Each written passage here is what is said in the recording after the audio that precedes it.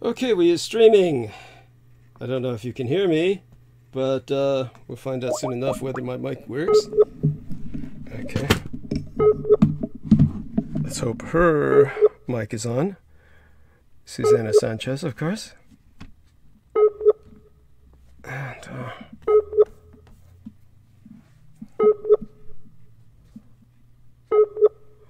okay, let me tell her that I'm attempting to call. Oh, shit. There we are. Chat.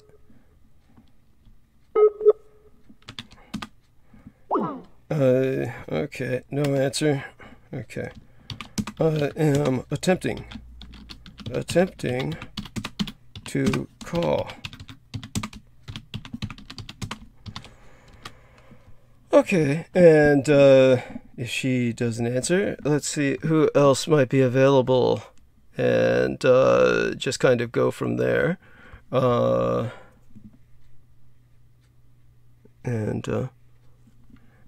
so I noticed something. There we are. Okay, incoming call. Great, there we are, honey. Can you hear me?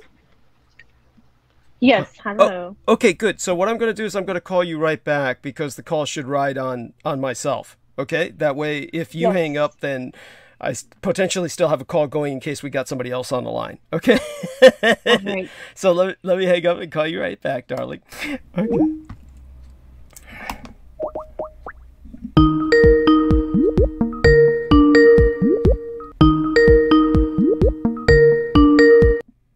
There we are, honey. Okay, can you hear me? Okay. Yes, you're loud and clear. Wonderful, wonderful. So what we can do is go through our usual. You can turn on the screen share and show me whom you're attempting to call, and that way we can go through all the motions and see what we can do. Okay. How was your weekend? Oh, wonderful. Thank you so much for asking. You didn't want to return, I can assure you. When I did return, I slept so well. Honestly, when I woke up with the alarm, I honestly thought it was a different day, like just one of those days off, so to speak, and was just going to go back to sleep again when I remembered I was working tonight, so to speak. So had to, go through the motions all over again, kind of sleepwalking, going through the everything until we could get till I could get you where you are at now. And, oh God, yeah, Pac-Man Morales, just delete him. No. Yes, that's right. Sammy, and that's it, right? Curious Girl? Yeah, try her. Never hurts to try her. As well, you can delete poor Sarah Thomas, but you can try, let me see, who else comes to mind that might be available? Let me see if you scroll a little slower. George Knight, doesn't hurt to try him. Even though he's 8 hours ahead of us, that doesn't hurt. Amanda Yu, you can always try her. There's never a harm there because, the chances of her answering are so low. In terms of the other person who comes to mind, let me see. Penny Bradley, of course, you can delete her for now. She is definitely on a different trip, so far as I've concluded. And in terms of Sarah Thomas, like I said, poor dear, delete her. The Curious Girl, however, is fine. Who else comes to mind, though? Peter Moon, of course, never until the next hour. And other than that, things should be fine. I don't know if that blind Rob, it's a horrible name. It's a name he refers to himself as. He obviously had some kind of Skype set up, but I haven't had a chance to even talk to him about it. And I'm not quite sure what direction that's going in anyway. So, altogether, we'll see if anyone responds. And, Sammy Romero joined, thank God. Dear Sammy, thank you very much. I want to thank, of course, the lovely Viviana Sanchez, and now I remember Clarice Claudette. What I'm going to try and do is remind me to send you the contact for Clarice Claudette. She always deserves a shout out, and she definitely at some point should be brought on if she ever wants to participate. By the way, you don't need to don't need to share anymore the screen share because now I can. Oh, you're trying to type her name in. Yes, there we are. Yes, Clarice Claudette. I'll try and see if I can send you her contact.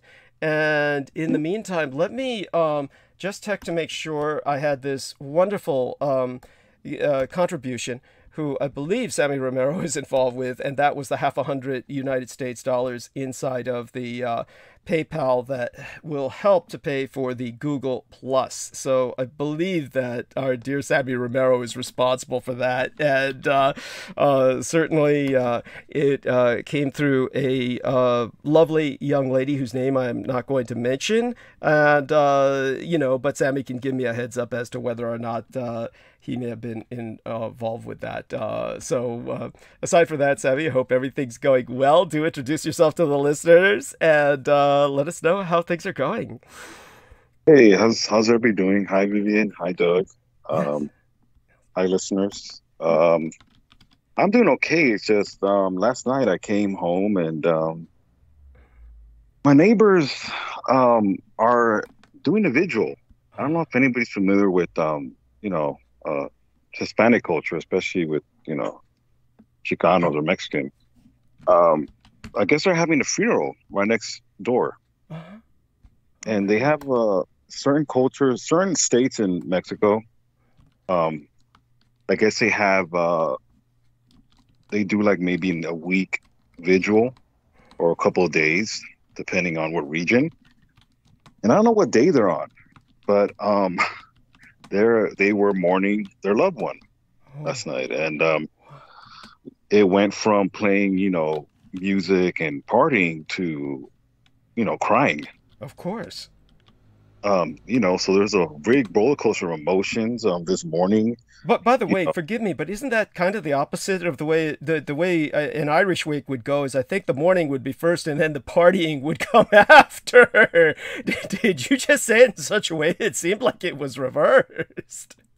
Well, one thing we do know how to do is party. So right. I'm not surprised they threw a party first. It's just I think it's getting into that vulnerable state of actually mourning, and the emotions start spraying up, but they were joking and partying. Okay. I'm sure the drinks were passed around. And then what happens was later on it hits the loss hits. Go on. Yeah. Right. So around, I would say 6 a.m, you start hearing the women in the family this is just sheer grief. Emotion, grief, and then the men as well. And some of the men you could tell weren't crying, but they were getting uncomfortable. I don't know if they were getting uncomfortable with just that raw emotion being released. Some men are comfortable with it. They can cope with it. Some men can't because it's just not something most men can't. Go on. Yeah. So, I'm sleeping, and, significant other there too. And she heard most of it. I was like dead asleep because, it was just, being familiar with that background, it's not that big of a deal. It's just, it's happening next door to me. Mm-hmm. And, this morning, that's when, it really started getting emotional to the point where it almost sounded like they had to pull someone off of a casket. Holy shit. Yeah, I'm sure they did. Go on. Down this lady. And through this service that was happening next door, and this was probably in the outdoor patio because we could hear it. They were pretty much talking about how this man was not very nice to his wife, but he still was loved, and his loved ones still loved that person, regardless of his flaws. But this is what my significant other was telling me as far as what she was hearing. She was awake. She was pretty much awake most of the night. Just, of course, it's just it's almost like being you're drawn into someone's private life through death, and it was something very it reminded me back to working what I did. And you try to lighten the mood, and I try to get myself out of there, and I did my day routine, and so on and so forth. But you know, it's one of those things where hearing, you know, raw emotion and sadness and mourning and all these things, it's one of those situations where you know, you kind of start thinking about how much crap doesn't matter, you know. Yeah. Material things or superficial things don't matter. You know, these people just want a moment, these last moments with their loved one, and I believe they're still mourning them.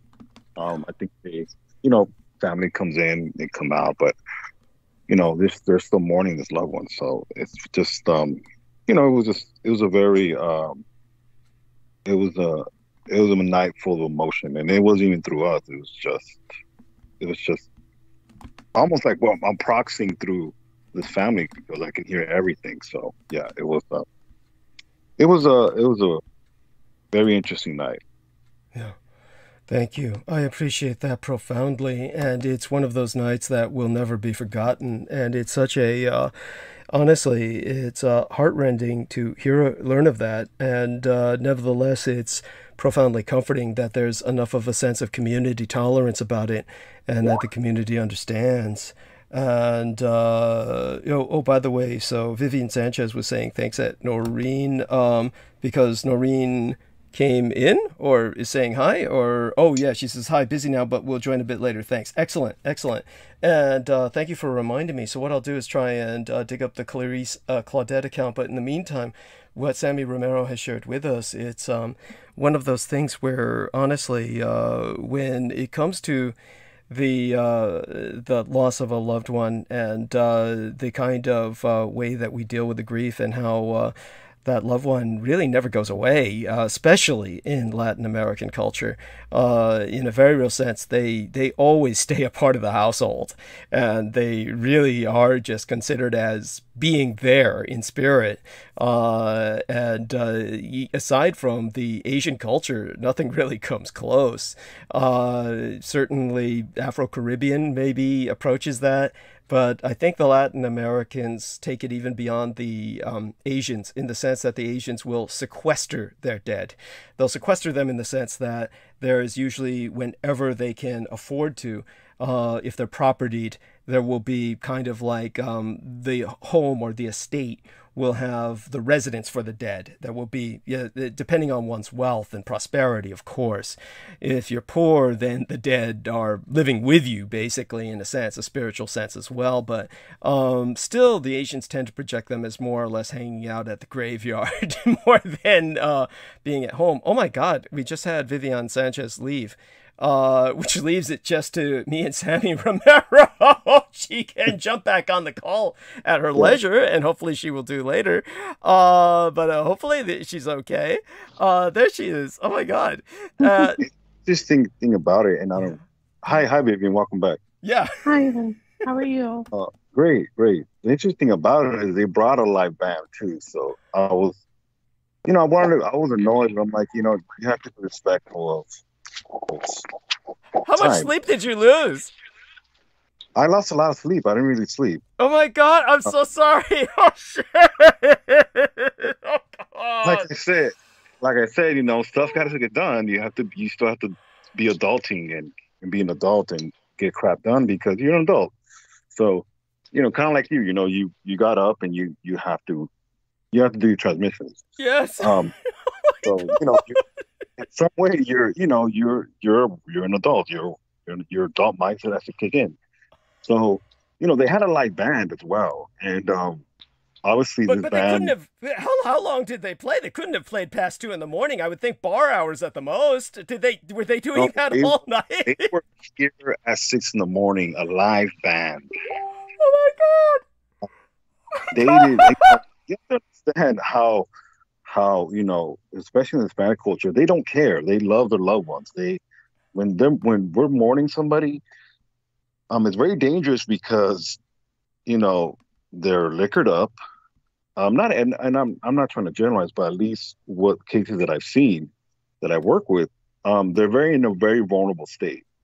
And they're very, they really consider this their last homage to their loved ones. So they had a live band. And they were playing, certain folk songs, and pertaining to your loved one. And, it's interesting how music kind of changes the mood. It's almost like spell casting where, certain songs do hit chords and they started getting more emotional. To the point where, one of the sons or somebody from the family, which happened to be, male, this is where I kind of knew they kind of had to pull someone off, because they said, "Hey, pull her away from the casket, relax, it's okay." They're trying to comfort this person. This person's hysterically, like, just in sheer emotional wreck. And by the way, I do want to let people know that obviously the opening hour is, for me, obviously always the worst. I'm not really here, and I'm listening with half an ear. I only have one truly functional ear. The other one is legally deaf, so to speak. But when I'm like half of mine just dedicated to listening to what people say, basically until I start monologuing, to tell you the truth. But when Sammy brought up the there seemed to be a past here. So I'm trying to contextualize that more now, that apparently, and forgive me if I'm wrong, but this is what I got out of it, what you're saying, is that basically it was probably, obviously you learned a lot about this family in the time that you suffered that morning, just by the peripheral, shall we say, contact of their, like, of their grief. You seem to get a bit of a history about them that you were able to absorb. It was really my significant that was telling me this in the morning. I mean, it is. I don't mean to generalize with women, but most women, if they hear good gossip, they're going to be very astute to listen. Yeah, women are very listeners. Yeah. And through the night, people drink, people have conversation, and these are they're not that far. They're maybe a couple feet away. Yeah. And what you were able to gather was that it was probably, or definitely, and you can correct this for me, a man that passed, a man that died, and he was apparently not the greatest guy in the world, that he had a history of some domestic violence. Is that what you absorbed? Yes, yes, he did, but he had many daughters, I believe, if that's what my significant other related to. So, women love a different way. Women are very compassionate. Women tend to see past flaws. And, even though he was a jerk, these women, they're still mourning their father, I guess he was a good enough dad to at least garner some type of love, type of sympathy. He wasn't a complete jerk, but, I'm guessing maybe he had prior, problems, but he still had enough love in his heart to at least harvest that love still, I just, that's the best way I can put it. Right. And of course, in all fairness, we do have to be aware of the fact that I don't know how it would work in Latin American culture. I tend to think of Latin Americans as more honest, but certainly you could have somebody who was a horror story, just a monster. And in, Anglo-America, you're still going to have people mourning him because that they don't want to look as if something bad had happened. So to maintain appearances, they might mourn him as if he were the greatest guy in the world. So I'm just asking, is that a possibility? Well, here's the thing with Hispanic families, okay? And especially if it's a large family. So what my significant other told me is this is a large family. So throughout the night, more family members came and issues start popping up. Unfortunately, when people cry, people are intoxicated, there's emotions flying around. The issue's going to come up. And, obviously my significant other is wide awake hearing all this. This is like a novella, pretty much. I mean... Oh, wow. I'm so sorry. I just had this image of her eating popcorn. I'm so sorry. I mean, she might well have her tea and cookies, eating. I'm dead asleep because, I work and I do it, I'm just, I work. Yes. And so she's up through the night going in and out. And she said, no, I dozed off, but I woke up because their conversation, I'm literally dreaming about their conversation. Right. Right. So this is this is one of those things where a funeral opens up a lot of secret skeletons, maybe. So it's when I woke up in the morning, the band was, on and going. These people, it was like this was a party, at 7 o'clock in the evening, So, it was a little annoying because, now I have mariachi and, I was going to ask, I didn't dare to ask. No, I was yes, going to say yes. something about mariachi music, and then I said, I can't ask that. I cannot ask that.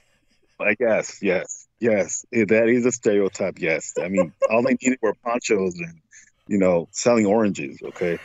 Oh, my God. It's just what it is. It's like me saying, Doug, hey, do you and your mom ever eat chopsticks with your food? Yes, you're Asian. You know how to use chopsticks, Doug. You probably know how to use them better than I do. You probably know how to eat with one chopstick. That's how Asian you are. But, no, this was just like, it's a ceremony. This is what they do. And, I can't go there and confront them and say, hey, you guys better turn it down. No, I don't want to get my ass kicked. You just don't do that. Understood. Understood. But it's one of those things where, yeah, it's hopeless. It's hopeless. You're trapped. You're basically trapped by human decency, and yeah, there's no other way to deal with that. I mean, the only positive. I'm sorry. Go on. I'm going to be honest with you. If I try to call the law enforcement, sheriff is not going to. They're not going to engage these people. Right. These were I would say about a good maybe 50. Yeah. And there were more going in and out. So you have a bunch of people that were liquored up in mourning, and that's very hostile. You don't want to be I don't want to be a Karen and go out there and say, well, I'm going to call the cops because I pay my taxes. No. It's just not.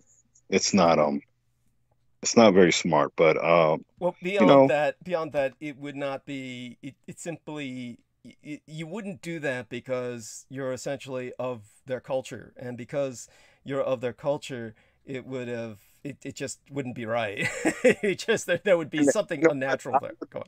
And you would probably say, no, Sam, you deserve a butt kicking. You would deserve a foot in your ass because you are that culture. Yeah.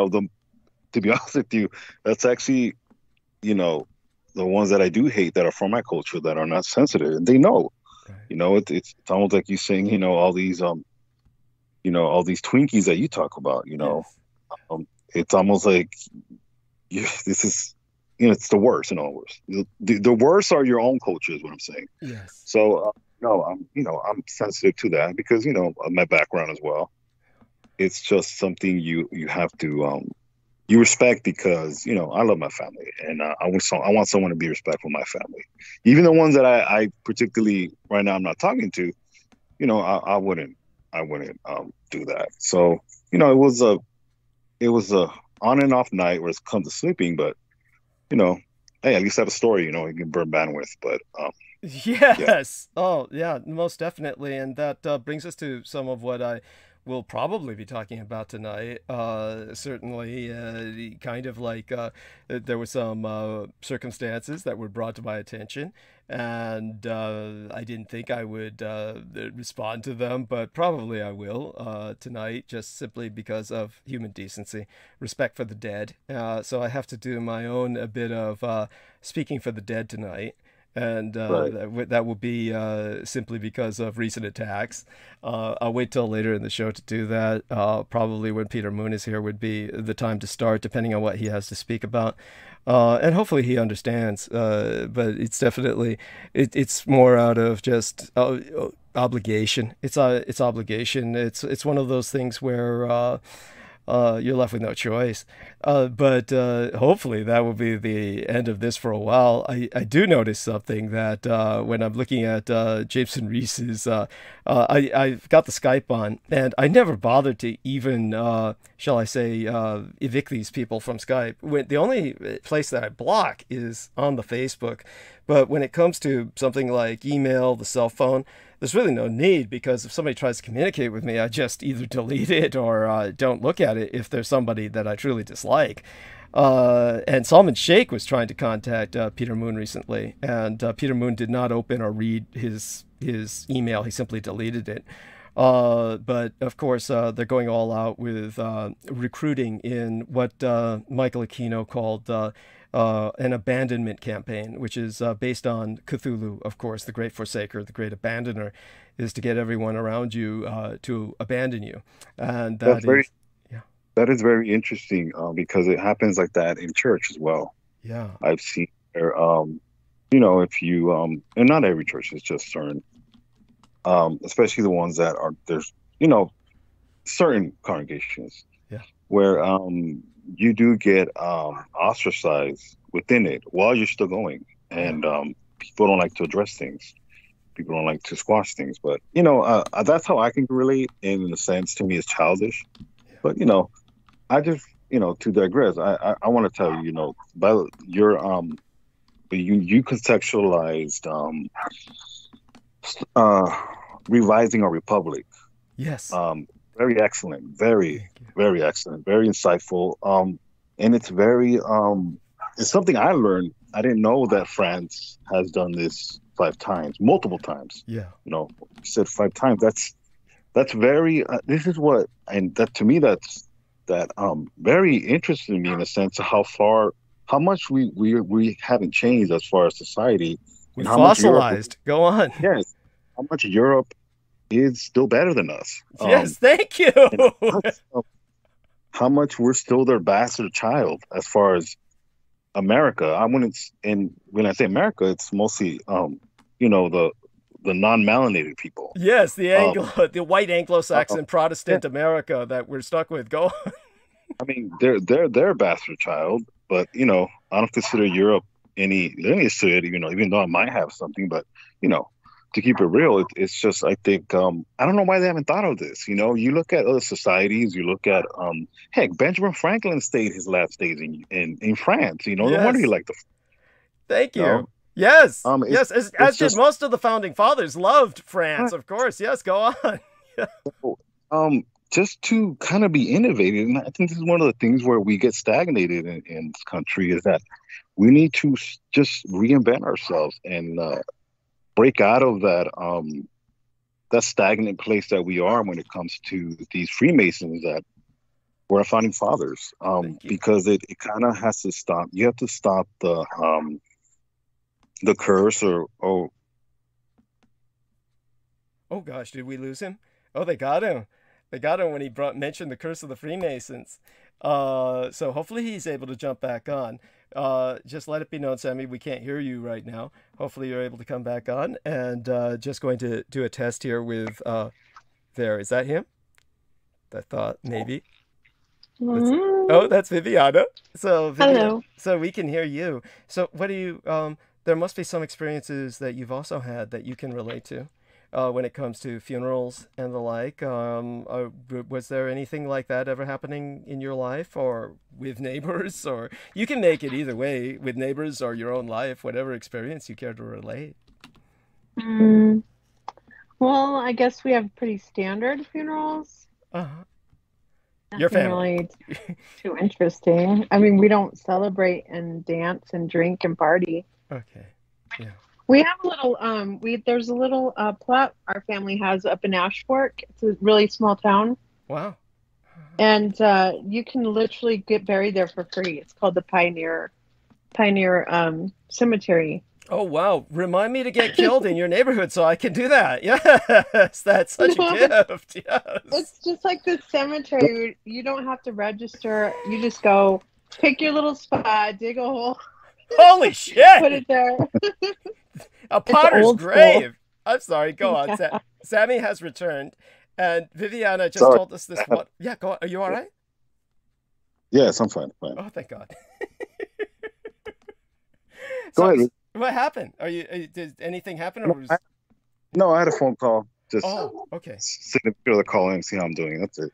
Okay, wonderful, wonderful. So, yes, by all means, so Viviana was just telling us about this wonderful cemetery where you can go dig your own grave, and I guess kind of it's almost a lip service. You can kill yourself and get buried for free or something. Yeah. Now I'm sure they don't encourage you to do that, but honestly, Viviana, honey, what's to prevent that? You would think that would almost invite weird behavior from people. People are god awful and they abuse everything. So, you know, if there's some like free cemetery where you can be buried for free, you would think people would be dumping relatives there left and right. Just well, it is Ash Fork. It's like a very nobody knows this town, but it used to be a Route 66 town, you know, and now it's just like a dead town. It's called the flagstone capital of the world. But isn't that where you live? No, I'm not there. I lived there for a little while. My family's from there for sure. Oh, okay. Yeah, but I live up north from there. I'm in Flagstaff, which is a little bit more of a bougie town, more kind of like an escapism town for people from, you know, Phoenix and all over who want to go skiing or what, you know. It's kind of a thoroughfare here. Anyway, the point being is definitely Route 66 areas. It's just that it's such an old type of governance there where there's literally no governance. And that's how it's always been. So it's kind of grandfathered in there. And the land is just doesn't perk. And, you know, you can have like a sinkhole the next day in your backyard because that's how things the land is. Anyway, but yeah, you can go get buried there for free. Start your own little land plot. Tell everyone that you're going to be over there. Just what I always wanted. A plot of land. Just what I always wanted was a plot of land. Yes. Oh my God. And I can get it for free. All I have to do is die. All right. I know. Finally. Jeez. It took me all my life. Yes. Holy shit. But this is what we were living for. Yes. Oh my God. So what I do want to bring to everyone's attention, I am checking into the chat room right now, and I do want to thank so many people. DatDude873210 said, sounding clear, Doug, right at the beginning. T-Tank Berry says, hi Vivian, hi Douglas, good evening from the state of Jefferson. And this is the wonderful gentleman who has these acres up on Mount Trinity that he uses as kind of like a playground for various outdoor activities. And he was so kind. So T-Tank Berry, I did see your final entry, and I was very touched. He invited me to come up there anytime I want it. Of course, it's one of those things that I don't foresee myself doing that simply because I'm not very much of an outdoors person, but I thank you so much. And so he says this weekend's been went well. And he was talking about the free burials. He's also excited by that. And aside from that, we've got a good number of people before Peter Moon arrives, and that's wonderful. I do want to remind everyone that you have to hit the upvotes because many of the people, of course, who are watching it are simply the enemy because this is their entire life.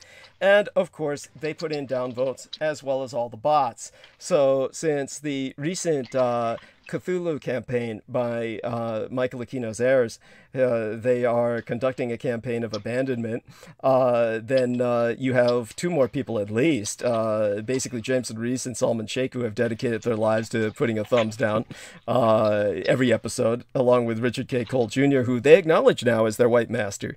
And now that they've found their true leader in life, the man who thinks that he fought as a Marine on Mars, well, there you have it. You have a madcap Mad Hatter's Tea Party.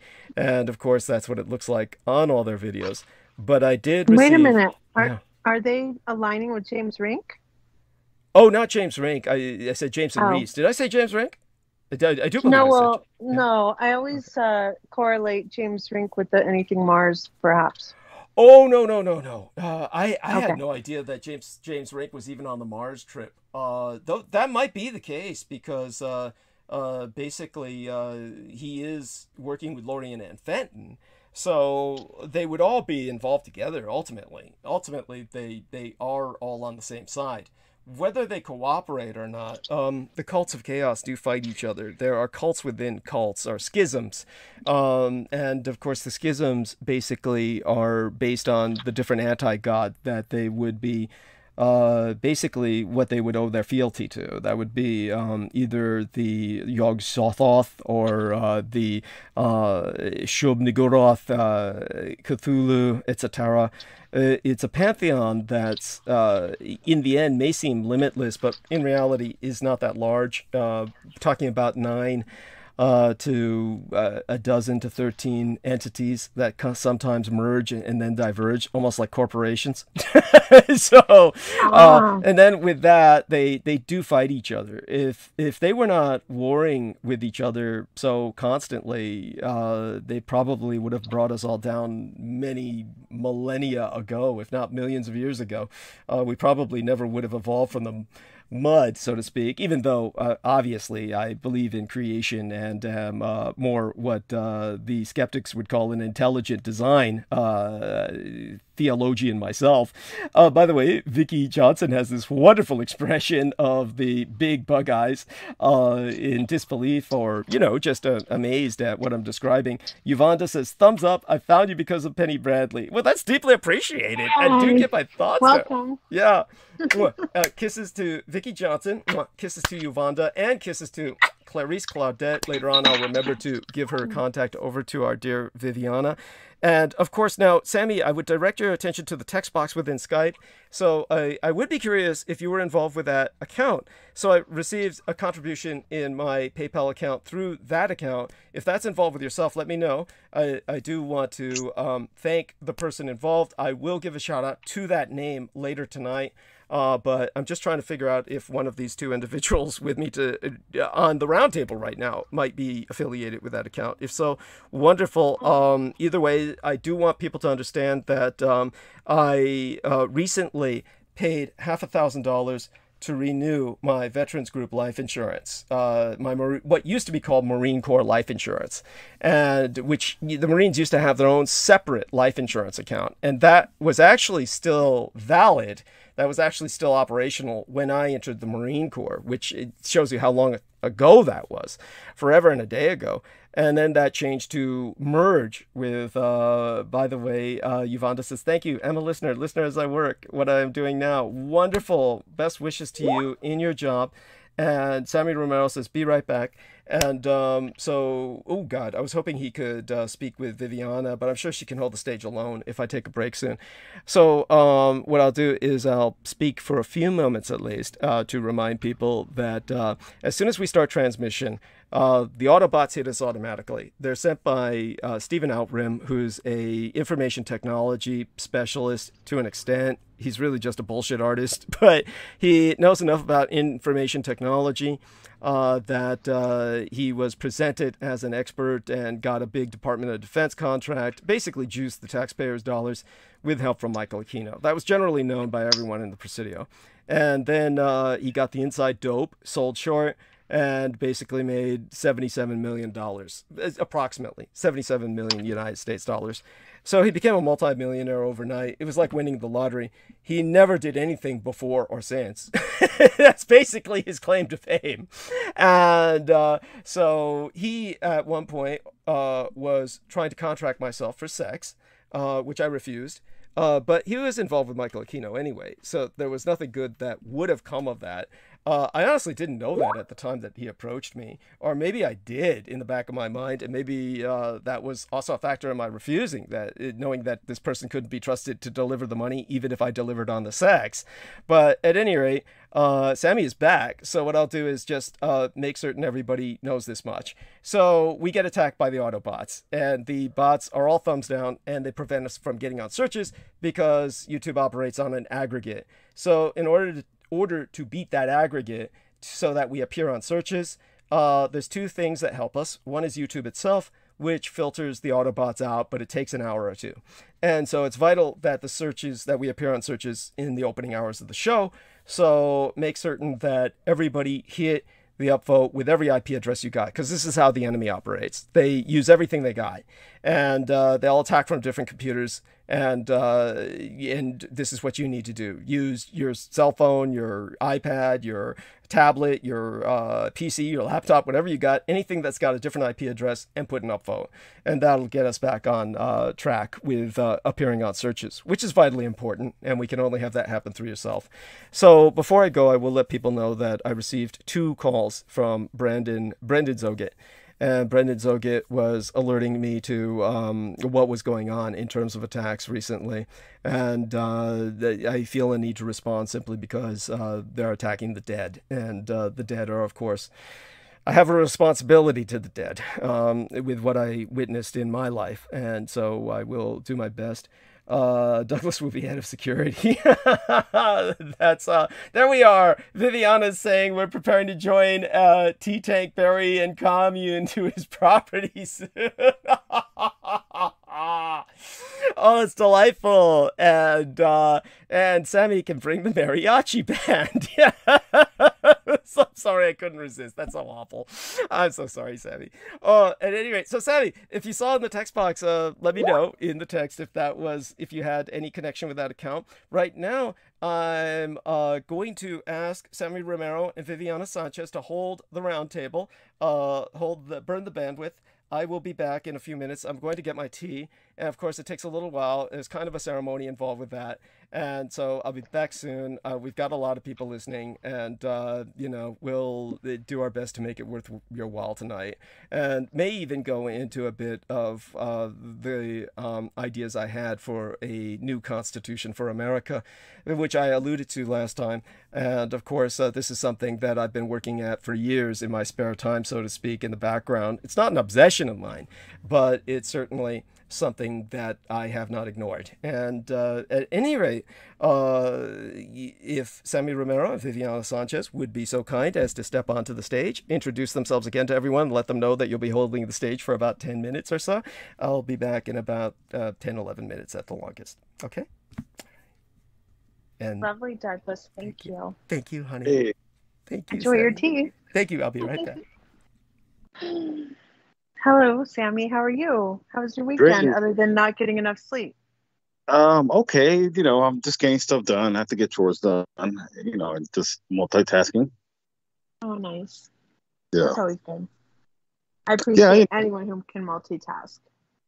Oh, thank you. No, I mean, you have to do it. It's it's not really a choice. It's adulting.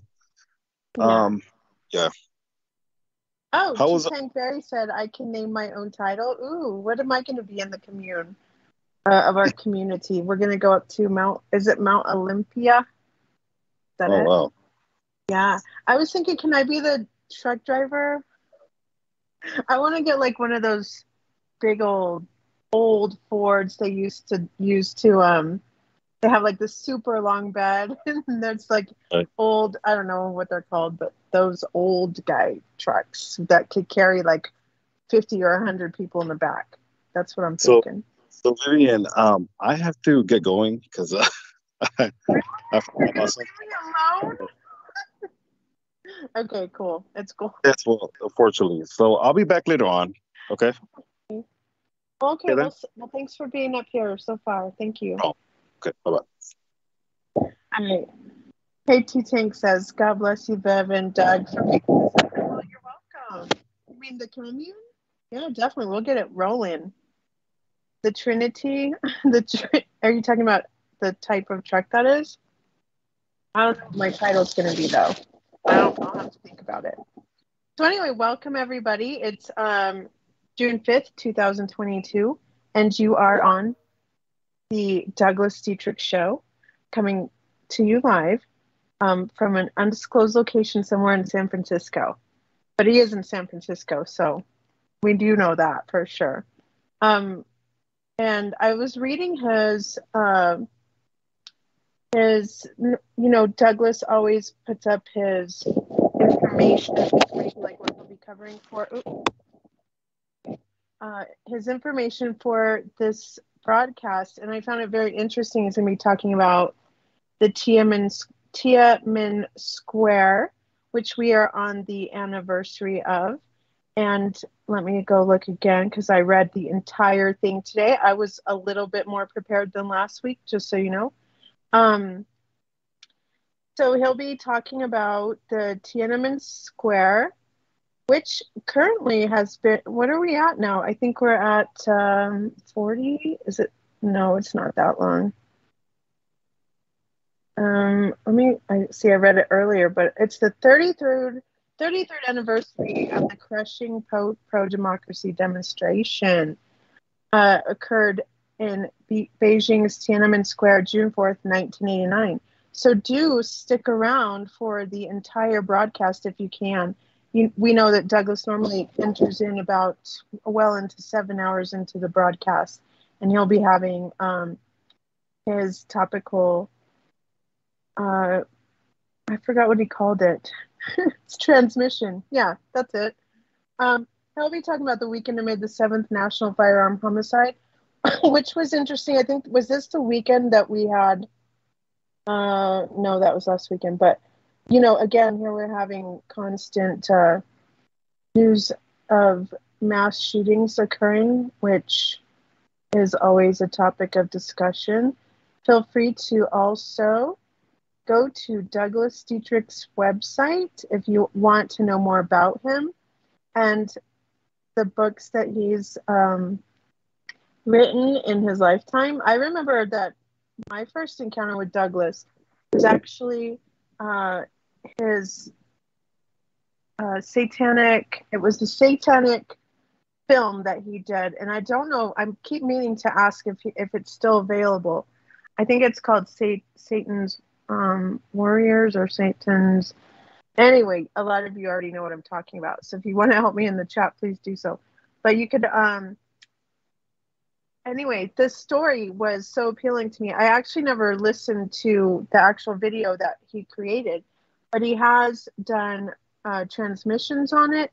And it was a very riveting story talking about his experience with Michael Aquino and the Presidio military base and the documents that he had come across. And so I was very turned on to, consuming everything Douglas Dietrich quite a few years ago. I'd say like 2014. Therein, I've been following the Michael Aquino, and I know that currently Douglas has already written a book, and he is waiting for, yes, thank you, Satan's Crusaders. Thank you so much, Underfella Girl Sand. So do you know if that's still available? Because I'd actually love to get my hands on it. And yeah, but I'll ask him when he comes back. Anyway, so Douglas has written a book already about Michael Aquino that Peter Moon is going to translate and bring to light. So I hope that everybody will remember to please support Douglas through this process to see this book come to fruition. And if you have any, I don't know what's going on the backside of that, but I definitely am really excited about anything about Michael Aquino, because in my opinion, I think at this time with the passing of him being like 2 years now, no one's really been talking about him. He's a very interesting character in our history. I definitely don't think he deserves any power or even really a thought, but the story is always going to be intriguing because it's a part of the fruition and how the military has been indoctrinated with Satanism, and how Michael Aquino wrote the handbook on the religious practice in the military that will be perhaps a forever document. So anyway, in that is the tale, and the Satan's Crusader is the tale that Douglas experienced a very spiritual encounter with entities that they were summoning. And so I know you guys, you're probably going to like this story. So when Douglas does return, I will ask him that question for you. So Tank Berry said the place is located on Trinity Mountain. Okay, Trinity Mountain, that's Washington, correct? I'm pretty sure. I'm not sure though. For sure. I could be wrong. Thank you for helping me out there. So anyway, other topics. Douglas also got to be in his traditional dragon boat race, which I did see that it was actually canceled as far as the boat race, but there were other activities occurring in his beautiful city that he got to partake in, and that is the Dragon Boat Festival. It's pronounced the Duānwǔ Jié. Oh gosh, did I say that right? It's a traditional public holy day widely celebrated in all of Asia. It's communities on the 5th day of the 5th month, and this year it was on June 3rd. I always love how Douglas writes because you don't only learn like another language or dialect, but you see like the the structure of his writing, and it kind of changes your mind to start understanding it. So I've been reading him for a while, and I think I'm catching on to it now. So it is a public holiday offered the general population in both in Mr. Dietrich's own household and his culture. So I will be interested to know what that was all about. That's happened in North Carolina.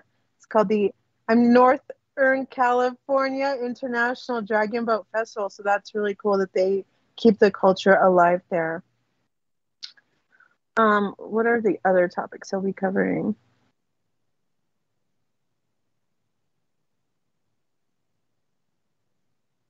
Oh, the Battle of Midway. That's also a very important part in our time. So that was June 4th through, yeah. Oh, thank you. Diane just sent me that. I appreciate that. Commemorative Day. This is also the 80th Naval Battle of Midway, June 4th through the 7th of 1942. It's a commemorative day or weekend, and he will also be discussing that, and as well as the homicide victims, gun violence, and of course, we're going to be coming up on the LGBTQIA.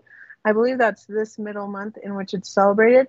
I'd be interested to know if that's still going on, because as far as my community, I think it's been canceled for the last 3 years. So that'd be interesting because it actually occurs right across my street. Oh, I'm going to post this link. Thank you, honey. So this is from... Hold on a minute. I was looking for this, actually. I watched this before. This is exactly what I was talking about. Thank you for sharing this with me. I appreciate it. What it's called again. This is the Presidio Military Base Satan's Crusaders. That was given to me by the lovely Diane Hills over on Facebook. And I will share this link with you. If you're interested in this story, please do watch it. Satan's Crusaders. And here you go. Thank you for sharing that. I couldn't find it on YouTube anymore because I've been looking. So this is on BitChute. Actually, I might ask Douglas's permission if I can put that up on Odyssey. That'd be an awesome addition to that platform. All right, so I feel a little bit intimidated being alone with you all because I know there's like 32 watching and I'm a little bit gun shy, but I did do my research today. And I was thinking about actually asking Douglas a little bit on if he knew more about the Druids, because I would really love a transmission or a deeper discussion or study into the life of Druids, because from what I understand, they are perhaps one of the first to acquire the rule of law. And today I was looking up in Library Ireland, there's a group in the Druid called the Brehon, Brehon laws, who are the sort of the, I would say, the creators of all things law, from politics to governing to life to all these other things. But they don't want the recognition or to be brought out into the light as to being as anything but magicians or anything but magical people. But I've always been interested in how our laws, as far as the Assyrian law and other types of laws that go back to Saudi Arabia and such. So it's whenever I hear the rule of law, I'm always on the journey to understand what that means. And since I've been researching it, I found that it culminated from the Druids. And another thing I found very interesting, if you remember Hillary Clinton, when she talked about it takes a village to raise a child, that's also a Druidic teaching. So I'm very interested in how a lot of the Druids' teachings and theology and religious ideas culminate so much into our government even today. And we don't ever really think about it, but how these also kind of intertwine into global laws as well, or the current global laws. So I'm always interested to find the origins of that, and I would be very interested in what Douglas has to say to that. Other topics I'm sort of looking into are let's see, I'm sure Douglas will talk about all this tonight, like the current news. But today, I was reading today about the 40 years. It's been 40 years now that Israel's invasion of Lebanon has occurred. So it was 40 years after the 1982 invasion of Lebanon. Israel persists with its lunatic urges to kill Palestine and beyond. I found this a very good article. I appreciate. I'm going to put this in for you to read, actually. But I found this very interesting because not only was the writer really good to read, but she talked about the savagery that occurred throughout that time, also throughout Beirut and other such issuances, which I've never really even knew it was that horrible of a time period. I guess I was really young then. Wow. But yeah, that was a good article. Thank you for sharing that. Did this come up because Sammy had to take a break and you decided to read some news? I'm just curious. I was just telling people what I've been researching, actually. I didn't really read the news, but that's just kind of what I was reading today. Wow. No. I mean, either way is fine. I mean, you handled it well, and so thank you for being able to burn bandwidth while alone. But Sammy did leave, right, for whatever reason, and you're holding the stage essentially, right? Yeah, he's not here right now. Yeah. Okay. Thank you. Thank you for clarifying that. Just making sure. I should be able to see with my own eyes on the screen that he's off call. But at the same time, it's one of those things that I try to contextualize the situation as much as possible. You're doing wonderful. You're doing wonderful. And thank you so much for bringing that up. Yes, it is horrible what's going on in Palestine, in occupied Palestine is the way to express it, of course. And I'm so glad you disambiguate the concept of true Israel from, of course, this apartheid state that occupies the Levantine, straddles the Mediterranean in the east as it does today. So with that, honey, let's try and bring Peter on. Let's see if we can reach out to him. I'm not quite sure. Is it Peter? It's already Peter time. Yes. Wow, that went by fast. It did. And, okay, so Peter, I'm calling you right now. Here we go.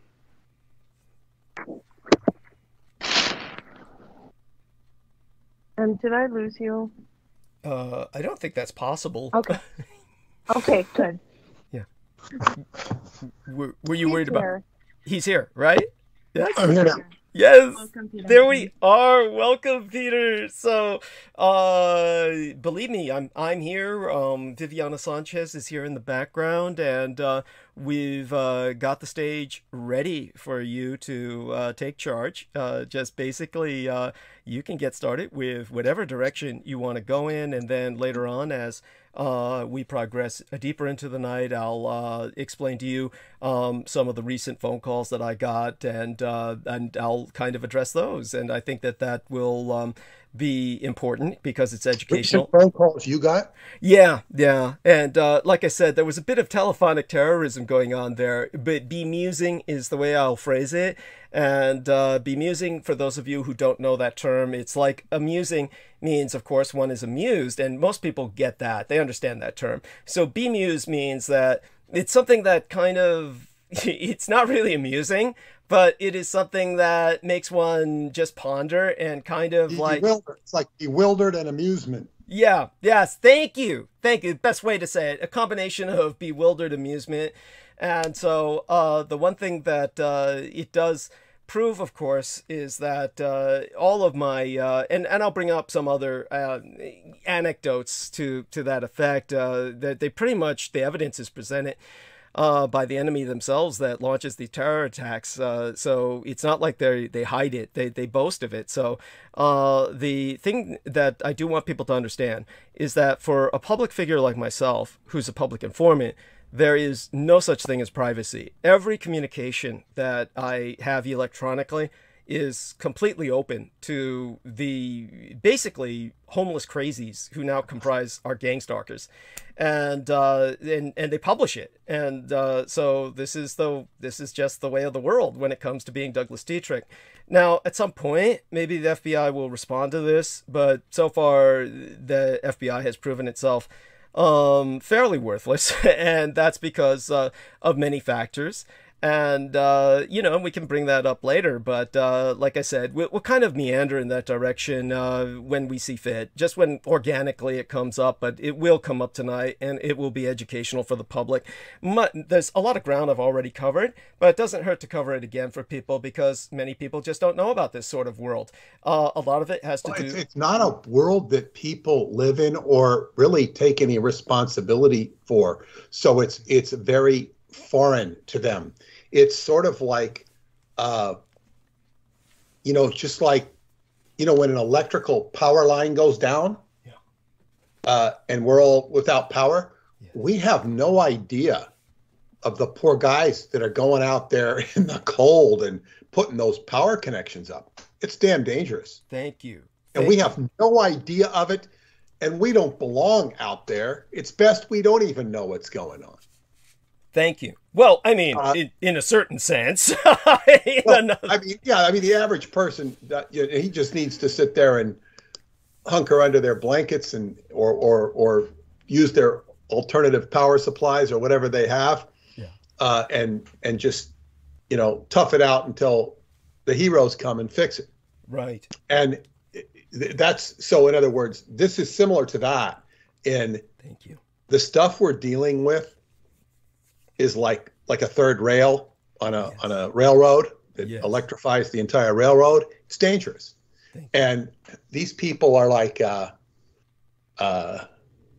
know, sitting there pointing at the electricity, ha ha ha ha, and throwing small animals onto it or whatever they can do to watch it burn. It's and true. Hoping they can, you know, put you on that third rail and watch you fry.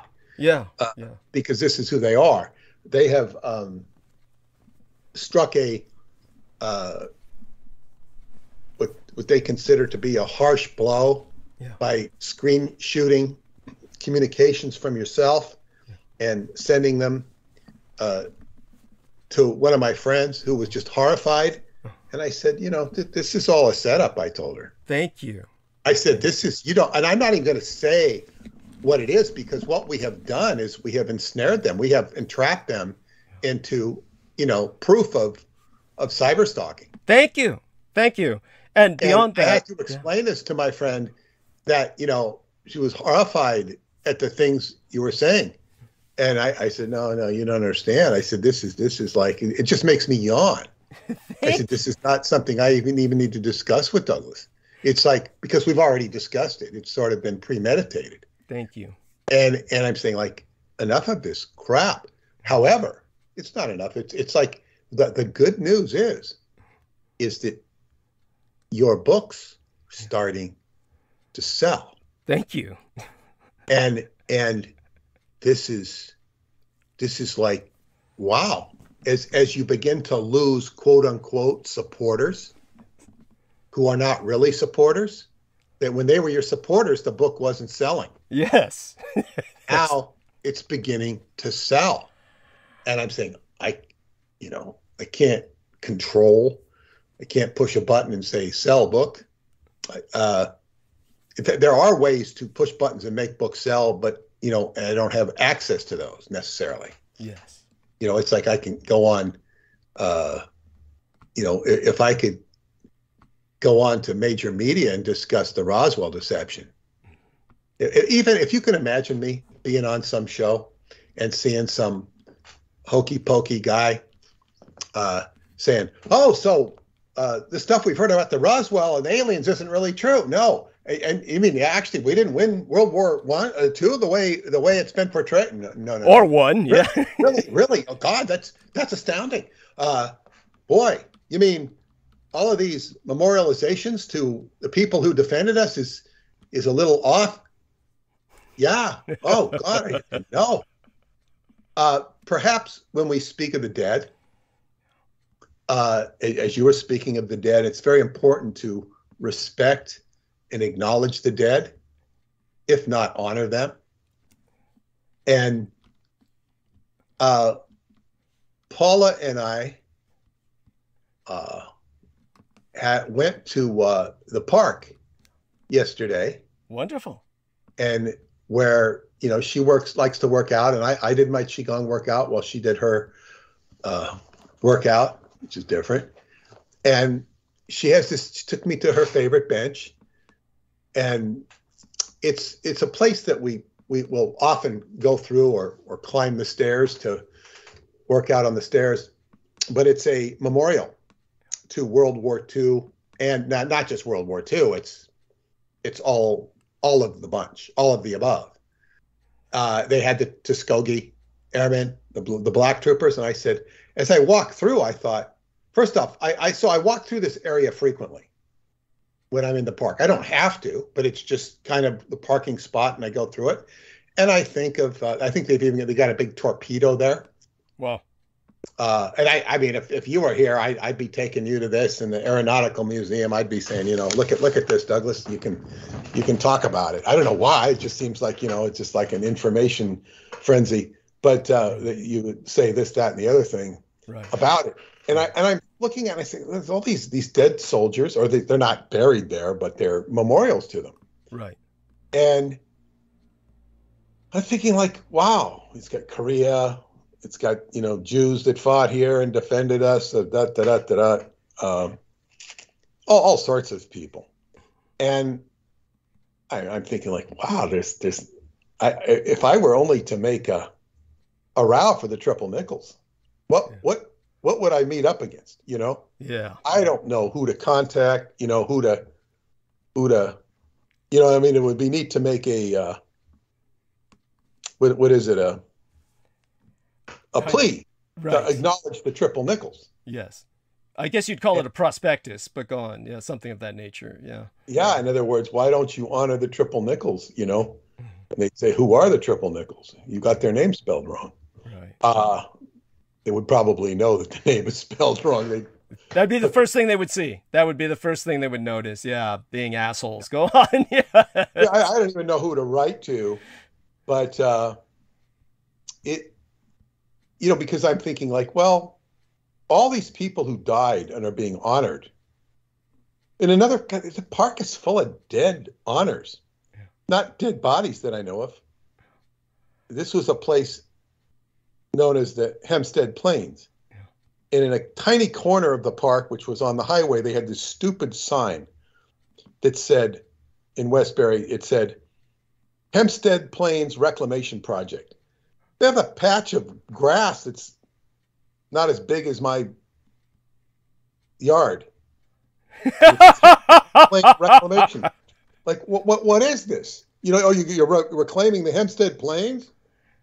Now, all of these houses in the middle of Long Island are built on where there were plains and pastures. It was just plains. Beautiful, I guess, for its day. Turned into cow pastures as the farms came out. And now they're all suburban houses. And this is a huge park. And now the park's been divided up into so many baseball diamonds, it's ridiculous. It's disgusting. You know, Oh, it's just there's no park there. It's all about making money and recreation. I guess the recreation is okay, oh, but I would hope so. there's still plenty of grass if you want to go. But all this empty grass is now, I mean, just it looks like a softball complex, baseball complex in one huge section of the park. But I think of and then they have this one 9/11 monument that's for all the dead people of 9/11. They have all these people, I guess, from Long Island who died Wow. in 9/11. And I'm sure there was probably more from there than almost anywhere else, other than New York itself. But go on, yeah. I don't know. I didn't count them. And then they have one of my favorite places is the Labyrinth. I took JoJo to. I walked the Labyrinth, but it's a labyrinth dedicated to children who died young. Wow. So it's like wherever you're going, there's all this energy of Death. the deceased, and Yes. no matter what you're thinking, you're amongst that energy, and you have to acknowledge and respect it, if not honor it. Yeah. But with regards to the World War II people, it's like they died ignorant of what befell them and the forces that befell them, and it resulted in their death. Yes. They were not fully informed of what they were getting involved in. And it's just a fact of life. They were victims Yes. of circumstance. Yes, and by the way, that was the what Ronald Reagan was trying to express when Ronald Reagan was visiting Europe, and he engendered enormous controversy when he visited the grave of Waffen SS soldiers. Waffen means force, as in weaponized, and SS was, of course, the Secret Service, the Schutzstaffel, which transliterally is Secret Service in the German. And so when Ronald Reagan visited that grave, and he was excoriated, of course, by not just, particularly, of course, the Jewish community or the diaspora worldwide, but also by many Americans and allies, etc., all over Europe. And he quite profoundly stated, these men, too, are victims of Nazism. Now, of course, he's still promoting Nazism as the villain, but he's saying that if it were such, because that's the stance he has to take, then these men are as much victims as anyone else of that force, of that phenomenon. And that pretty much shut everybody up. There was nothing anyone could do to really respond to him. They could go on. But he had to eat his words over that, because he had to eat his words over that. That was considered a faux pas. Okay. Did he actually later on apologize or regurgitate some kind of platitudinal claptrap, or how did they handle the damage control over that? Do you remember? Or? I don't really remember. Yeah. It was very awkward. It was very awkward politically. I could have cared less. I think, Mae Brussel might have brought it up. I don't remember, because it makes sense that she would. Yeah. he was very much aligned with forces he brought the Vatican back. Yeah. And he was also aligned with certain German factions. Right. That's right. And they had the compound, William P. Clark's residence in San Luis Obispo. Mm-hmm. William P. Clark was somebody he had appointed to a judgeship in California. I think the California either appeals or Supreme Court. And William P. Clark followed him to Washington. And his place was called the Compound. It was known as a Nazi, I mean, I say that colloquially, right. Not necessarily by Clark and his buddies, but and then he had his appointment secretary. I forget her name. She was from Vienna, and he called her his little Nazi. because Jesus. she was closely aligned with, I forget the guy's name. He was tied to somebody who was very tied to Reinhard Gehlen. Right. For those of you who don't know, Reinhard Gehlen was in charge of intelligence services, or a specific intelligence agency in particular in Germany, and then transferred over to Allied intelligence at the time that the Reich vacated the surface world. Vivian Sanchez is stepping away for a few minutes, and thank you, honey, for letting us know. I found her name. There we are. Her name was Helena von Dahm, an ambitious immigrant from the war-ravaged Austrian countryside who had risen to a position of considerable power in the Reagan White House, caused a stir when she returned to her native land as U.S. ambassador. When the 46-year-old ambassador recently divorced her third husband to marry Peter Gertler, the owner of the luxury class Sacher Soccer Hotel, she came close to creating a scandal. A bit of an international backwater, and this was in the days of Kurt Waldheim. What did she say? Yeah. She Just said, so people understand who Kurt Waldheim is, he was a major Austrian high commander in the German military who was involved at the massacre at Medjugorje in Croatia. And then, of course, that was killing many Jews that were then dumped into the ravine, and that later on became essentially the man who headed the United Nations. Yes, so go on.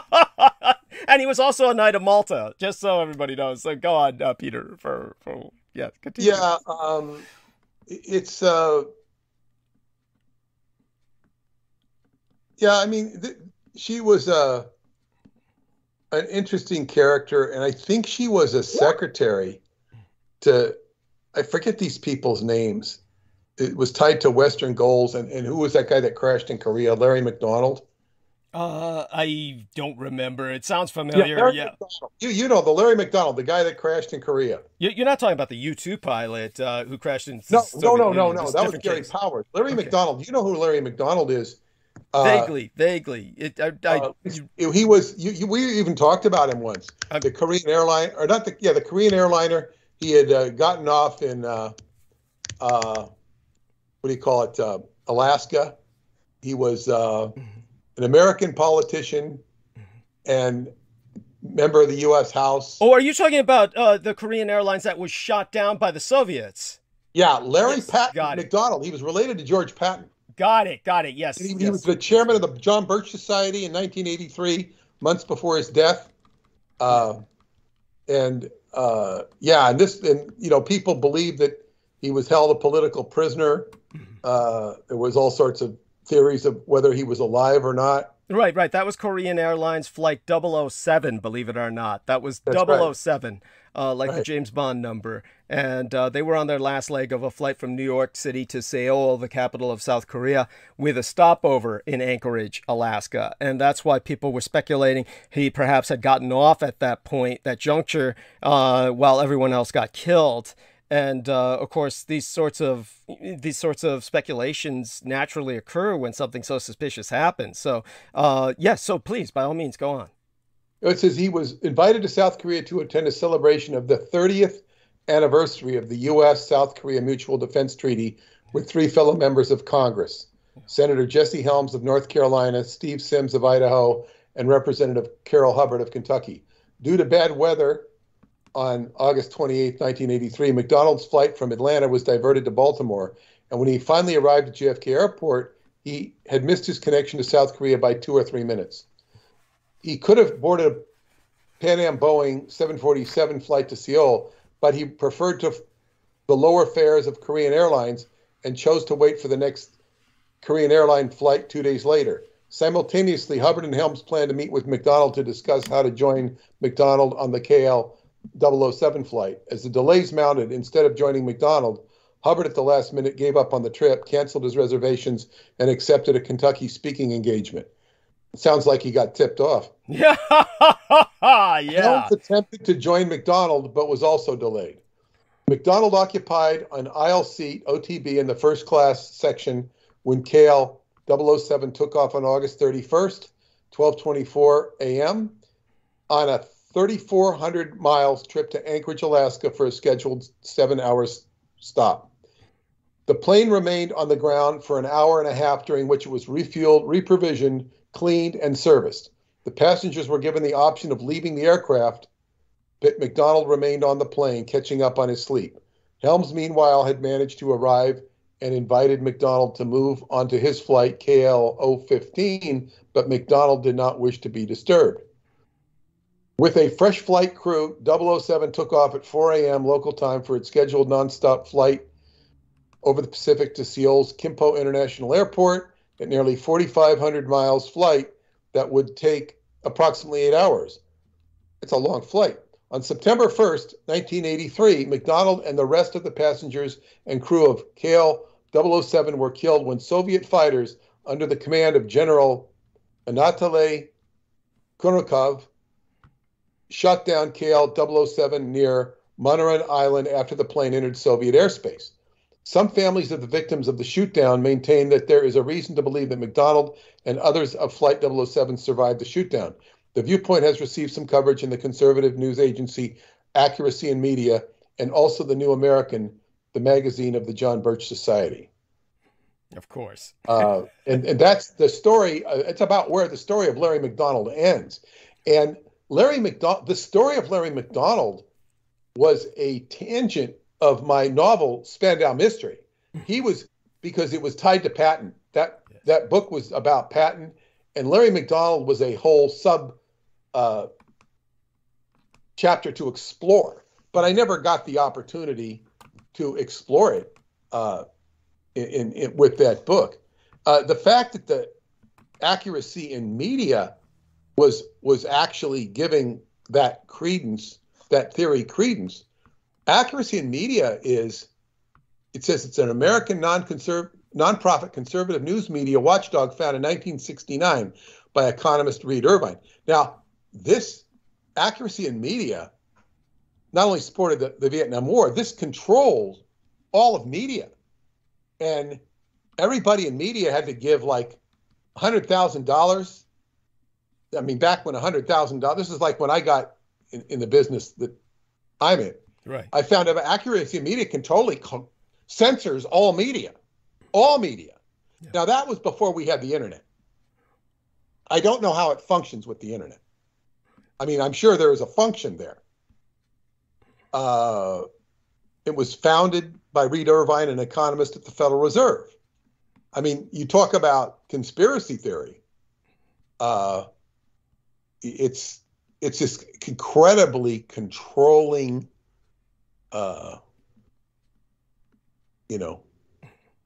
conservative censorship. Right. But things have changed so much.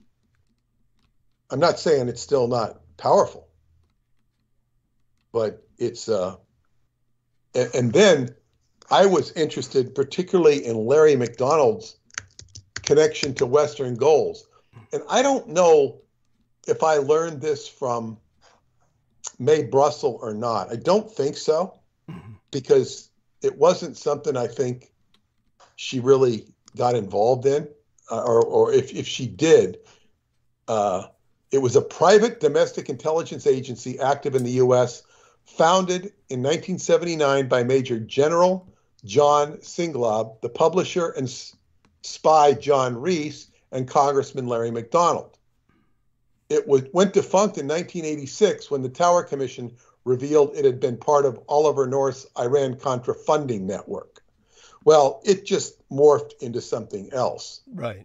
It says, after the Watergate and COINTELPRO scandals of the early 70s, several laws were passed to restrict police intelligence gathering within political organizations, and tried to make it necessary to demonstrate that a criminal act was likely to be uncovered by any intelligence gathering proposed. Many files on radicals collected for decades were ordered destroyed. Ho, ho, ho. I don't was Dietrich. Now, the unintended effect of the laws was to privatize the files in the hands of retired intelligence officers and their operatives. So that, they took all of the government cannot keep files on people. So now we're going to do it privately. Yes, which is even worse. In other words, you're assigned basically gang stalkers. Go on. Well, yeah. And each member of Western Goals was a member of the World Anti-Communist League, the John Birch Society, and similar organizations. One of its early sponsors was Nelson Bunker Hunt. Based in a townhouse in Alexandria, Virginia, it had offices in West Germany and Austria. There's your German connection. Right. A computer database set up to track suspected radicals, subversive terrorism, and communist threats. It was published in newsletters, which in turn entered into the congressional record by McDonald, which shielded him from libel, so he could badmouth people that he didn't like. Great. Yeah. He's given a 007 license to character assassinate. Go on. Exactly. So Western Goals is far more sinister than they're saying here. I'm just reading from Wiki.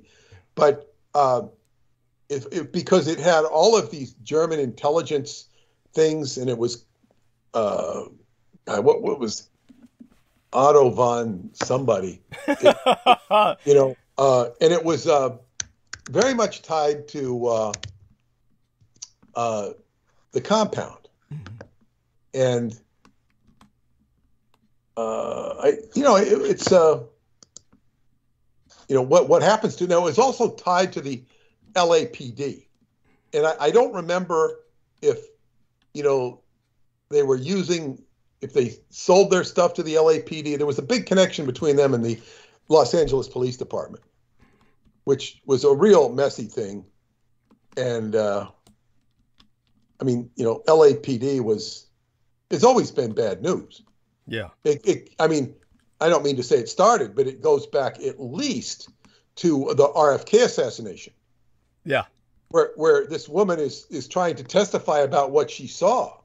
This woman in the polka dot dress, and this LA policeman in a Hispanic voice is going, "Oh, you didn't really see these things. No, people don't see these things. You didn't see this." He's telling her what she didn't see. She's trying to testify. This is on recording. No, you don't see these things. It's like, it's too bad. You get the idea that you don't know if he was there as a, That had to be, he had to be just placed there just for that, because, he also sounded like he could have just been an idiot who couldn't conceive of anything bad. We can't talk about these things. Right. But it was, you talk about steering a witness. You don't even listen to the witness. No, that's not what you saw. You couldn't see these things. And then you had Mayor Sam Yorty, who was closely tied to the Manly P. Hall Institute, and Sirhan, who also was tied to the Manly P. Hall Institute. And Yorty comes out before there's even, he's pronouncing that Sirhan is guilty, that there's no conspiracy. He's like saying this is not what a public official is supposed to do. It's not what anybody is supposed to do. You have a suspect. Right. And of course, the RFK assassination is even messier than the Lee Harvey Oswald thing. Yes. It's not quite as big as the Lee Harvey Oswald thing. And it doesn't get all the attention. Certainly, it's gotten a lot of attention. And we go back into Western Goals. It says here, I'll just read a little. What is this? Oh boy. Okay. This is talking about, that Larry McDonald was a cousin of George Patton, the famous general killed in an automobile accident at the conclusion of World War II. According to Conspiracies of World War II by J.S. Craig, quote, "The common rumor in Germany at the time was that Patton was assassinated due to his wish to join forces with Germany and attack Russia." That's right. Patton had openly admitted that the Allies had defeated the wrong enemy and repeatedly praised German industry and the discipline of its people. Yes. All true, of course. Yeah. E.H. Cookridge also recorded General Patton's pro-Nazi attitude and subsequent demise in Galen. I read that wrong. Cookbridge also recorded General Patton's pro-Nazi attitude and subsequent demise in the book, quote, Galen, Spy of the Century, quote, an expose of the CIA's recruitment of high-level Nazi espionage agents. General Patton was dreaming of rearming a couple of Waffen-SS divisions to incorporate them into his U.S. Third Army and lead them against the Reds. Patton had put this plan quite seriously to General Joseph T. McNarney, deputy U.S. military governor in Germany, who had relayed Marshal Zhukov's complaint that the Third Army was too slow in disbanding and confining German units in its Bavarian sector. It was too slow in disbanding and confining its German units in the Bavarian sector. So he says, what do you think those expletive Bolsheviks think, meaning Bolsheviks? Right. Said Patton, we're going to have to fight them sooner or later. Why not now, while our army is intact and we can kick the Red Army back into Russia? That's a very pragmatic statement from a military viewpoint. Absolutely. Very pragmatic, because he sees them as an enemy, and why disband your military? You've got them right now. Get them the hell out of Germany and save German industry. He would have saved East Germany from all the horror it experienced under Russia. Yes. So, well, all of Eastern Europe. He would have saved basically all the world. If he had, at that point, if they had followed through, there would have been no communist China, and literally 200 million people would have survived what otherwise died when it came to its expansion into communist China, and then the Vietnams and Cuba, etc. So go on, please. Yes. So it says, it says, we can do it with my Germans. This is Patton talking. McNarney was petrified, reported this to his political advisor, Robert Murphy, who promptly asked Patton to come and see him. Now, this petrified McNarney, the deputy U.S. military governor, sounds like Pence getting scared when Trump wanted him to stand up for him. You know, Pence became chicken for Trump's intentions. Yes. You know, he couldn't be strong on his own. So anyway, McNarney, this is what happens with politicians. Yes. Of course, Trump was a bit scared too. Right. You know, but it was too late at that point for him. He had to be like a Genghis Khan to have taken over. He couldn't do it with the politically. But so you've got this general who's petrified. Now, generals aren't supposed to be petrified. They're supposed to be strong. Yes. Reported this to his political advisor, Robert Murphy, who promptly asked Patton to come and see him. Patton was not in the least subdued. He inquired with a gleam in his eye, Murphy later wrote, whether there was any chance of going to Moscow, which he said he could reach in 30 days, instead of waiting for the Russians to attack the United States. The outcome of this and other indiscretions was that Eisenhower relieved Patton of his command on October 2nd, 1945. 2 months later, he was fatally injured in a car crash. Yes. So, I mean, there's no question Patton was a warmonger. Yes. But, you know, it was war. That's right. Understand how important it was to have tried at that time. It's basically the Western Alliance could have defeated the Soviet Union because the American war machine could have much more easily sustained the conflict than the Soviet Union, which was already past exhaustion owing to its combat losses and its severe economic dislocation. I still can't believe the shit I see on YouTube, where I see historians who seem otherwise just sane or rational, and they still are putting up shit videos about how the Soviet Union blitzed Japan. And basically, they're going through Manchuria after Hirohito removed all of the heavy mechanized armored units specifically to tempt them into doing that, as well as his version of the 509th Atomic Bomber Wing. And so when they came in like idiots, then they approached into Korea, where they were trapped and basically annihilated with atomic ordnance. And when it comes to the the shit that I see, like the T-72 tank and these Russian hot rod looking tanks that were able to roam easily over the Kyrgyz steppe and the various plains of Eurasia, once they got into that Korean peninsula, they weren't worth shit. They're trapped in ravines and gullies, and they become useless coffins for their crews. So the whole idea that they won World War II, these goddamn tanks, when they were one of the reasons for its loss for the Soviets in Asia, again, these people are not looking at reality at all, but they just keep repeating these mantras, which is what they are, mantras against reality. But much of the Soviet logistical train was American-made trucks. And the cessation of Lend-Lease would have immediately created severe maintenance problems. For example, in 1941, 1/3 of German trucks were broken down in the first 2 weeks of the invasion. You can imagine what the fucking Russians would be like without the Americans providing parts consistently. That's why their goddamn tanks don't work in Ukraine, or any of their shit does. All of the microchips, the brains for their goddamn modernized tanks, come from the United States. Everything they got comes from foreign countries that runs their goddamn machines. And everybody kept saying, oh, they're the best military on earth. And for them to still be putting out those World War II videos, rehashing that bullshit in the face of what's going on in Ukraine is beyond me.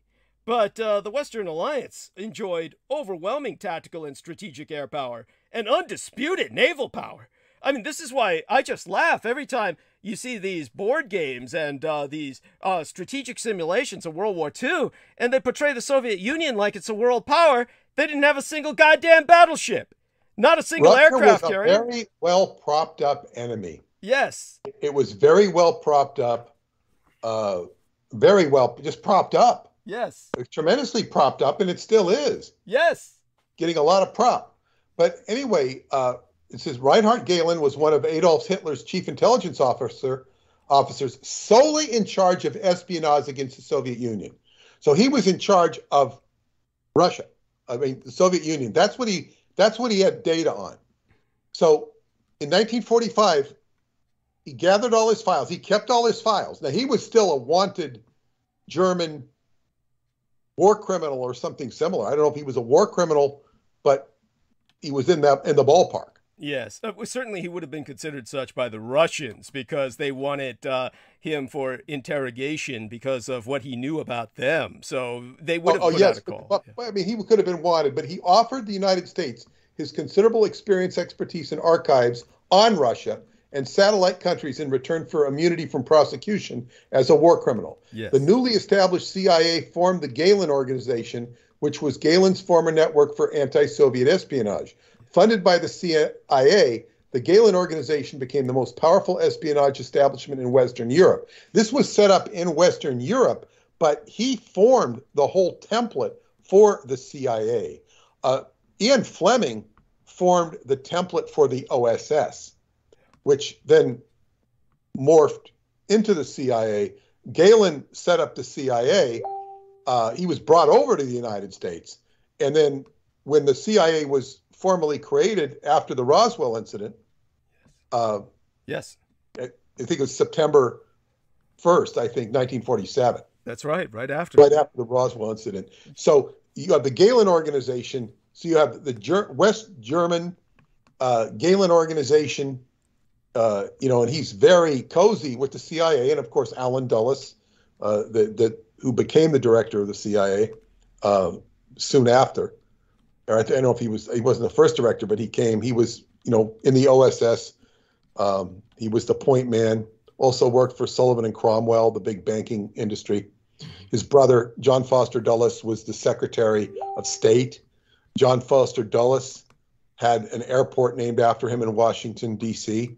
You fly into Washington National, which is now, I think, Ronald Reagan Airport, or Dulles if you go to Washington, D.C. That's right. In 1979, General Patton's cousin, Congressman Lawrence McDonald, founded the Western Goals Foundation as a front for the JBS intelligence network. It doesn't say what JBS is. Right. Right. McDonald directed the organization until his untimely death in the downing of the Korean airliner, KAL-007 in 1983, the year he succeeded Robert Welch as John Birch Society chairman. Oh, of course. Okay, JBS is John Birch Society. So he founded Western Goals as a front for the John Birch Society Intelligence Network. Now, the John Birch Society, by the way, was formed in the living room of William F. Buckley. Oh, that figures. Yes. William F. Buckley. So he was a CIA agent, admittedly, and a Catholic. Even though he came from Connecticut, he was Catholic. Connecticut is known for white Anglo-Saxon Protestants, but he was Catholic. So he was tied to, the Vatican and Catholicism. He would have been tied to all this. And he was very anti-communist, or supposedly. McDonald directed the organization until his untimely death in the downing of the Korean airliner, 1983, the year he succeeded Robert Welch as John Birch Society chairman. Western Goals was discontinued in 1986 following a power struggle for McDonald's position. According to the Interhemispheric Resource Center Group Watch, files of which are available on the Public Information Research Database, Western Goals had worked with Reinhard Gehlen. McDonald formed a foundation branch in Germany in 1981. That means Western Goals had a representation in West Germany. The organization, called the American European Strategy Research Institute, was set up with 131,000 injection from the U.S. office. That figure represented more than a third of Western Goals' operating budget at the time. The German affiliate is Western Goals Europe. This German branch is also known as the American European Strategy Institute. It acknowledges working with Reinhard Gehlen, a former Nazi, who had been honored by the elite lay Catholic organization, the Knights of Malta. That's right. Which, of course, Wilhelm was a part of. The individual, Willy Brandt, I'm sorry, the individual who we were talking about who wound up being in charge of the United Nations was a member of that as well. Go on. Yes. The Knights of Malta gave its highest award of honor, the Gran Croce al Mérito con Placa, to Gehlen in 1948. Gehlen, who was not a Catholic, was awarded the honor because of his efforts in the crusade against godless communism. Gehlen headed Adolf Hitler's spy operations against the Soviet Union during World War II. After the war, he and his spy apparatus, staffed mostly by former Nazis, were recruited by the CIA. He became the first director of the BND, West Germany's intelligence agency. Western Goals drew on both private and official government files to become one of the largest and most influential private intelligence operations in the U.S. According to Group Watch, Western Goals was able to bypass legal restraints placed on government intelligence agencies. Groups like Western Goals allow, quote, the ultra-right to keep tabs on its subversive domestic opposition. Quote, in Western Goals' case, this service was apparently not performed only for like-minded private groups. Elton Manzioni quotes an East Coast police intelligence sources saying that Western Goals had a reputation of acting as a clearinghouse for some police departments whose intelligence collecting functions were restricted by laws such as the Freedom of Information Act. Manzioni noted that both the CIA and the National Security Agency have received information from John Reese's Information Digest. According to a 1976 investigation by the New York Assembly's Office of Legislative Oversight, Information Digest was supplying information to the FBI, CIA, and the National Security Agency. So here we have a network that is outside of the government because it avoids the scrutiny of the government, and it can do things the government's not allowed to do, but it can feed the government information. There you go. This is what you had. So when Western Goals was discontinued, they can just circumvent it. And with the NSA, they can pretty much do anything they want anyway. They're not under any form of scrutiny. If you were to work in the CIA and think on them, boy, you'd be it. You'd be a traitor. Yes, that's true. And there was that one black African American whose name I tragically now forget. I've just now remembered the name of the German I was trying to remember, Kurt Waldheim. Kurt Waldheim was a high-ranking member of the Order of the Knights of Malta, which provided Galen his award. And of course, Kurt Waldheim also got his award from the Knights of Malta and then became the man who headed the United Nations. As a matter of fact, he was one of the men who outed Israel as basically a criminal regime. It took a Nazi to do that. And by the way, I'm not being facetious. It's simply like this is kind of like the ongoing struggles in the world that most people are completely unaware of. And also, just so that people know, and you can look this up yourself, don't take my word for it, the Knights of Malta is considered a nation state of its own. Not just Malta, but the Order of the Knights of Malta is recognized as a functional nation state in effect. In other words, they have their own ambassadors and diplomats separate from the island of Malta on which they are headquartered.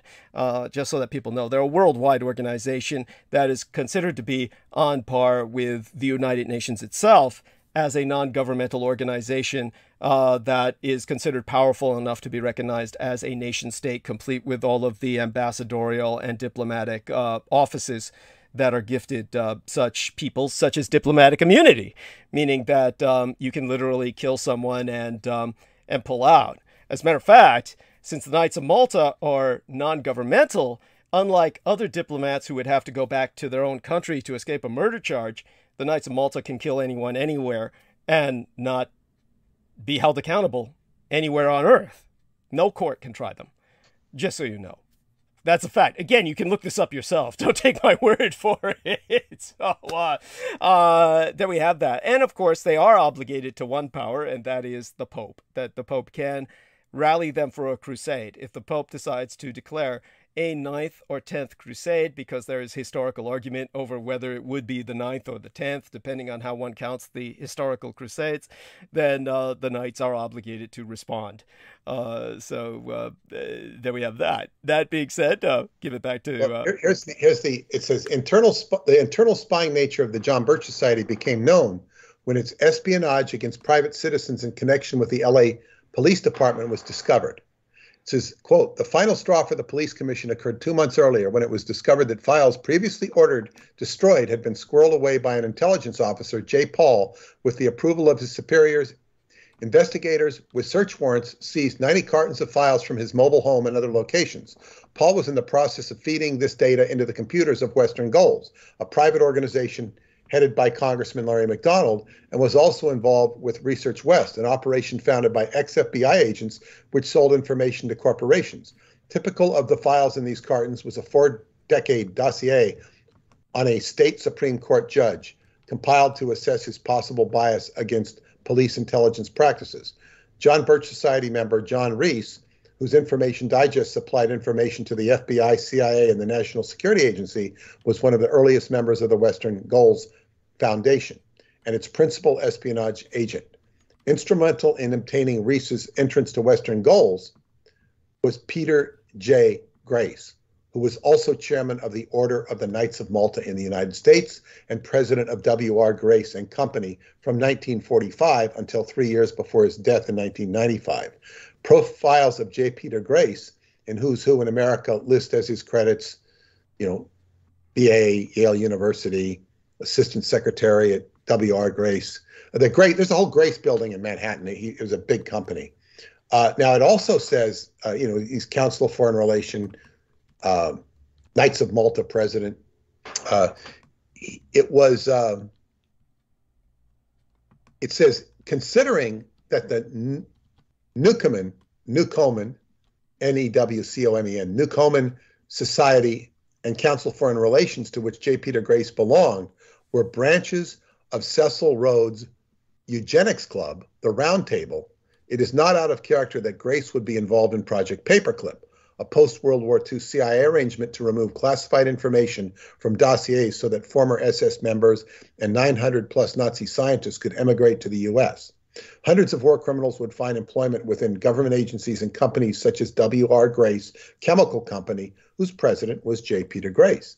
The Covert Action Information Bulletin documents the close relationship between Reinhard Gehlen, the CIA, the Knights of Malta, and the Vatican, which had smuggled Nazi war criminals out of Europe through the infamous rat lines. In 1948, Grace was awarded one of the highest honors, the Grand Cross of Merit.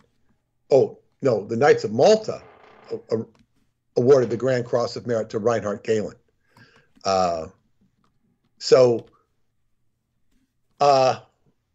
Knight of Malta William Casey was appointed the CIA, and James Buckley, who was the brother of William F. Buckley, as head of the U.S. propaganda against Eastern Europe at Radio Free Europe.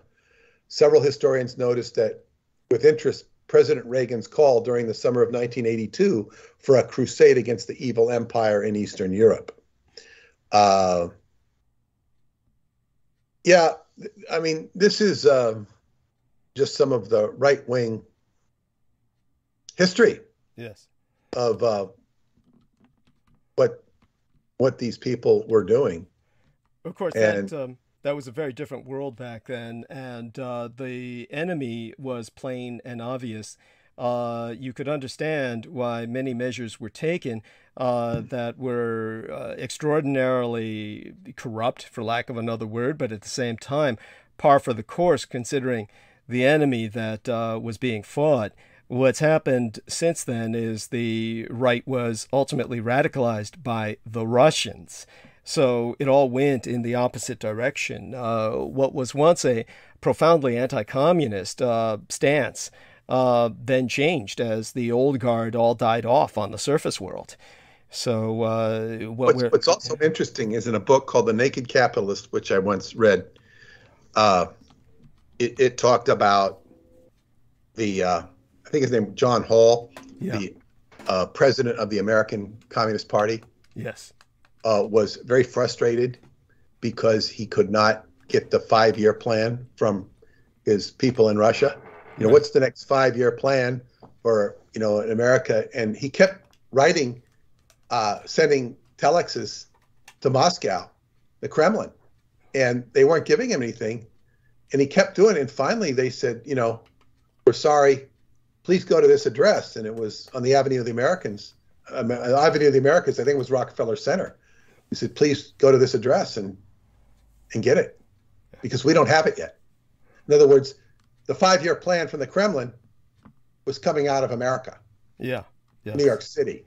And, this is interesting of all the, so I'm saying America was running, just as Stalin was influencing FDR. Yes. Back in, through, what was his name? Laughlin? Laughlin Curry. Laughlin Curry? Laughlin Curry? Yes. Yeah, just as he was influencing FDR, Stalin was, through Laughlin Curry, was influencing FDR. Now we have, Stalin's dead, and we have the Soviets' 5-year plan coming out of, probably Rockefeller Center, yeah. yeah, because, and as they say, in 1964, when Khrushchev was deposed, it was right after a vacation David Rockefeller took to Moscow. He took a vacation to Moscow, 1964. There you go. And that, of course, is no vacation. But go on. Yes. Well, yeah, but I mean, they were saying that, and then the next thing, Khrushchev was deposed. Yes. And I will never forget watching the 1964 World Series, and the commentators were joking. They said, Khrushchev got fired because the Reds did not win the pennant.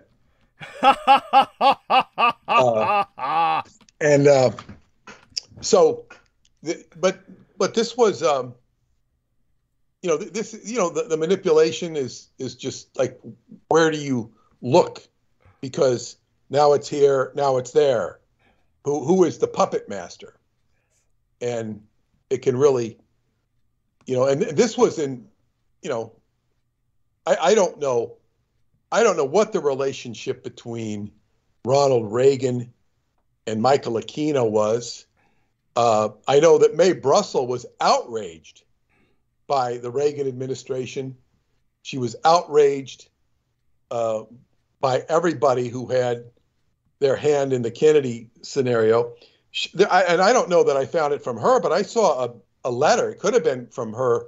That it was a letter from Ronald Reagan to Richard Nixon back in early 60s before Kennedy was shot. You know, and I'm being very loose in the paraphrase, is Reagan saying, we got to get that bastard. You know, he didn't say those words, but it was a great deal of enmity of Reagan against JFK and being in sympathy with Nixon. That, you know, Kennedy was a target for, I don't know, it was very harsh. It was very, you know, you definitely would have wanted to have interviewed Ronald Reagan about that if you had a platform, you know, unfettered access to him, and maybe some torture devices. You know, if you wanted to find out the truth. I'm not suggesting anybody be tortured like that, but it's just understood. Yeah, but yeah, so he was very much against Kennedy.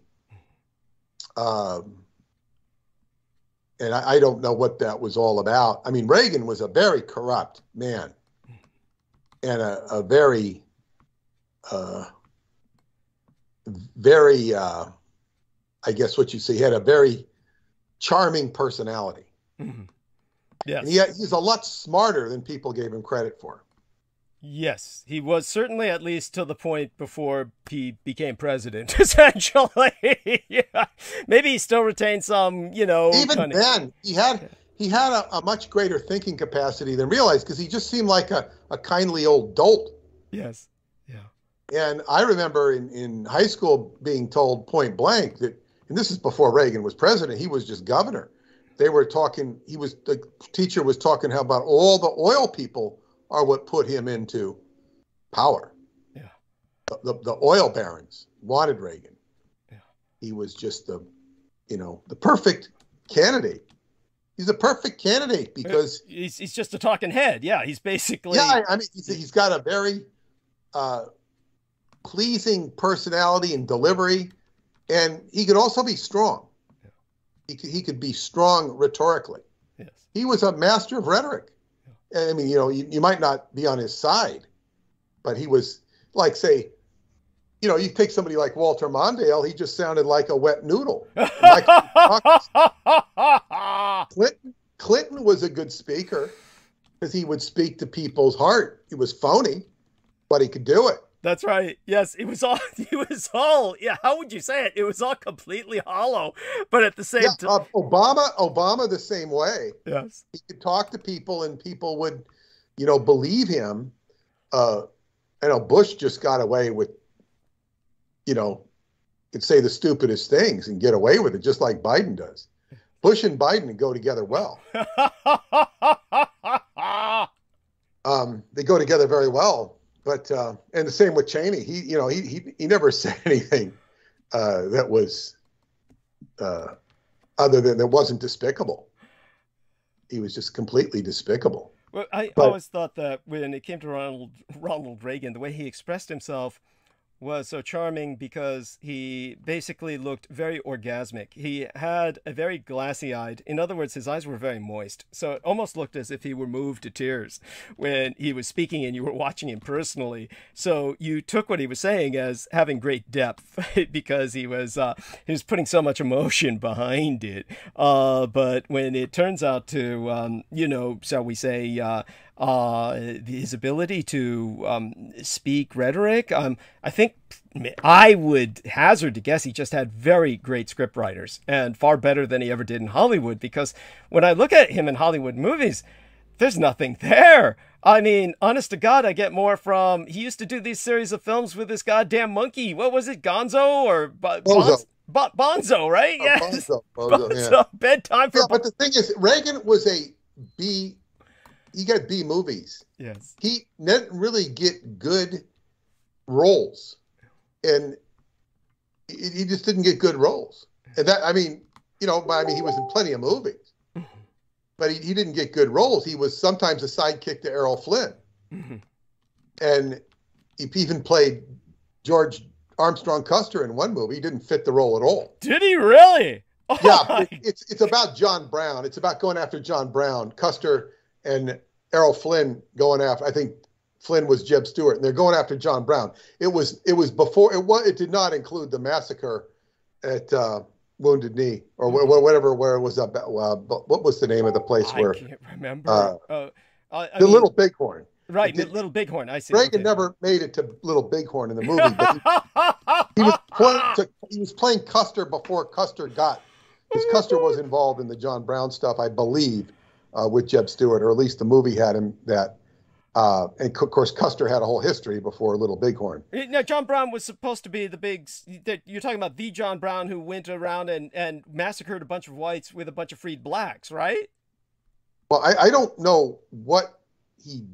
I mean, he was an activist, right? And he was going to get the armory at Harper's Ferry in Virginia, where that's where they stopped him. He was a militant anti-slaver. Right. He was a farmer who became a militant anti-slaver. I think he lived into his 80s.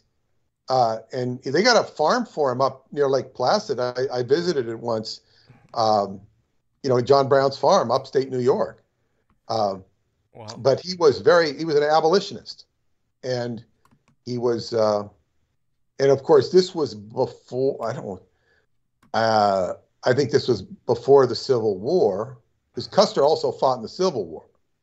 Right. That's correct. Yeah. As a matter of fact, he was considered a Civil War hero, for those who don't know. But in terms of John Brown, from what I remember, and people can correct me on this, honestly, the way I may misremember it, but I swear to God, this is how I remember it. He was over there at Harper's Ferry. They tried to free a bunch of slaves. He was so militant that he had a bunch of fanatical blacks with him, and they killed a bunch of white people, including babies in their cribs. I mean, literally, like taking white babies out of their cribs and smashing their heads against the wall, that kind of madness. And so he was then considered a terrorist, basically. I mean, bear in mind, the Confederate States had not seceded. There was no Confederacy as of yet. These were basically fellow Americans who were slave owners. Now, I'm not trying to, shall I say, in any way, shape, or form, belittle the horror of being a slave owner, but obviously one ill does not cancel out another. It doesn't help.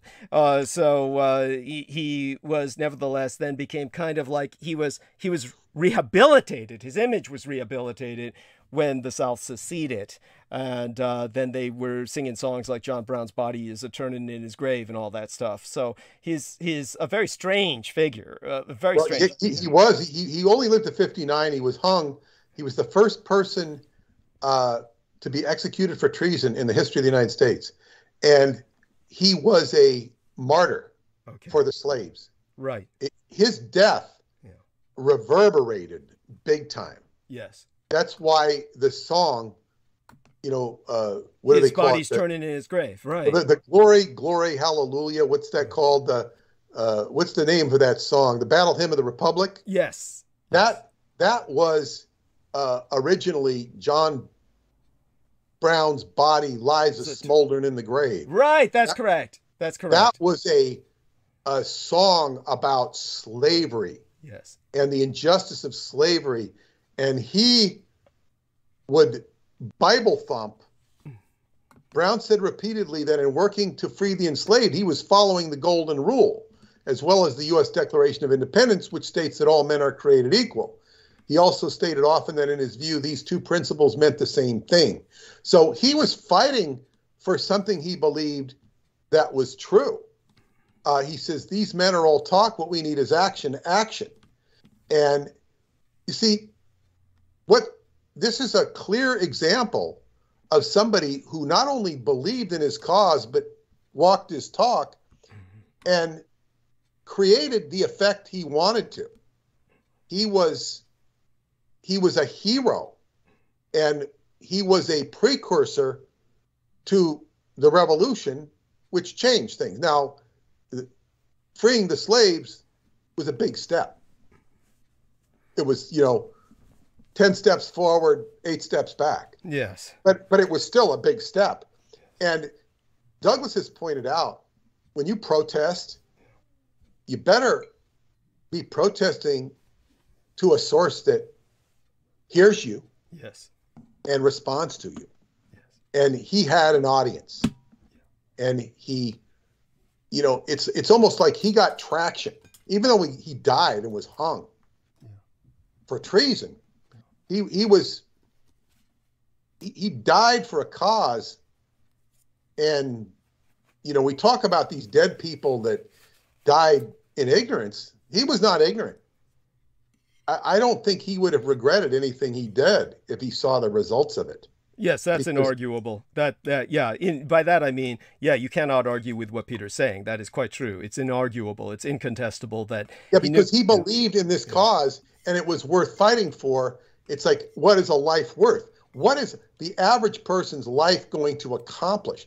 Most of us, if we wanted to fight for some cause that was worthy in our own minds, whether it was worthy in our own minds, we're not likely to even be in a position to be able to do that. Yeah.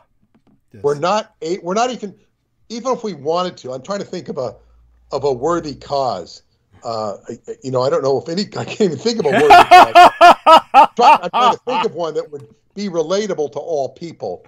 I'm not saying, you know, what, you know, because you could take, well, what would be a worthy cause to a Trump supporter? What would be a worthy cause to a progressive? Well, let's say, you know, so much of it is so political and full of bullshit, you know, to get the world off of fossil fuels. So that's kind of messed up. It doesn't really work. But I'm saying, what is the biggest, okay, to stop all the shooting in America. You want to stop all the shooting in America. Now, that's not the shooting. Everybody agrees that the shooting's not good. I would hope, yeah. So if you want to become a martyr for the shooting cause, you know, what are you going to do? Go up and put your body in front of somebody who's a mass shooter who's about to shoot everybody?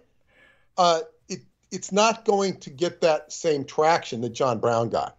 Yes.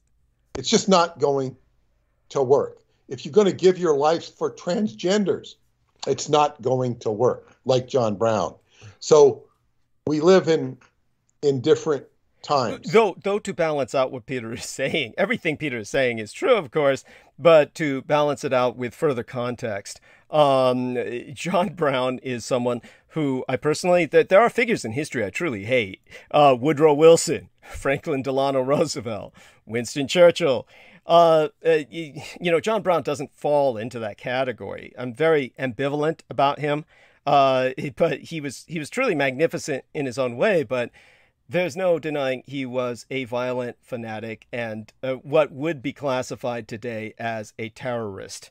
And this is an individual who, by the way, the term, and I always have to remind myself of this because I often use the term hung myself, and I have to remind myself the correct term in the English is hanged, because hung implies that he's just got a really big dick. He may have been hung, but he was definitely hanged. And when it comes to he is being hanged as a traitor, you know, he may have been the first, but I thought that there were some people. Oh, he may have been the first who was hanged as a traitor, but I thought they hanged some of these guys during the Revolutionary War as well. There was some other guy who was. Yeah, but we didn't have a constitution then. Okay, so it was different. Yeah, okay.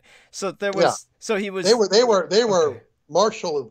You know, under martial law, or what do you call it? Essentially, yeah. Basically, they were lynched. Basically, they were militia lynched, is what you're telling me. It's these guys during the Revolutionary War.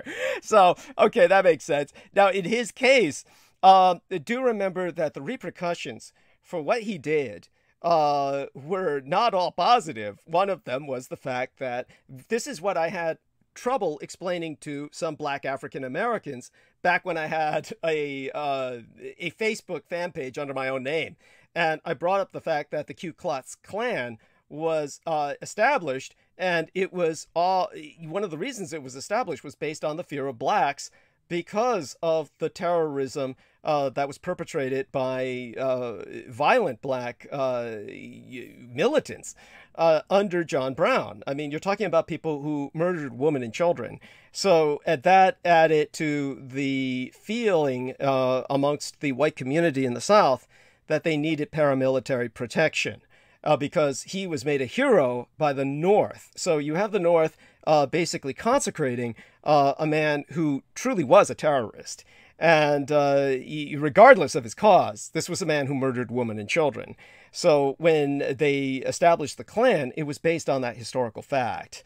So understand that what he did, his actions, they rationalized, justified the establishment of the Ku Klux Klan. And that's something to take into account. Nobody brings up this context other than Douglas Dietrich. This is why I'm the renegade military historian. And of course, I dealt with these records when it came to the military history that I had access to via the Presidio military base. So when it comes to all of that, just bear that in mind. It's something important to bear in mind as the balance of history. And we do have to just always contextualize these things. Like when Peter Moon brought up what he did about Kurt Waldheim and Reinhard Gehlen and all the rest of these individuals. I mean, just the brazenness of it, where he was operating under his own name, the Gehlen Organization. I mean, that's like... that's incredible. And so Yuvanda in the chat room was saying that's just plain wrong. And I can understand why she would say that, but understand the context. The communists would stop at nothing to take over the world. And what they were doing was truly what is called democidal, meaning the killing of their own people. Democide is the government killing its own people at a genocidal rate.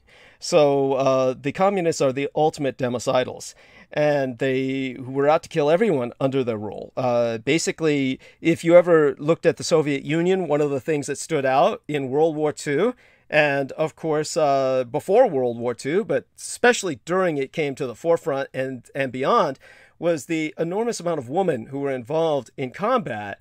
And this is always presented as some kind of progressive thing that is somehow a positive. Well, the reason so many women were taking these adventurous, pioneering positions in combat as snipers, fighter pilots, tank operators, our crew members, etc., this is because they killed all the men. At that point in history already, they had killed so many men that they just didn't have, literally, any enough manpower to do what they wanted.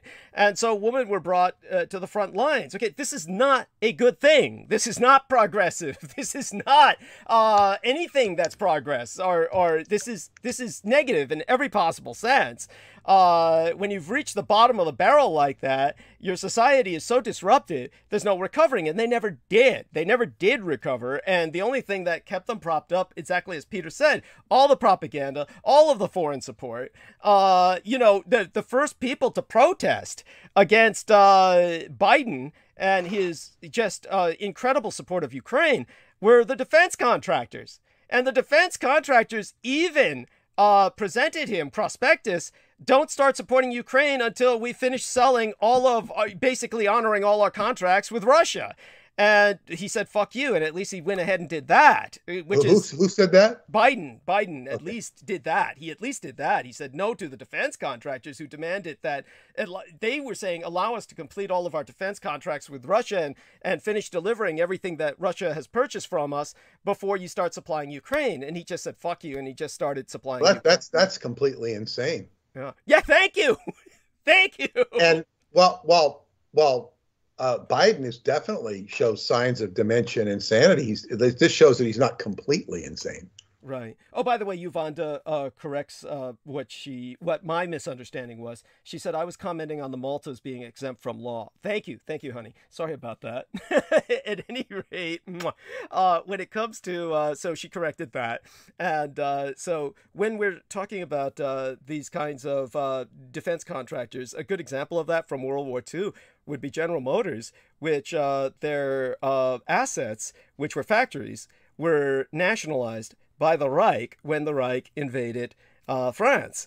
And so they began to turn out Reich's tanks and products, various armored vehicles from the General Motors facilities that they captured in France.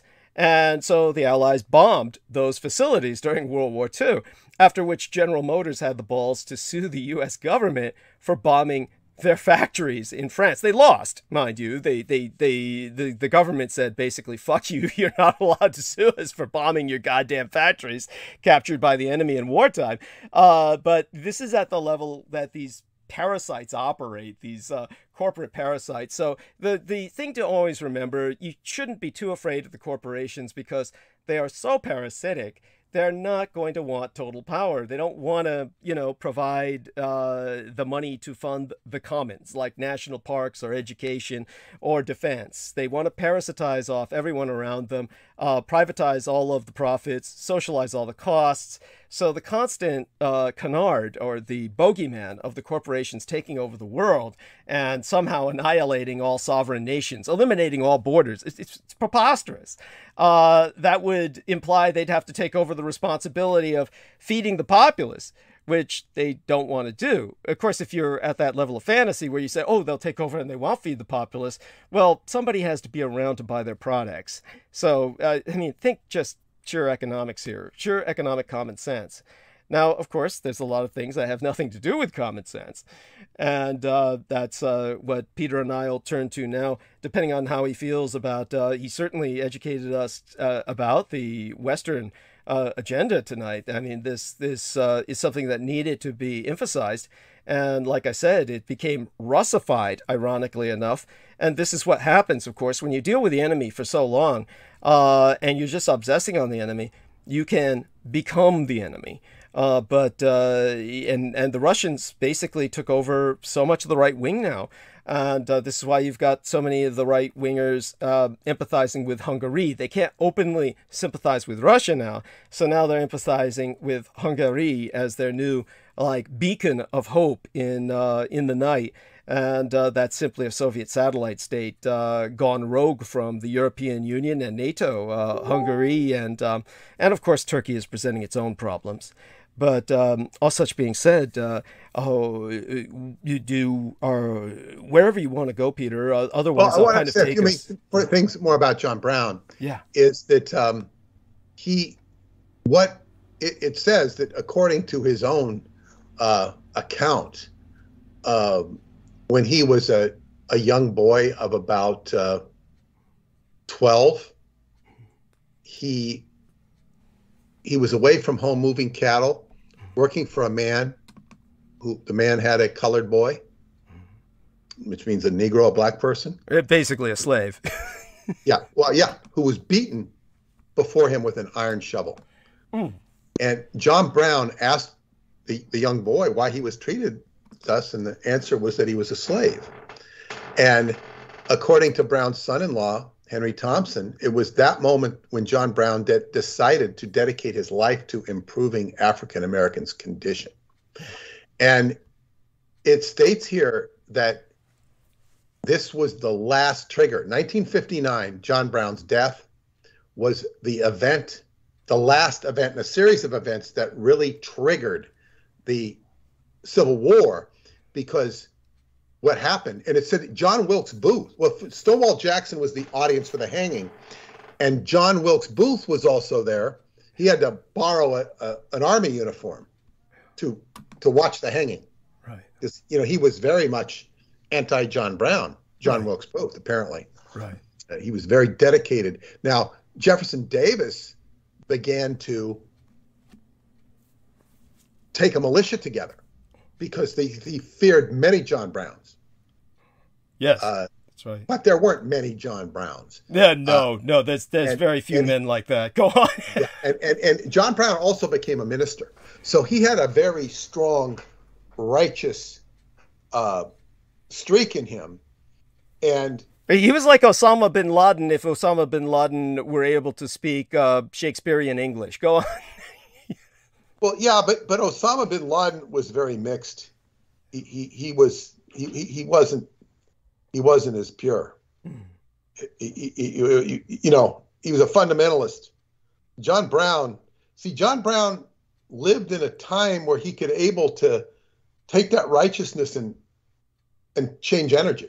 Yeah, no, I get your point's well taken. Yeah. Osama bin Laden didn't do anything but act as a terrorist. He didn't change the world for the better. He didn't transmute anything. Yes. John Brown did. And I mean, I'm not saying, I mean, he was everything you say, he was an extremist. He was viewed as an extremist. And it said he was more pivotal than anybody during the Civil War than Lincoln. I think he even surpassed Lincoln, because Lincoln wouldn't have had a Civil War without James Brown. No, you're absolutely right. And again, when I was thinking of Osama bin Laden, I was thinking of Osama bin Laden was, for those who don't know, he was physically very tall and was very commanding, and he was able to assume the air of an ascetic.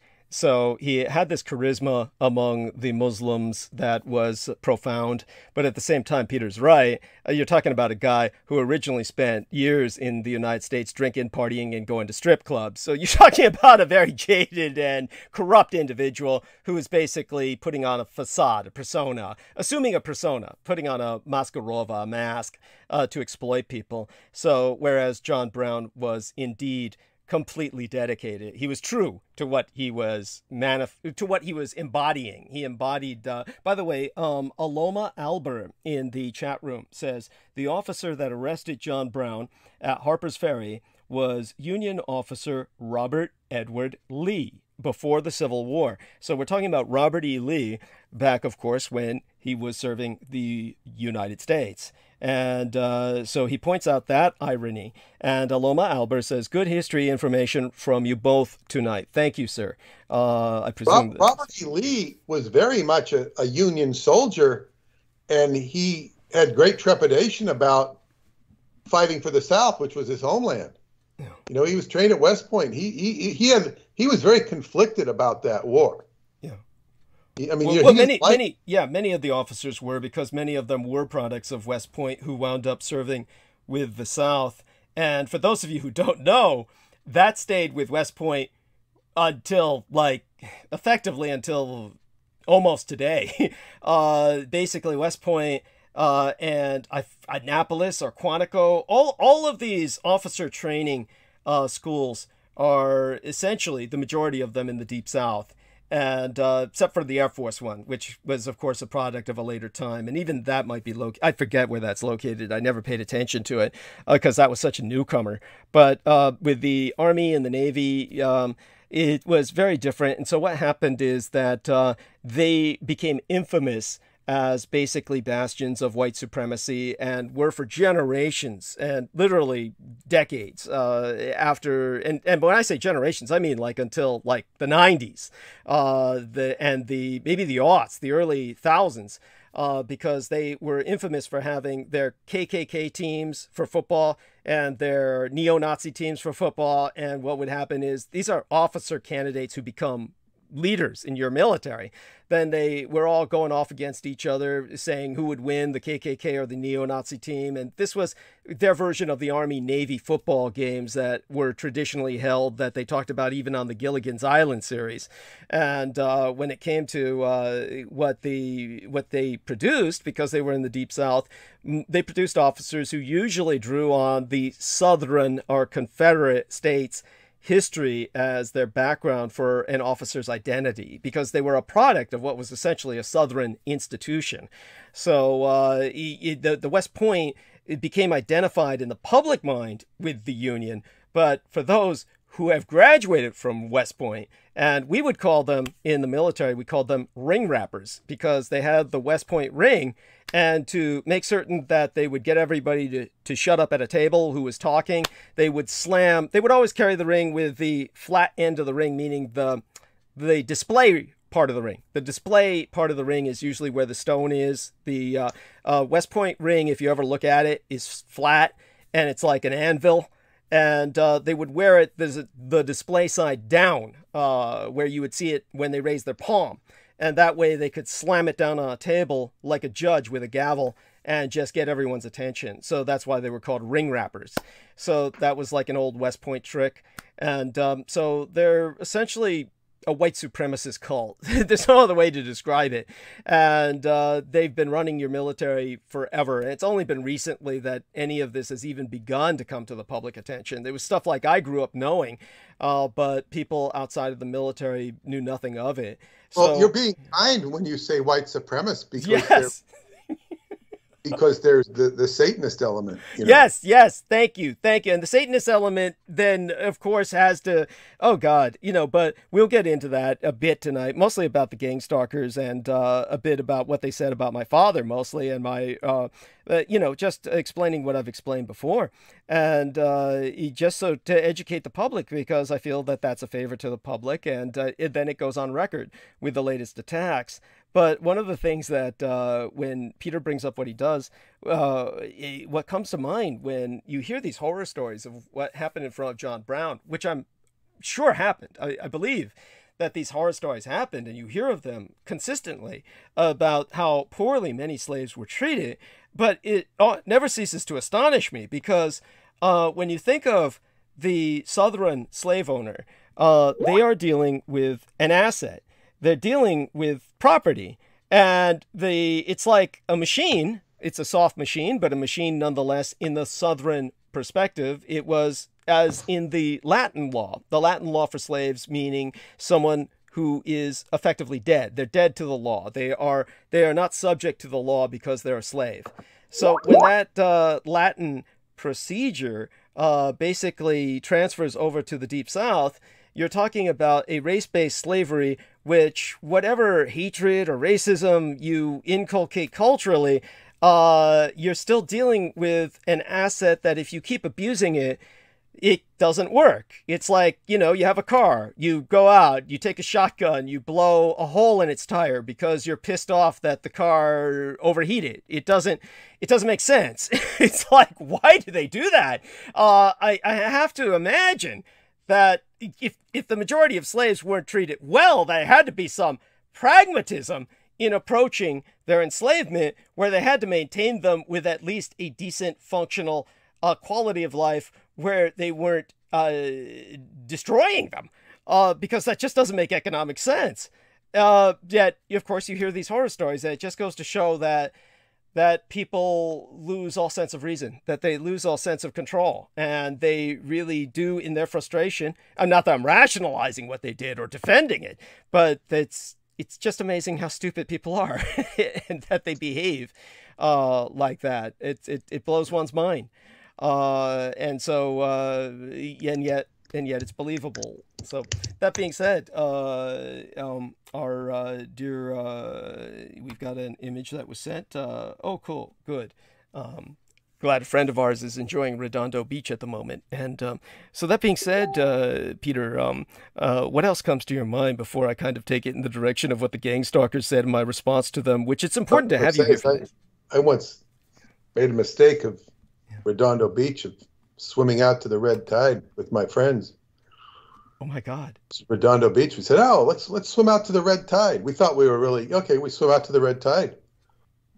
We didn't know there was a current. Oh my God. It was one of the hardest swims I ever had to swim back. It was not easy. But we made it. We were still. You don't know that there's a current going against you. You don't even feel it. Nobody's telling you. And all of a sudden you're far out, But it wasn't so how far we were. You're swimming against a current, which is God. But we made it. Nobody got hurt. Still. Oh my God. To learn a lesson. You're lucky you lived to learn it. I mean, come on. Yeah, well, a riptide. I was used to riptides, which take you down the beach. That's different. You go in surfing or whatever you're doing, and then you're. Next thing you know, you're 100 yards down the beach. You look for your towel and your dad or whatever, and hey, there's nobody there. You have to walk back. But that's okay. But man, that's my memory of Redondo Beach. But I want to say some things about John Brown. Yeah. What his last statement. And first thing I want to say, he was hung, and let me see. His execution. And just so people get, Douglas is well aware of this stuff, but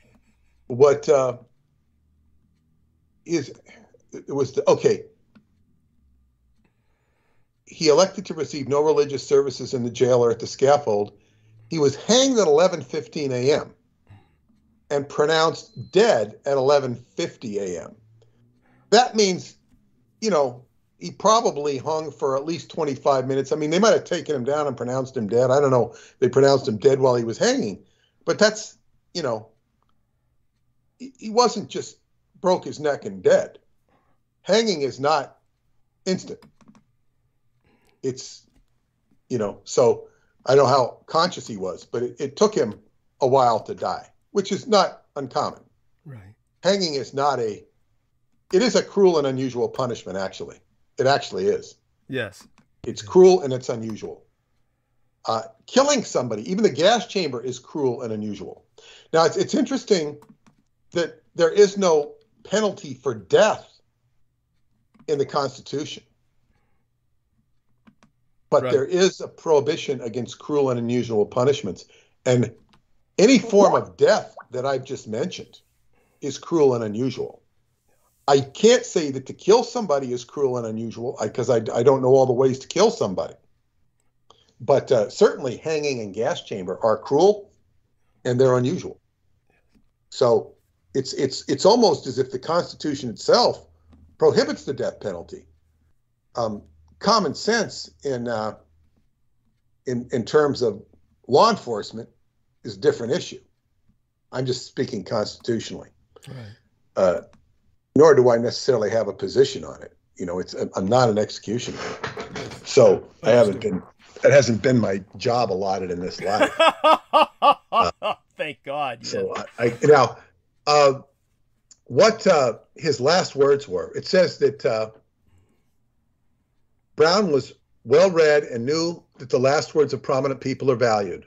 On the morning of December 2nd, 1859, Brown wrote and gave to his jailer, Avis, the words he wanted to be remembered by.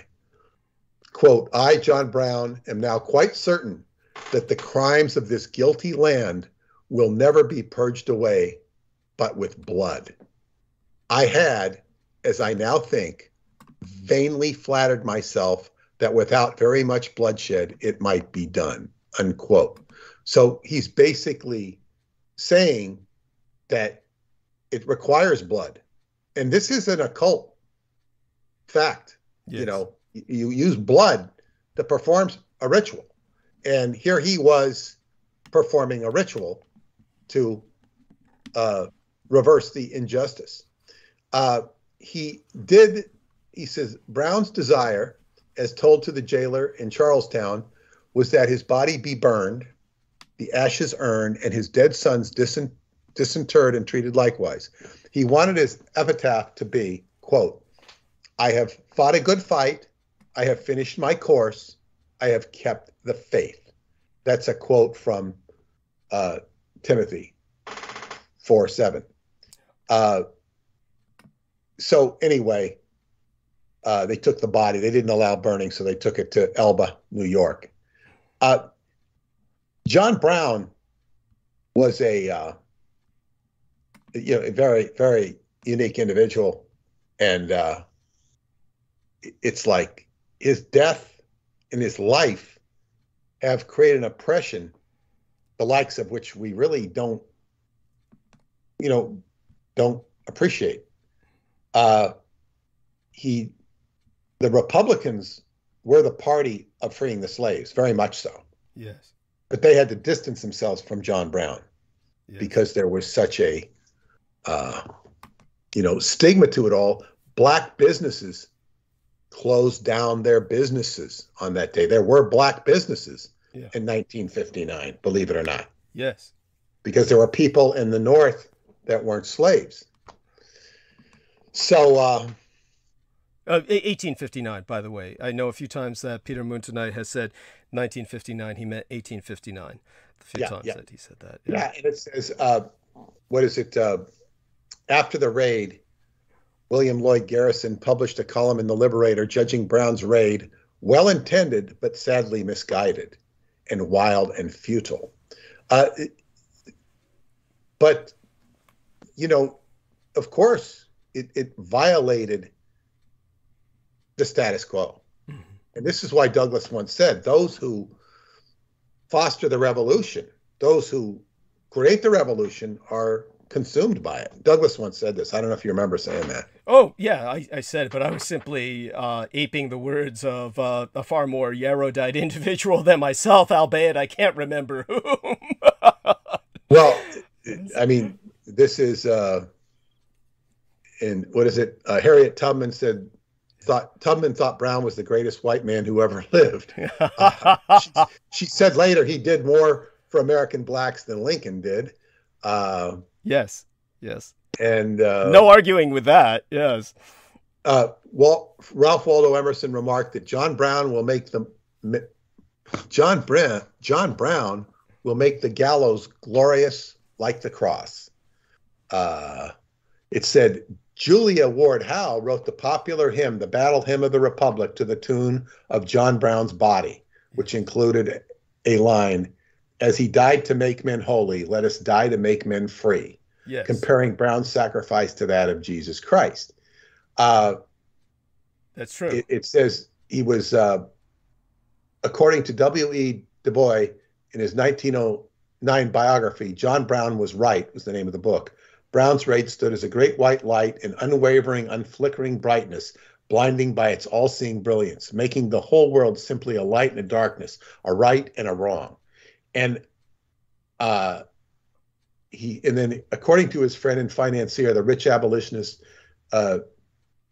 Garrett Smith, he says, if I were asked to point out the man in all this world I think most truly a Christian, I would point to John Brown.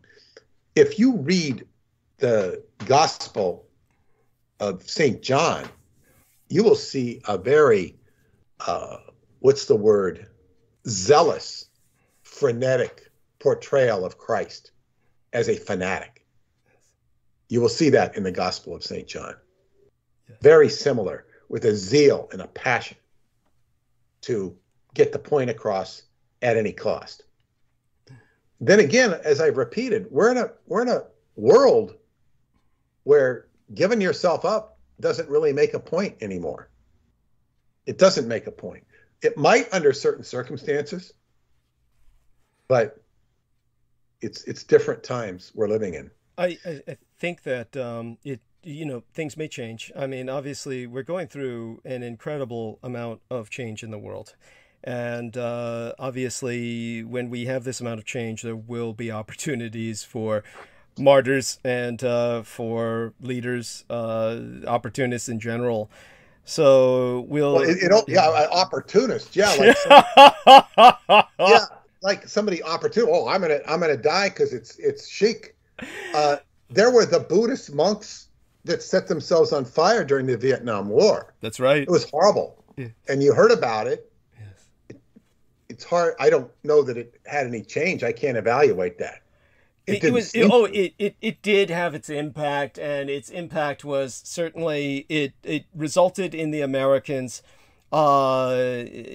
saying we got to get rid of Diem. And for those of you who don't know, you're simply too young. Diem was the leader of South Vietnam, and Diem was a tyrannical individual, but an ardent anti-communist, and so he was in place for a reason. And because he was basically a person who grew up under French colonial influence, he was a Roman Catholic, as were many of his family and much of the dynasty that he imposed over the baseline population, which was overwhelmingly Buddhistic. And therefore, he was alienated from the population, a holdover from French colonialism. And because of that, the Buddhist monks protested the way they did. And then this had a tremendous impact on the Americans, who quite foolishly said, okay, let's kill Diem. And when they went through with that, then that ushered in a series of military juntas and just literally a kind of chaos that it did not bode well for anything that happened thereafter. Obviously, things could have been done that had to be better than just killing this guy off and seeing who came in after him. I mean, it's the stupidest thing in the world. This happened, of course, under Kennedy. Really, it was under Kennedy. And he ultimately paid the price for that. That was kind of like karmically, instant karma. I mean, he got taken out very shortly thereafter. Back in Vietnam, they called it Diem's revenge. Everybody in Vietnam looked at it as just what happened to Kennedy. They all said he deserved it for what he did to Diem. And so that's the horror of this kind of politics. They signed off on the leader's death. Yeah, yeah. And now regular history says, well, he might have, he didn't, but he did. Yes, thank you. And this is the unfortunate thing. When you kill somebody, there's, as my teacher said, you become responsible for him. And I also want to say one other thing about John Brown. All of the commentary on John Brown, that's the historical commentary, and the fanatics, accusations are basically by white men. And you have to remember that the blacks who were enslaved, to them, he is a particular hero because he saw the injustice and he did something about it. You could say he was the only white man who did. He wasn't. There was the Underground Railroad. There were sympathetic white people, of course, but he stood out like a hero that did what nobody else could do. This is the way Romanians look at Vlad Tepes, yes. Vlad the Impaler, because he did something nobody else would do, which was to paralyze the Turks and put them on stakes and impale them and scare the living daylights out of them and keep them out of Romania. And so it's like, this is nasty business. There's no question about it. But the interesting thing is we got onto this track by talking about Ronald Reagan, yes. and his role in the Harper's Ferry incident in the movie. He's with Errol Flynn. I don't know if Custer was there, but probably was, or they wouldn't put it. And so we're talking about Ronald Reagan and Western goals and all of this, which is interestingly, aligned with white supremacy, and good old Ronald Reagan. Yeah, they go hand in hand. Yeah, like peanut butter and jelly. Go on. Yeah, I mean, Ronald Reagan was a big enemy of the Black Panthers in California. He was, and as they say, it was during his reign. I don't know if it was during his reign or before. I think it was during his reign that they went in and took the Capitol, Sacramento, by storm with guns. Yeah, that's when the NRA actually was advocating gun control. Believe it or not, that's when the NRA started talking about gun control. It just goes to show. And that was when all of those Panthers, they wanted justice. Yeah, that's all they wanted. They weren't trying to. They didn't go in. They could have killed everybody. They could have done a mass shooting. Yeah. They didn't do a mass shooting. They did. They were making a point, a protest. And they paid for it with their lives. They wound up as... Yeah. Did they make progress? Yes, they did. But again, they paid for it. Yeah. And it wasn't... this is the problem. It's hard to say whether they should have shot up the Assembly and the Senate. It's hard to say that. Whether they gotten a better result. It might have created more problems for them. I don't know. I think it's kind of like it's a lose-lose either way. Honestly, when they did what they did, which was to make a point, and they wound up paying for it with their lives anyway, hunted down like animals, and ultimately killed. What conclusions can you draw? It's one of those horrible lessons of history where something had to be done, and the end result was a lot of gun control in California under Ronald Reagan, with the NRA lobbying for it. That was the crazy result. As for certainly making a point. Oh, by the way, Guanji is pointing out that West Point is in New York and not the South. Yeah, but, you know, you wouldn't know it if you went inside West Point. Back in the old days, you would have thought you were in the heart of fucking Richmond during the days of the rebellion. There were Confederate flags everywhere. The gray uniforms of the West Point. They wear fucking Confederate gray uniforms, dude.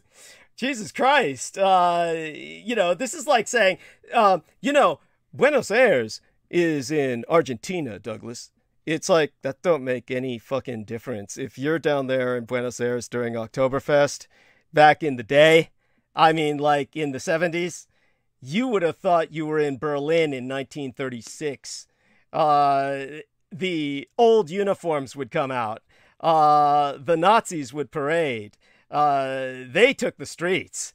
Nobody dared to interfere. Everybody shut their windows, and the Hakenkreuz, the hook and cross, the swastika flew over all of the main public buildings. If somebody didn't raise it for the German community, they put it up themselves. So, yeah, the location geographically, that's like saying, Guanji's saying true. Thank you. Yeah, the location geographically, it's like saying, you know, California's in the United States. Strictly by geography. Once you come into California, you're escaping all European influence. You're out of the European cultural spectrum. And once you get to San Francisco, you're in Oz. I mean, that's why, you know, Frank, what the fuck was that idiot's name? The guy who wrote the Oz series, Mandelbaum, Baumgarten. Frank Baum.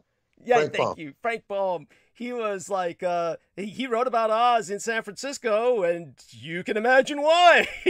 Oz was a product of San Francisco for a reason. Anyhow, Nathan Brooks was saying hello to Team Dietrich earlier, and he said, y'all are killing it. CK is saying, enjoying the show, DD. Hello from Puerto Rico. Thank you so much. Oh, by the way, that's something to be brought up later on. And part of the mystery of some of what the gang stalkers are demanding, which is my deportation to quote-unquote China, claiming, of course, that Douglas Dietrich is an alias, whereas the Chinese name, which none of them can pronounce, Lin Yiping, just so people know, is the real person, and that that as a Chinese spy, I need to be deported to China. First off, that would require the United States recognizing Taiwan as a nation state. They would have to recognize Taiwan, the Republic of China as reestablished on the 100 islands of Taiwan, as a nation state before they could deport me there. Secondly, deporting me there would be, by their own definition, not deportation, because they claim, just as China claims Taiwan to be a renegade province, the United States declares Taiwan to be under basically military government by removal. In other words, a removed military government. That Taiwan is supposed to be under U.S. military occupation, but that military occupation has never been established. So it is. Well, this is par for the course with these people. They're stupid. Thank you. Yes. And as they say, the more they fight, the more they indict themselves. Yes, yes, that is true. It doesn't, you know, and so we're in a very peculiar position here with these gang stalkers. They waste what they're good at doing is wasting your time. Well, that's true, but at the same time, it is an opportunity to educate, and so we have to look at the positive. Well, yeah, this is what I'm getting at with people. Now, see, the average person doesn't belong on, you know, examining the electrical wires that the utility company is going to take when they go down.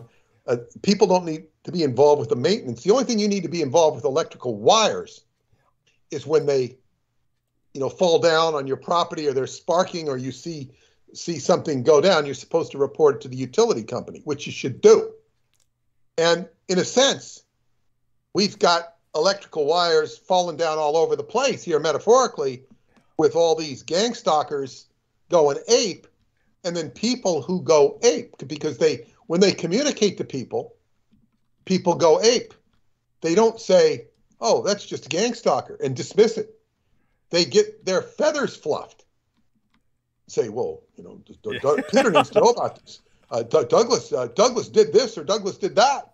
It's like, oh, thank you. Why are you even telling me this? Because you just got your feathers ruffled because, and if they ruffle them a little bit more, you'd turn on Douglas completely and turn on me. And there's many people who shake their heads at me. Oh, Peter doesn't know what he's doing. Peter doesn't know what he's doing. People have said that about me since I got involved with Preston Nichols and the Montauk Project, because it's not their, one man's meat is another man's poison. It's their poison. It's not their job. It's not their role. It's very important that people stick to their purpose. One of the biggest problems we have in society right now is you talk about people in the six-figure income categories who are miserable psychologically because they don't believe in what they're doing. It makes them miserable. And in a lot of cases, six figures isn't enough to make it in the world. Yes. If you're a young person trying to get a home. It is. And then in many cases where six figures will be good, they don't have the six-figure jobs. If you get it on the internet, you can, buy a nice home in Kansas or someplace, but you might not like Kansas, depending on your lifestyle. I'm sure they have some hot spots in Kansas if you like hot living, but I don't know. I've never been to Kansas. All I know is that Joe Matheny told me he used to talk to William Burroughs, who was then in Kansas. He retired in Kansas because that's where he could afford to live.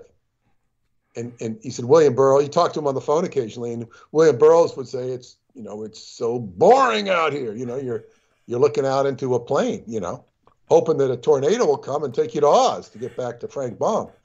Yeah, the genocidal maniac who advocated for the complete extermination of all Native Americans in California, just in case people didn't know that. Well, you want to say, William Burroughs would want to say, we're not in Kansas anymore. Please get us out of Kansas.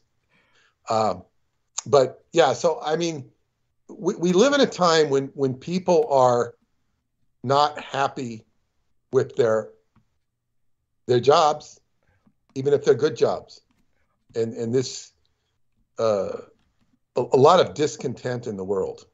Yes. And the only thing you can do, other than to breathe, which is very healthy, is to go in and find your purpose in life, and all of these things are. And people who listen to Douglas, who are not gang stalkers, thank you, are there to find out about life in the world and to get enlightened on certain aspects of life.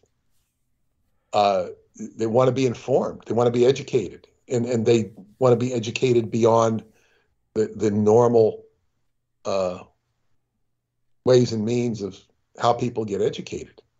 And of course, there is a very, and Douglas and I both, there's a very strong occult consciousness that we have from working with elements that are in the dark. Yes. And we come from different perspectives, but of course this is like, oh, what don't I know? And I think this is a good opportunity to share. I'm going to share something from right at the peak of my research. I'm working right now on my newsletter and trying to dumb down the Mayan calendar by reason of my work in connection with Stephanie South, the curator of the Knowledge of Jose Arguelles. And the Mayan calendar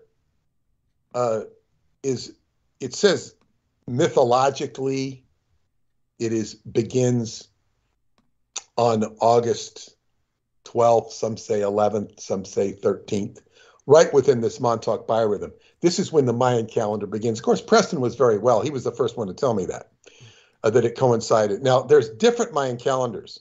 This is called the long count, which is 220 days.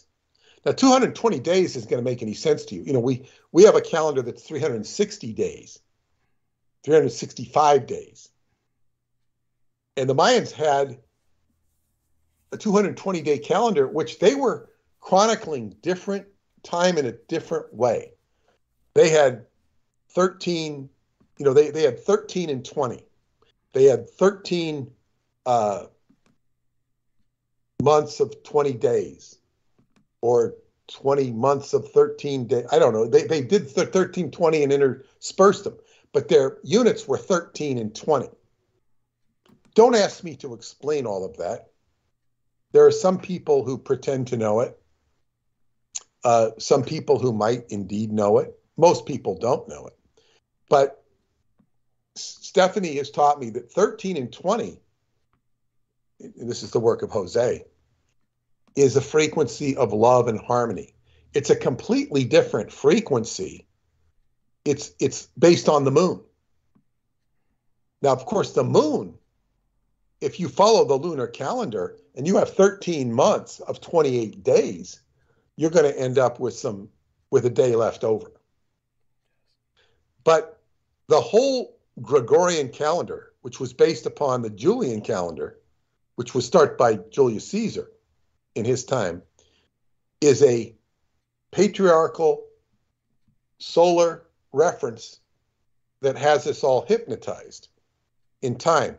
It has us locked into a false perception of time, which is not only patriarchal, it's materialistic. It's all the things that a lunar calendar is not. The lunar calendar is love and harmony. And this is Jose Arguelles, and there's all sorts of synchronicities I'm not going to go into because I haven't properly codified them in my own mind about his birth and how his birth and his death are all lined up with these number synchronicities. Further, he says synchronicity has an underlying mathematics, which he's written so much work. I can't even pretend I'm going to read it all because I'm not. I don't have the time to do it. I will read some of it. I'll try to get it summarized. I hope to continue to work with Stephanie. But this is time. Her website is The Law of Time, if you want to delve into this, The Law of Time. So what's amazing here is I'm putting together this newsletter, and it's caused me to go back and to look at other newsletters that I've done in the past, where I even talked a little bit about the Mayan calendar. But and this goes back to an incident that happened in, I think it was 2016, I think. 2016, and I'm going to Choclavina Cave. This will be my second trip to Choclavina Cave, and it's the first one where I intended to go there. First time I was taken there. I'm going back to revisit the cave and see, what's here? And of course, prior to that, in Atlanticron, I'm telling people about the cave, where I'm going. But even independent of that, there was a kid who had a tattoo on his arm. And the tattoo was of the Mayan symbol for the galactic center, known as the Hunab-Ku. It's a black and white symbol. And my friend Alan had seen it on this kid. He recognized the symbol. He says, this has a big significance. He says, what is this? He says, this Mayan symbol, known as the galactic butterfly representing the center of the Milky Way, and said to be the gateway to all other galaxy, as well as everything beyond.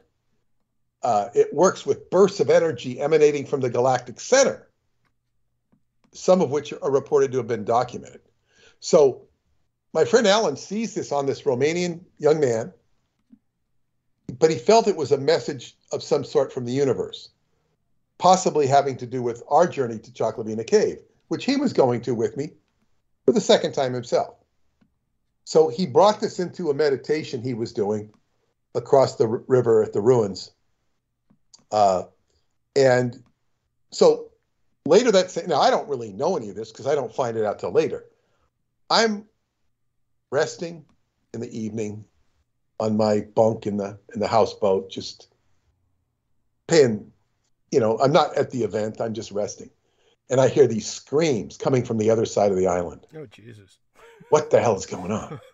Now, this was the exact thing that Alan was anticipating. It took him a while to figure it out. What had happened is this young man had been electrocuted because he was helping with the presentation. He grabbed a mic stand that was falling. As he held them, also holding a microphone and holding the mic stand, a surge of current went through him. It jolted right through his body, leaving an open wound on his side. Everyone around him was screaming and panicking as his body went into a rigid state. As he came very close to death, a woman began to inject him with an improperly mixed sedative that would have killed him. She wasn't a doctor. She was just panicking. Who the hell is she panicking? Just in time, the camp doctor arrived because he'd been across the river on some other situation. He just came back from the hospital. He took care of the situation immediately. He took the man to the hospital where he became stable by the end of the night. When he came back, my friend Alan worked on him to heal the energetic residue of what happened. And sure enough, it was the guy with the tattoo. Now, I asked him later, the kid, because, he came to, and he said, what was the significance of the symbol? He said he didn't know, but he's seen it and liked it, so he got the tattoo. Stephanie has told me that this tattoo is kind of a popular tattoo. People like it. But it was, he said he had recently made a decision to learn more about the esoteric side of life. And he got a very fast and impactful lesson. I remember, I think he accompanied us on the road back to Bucharest, or maybe not. I remember the girl who took us back was from Holland. She was working in Romania at the time, and she connected up with him. They were a couple for a year or so. But I do remember that he came back the following year to see us because he needed to get more work. I didn't even recognize him because his hair was different. Wow. But yeah, he did come back. It was kind of a drama. But what's interesting about the Hunab-ku, or this tattoo, I mean, that was a very impactful situation. But I also realized that we were taking it back to the cave. Alan said this has to do with our trip to the cave. So being that this is the black sun, the center of the galaxy, this is the black sun. And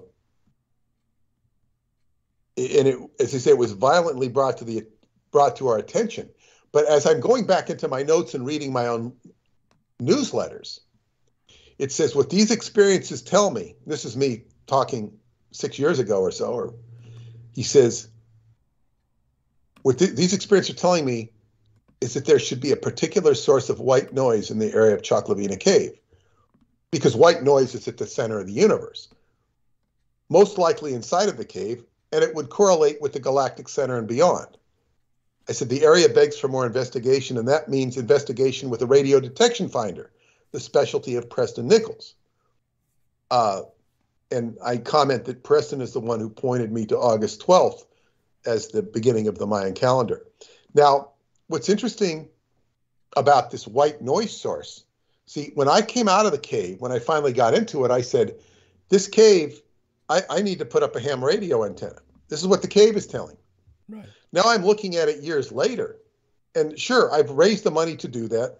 I haven't heard any reports that they don't seem to be doing anything, which is okay. I will see what I can get going in the next few weeks.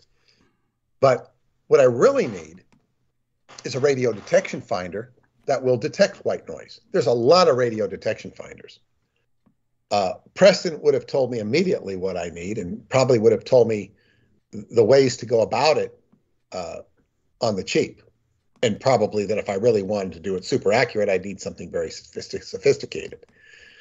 But the people I work with at Atlanticon do radio detection finding on a pretty rudimentary level. They have the kids doing it.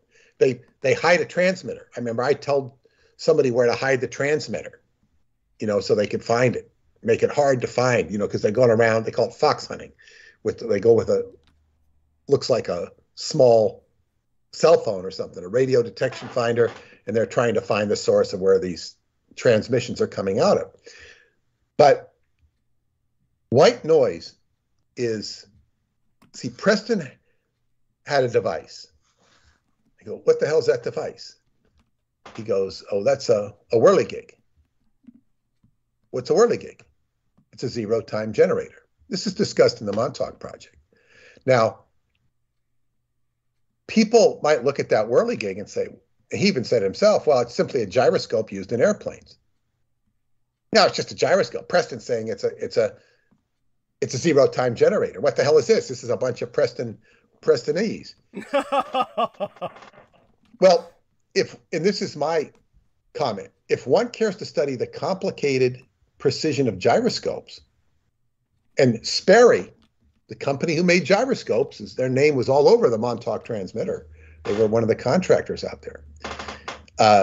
If you study the complicated nature of gyroscopes, you'll discover that in order to be correlated with the spin of the Earth, their design is based upon a virtual infinitude of radio signals. In other words, the very nature of a gyroscope used for navigation will necessitate an ability to receive and analyze a broad spectrum of signals just to maintain a position reference to the Earth and its spin. Thus, a normal gyroscope would be at least a step or two away from processing white noise. White noise being the sum total of all frequencies. Now, there's different ways to define white noise. And when you define white noise, you can limit your approach and understanding. But ultimately, white noise is all the frequencies. The reason it shows up on your TV as a bunch of black and white and gray dots is due to the nature of your filter. If you had a better filter, you might see something like Radu describes in his book of holographic renditions of something. Right. It all depends on you, as modified by your own perception. No, the parallel that you use with the television is that something that could you think of a new one? Because most people growing up with televisions today don't have the televisions you and I grew up with. Well, yeah, if you put on the radio and you just get a buzz. There. Okay, thank you.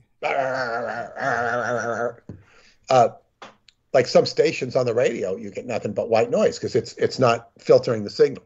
There. It's not designed to filter the signal. There. And you can even get weird poltergeisty stuff if you play around enough. Right. But with more precision, the white noise or zero-time generator is in fact just what Preston said it is. People are quick to dismiss what he says because they do not have the technical acumen to understand or appreciate what he said. He was completely capable of going into great details that would be lost on most people. So these are like secrets hiding in plain sight. More to the point with me, I have realized I need to get a radio detection finder of some sort. It might not be the best, but when I go into or around the cave, I'm going to be looking for signals that would approach white noise.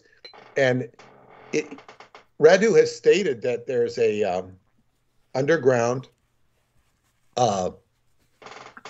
golden bed that basically said this is the center of all worlds. This is where the worlds unite, rather. This is where the worlds unite.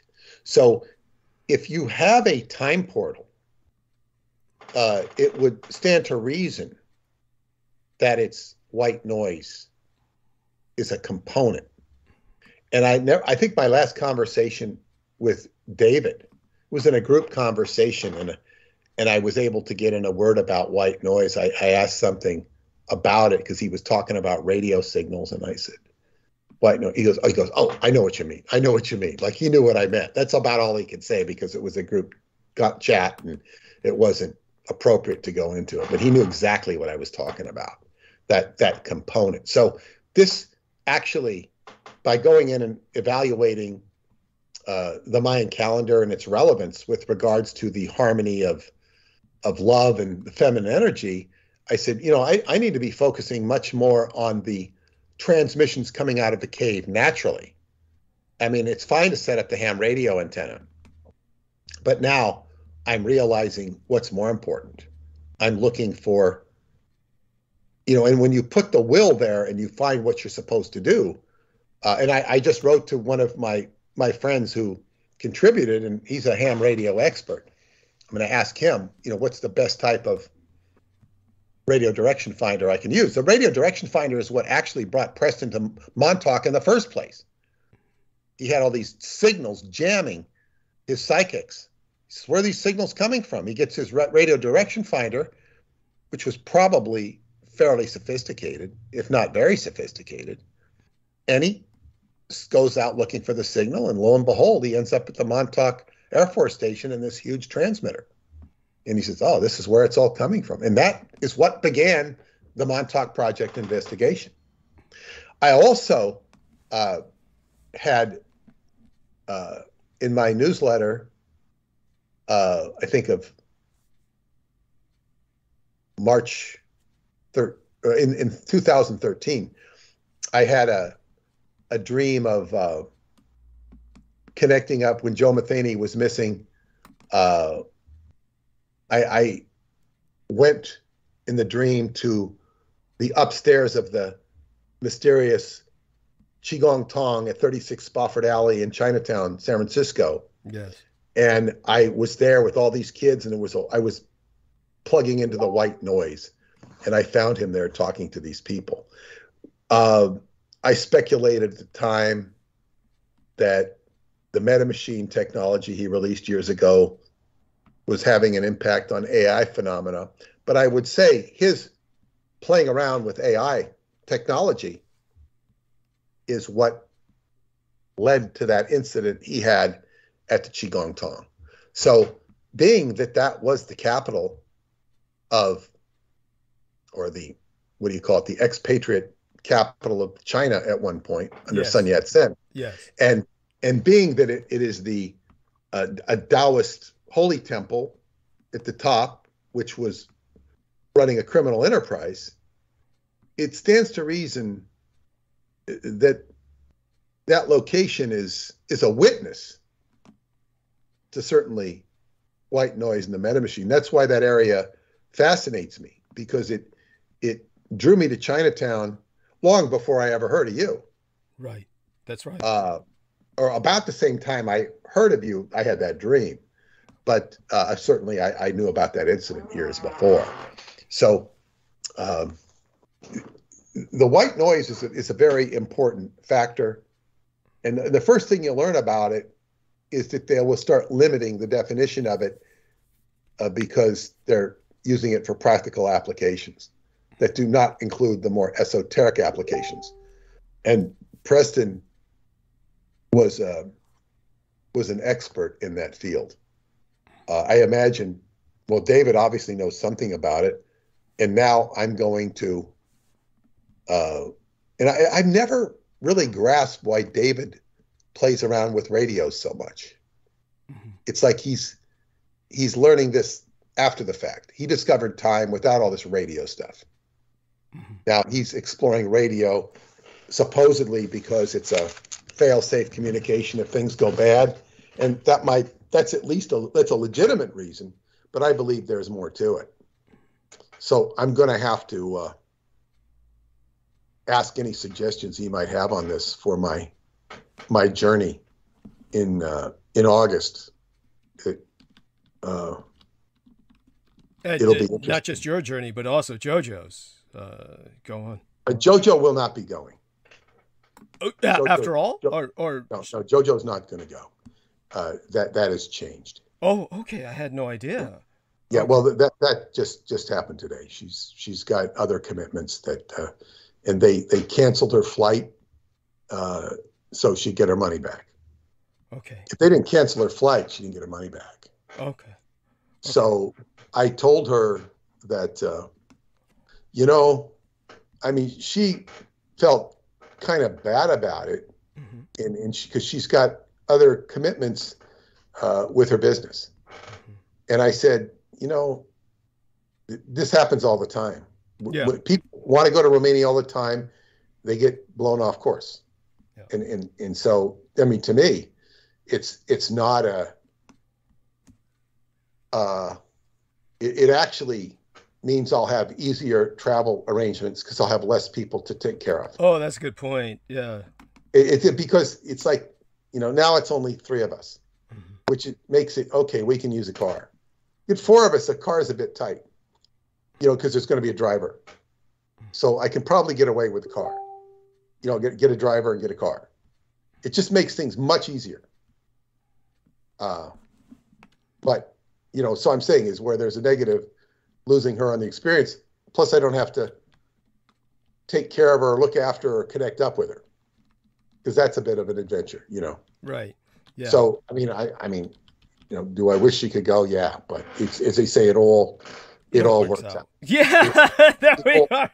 You'll lose something, you gain something. That's right. That's right. But this is so indicative of what happens. She has legitimate business concerns to take care of with her nutrition business. And it's really a good opportunity for her to go and get training during this period. And business is business. And so this is my business, right. So it's so anyway, and it'll focus. No knock on her, but I'll be more focused because I won't be focused on. Oh, definitely. Yeah. When you have a guest, that takes a lot of focus off what you would otherwise be doing. And obviously you have your own mission and objectives there. So believe me. Yes, exactly. And the 2 guests I'll be going with will both be with me at Atlanticron. Yeah. So we'll all be seasoned together. We'll be talking about it. We'll all be together. It'll all be, homogeneous. It'll all be together. Whereas JoJo wasn't going to go to Atlanticron because she couldn't get away for that long. So, as they say, it works out, for the way it works out. But so I will be able to focus. And as a matter of fact, I might even be able to take a radio direction finder from Atlanticron. Might have it right there in my paws. Yeah. But we'll see. I have to talk and find out more about this. It's not my level of expertise. In fact, my level of expertise is such, if I find the radio direction finder, it may not even be the right one. Right. But getting it there will facilitate what I want to find. In other words, I might not need the exact technical spec because what I'm looking for is open-ended. When you put the intention there, I may get a golden light of energy or something from somewhere. Right. It's just like saying, wow, I was told by the cave to build ham radio. Now I'm saying, well, okay, I can still do the ham radio, but wow, there's so much more here. What are the signals? Keeping in mind, the cave is loaded with bats, and bats are full of radar. Yes. So what is the role of the bats in all of this? And of course, the white bat, which brought me to Romania in the first place. This is, and the white bat is the mascot of Mashandi, the blue goddess who gave the terma to Radu in the book Transylvania Moonrise. So it's like, get a little bit deeper. Every step is a little bit deeper. And my hope for this year is to set up the following year. And which is the big, wow, whatever's going to happen, the great biorhythm. And here the biorhythm coincides with the Mayan calendar. The Mayans recognized the biorhythm with their own special acumen with time, which is ancient. So it's just a different way of keeping track of time. And when we keep track of time, the consciousness we're on, it just controls our whole consciousness. We run by time. We go to work. The highways are clogged at certain times because we go to work. We do this, we do that, so on and so forth. So this is my revelation for the moment. Also realizing the irony of me being there right in Davis when Jose started Whole Earth Week. Right. I was just there. I just happened to be there by reason of fate and circumstance, and went down and attended the festival by just sheer being pulled down there energetically. It's not like me to be pulled energetically. I didn't go with anybody. I was just told about it, and it was like, command was you must go, and I walked down there and was exposed to all of this. And looking back on it, I would call that the peak of the hippie movement of Northern California. You can say the hippie movement technically peaked in 1965, I think. 68 is what most people would say. No, I think it was before that, when they did the burial. They did I don't know when it was, but they did a burial of the hippie movement, a funeral. I do remember that, but I don't remember what year that was. I always had the impression it was like... I'm telling you, this was really it. Yeah. Because when I look back, this was the whole earth. Yeah. The hippie movement coincided with the whole earth thing. And the whole earth, this was the center of activity. You never saw anything like they had at Davis in San Francisco. You had be-ins and whatnot, but you didn't have the same energy. Right. And so, wow, why am I there? I didn't even fit into this world. This is my world. It was an incredible sight to behold. All the energy was so different. It was just interesting. You know, I didn't have any judgment on it. Mostly what I encountered were the Hare Krishnas. Right, that's right. Yeah. And they dominated so much in those days, and it's incredible, their cult and how powerful it became for a while. So while we're gifted with Peter's presence... But to their credit, they had a show. Yeah. They had a show. Yeah. In other words, they commanded your attention. They had something, they performed. Yes. Which was basically the Hare Krishna chant. I kept waiting for them to talk, but they wouldn't talk. I want to hear something. Come back on Saturday and you'll hear something. By the way, I came back Saturday with my friend Doug, and we didn't hear much. Yeah. We just heard a lot more chanting with hardly any people there. Right. By the way, Peter brought up something one time about the wonderful food they served at a restaurant, and what makes that so incredibly ironic was because this one idiot that I knew, who became kind of like a stalker himself, was this Asian Indian security enforcement agent. Very few Asian Indians in the West follow that kind of profession. So he was already unusual in that regard, and obviously considered a failure by his own culture.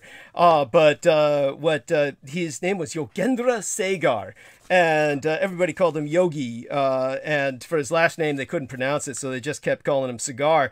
But this fucker was like, he was partnered with me once, and I wound up saving his life during a shooting. And he just glommed onto me after that like an animal. It was just horrible. I couldn't get rid of the son of a bitch. But when it came to this individual, he explained one time that when he was desperate, he had joined the Hare Krishna here in the United States. And he was at a low point, and basically they were given beneath starvation level sustenance. Just basically they were living off of sugarized rice that was so watered down it was basically a liquid. So it was basically sugarized rice water that they were served 3 times a day and sent to go out and chant and get money for the cult. So it's ironic that they were producing such good food for their restaurants to serve the clientele. A bit of irony there for you. Well, that's part of like in Brooklyn and Manhattan. I haven't been to the restaurant in Manhattan, but my ex-wife used to go to that all the time when she lived in the city. I've been to the one in Brooklyn and in Laguna Beach. Not recently in Laguna Beach, but they serve nice food. Because they're customers. Yeah. And the cook in Brooklyn is really good. Yeah. She talks to me. I love her. She's great. Yeah. Understood. And the other people seem a little more regimented in their responses. Mm-hmm. But I go in there to eat the food. I've looked inside the temple a few times, but I'm basically there to eat. Understood. So while we're gifted with Peter's presence, I do want to just take advantage of what time we have with him in the last few minutes. I'll make this as quick as possible. I do want to address the latest attack from the gang stalkers simply because it's important to defend the dead. I do feel that even dead, the man who raised and guided me, George Joseph Henry Dietrich, Chief Petty Officer of the United States Navy, is more than capable of defending himself, and in his own way will strike these men down. But these cretins, of course, have been attacking, of all people, George Dietrich. And this is what is bizarre about this is this apparently has been the primary focus of their attack, aside from Peter Moon, who we don't need to go into what they're saying about him, but basically they're saying he's my handler. And of course, if Peter Moon were truly my handler, I'd be spending all day basically staring at a wall and breathing deeply and essentially doing Qigong instead of partying and drugging and doping myself out of consciousness. So understand that he's obviously not my handler, and I'm sure he can confirm that. Such being said, Peter Moon is a straight, cisgendered, heterosexual white male. And in that sense, he is very important to me in that he can say things that I cannot. In other words, there are things that I say and can say, but people simply don't pay attention to them. But they will pay attention when Peter Moon says what he says. And that's starting to happen. This is why, of course, it's so important to the enemy to attack Peter Moon and to essentially try and divide us, which is why I think it's important. I gave the screenshot to Peter Moon of Miguel Andahar, one of the apparently the most passionate of the attackers now. And he's attacking Jameson Reese as basically, his words, a house nigger, a coon house nigger. It's just every racial expletive you can imagine. So Jameson Reese, these are your friends, just so you know, because I do notice I never block these people off of my Skype or places like that, because if they call, I just ignore them. And in the end, they stop bothering me. So I don't have to go through the process of actually hunting them down and blocking them like I do on Facebook. It's much easier. But Jameson Reese, I notice he has changed his icon to myself, except it's a funhouse mirror image of myself that was taken at a time that I was at my worst on prescription antidepressants and completely bloated. And then he puffed that up like a funhouse mirror, and I guess that's what gets him off. But it goes to show his only focus in life now is Douglas Dietrich. I'm living rent-free inside of this guy's head. So, as I am with all of these cretins. So understand this, they were attacking my dad and claiming he wasn't in the military and everything else. This is an opportunity to give some people a little bit of education on record keeping, which I brought up before. And it's something that, you know, bears some reiteration just to make certain people understand some of the technical complexities of record keeping for the U.S. military and why it's not worth a shit. And you can't trust what anyone says. Basically, anyone can say whatever they want to say, and there's no real way to disprove it. And when you go on this FOIA shit, like all of these men claim that they've been on, you can just watch their videos and see all of the contradictions that they state. Now, 2 links are in the chat room now, which I've also put inside of the text box here in Skype, and also gave to Peter Moon privately. And these links show Taiwan. The insistence on deporting me to Taiwan, the point does need to be made because it's very educational for people, is that the United States declares Taiwan to be a renegade territory. In other words, we have this one wonderful individual from Puerto Rico listening to us. What the United States claims is that Taiwan is exactly like Puerto Rico, except it's renegade. In other words, it would be like if Puerto Rico said, fuck you, and just said, we're independent, and fought off the United States, but the United States still claims Puerto Rico, but cannot occupy it, but says legally it belongs to us. This is exactly the case with Taiwan. The United States cannot occupy Taiwan because it could never invade it militarily. As a matter of fact, during World War II, the argument was to invade Okinawa or Taiwan. Now, Okinawa is the capital island of the Ryukyu's island chain, which is, of course, Sinitic peoples. These are ethnically different from the Japanese. They have their own flag. And, of course, the Americans chose in the invasion of Okinawa as opposed to Taiwan, because the invasion of Okinawa alone required equally as many ships as the D-Day invasion required. And that was for that tiny island. It took all that amount of logistics just to get enough men on that little island to invade. 80% of the men died without landing on the island. 80% of the invaders died without even making it to Okinawa. You can imagine what would have happened if they had tried to take Taiwan. The old analogy was, well, Taiwan would have been an army-level invasion that would have been like D-Day, whereas with Okinawa being such a small island, it could use the Marine's own infantry, the Navy's own infantry, the United States Marine Corps, and yet that was a D-Day level invasion. So you can imagine Taiwan would be D-Day times 100. And don't even think about the Japanese home islands. It simply would have been impossible. So Taiwan's nearly the size of Japan itself, and the Americans simply could not invade it. It was too large. So Japan was impossible. All the fantasies you hear about the Americans even trying, it could never have come to pass. So when it comes to Taiwan, you've got this very large island. The Americans claim it as theirs, as do the Chinese. And therefore, this is why San Francisco Police Department, there was a Chinese-speaking Asian who conducted a home invasion, beat up some poor lady, and ran off to Taiwan. Now, the San Francisco Police Department was invited by the Taiwanese to come and arrest him.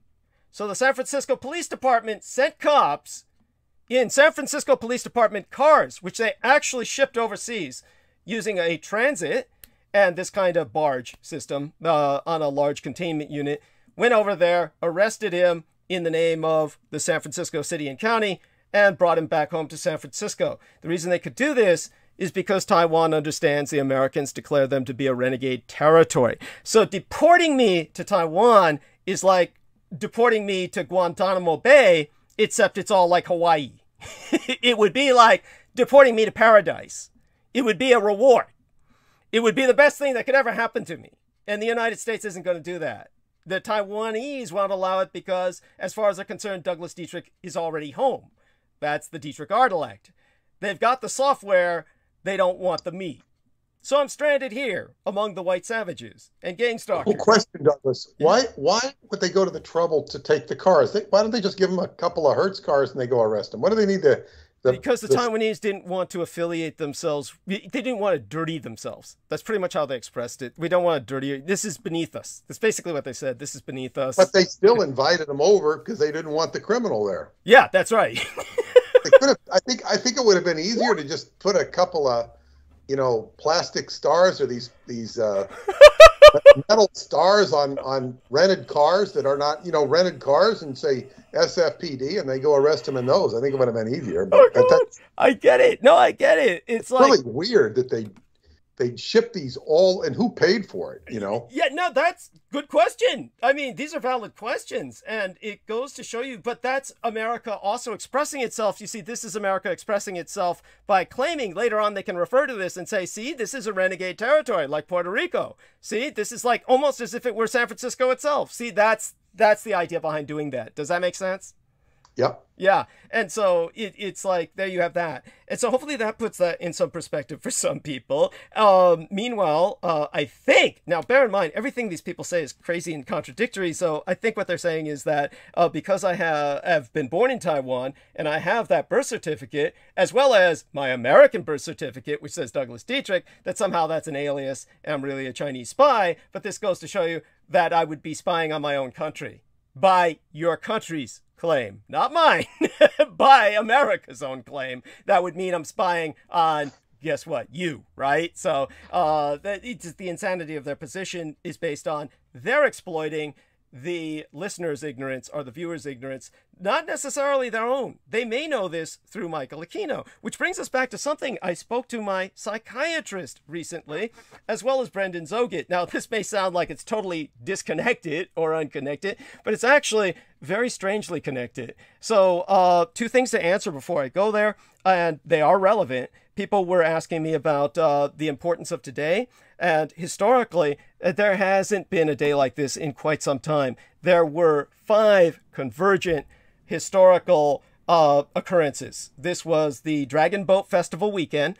So it was Duānwǔ Jié, which is one of the most important holidays in the Chinese calendar. So this weekend, I was partying throughout the weekend, and the Dragon Boat Festival is a party time because it's historically the middle of the year. It's the 5th day of the 5th month in the Asian lunar calendar. And at the same time, it is considered the unluckiest part of the year. This is a very unfortunate part of the year. So the Chinese compensate culturally by partying and basically whistling past the graveyard.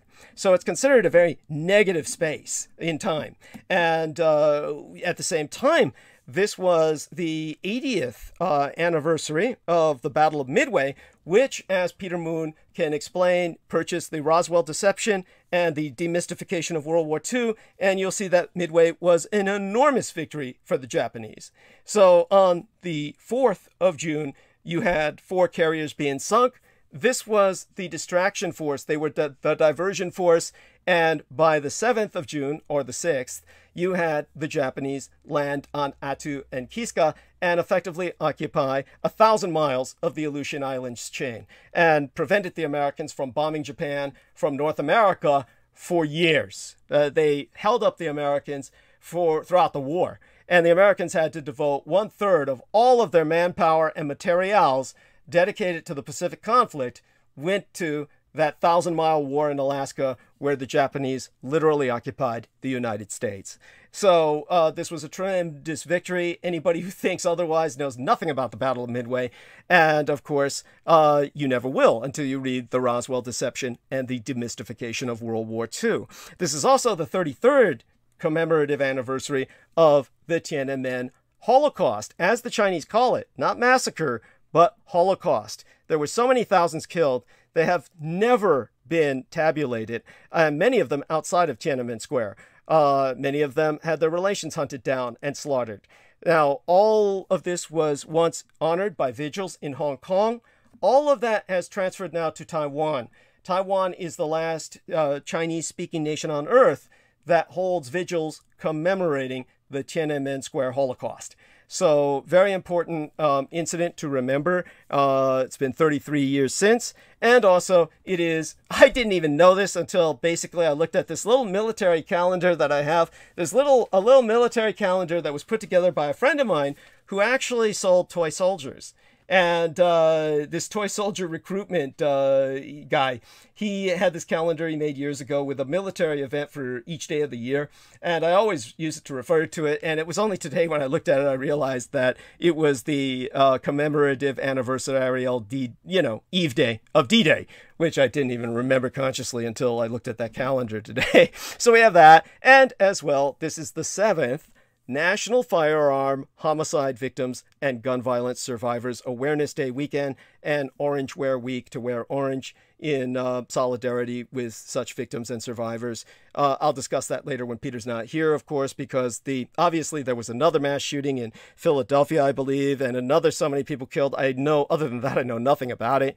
It's just an ongoing nightmare, as Peter Moon says, by the way, we had another person in the chat room who was saying about worthy causes to potentially lay down one's life for, John Brown style. And this wonderful individual, 180 Now is their name, said, save the trees, worthy cause, save the trees. Now understand, that's not as easy as it sounds, in the sense that, just a brief statement here, was single sentence.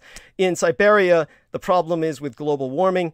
The forests are expanding monstrously, and they're destroying the environment, which is the tundra. The natural environment is the tundra. All of the indigenous peoples in Siberasia, the Asiatic natives, their life is based on the tundra. They're hunting, they're ranging. All of that is being destroyed because the trees are advancing like a living monstrous entity. And so you want to kill all the trees you can in Siberia. That's why the natives keep setting the trees on fire and why Siberia keeps burning. They're trying to kill the trees, but global warming is making them grow like a weed. So trees are not good everywhere, just so people know. And they melt the permafrost. Their roots dig in, they destroy the permafrost, and then the land sinks, and then you get supermassive sinkholes the size of small cities. I'm not kidding. It's like Mordor up there. So the trees are on the march like the treants in fucking, the Lord of the Rings and shit. So all that being said, that aside, trees are not always good.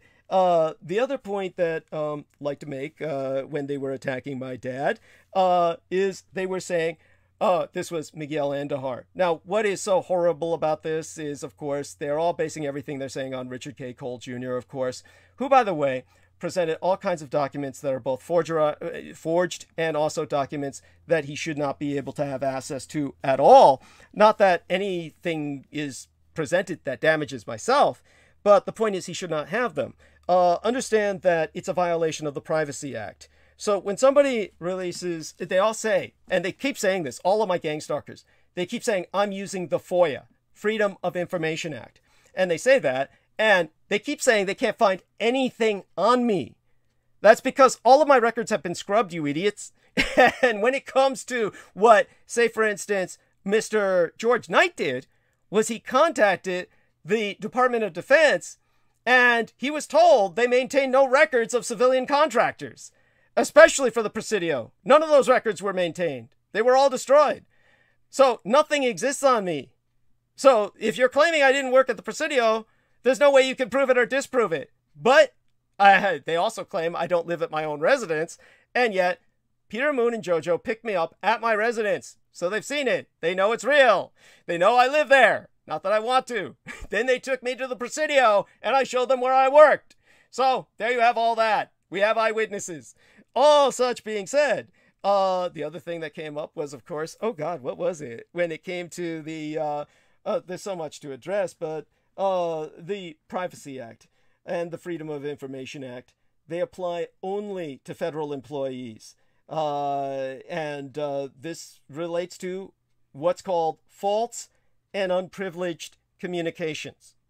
So understand that every time someone files a FOIA act for a federal employee, that's where something that doesn't apply to you, normal citizen, because you're not me, you get everything that is out there on you can be accessed by FOIA. If they allowed that for government employees, there would be no point in having a government, because half the reason for government is to maintain secrets from the people, because you're the fucking government. So they can't allow you to see everything on government workers, because many of them are spies. Many of them are working in security positions where that would compromise national security. So every time you ask for FOIA on military, on civilian, government personnel, it goes through two routes. There are two agents involved. There is the Privacy Act agent and the Freedom of Information Act agent, and they have to speak to each other and agree what can be released and what has to be redacted. So anything that Richard K. Cole Jr. has gotten on me is called false and unprivileged communications. He belongs in federal prison because someone is handing him, via the violation of the Privacy Act, everything he's not supposed to have. As for everything that is declared about my father's rank, about myself, to get myself out of the way, because it's a lot easier, say for instance, boot camp. You had Jameson Reese come out recently and say, Douglas Dietrich never made it through boot camp, which is the same shit Richard K. Cole Jr. has always been claiming. Now I just paid $1,000 fucking to renew what used to be called Marine Corps life insurance. And that when I entered that long ago, it was still operational as Marine Corps life insurance. This became aggregated into Veterans Group Life Insurance with all the other branches under the Office of Service Members Group Life Insurance Program, OSGLI, O-S-G-L-I, which is run by Prudential. And this, of course, is what I pay once a year to prove I was in the military. And that alone proves I graduated from boot camp, because Jameson Reese, you little cocksucker, you never graduated from boot camp, and that's why you don't have life insurance. You don't have a life insurance policy because you never graduated from boot camp. I graduated from boot camp. That's why I have a life insurance policy. Otherwise, I wouldn't have one. It's simple fucking logic. That's the way it works. So, yeah, I graduated from boot camp, meaning the documents being displayed by Richard K. Cole Jr. are a forgery, meaning he belongs in prison. And all of you, Miguel Andahar, Salman Sheikh, who are displaying these forged documents, will go to federal prison with him, because you are co-conspirators in an operation to misinform the public. You are terrorists. You are domestic terrorists.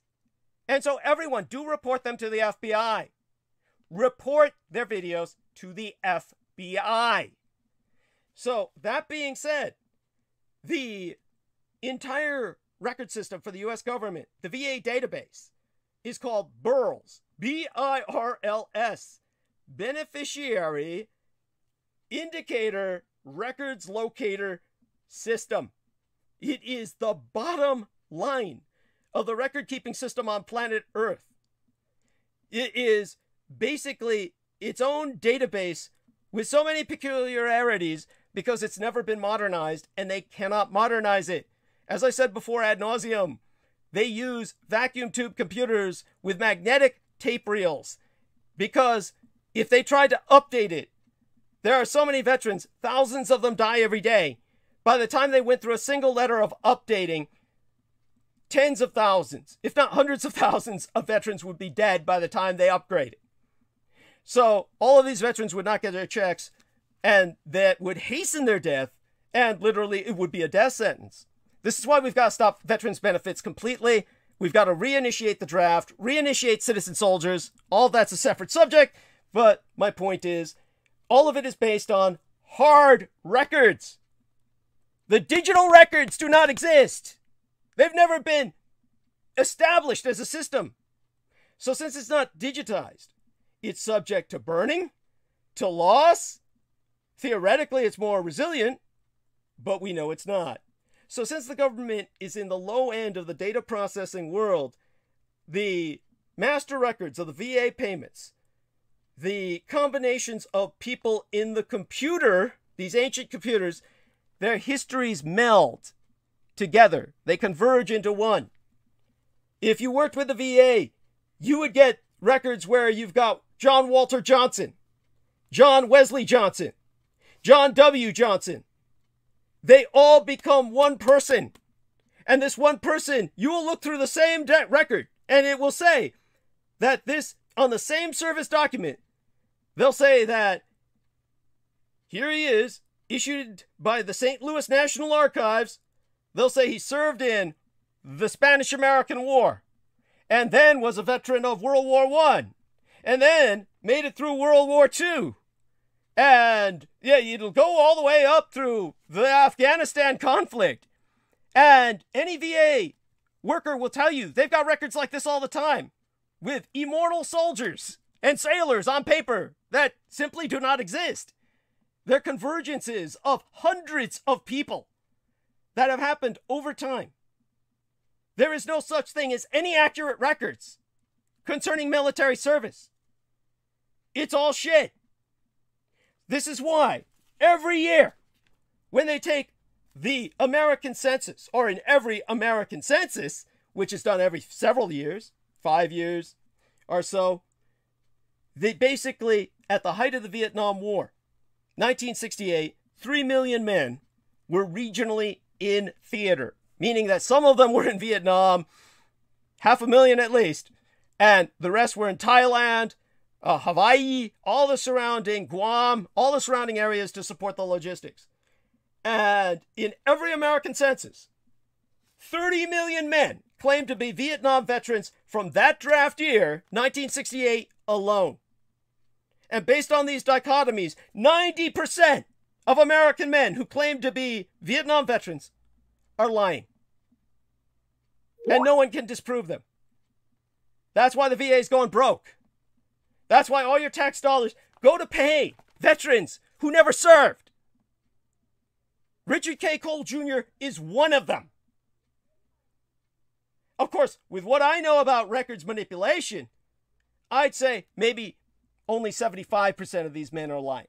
And that many of them served whose records were totally destroyed, and they're being completely honest, saying I was there, but they've got no records to prove it, and they get no benefits. So the end result is plenty of people are getting benefits who were never there. Plenty of people who were there get no benefits. The end result is it's all a load of shit. Anybody can claim they were in the military who didn't serve. Richard K. Cole Jr. says he served on Mars. As Daniel Arola said, you can hear his voice, compare it to Randy Allen Kramer, the Martian Marine, and they are identical. He's actually done some digital comparisons to prove that.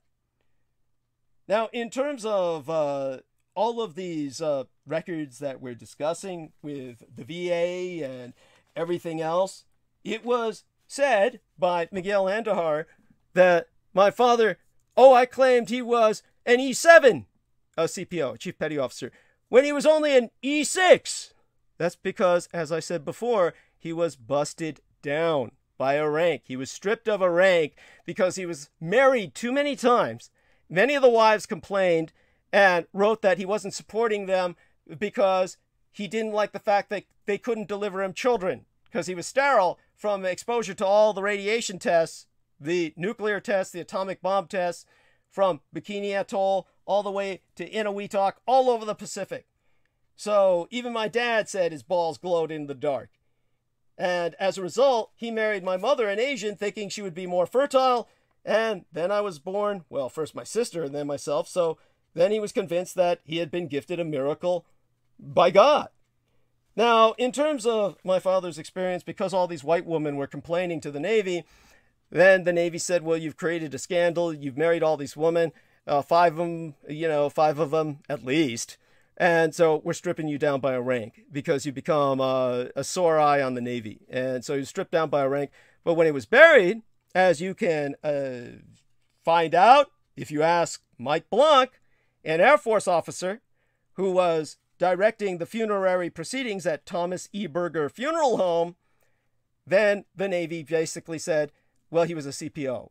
And he was supposed to get a 7-gun salute. Now, there was a typo, and when they sent us the orders, they said he was going to get a 17-gun salute, like he was a senator or something. And we all said that's a typo. When I mentioned that on air and told people it was a typo, I got all kinds of people attacking me like, oh, the Navy doesn't make typos. You people have no idea. There is nothing but mistakes in all of their record keeping. People like me would destroy entire volumes of documents concerning literally units worth of people. These people make typos all the time. And beyond that, those people never showed up. And like I said, it turned out they showed up like a week early. And because my father's funeral was delayed, and the end result was they weren't there when my father was buried. The pallbearers from the local American Legion, the honor guard provided by the American Legion, were eyewitness to that. That's when Mike Blanc said, good thing this isn't D-Day, the Navy didn't show. And so the Navy still owes my father a 7-gun salute. So he's not only shat on by the Navy in his death, then you get these civilians attacking him.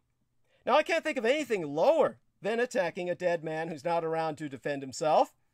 But then they said, oh, he was a cook. Now, there's several things to say about this. The first one saying that if he was a cook, I'd be more proud of him than if he is ever involved in combat. Because he would have been doing something that was heroic and constructive, like a medic or a cook, the only real heroes in the American military, than the murderers and rapists in the field. But as it was, I've said on air, he entered as a cook because he was 16 years old. That was the only position they could put him in. They said, we'll put you in as cook. That's his entry-level MOS. That's what he entered as. So my father, whose very tombstone says World War II, Korea, Vietnam, a 3-war veteran, and to have these subhuman pieces of shit attacking the man who raised and guided me, saying, oh, he was a cook, like it's something to be ashamed of. And then saying, oh, he said he was an E7 when he's an E6, with what I've just explained. Because he was exposed to so much radiation from so many nuclear tests, this guy wound up fucking so many white women he couldn't have children with, and then desperately married an Asian who he thought could give him children, and bigger than shit, she delivers them children. Yeah, Hitler's sperm is involved. He went to his grave without knowing that. But then you people attack him when he's not around to defend himself, there's no words for people like you. But there are words for what Michael Aquino said. On one of his grimoires, the working title was, this was an old spell book. Yes, one of those. Bound in the blood of, the skin of a child. And written in human blood. And yeah, the pages don't stick together because you let the blood dry before you go to the next page. The title on the book was Et Mortui Non Cognoscent Requiem. And the dead shall know no rest. This is because Michael Aquino was a thanatophage. Not only was he trafficking in human children, but he ate of the human dead. This was how he devoured, literally, their secrets. And this was a man who always said the dead, like the children, are innocent, and therefore his primary target.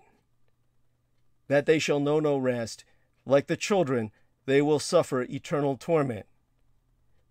He fed off the energy not just of the young and innocent, but of the dead who could not defend themselves.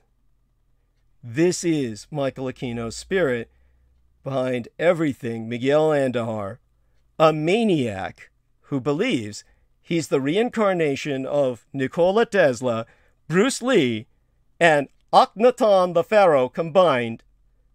This crazy piece of shit, attacking my late and sainted sire, the man who raised and guided me, a man who himself never served a day any more than his white master, Richard K. Cole Jr. did. These are the men who attack the name of the man who raised and guided me. Effectively, my father. And this is all in the name of Michael Aquino. Now, one of the things that I did find out by talking to my psychiatrist, after Brendan Zogett called me to speak to me about all of this, then I spoke to my psychiatrist, and she brought up something I never knew, though I remembered it when she brought it up. She said, because basically Brendan Zogett, being a practicing Vedic astrologer and Vedic spiritualist, he was talking to me about Harry Potter was written by a woman who must have been educated by Michael Aquino. And when he mentioned J.K. Rowling as a member of the Temple of Set, one of the pylons in England, he said, Harry Potter is from the Asian Indian Hari, as in Hari Krishna, Putar. Hari Putar means son of God. And all she did was anglicize the Asian Indian name for Jesus. And he was pointing out that Hari Putar, also, I mentioned, well, that reminds me of hara, the word for breath in Japanese, where the Americans bastardized the Japanese suicide ritual, seppuku, as harakiri, as in belly slicing to release the soul, which the Asians believe resides in the stomach. So the Americans called it harakiri, release of the soul. The belly slit, which then results in the release of hara, as in breath, soul, as in qigong, as in aikido, as in Hare Krishna. And therefore, he was talking about J.K. Rowling's writing this kind of antichrist kind of philosophy in which he described Michael Aquino through the character of Voldemort, who split his soul into 7 pieces, or horcruxes, housing 1 fragment each, his own body containing the 7th. And these horcruxes were not the real term Michael Aquino used for how he was going to render himself immortal by that occult procedure. One of the pieces of his soul was obviously placed in Jameson Reese, who is obviously operating with Richard K. Cole Jr. in this latest campaign. When I called my psychiatrist and asked her about J.K. Rowling, she said, yes, there's a real term for what J.K. Rowling called the Horcrux. And she said, you knew it once. Michael Aquino taught it to you. And I said, what is it? She said, if I tell you that that's going to break through the compartmentalization that I've provided you to prevent you from having the night terrors, the nightmares that plagued you for years.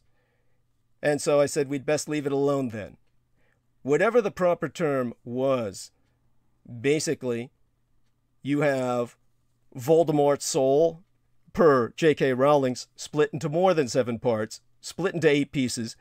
Each time a Horcrux is created, half of the soul in the creator's body goes into the homunculus, or the meat puppet, like Jameson Reese. And, in fact, Voldemort's soul was so unstable that by the time he created 5 Horcruxes, it split on its own when his killing curse rebounded the first time.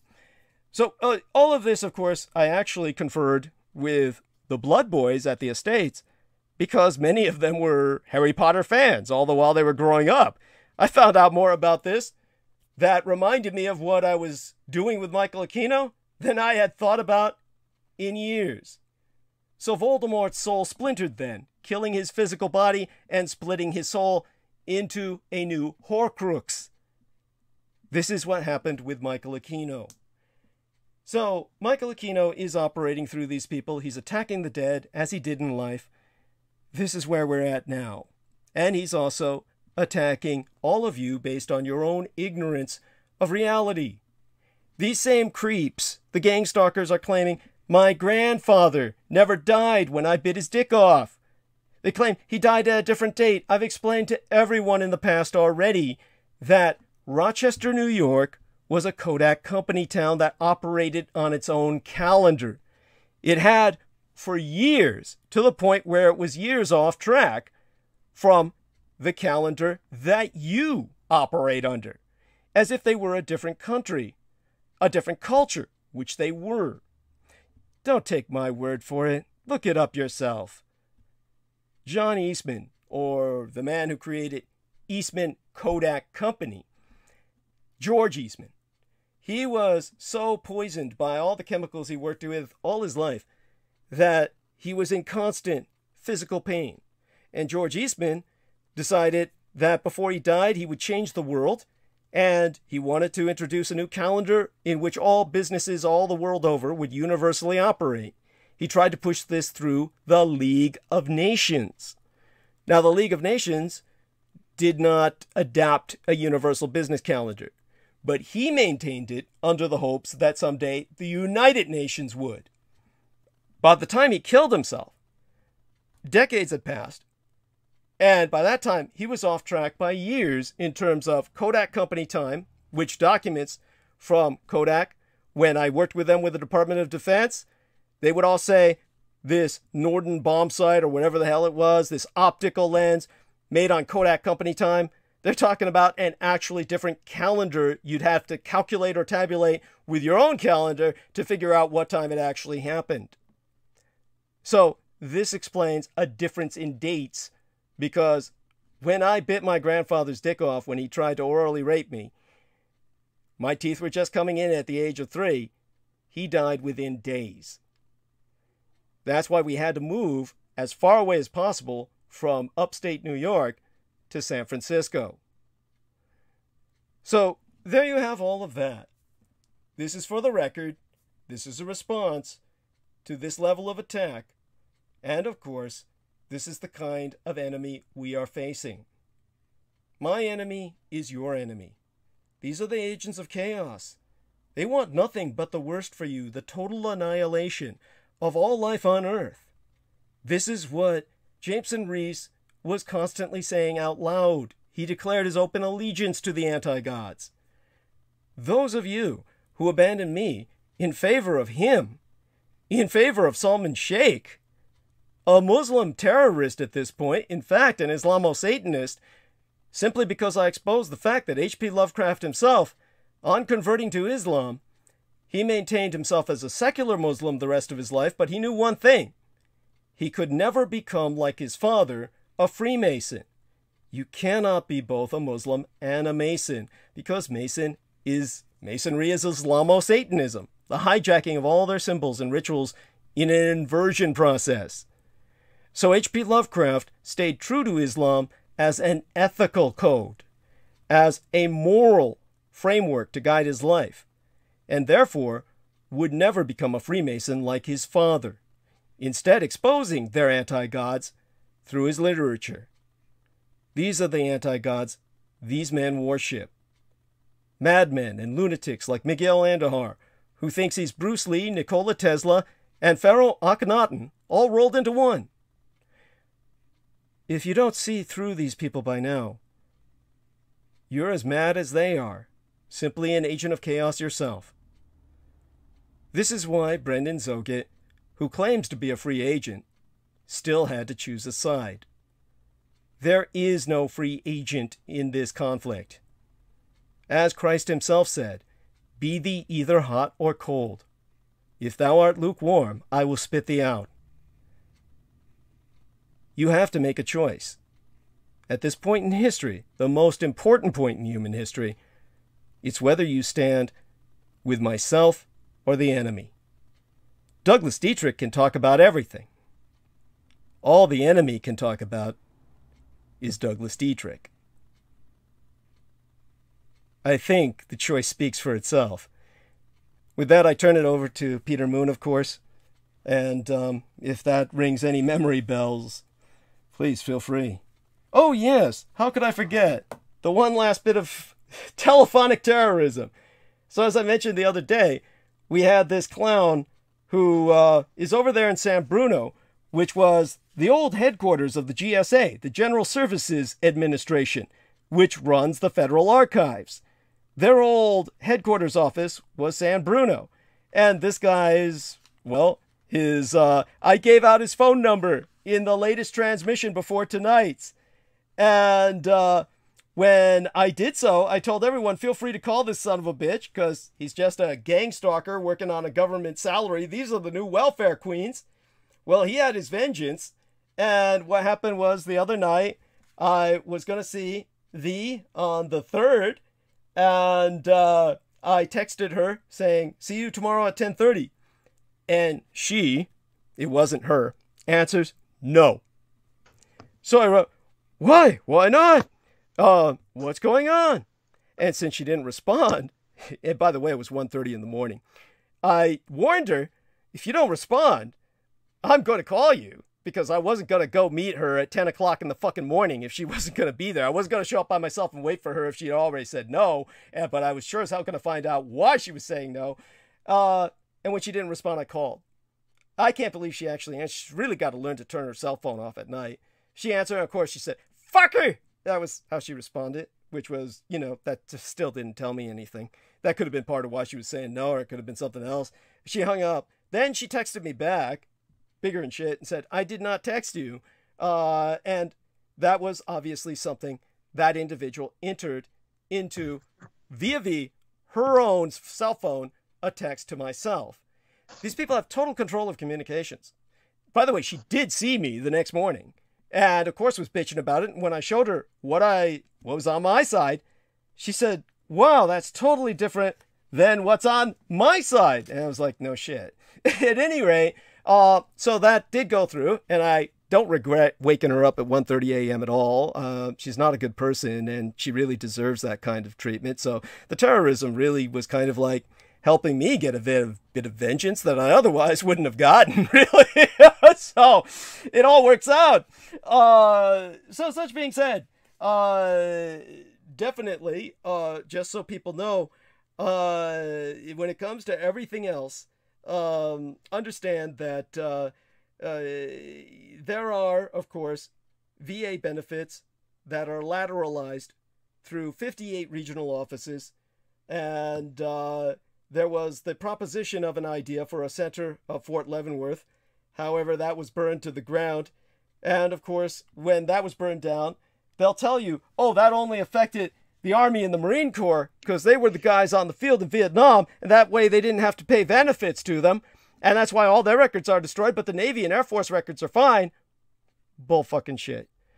When it comes to all the celebrity records, from Elvis Presley to Lee Harvey Oswald to, L. Ron Hubbard, all their records were somehow burned in that fire along with George Dietrich's. So just go figure. with that, I turn it over to our man. Okay, well, it's time for me to go, but first I have a question. Did you say, I heard that J.J. Rowling was a member of the Temple of Set? Is that correct?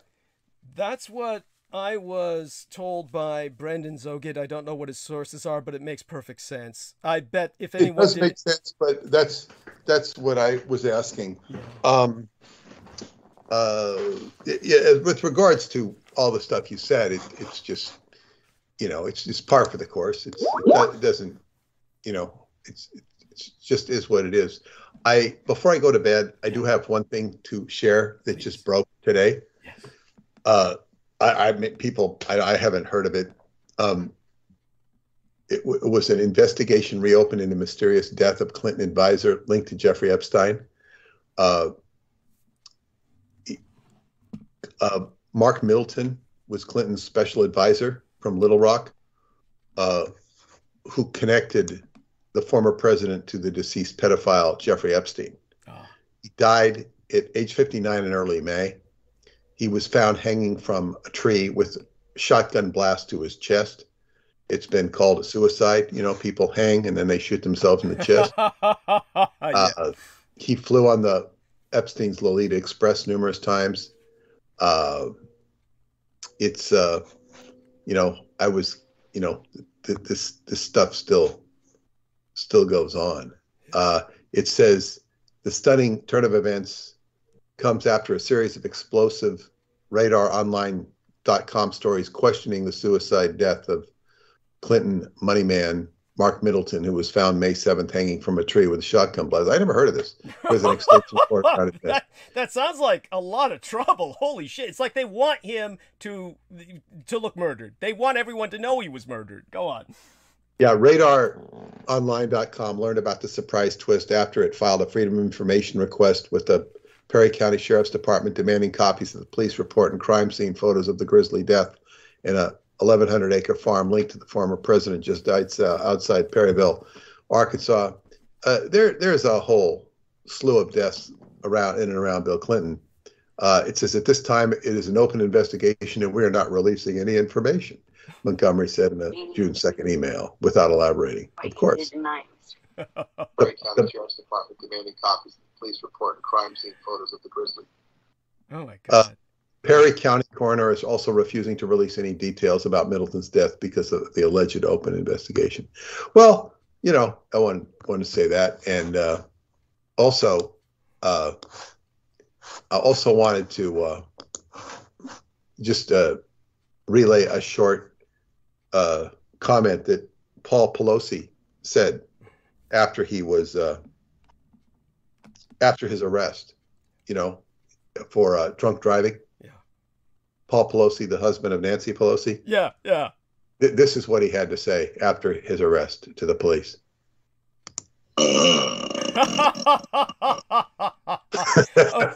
By the way, before I let you go into the gentle night, two little things. One is I did get a question of several of them, so I will answer them while Peter's here. And if he has anything to say about it when he's back on with us on Wednesday, and hopefully he will be with us on Wednesday. Good. Basically, someone asked about the photograph inset and embedded in tonight's thumbnail of live stream. And yes, that's myself in drag, just so people understand the cultural concept behind that. I'm not going to go into it deeply, but I'm basically in drag as a bokuko, which is a Japanese tomgirl, which means that I am basically dressed as a girl who dresses as a boy. Now, let's see, any of these people that people keep trying to compare me to in their ignorance of what cross-dressing is about, like RuPaul or any of these ambulatory parade floats, let's see them pull that off. Okay, so there you go. That's very nuanced. The other thing is, while Peter is here, I do want to ask everyone, I do need to renew the website. That's going to take $200 to pay Bluehost, so Peter will emphasize to all of his listeners, if any of them can help as well, please do so. Yes. Because Douglas has lost some support from people who have turned against him. The gang stalkers have convinced people who were former supporters of his. It's hard to imagine. People who have supported him for years are saying, oh, this Douglas sounds pretty bad. Aquino's a good guy. Yeah, believe that. yeah, I mean, it's like this is the insanity. So it would be particularly helpful if you could help him. And I mean, boy, it's never ceases to amaze me.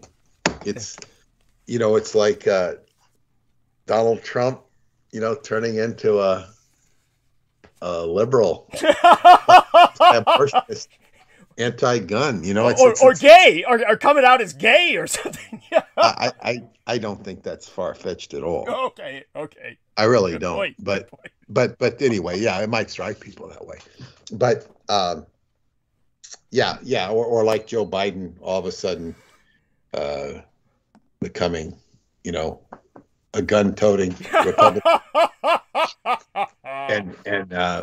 and you know, changing his policy on energy. Yeah,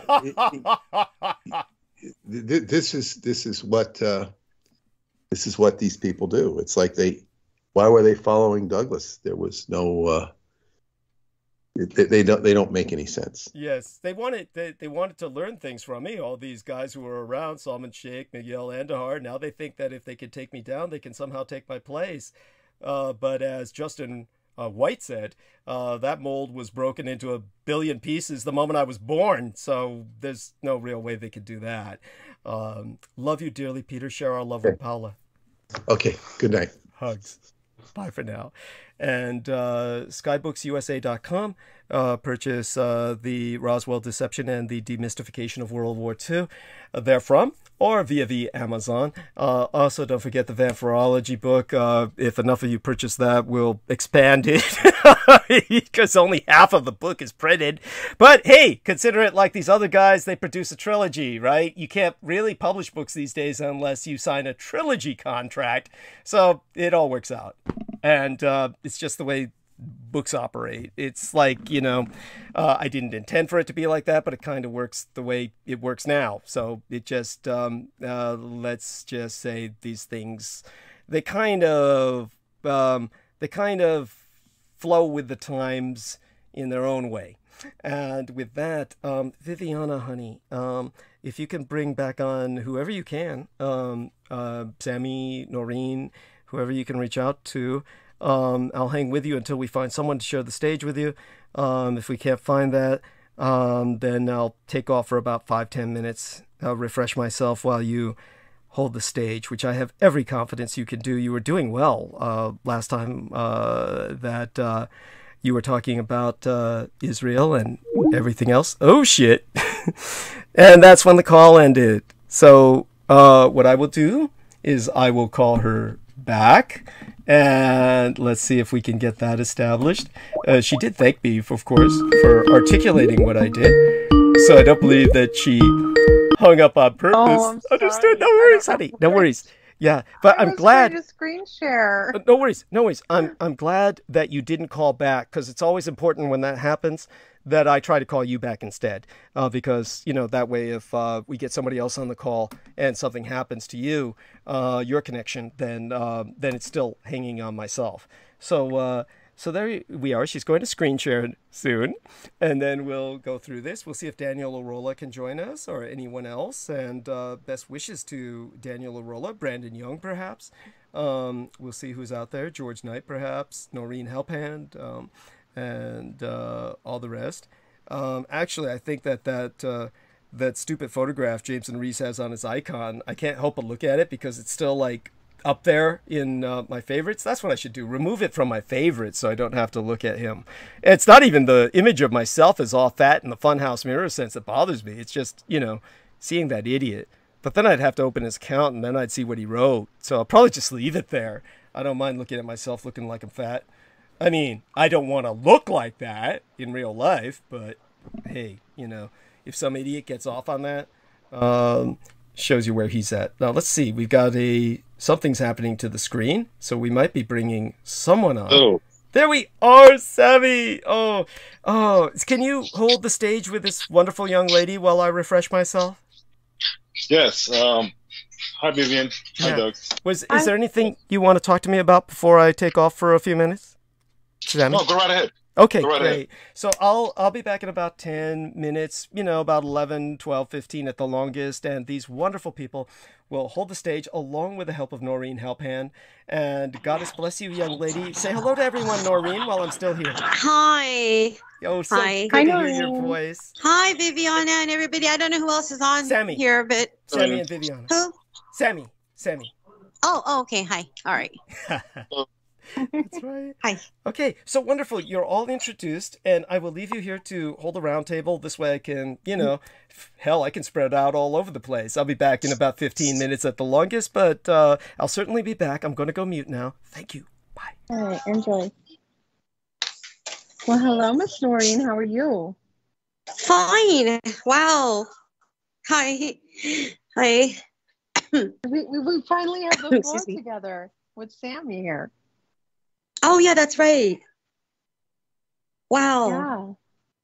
So how's Well, your week been? yeah, that's right. Okay. I'm trying to say, I just get this call now, so I'm like, okay, that's cool. Yeah, I think the three of us were on with other people, like a couple weeks ago, maybe something Yeah. like that. We were. Yeah. In the beginning of the Yeah. Mm-hmm. So you were having your chanting going on in the back, and I found it very powerful, actually. Oh, thank you. Yeah. Yeah. I remember now. So how's your week been? Just if I'm not, my mom is not difficult to take care of. She's older, but if I'm not with a client, then my God, I don't know about you guys, but it seems like when it comes to organizing things, it's cool. I do it, but there's a lot to be done, huh? It's almost like you have to decide what do you want to keep, what you don't want to keep, and all that kind of stuff. And what do you want to organize and how, right? Kind of like that. So Yeah. Oh, yeah. mm-hmm. Well, I mean, Well, living in one a thing at house a would be time. more that way. I think people who live in apartments are forced to not have a lot of things anyway, kind of, right? I don't know. Either that or they have to have a storage unit or they just control what's in their apartment. But, a person like myself, I'm not really a hoarder, but I've had different hobbies in my life, right? And I don't necessarily want to get rid of everything connected to either a hobby, that kind of thing. There's that. But I did get rid of a lot of stuff in the last few months, which is good. But Oh, that's good. yeah. It feels Mm-hmm. good to be less. Yeah. I like being a minimalist somewhat to an extent. You know But, what? I studied the minimalist movement, and I realized that is not me. But here's the thing. I think there could be extremes. There's people that are hoarders. You've seen them on TV shows, or you have minimalists. But realistically, I don't think most people are either. I mean, it depends on your lifestyle, Yeah, I understand. Mm-hmm. Well, I've helped hoarders before who just could not get rid of stuff, and I never studied anything about it. But what I would do is, they would just sit there, and I would go through every little thing with them, and then they'd be like, "I want to keep that," and then I'd be like, "Are you sure you want to keep? Like, are you really going to use that?" But sometimes through that experience, it was like, you just have to let that go. Because Well, I'm pretty good with that issue. The only thing is I do have things that I highly value that there's no way that I wouldn't get rid of. But in terms of other things, yeah, I've gotten rid of things easily that were not like high value, Yeah. So that's kind of like that for me. Like I would never get rid of photo albums is one thing, right? But never some of the dolls that I've collected when I was a child, that kind of thing, no, or things like that, no. But other things are more up for grabs, like maybe I need to go through old makeup, and I usually do. I need to toss some of that out. Things like that are easy to get rid of, but Yeah, like I don't your know. whole It did. 80s makeup you don't use anymore. Well, I Got got really rid of real that old though. stuff. But yeah, but I think the hard thing, and I think I'm looking at some candles and I'm not going to use. I'll just, these are things I'll just give to the Goodwill, whatever, stuff like that. But I don't know. Other than that, I can't really say that I don't have too much junk. It's just more like over the years, some things got to be too much, and I just have to just rid of it. But No, I hope it feels good for you. I don't know if it will or not. Yes and no. But my mom, I discovered this is really funny. She was more of a clothing hoarder than I realized because she got rid of a lot of stuff too. And she had a friend that owned like a boutique, and it's like really funny. It's actually kind of funny because her friend owned one. And so over the years, she would visit her friend at the boutique and buy a lot of stuff because, they were friends. And so that she ended up having like so much to where when she was giving away, I'm like, I will wear that. And I did end up wearing, like in the last few months, some of the stuff she didn't want, I was stuff that I need, like, that I have trouble finding. Because, these are like quality things that I can't always find, I need it. I'm like, oh my God, I need that because I can't find cotton anymore in that style anymore.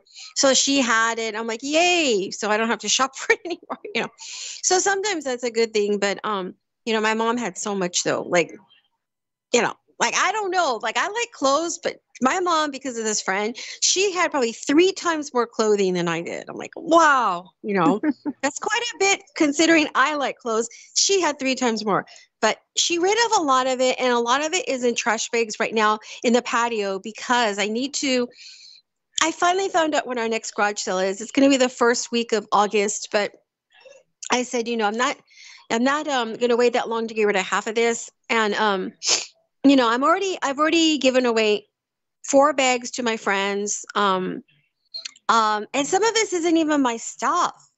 See, so nobody can say I had too much because some of it's my mom's and some of it's my friends who died. And then I sold some of it for them and I kept some of the profit because they said, go ahead and sell it for yourself.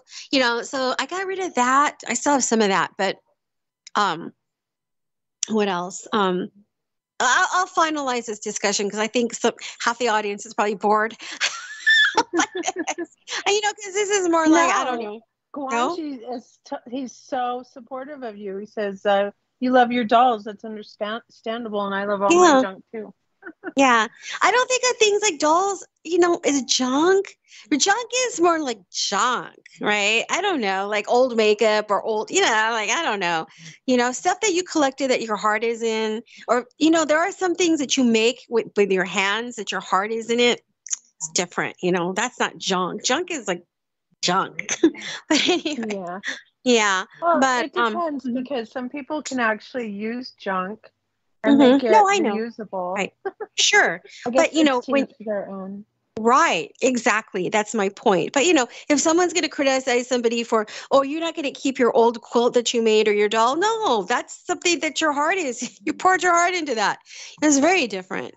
But getting back to those bags, yeah.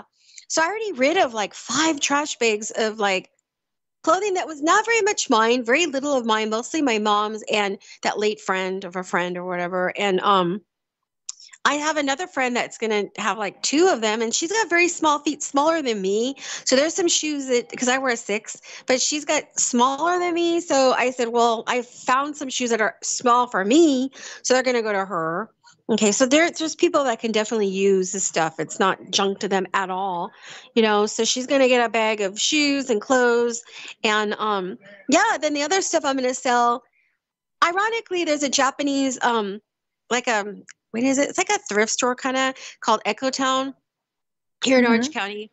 Yeah. And I've sold there before, and I'm going to sell some more stuff to them. And then maybe the rest of it, the garage sale, and then the rest of it, Goodwill. So it'll be gone. And this is, like I said, the trash bags, mostly clothes that like I said, inherited from these people. So, that's going to be gone. And then I can work on the candles and the makeup and stuff. I don't think I have too much, but I need to just go through it and just do it. I got rid of a lot of paper stuff, the old magazines. I got rid of that months ago, but there's still some more to do. So yeah, I've got things that I need to address besides the stuff in the patio. So, you know, here and there. So anyway, enough of that talk. Some people are probably very bored about that stuff. They're like, nah, move on. Right. But Yeah. anyway, if Sammy, oh, go ahead. Go ahead. I never knew my father, but I heard that he was a hoarder. Oh, how funny. Yeah. And so I guess when he passed, right before they took him to get him care, hold on a minute. Are you there? Yeah. Mm-hmm. Okay. So right before they went to take him to the hospice, they had to tear down his door because he had built stuff all the way up the door. Oh, that's a true hoarder. Yeah, for sure. Yeah. And he like built, there was just a walkway to his bedroom. But literally it was like he had encompassed himself back into the womb. Now, do you mind me asking, what were the kinds of things that were part of this, quote, fortress? I have no idea. I just know that was the kind of state of his end that he had hid away. And that's what people say. It's like hoarders can be trying to go back into the womb kind of theory. I guess, but those are like real, true, hardcore hoarders. I think, you know, like I said, my mom is nothing like that. She just had too many clothes from that friend boutique. But my mom's a little bit, I didn't realize my mom's a little bit of a hoarder, but nothing like this situation like that. So I guess it varies. But your dad, yeah, that's interesting. Yeah, it was interesting. I never knew that about him until someone told me, and I thought, oh, what a sad position to be in at the end of your life. Yeah. I was only like 45 minutes away, never made any attempt to ever know me. Oh, wow. So weird. That is weird. Yeah. Yeah, I knew a friend that had a fortress built, but hers was not, it was weird. I don't know, it was strange. And I know I had another friend who, her bedroom, when you opened the door, all you saw was her bed. Everything else was just stuff. Yeah, interesting. Yeah, there's interesting psychology. I used to watch the hoarder shows, but I couldn't find myself enjoying them because you're literally going through the agony these people are going through with stuff, like they have the hardest time, and you see the anguish in them, and it's just hard to watch. Where I would want to go into their space and probably just burn it up and start over.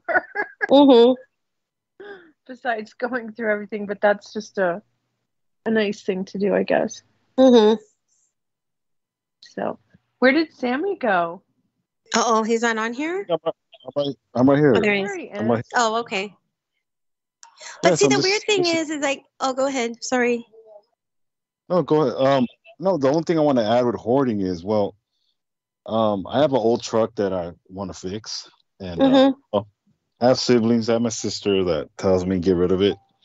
But other than that, I mean, I've seen hoarding, but it's one of those things where, at least me, I've had to learn how to just throw crap away because it's just it's not at least for me, it just piles up.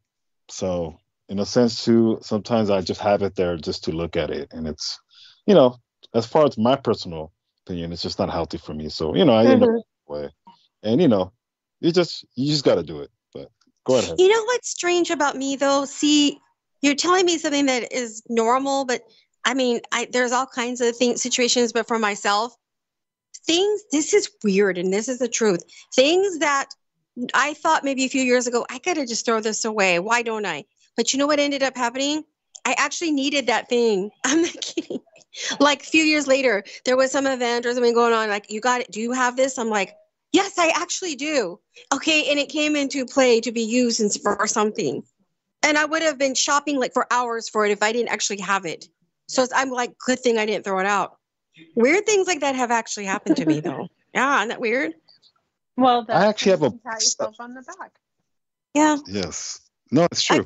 It's intuitive, right? Kind of like something tells you like, well, I don't know about this. And then it ends up being your friend. You're glad you didn't get rid of it. Then other things you wish you would have gotten rid of. But then other things, no. strange. Oh, I don't know.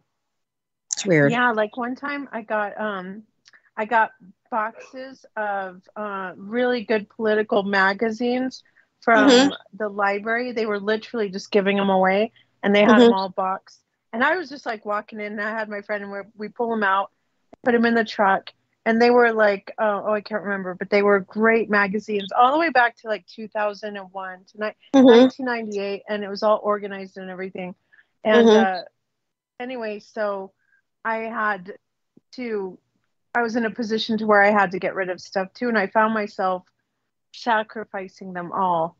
Yeah. You know? And I was like, I wish I still had them because... because what? Because the writings in them were so poignant for today. Like they were forecasting a lot of things that you see happening at this very day. And, talking about it way back in the 90s. Wow. Yeah, and it's sort of weird that the library wanted to destroy all that. Now, when you took them, did you end up donating them to Goodwill, or did you just throw them out? I gave some to a friend, and I threw the rest out. Okay. You know what? Nowadays, you could just dump them at the library. That's what I've done. Oh. Well, that's who was getting rid of them. They didn't want them. I'm sorry. Not the library. I'm sorry. Actually, Goodwill, a place like that, will take some stuff like that, believe it or not. Yeah, it was the Council of Foreign Relations type policies. There was like 4 different type of magazines, but I loved them. But I hate being in a position where you have to let stuff go, and in the moment you're like, yeah, I can let this go, and then later you revisit and you're like, oh man, those are my favorite boots. I remember those boots. I wish I still had them. Yeah, I know. That's why, unless it's actual junk, people shouldn't judge people unless it is literally like junk, because you never really know what, I have a box of Arrowhead erasers. I don't know if you guys know. You ever heard of those? Those are really good erasers. And I have mechanical pencils. I used to have them and kept them because those erasers are really good. They're like they are.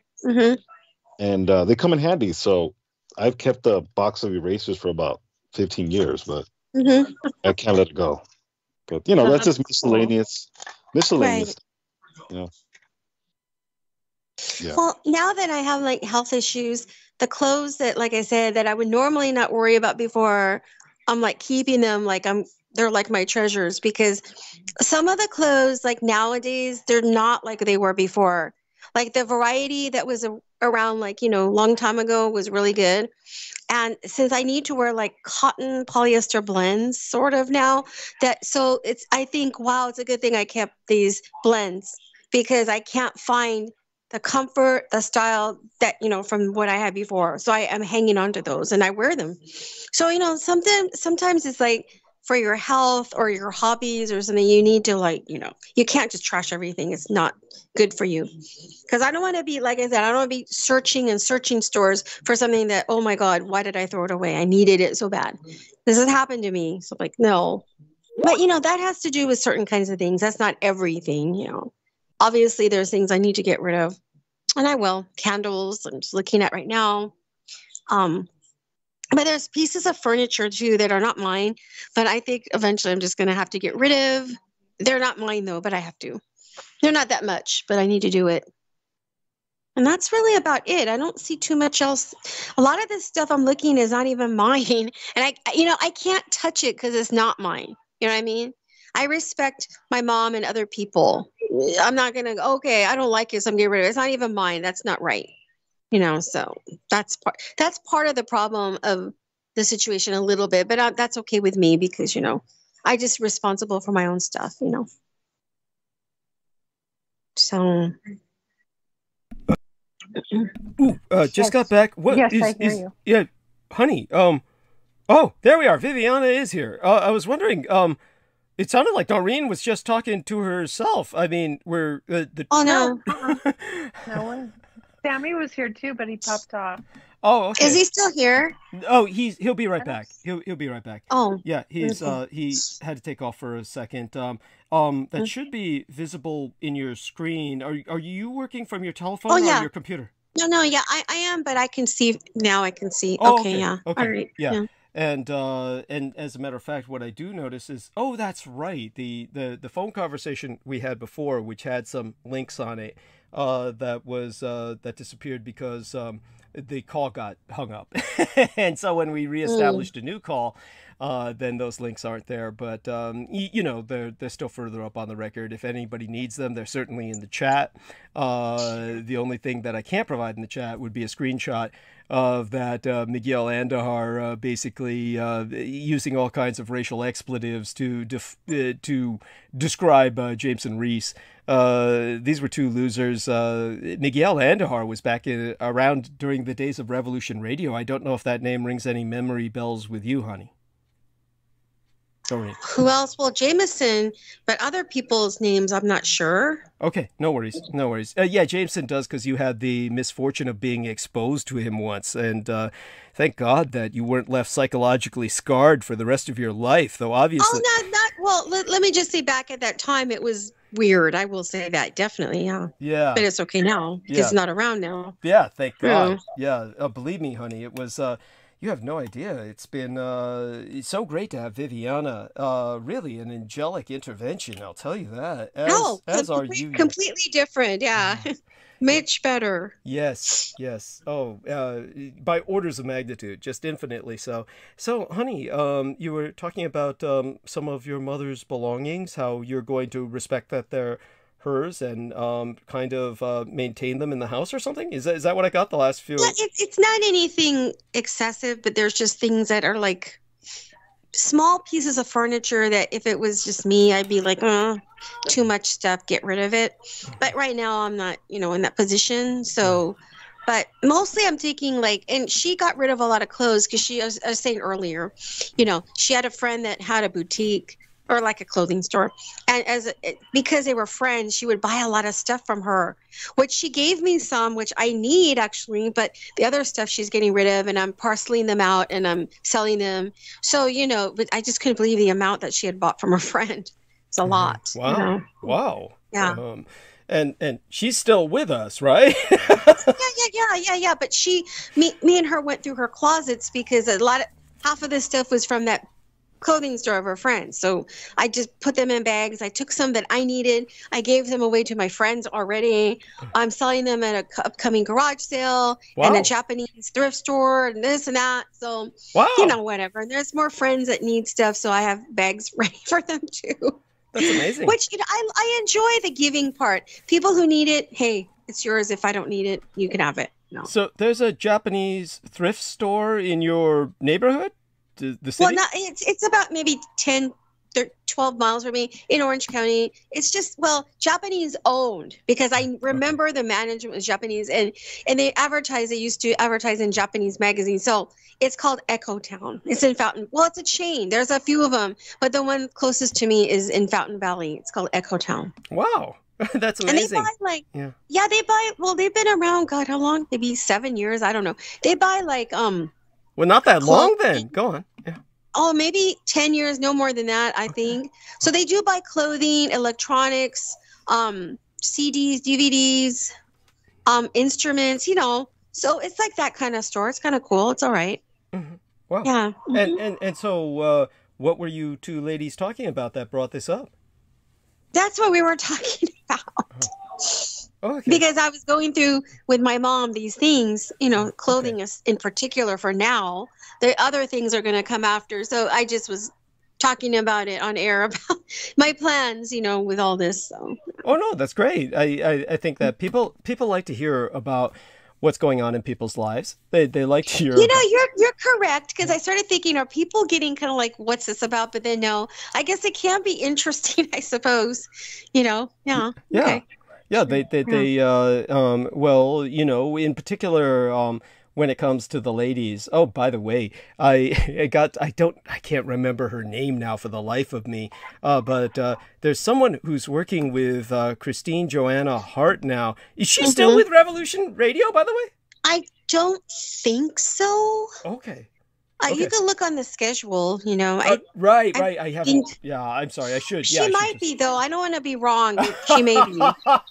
Right. No, I get it. I totally get it. I mean, you have your time slot, and you deal with your own time slot. So I know what you mean. Yeah. When I was working with Revolution Radio, I didn't pay attention to whoever else was on staff. Oh, no. I do pay attention because sometimes I listen in anyway. But I pay attention, but some hosts are kind of in and out. So, you know, I don't know. Yeah. So what happened was there's some blonde lady, fairly attractive. I didn't really get a good look at her, but small image as it appeared on the tiny Facebook icon when she sent me a message inside of one of my timelines.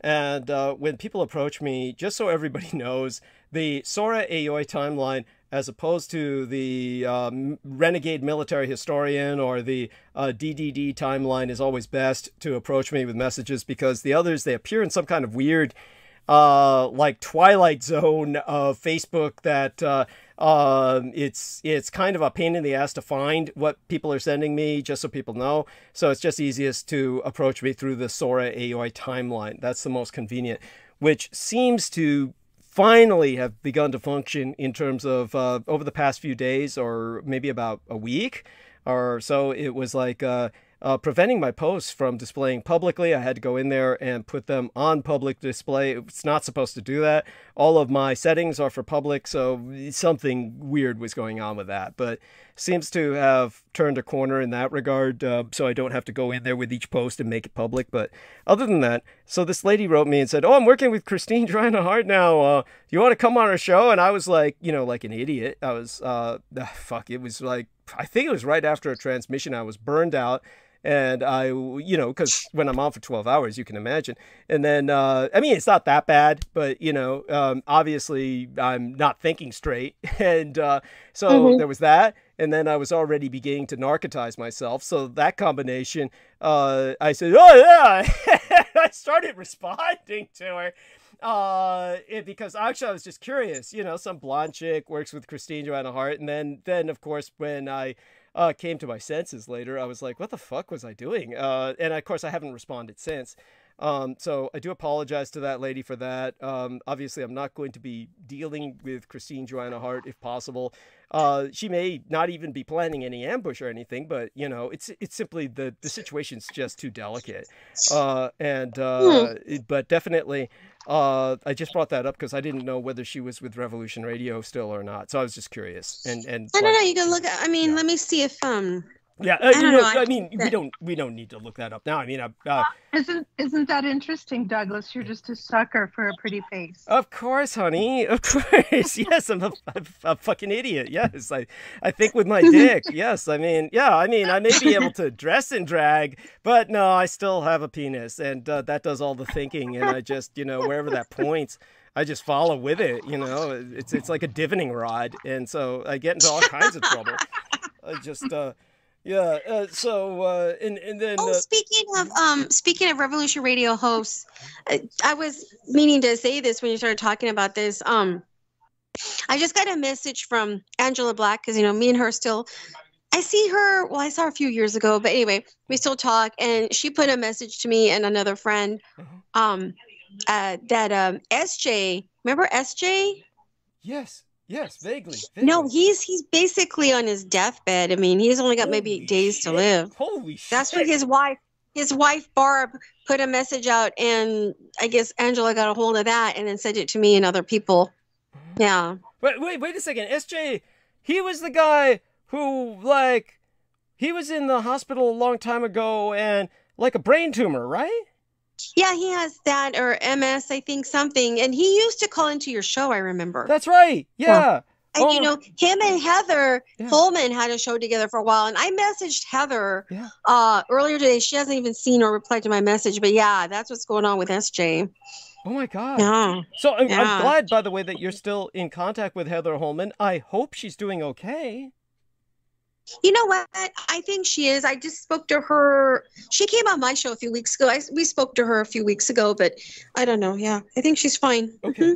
by the way, I like the way Noreen says that. Yeah, she was on my show a few weeks ago. I don't know if she's doing okay, but I guess she is. No, I spoke to her privately too afterwards. Okay. I mean, Okay. good. So yeah, so far as you know, then she's Mm-hmm. holding well. By the way, I do know it's Heather. So yeah, that sometimes can be iffy if she's okay or not. But yeah, I wish nothing but, you know, I have nothing against her. I wish the best for her. And the same with SJ. Oh my God, I'm so sorry to hear that. But when you tell me that, you know, I hate to say this, but I'm shocked he's still alive. I kind of am too, a little bit, but you know. Oh my God. Well, I'm glad he made it this far. Oh my God. Yeah. I mean, I'm taken aback. Not in a negative sense. I mean, I'm pleasantly surprised he lived this long. I'm glad that he was gifted with that much of an extension of life. So, oh my God. I do remember that being hospitalized was a big part of his life. That Yeah, I know. Yeah. So, you know, the fact that he made it this far is pretty incredible. That's almost miraculous. And so aside from SJ, what was, Angela Black. Yeah. Now, oh God. Now, I don't remember too much about her, but I have no negative memories of her. I mean, yeah, she had a show, God, why can't I remember the name of it? I would know, but anyway, she had a show on Rev Radio, and that's how I met her. You know, many of us did. So yeah, does she still have one? No. She hasn't had one for like 4 or 5 years or something. But I'm glad you still maintain contact with her. So you're really true friends then. You must be really. Well, yeah, I mean, I don't. Gosh, here's the thing. I saw her, God, a few times in the last few years, but because she, lives near, she lives in Carson City, Nevada now, but at that time she was living in Tahoe and around there. And, now she moved to Carson City. So she, she came down a few times for various reasons, right.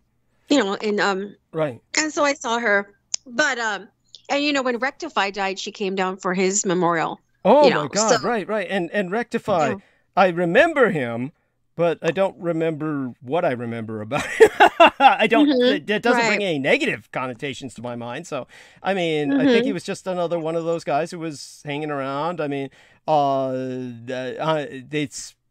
mean, honestly, the majority of the Revolution Radio people, I don't have anything against, as I say, the majority. But yeah, I mean, even Christine Joanna Hart, I mean, just so people understand, I have no feeling of hatred or animosity towards Christine Joanna Hart. It's just that understand that it's a very delicate and sensitive situation, and my relation with her caused some trouble between me and others, and she also was affiliated with Michael Aquino, and so no denying that. So just so, by the way, this is all public and on record by her own statements, so there's nothing that I'm exposing in some kind of like secret sense. So just so people understand, she was very public that for those of our listeners who are not familiar with Christine Joanna Hart, she is this British lady who is by the way, I'm getting some echo there. Is that somebody had a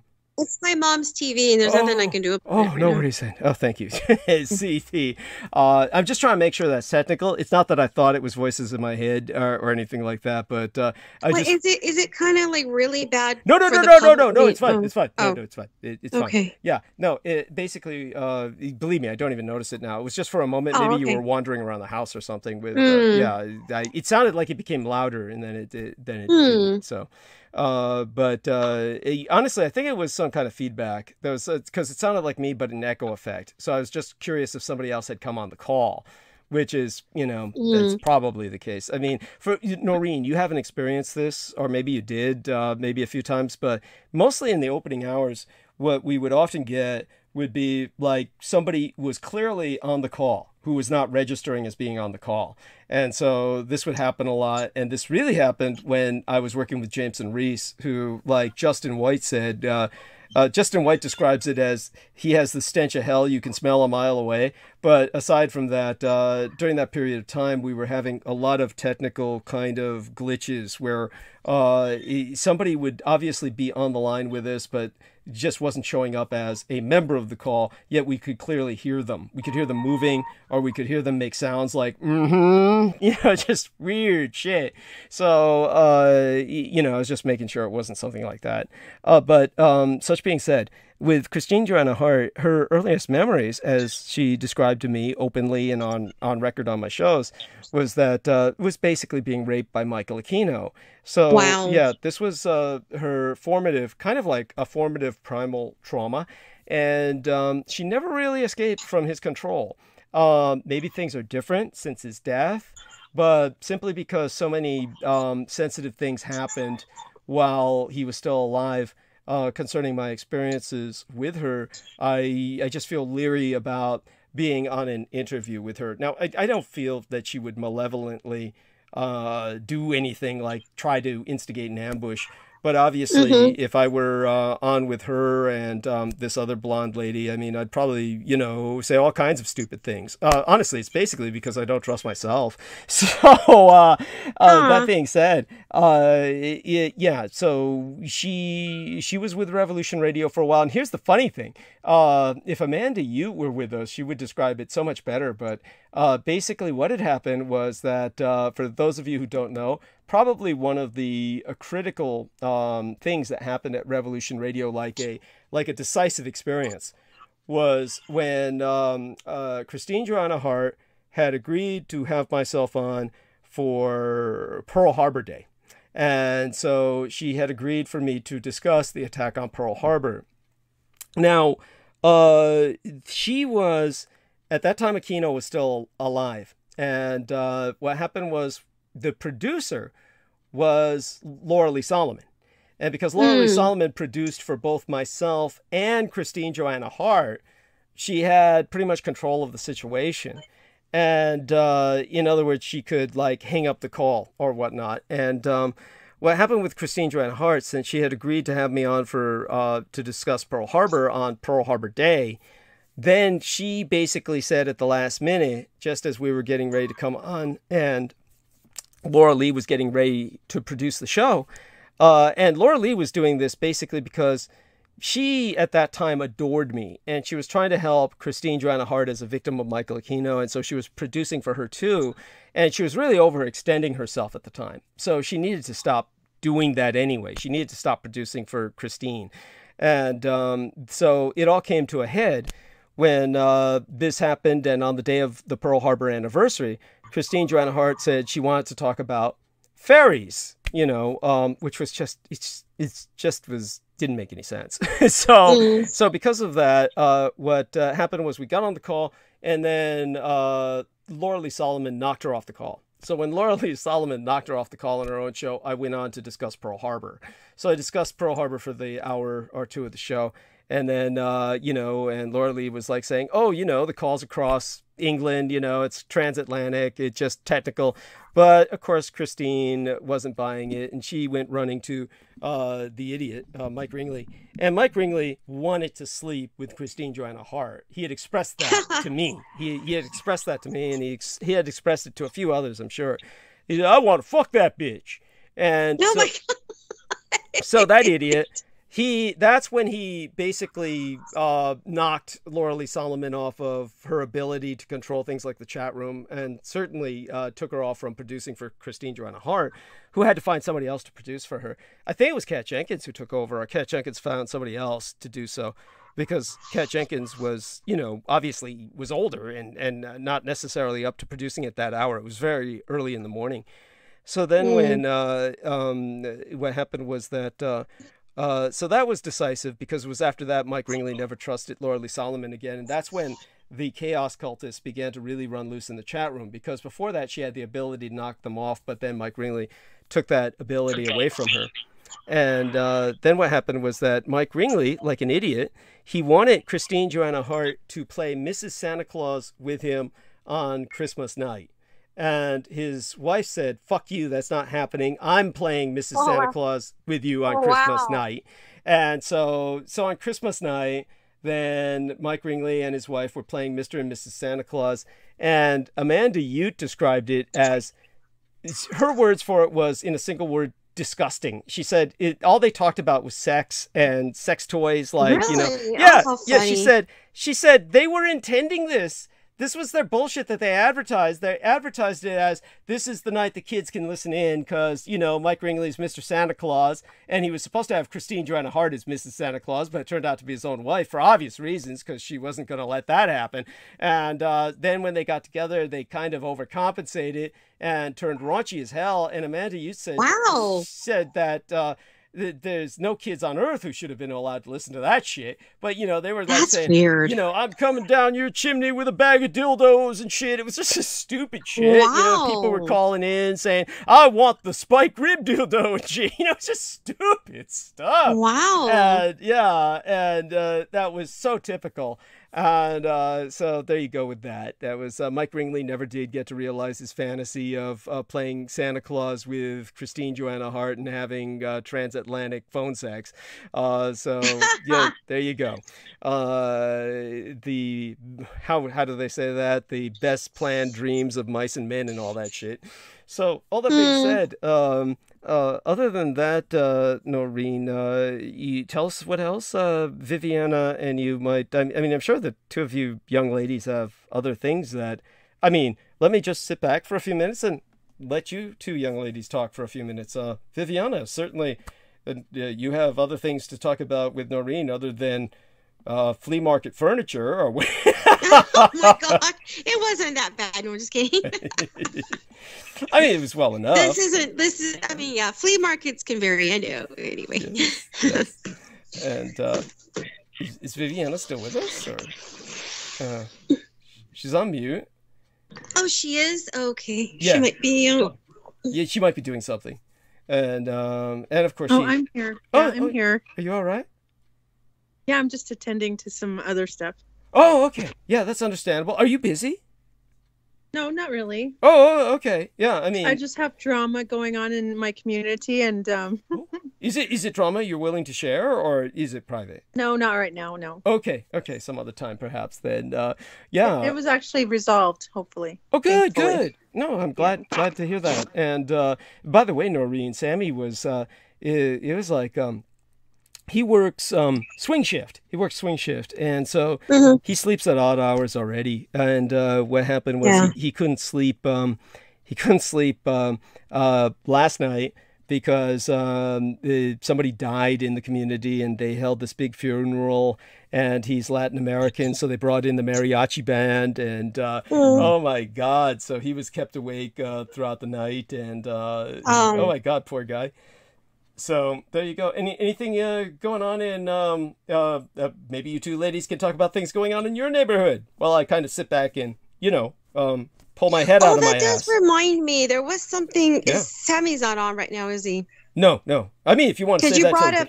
If you want. Oh yeah, well, I'll just wait till he comes up. Yeah. No, I can't. I mean, I can't talk about it without him being there because he brought up something about when you mentioned community. And there was something a while ago I was thinking, oh, I do have a comment about it, but I have to wait for him to come back, I think, yeah. Sure. Yeah, that's fine. I'm sure he'll be back soon enough. And he's at Redondo Beach right now, as a matter of fact. Oh. Ring any bells with you? Are you familiar with the area? Yeah. But that's, that's where he lives? No, I don't know. What was that about? Yeah, Viviana, do you remember? Is that where he works? I mean, he works at the airport, right? Doesn't he work at LA? Oh, that's, you know what? Well, LAX, that's Inglewood, and Redondo is somewhat close, yeah. Oh, okay, cool. Okay, so he probably has to go off and do some things based on his job that take him near the area or in the area. That makes sense. I see. Yeah. Right. Because he spends a lot of his job time in the car. I notice. I see. Yeah, because he has to do driving or something. He's in a managerial position, and so there's that. And so Viviana, yeah, if you could join us, maybe talk a bit about what's going on in your neighborhood, aside from massive wildfires. That I think Biden's going to New Mexico actually, which is. There she my is. region Yeah. or my Yeah. personal life. What are we talking about? Oh, I mean, whatever you want to talk about, honey. I mean, but gee, I was just hoping both you ladies could speak for a little bit while I, kick back and try to get my head out of my ass. Oxygenate and Certainly. caffeinate stuff. Kind of like, prepare for monologue, for the rest of the night. Is that, yeah. That's totally fine. Great. So, I mean, I'm here, and I'm listening, and I, will participate when, but I just, in the meantime, maybe you two can take the stage for a few minutes. Yeah. Okay. Certainly. Okay. Okay, then I'll start by saying, like, today, I actually had it's organic tomato sauce that I put on my food, and I realize now that it made me kind of bloated. So now I know it's not something I want to really eat very much of at all, because, they say if you don't eat a food for a while and you eat it and you know if it works or not, So I'm like, I'm not doing that anymore for a while. Oh, interesting. Yeah. Yeah. Mhm. So do you have any kind of dietary, preferences, Vivian?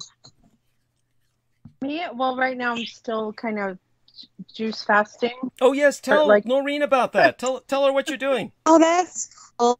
That's cool. Yeah, well, I just haven't done it for a couple years, so I decided to for pain purpose, and it's really helped a lot. And then for inflammation, because all inflammation is just pain, or all pain is inflammation. Right. Right. So yeah, so it's helped a lot, and many diseases are related to inflammation too. You know that now. Oh, do you? I didn't know that. Oh no, I mean, yeah, I'm sharing that because, all but anyway, because I met a holistic practitioner who told me he had a pretty good success rate with helping people with cancer, and he said to me, basically, cancer is a form of it's like an infection. Many times it kind of is. Yeah. Oh, so what is that? I know, huh? They have like a recommendation. Well, that depends on the person and the cancer and all that stuff, but that's why I guess if you just, like you try to get rid of that inflammation in the body that's making you have cancer or whatever, arthritis or whatever, that's part of the situation, I guess, for people. Because our foods are so more toxic or whatever compared to before. So, you can imagine what it's doing to people, Exactly, yeah. Yeah. Mm-hmm. I'm kind of scared to go to the doctor, so. Oh, so am I. You know what? I don't even tell that doctor hardly anything. My holistic doctor, he's a functional MD. Yes, I could tell him everything, and I do. But regular doctor, no. I just keep some things. I just go to him for certain things anyway. But yeah, I don't tell him very much at all. No point. They're not really interested in getting you better, Yeah. I mean, in a way, they will on some. Yeah, when it comes to things that are obvious, they can do, but when it comes to complex things with disease, they're just totally failures. Yeah. Mm-hmm. Have you looked into how baking soda can heal cancer? Oh, I'm sure it can. I actually did the baking soda thing last year where I was drinking it every day, and oh my God, you do detox quite a bit to the point where I advise people to be careful kind of how they do it. In other words, I would not just rush in and just do a lot of it at once. Just ease yourself into it because your body will expel a lot of toxins and, that can cause discomfort. So I would really be easy with it initially, really. Yeah. So I tried this one drink. It's baking soda, a little bit of Himalayan salt, molasses, and you drink it, and it's supposed to make you alkaline and process into your bloodstream more oxygen. But Mhm. one time I did it wrong and I just did baking soda with salt, and that actually became a diuretic. Ooh. Oh, I see. Yeah. It was, yeah. So I think the molasses is the part that helps it bind to your. Oh, to that's the- to the interesting. cell. Yeah, it kind of helps. You need something to bind it to the cell. Yeah. I get it. Yeah, go on. I'm really interested in like regrowing cells or so it is possible to do to regrow cells through Yeah, the it juice is. process. Yeah. Mhm. Wow. Amazing. And I really want to thank you for sharing that. And so aside from all of that, I want to thank Peggy Wood in the chat room, who says, I'm using bone broth and feeling better. And she has a Band-Aid around the heart. And so, love you dearly, Peggy Wood. Lovely. And I'm sorry your heart is broken, because that's what that signifies to me. So the bone broth is fascinating. I enjoy that myself. I wish I had the ability to access it more conveniently. You know, we used to have some stores that, you know, closed in the area that had some things they were selling. I mean, it's a pity that there's just so many things, like the COVID was one thing that killed so many businesses. You know, there was It's that. really bad. It was, but you know, it was intentional. That's an intentional global economic reset to do this. You know. Well, definitely it's not accidental. yeah. Well, it certainly worked out as such, and but I know. and obviously there is some compelling arguments that this was engineered. So Sure. you do. If you want to take it in that direction, go ahead. If you want to talk about that, I mean, I presume this is something you've talked engineered. about on your show, right? You've talked about this on your show, right? Yeah. Definitely this COVID thing was part of the Great Reset, as I would just summarize, you know. Great Reset, where they just want to take down, I mean, they're working on the West first. Eventually everywhere else will be the same, you know, where they just want to take it all down. You know, what we're used to in our lives or whatever that might be, you know, just take it down. Institutions, things that we rely on, just destroy it. That's their goal, you know. It's their goal. Right. So, you know, forgive me. While you're talking, I was just kind of like wondering if I should go into this. It was something that, when it comes to what we were discussing earlier, did you hear any of that before you came on? I was talking about the gang stalkers and their claims, and I was responding to them. Did you catch any of that, honey? Noreen, I'm speaking to you. Oh, yeah, no. Okay, that's fine. Let me see. Yeah. No, I don't think so. No, I didn't hear it. Oh, no worries. And there's no need for me to go over that, but it's stuff that I was talking about since the Revolution Radio days. But every once in a while, because we always have new listeners, it's important to educate our listeners on claims people are making and provide the facts, the truth, etc. What I'm wondering, because I'm just looking through some stuff now, my son, who is adopted, of course, an adoptive son from a long time ago, that the whole situation I've gone into in the past, you may not be familiar with the story, actually, but, you know, we can talk about that some other time, you and I, privately, perhaps. But certainly most people who've heard about it publicly, they're familiar with the situation. But basically, he actually transcribed from some of the older episodes some things that I had said one time that I really went off on Michael Aquino. And considering the fact that tonight's discussion was about his cultists,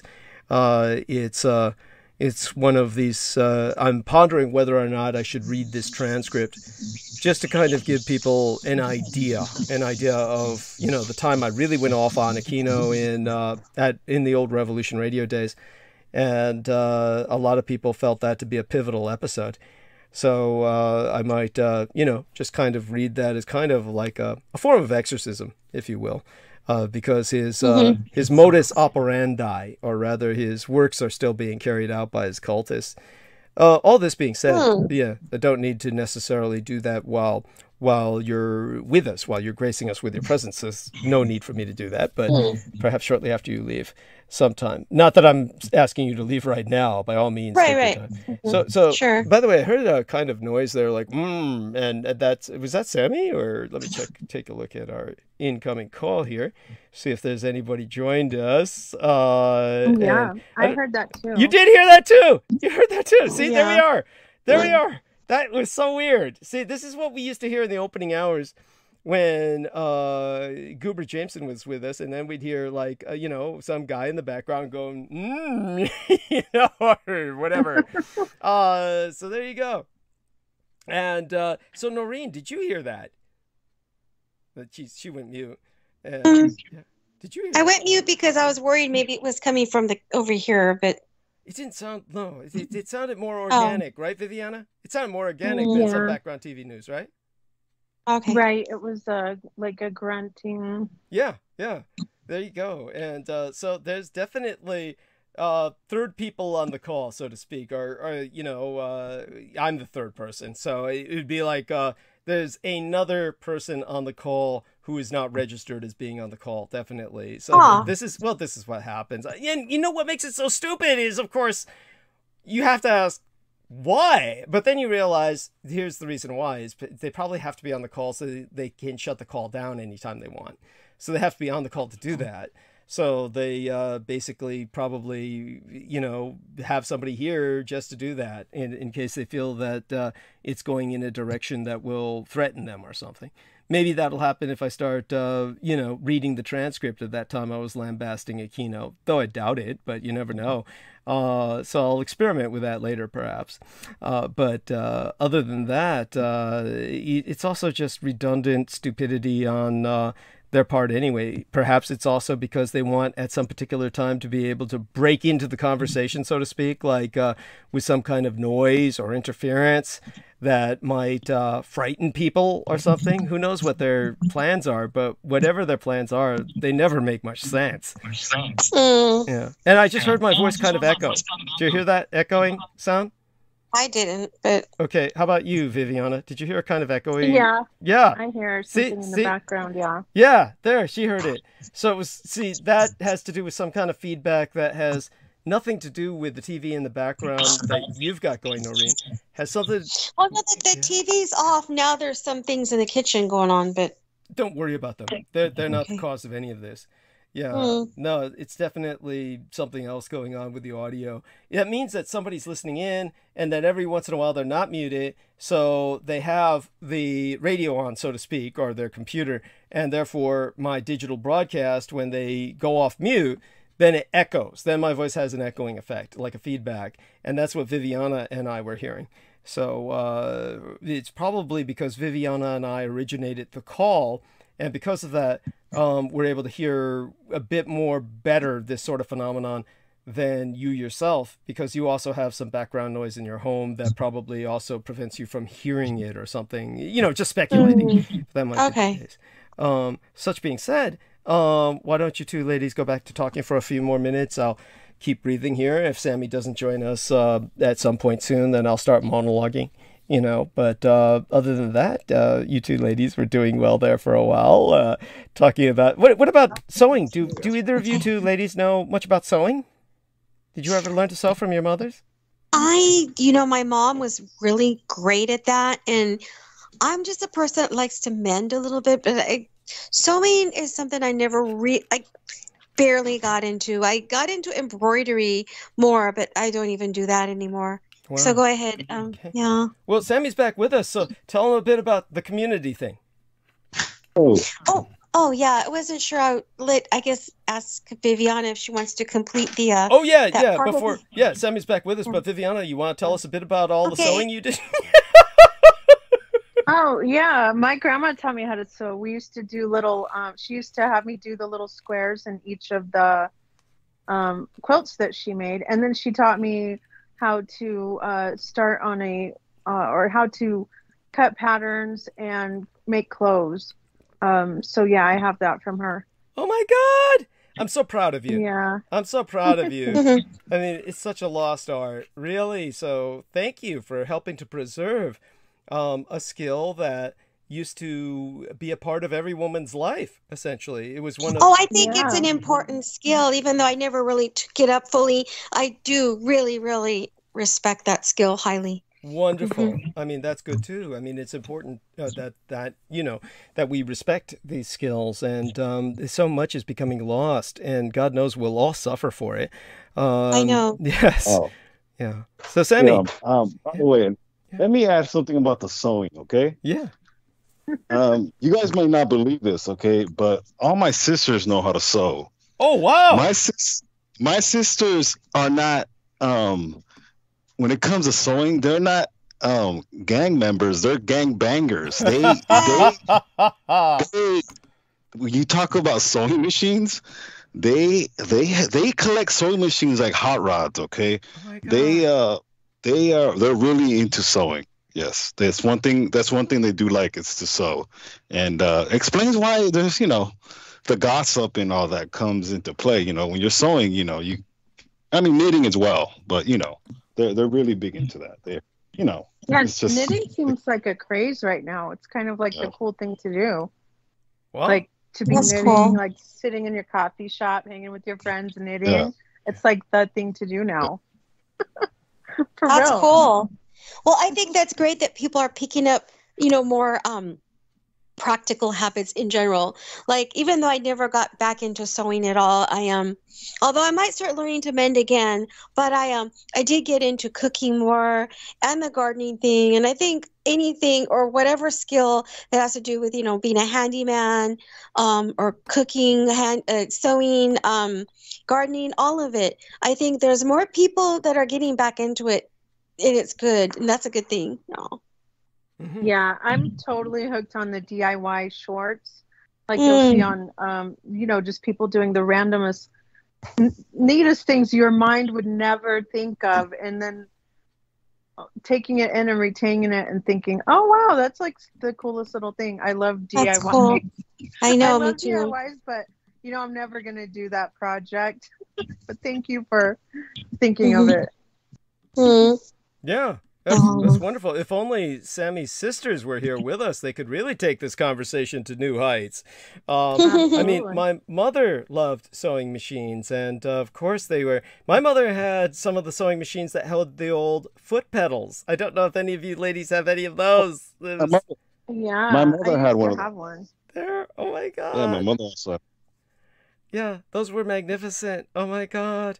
Yeah, my mom had one. She doesn't have it now, but yeah. Oh, that's so sad. If only we could preserve all those. And I mean, these are so important. And it's like, you know, silly little thing was that when it comes to what I know this sounds silly, but one of the things that I think it's important that people should have, everyone should have, is a mechanical typewriter, as distinguished or disambiguated from a electronic typewriter.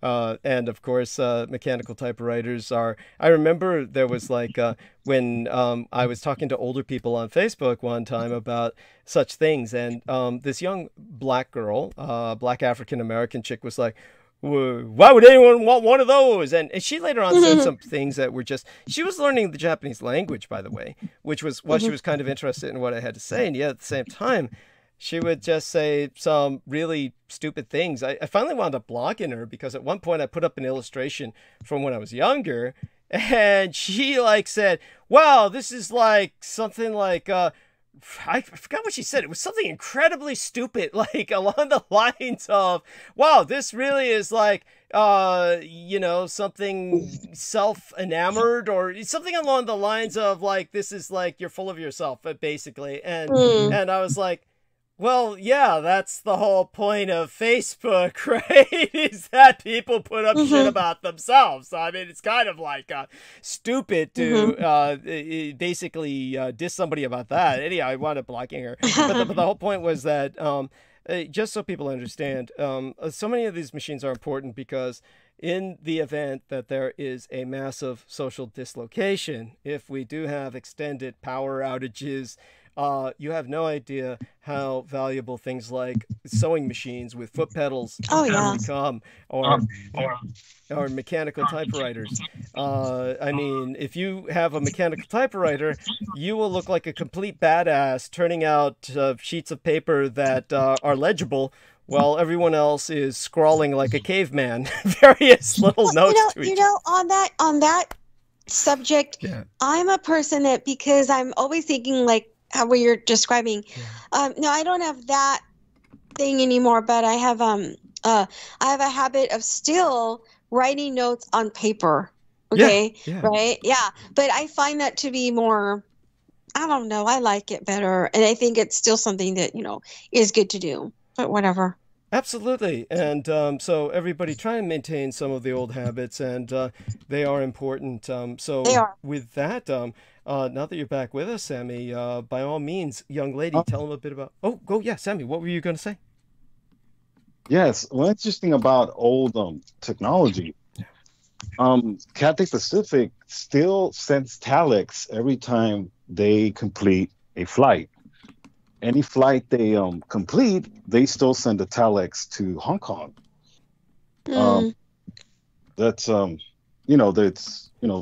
that's an old technology, but they don't want to let that go. I don't know why. They require to send a telex to Hong Kong, and as well as they also have typewriters as well. They're collecting dust, but they still have them in hand.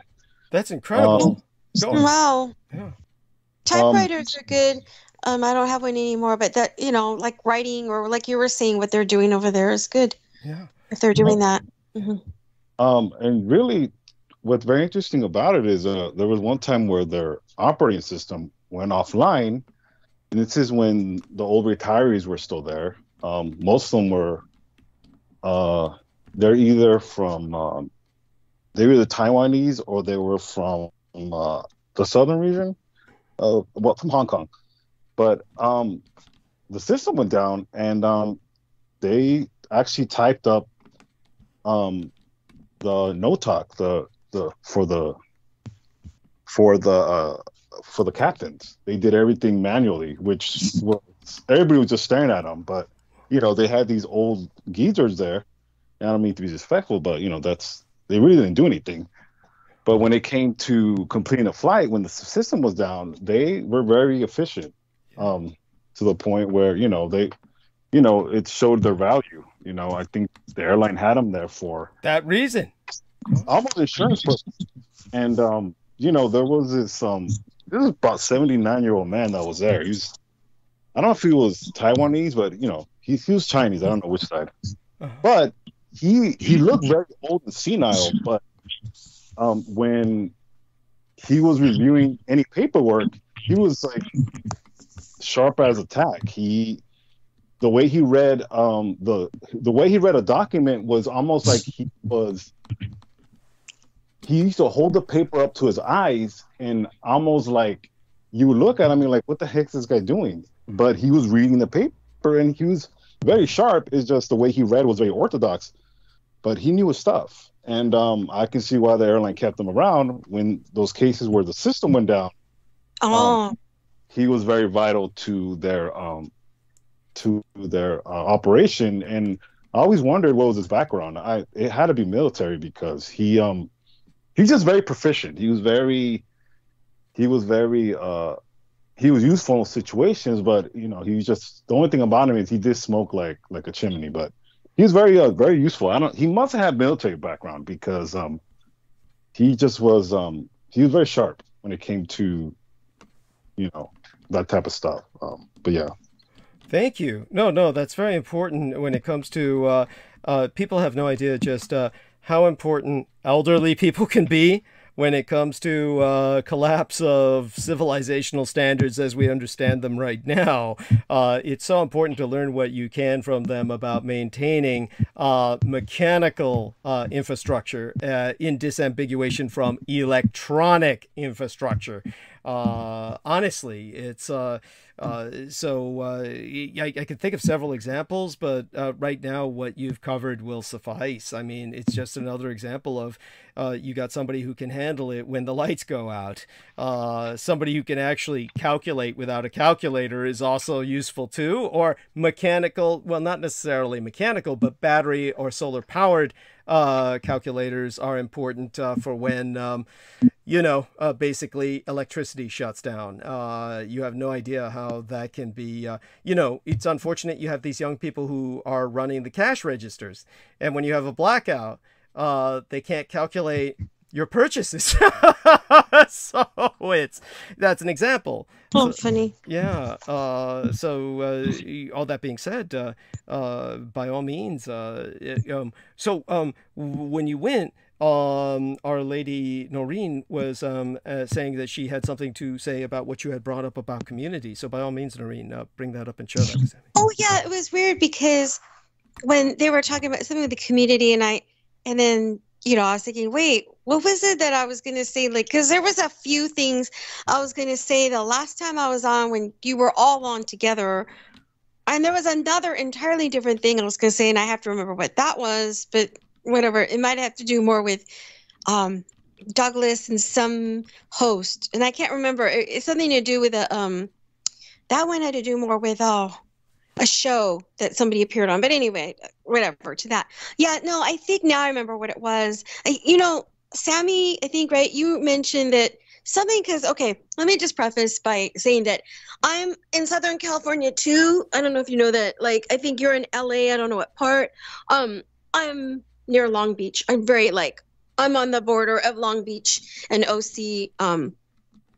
So I'm in the general area, whatever, of Orange County and LA County. Yeah.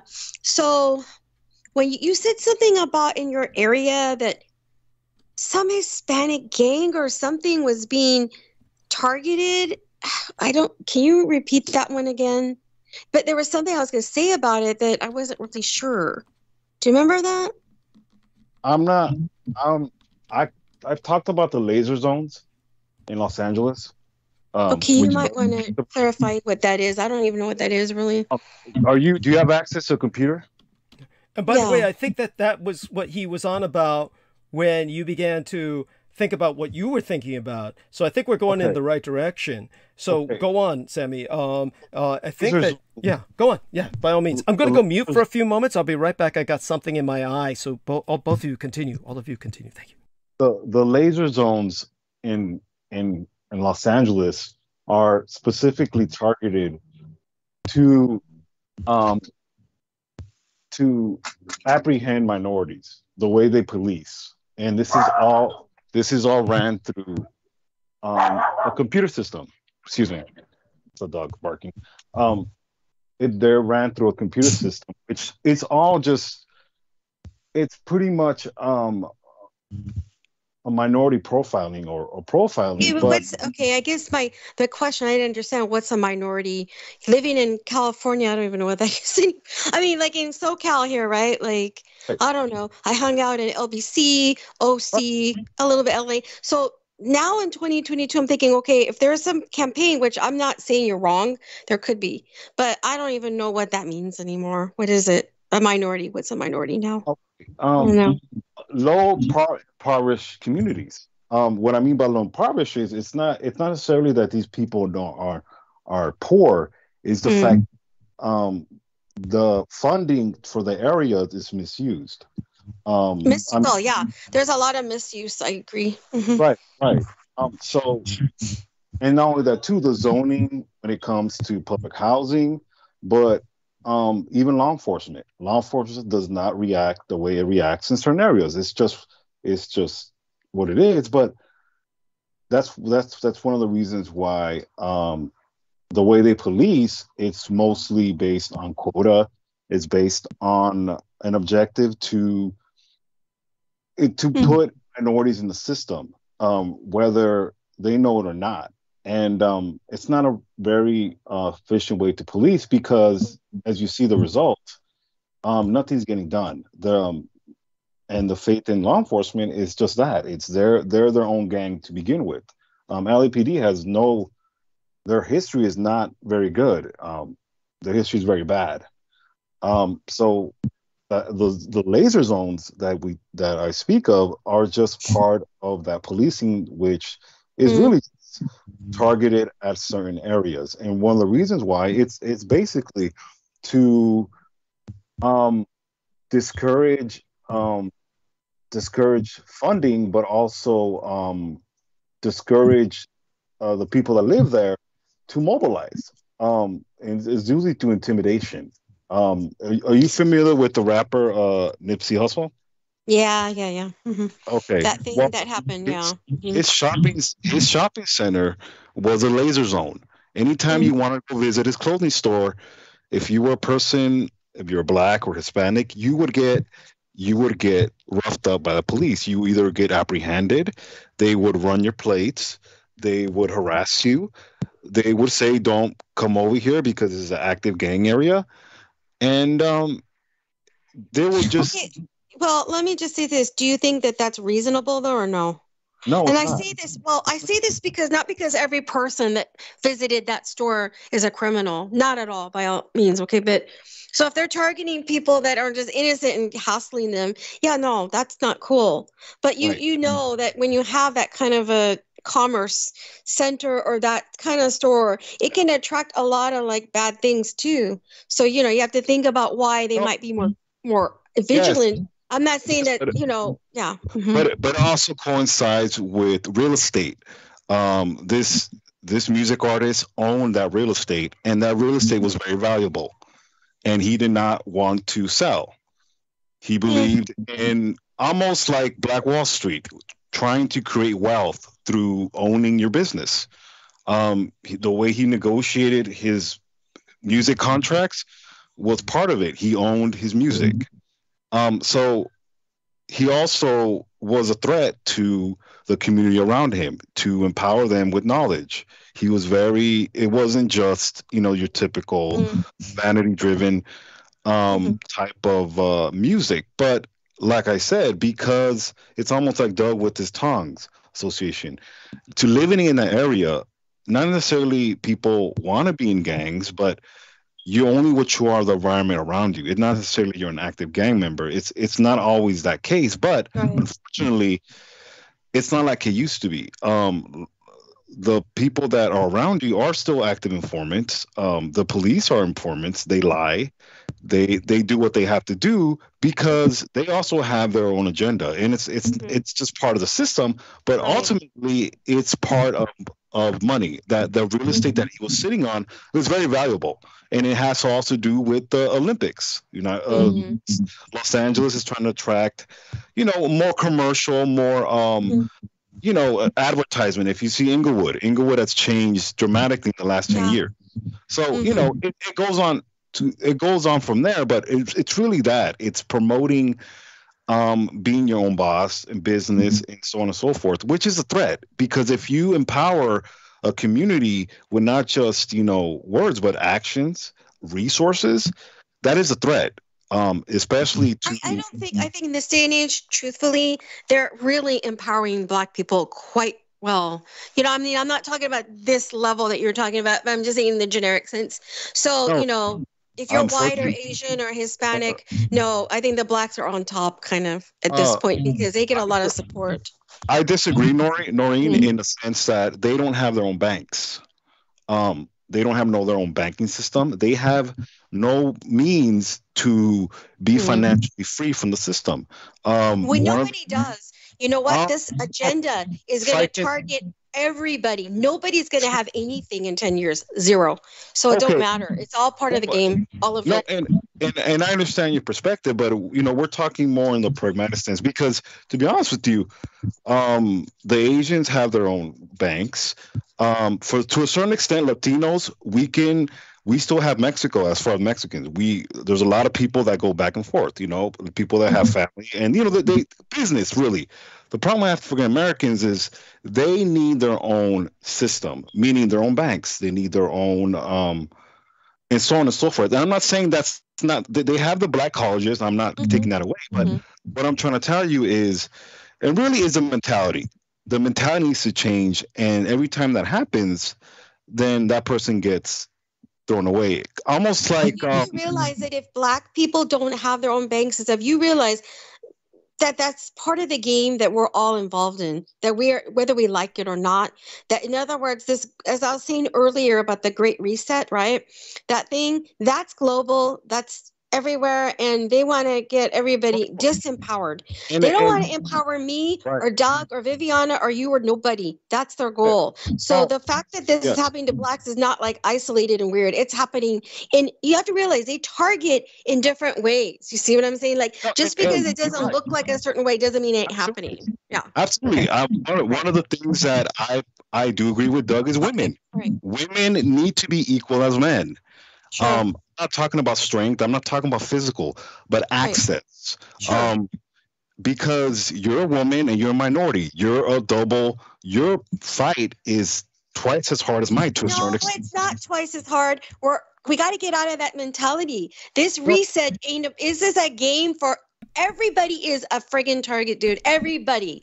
There's no favoritism or nothing with nobody. It just looks like it on the superficial level. If you dig below the surface, you look at this reset, everybody is friggin' like thought of is like we're not thought of as people. I just got. Can I ask you a question? Yeah. Can I ask you a question, Noreen? Can I ask you a question? Yeah. If society broke down right now, okay, and there's mass rape, mass violence, okay, and you and I are together, we're not, a couple or nothing, but when it comes to survivability, what do you have to protect yourself if it's just hand-to-hand combat? I have you. That's all. No. Well, obviously, I'm a civilized man. I'll at least try to protect. But what I'm trying to tell you is because our system is designed by quote unquote founding fathers that did not. No, it's actually the Freemasons predating before them, which ain't even like friggin' white people. It's like Jewish, Vatican, whatever. That's where it started. Yeah, right.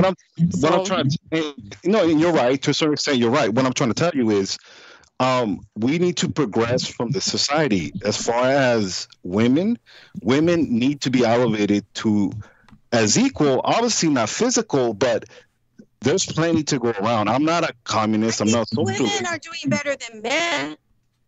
They were before COVID. Before COVID, they were doing before COVID, they were excelling in schools and everything more than men. So I'm not so sure about that. And still getting paid less. Right. Yeah. Let me. So I came in just as I heard. So when I came back from messing with my eyeballs, just so everybody knows, I have distichiasis, which is a double row of eyelashes, which is kind of what Elizabeth Taylor had, which looks great in photographs, but leads to a hell of an existence where you constantly get eyelashes and eye winkers that fall into your eyeballs. So while I was dealing with that and taking some time off to get myself some of this pre-sliced watermelon, which I'll remain mute when I'm chewing it so that people don't hear that, I came back in time to hear Noreen talking about the Great Reset. And so we had gotten to that point, I believe, that now I'm just curious, was this what kind of the thing about community that was on your mind, Noreen, when our man Sammy started talking about the laser?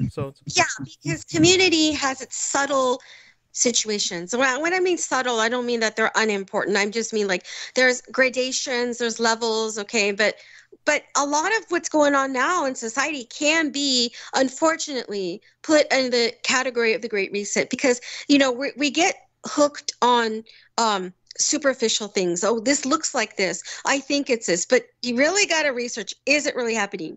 Right? Mm-hmm. So when I look at all this stuff, okay, like whatever, Californians, okay, whatever, women, men, minorities, majorities, banks, corporations, local government, okay, they're all feeding into the larger institutional system that we talked about last time I was on, which is about the Great Reset. I don't know, you could use other titles, which is like what?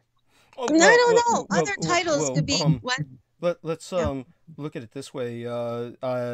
I would say that before I take care of this other eye wanker, I do want people to know that I'll go mute for a few minutes while I do that. But before I go to tend to that, I do want both of you to understand that you're both right. Okay. And that, but so basically, I want you to know we're all on the same side, and that I know you all know this, but understand that what Sammy is saying is that, and it's all true, is that there is basically, we're on an unequal playing field in the sense that what you say is true, of course, that women have been excelling academically, or rather girls, females have been excelling academically. Before COVID, by the way. Understood. Yeah. And so when it comes to that, you just understand, this is just basic biology here. You know, boys are generally just too stupid to realize that they've got to sit down and stay still and discipline themselves in order to absorb information, and they're just biologically wired for action. So they've got the testosterone, which, as I've mentioned before, and you may not have heard me say this, but just so you know, when I was attending all of those lectures at the UCSF, so I could become a better advocate and care provider for my parents, it's when I really learned that human testosterone levels for men are extraordinarily orders of magnitude above all other animals on Earth. Just the level of aggression in the human male is just completely off the charts. Which, by the way, it's being destroyed right now with estrogen in the water and the food. And men have lower sperm. Look. I get it, honey. Yeah. No, I get it. And look, everything you say is true. Again, we're on the same side here, but understand this: the orders of magnitude of aggression that human men have is so extraordinarily beyond any biological necessity. Right. It was something that developed with evolution so that our frail, pink, hairless bodies could overcome all other animals on Earth that had all the advantages we don't have. We freeze. We are so environmentally sensitive. Every other animal on Earth has every advantage imaginable over us. The only thing that humans have going for them is in their male half of the species, which for all intents and purposes is practically a different species, is extraordinarily pathological levels of aggression.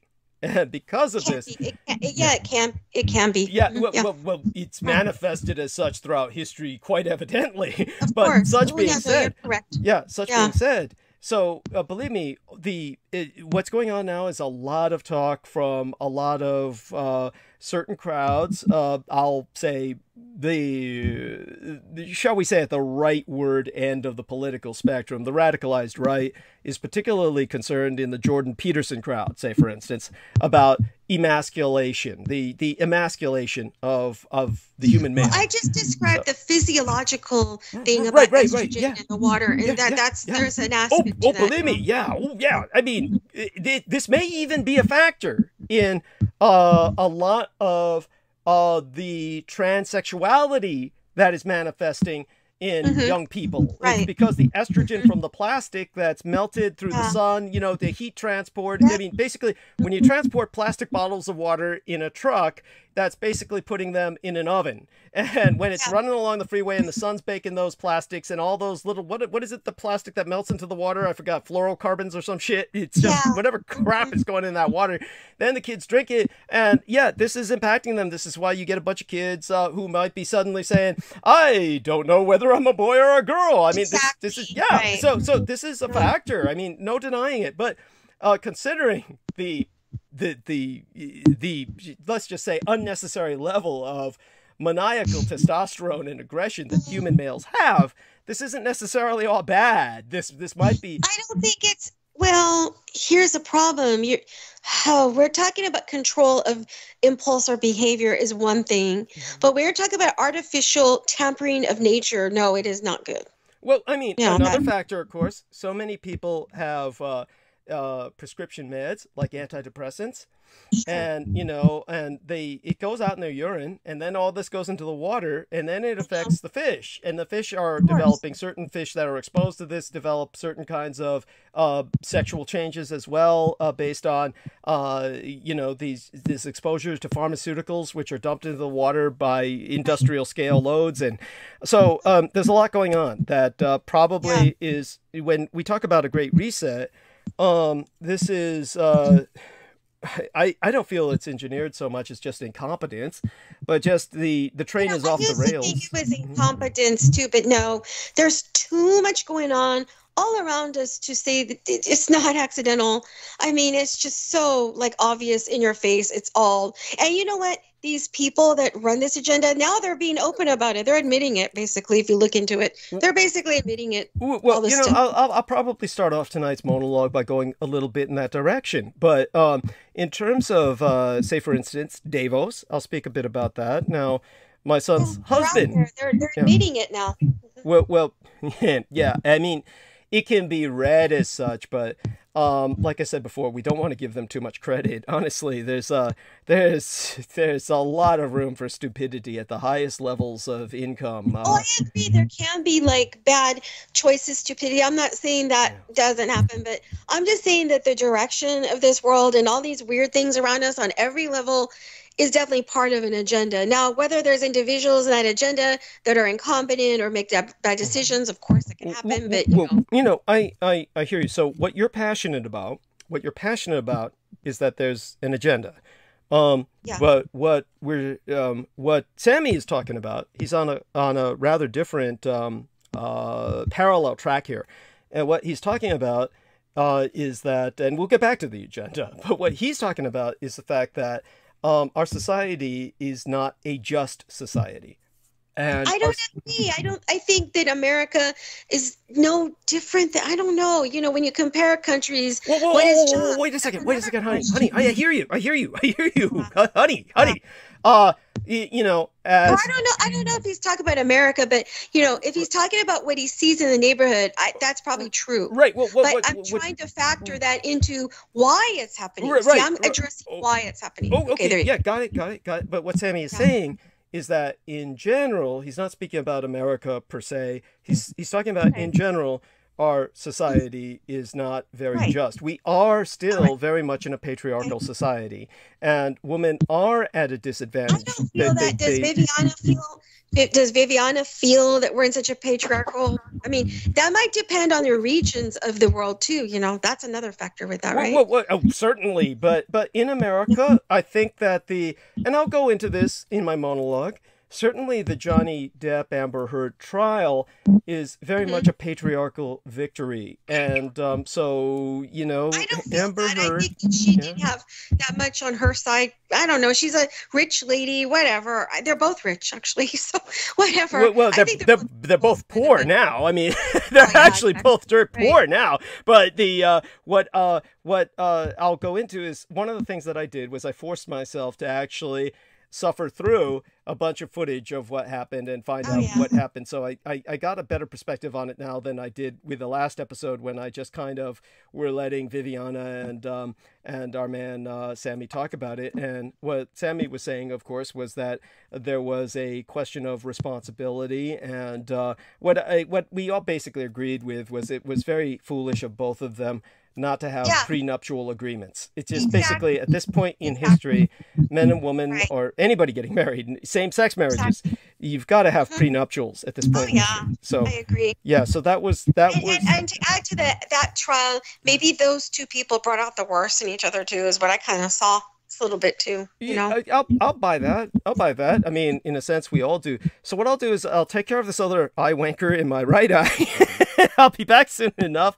But honestly, just do me a favor, and when Sammy talks about, I'll let Sammy start. Start by talking about what you were saying about women being disadvantaged. And we have, of course, the physical disadvantages. We have, as Sammy says, he's a civilized man. But the reality is that women are distinctly disadvantaged. And one of those aspects, and I think this is impossible, and I would love both of you to go in this direction, is we're heading towards potentially, in fact, inevitably, very likely, probably like almost like 90%, we're heading towards a post-Roe versus Wade world in which women will be even more disadvantaged. And it's well, I'm not so sure that's going to happen with that thing. I think that that's always been another thing that they toy with. And I'm pretty confident that pro-choice will still reign pretty much, I think. Okay, so I want you to take it there if it goes in that direction organically. I'll deal with my eyeballs, and I'll be back soon enough. And when I come back, I'll see where it's gone. But it would be interesting to see which direction both of you go with that. Because, one thing that Peter Moon said that I thought was really...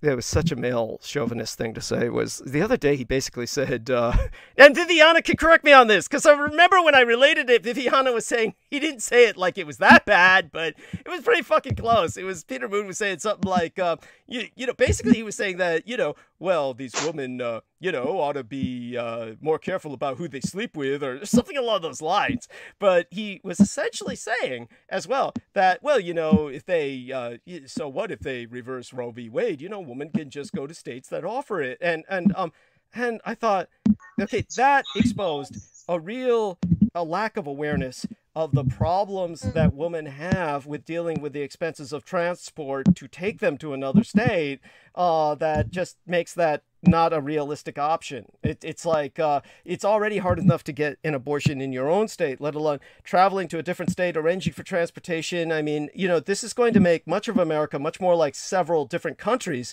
very much balkanized, and you'd be dealing with many hurdles aside from just the issue of expenses. So I don't think, as a man, he really appreciates the difficulties here. So what I would beg Viviana to do is participate a bit more assertively in this and kind of insert yourself, because I know Viviana is essentially pro-life, and so as a pro-life person, she might have some insights, but I mean, I'm sure she also understands the difficulties of being a woman and the health challenges of carrying a baby to term, etc. But anyhow, you don't even need to go there. I'll go mute for a few minutes. I'll be back in a few minutes, and then I'll check to see where it's gone. But I'm sure everything will be fine. Well, I'm here, by the way. Good. Is everything sound okay? Okay. Yeah.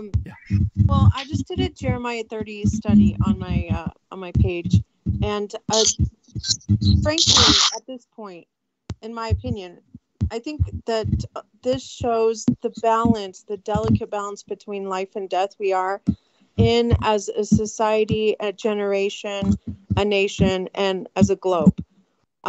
It's kind of like these two factions at war, and we are individually in this position of decision and the choice of life and death. So I think at this point, rather than wrestle it in a stance of what is right for the country and what is legal or what is just for the country. No, I think we're living in the time where we say that evil is good and good is evil. And that definitely is in the scriptures, tells us that there would be a generation in which we did that.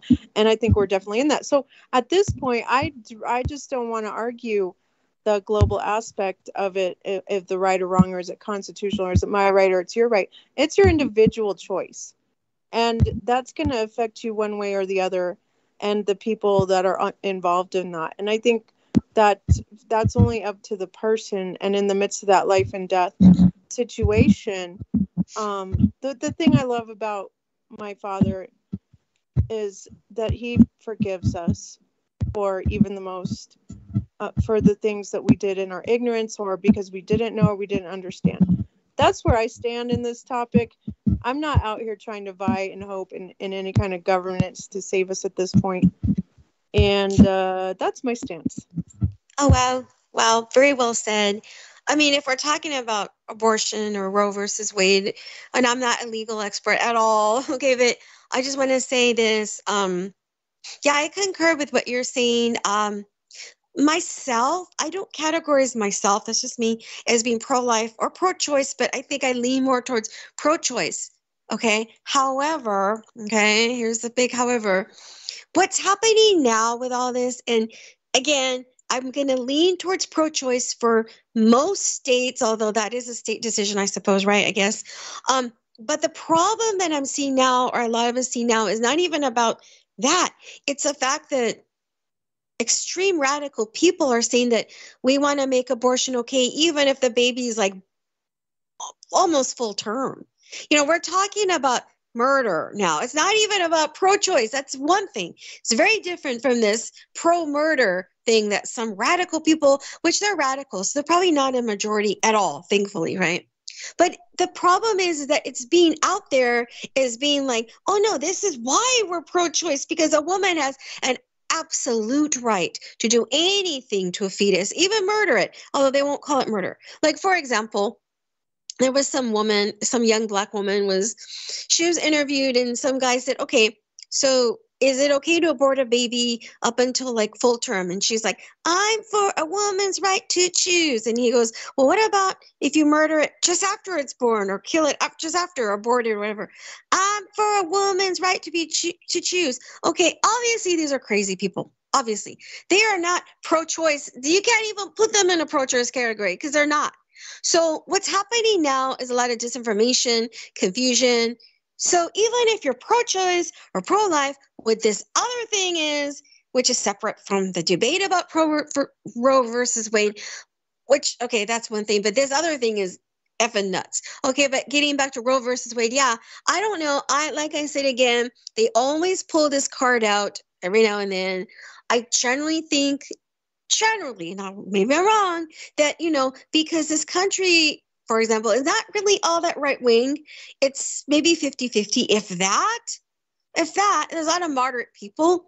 So I'm not so sure that the people who are strongly pro-choice and really want Roe versus Wade to be overturned and, you know, to make abortion, you know, a state thing where they can make it illegal very easily. I don't think those people have much of a lobby, no more than the radical people that say it's okay to abort a baby, it's a woman's choice, even if it's full term. See, these are extreme examples, and I'm not so sure either extreme example is going to reign. Yeah, exactly. That's in my opinion, I think that was well said as well. It's just a matter of fact that I don't think that Roe v. Wade has ever been solidified as a constitutional right ever, because it weighs in the balance of what are we going to say, when does life and when does a person begin? Mm-hmm. So it's inevitably up to this Supreme Court to decide that.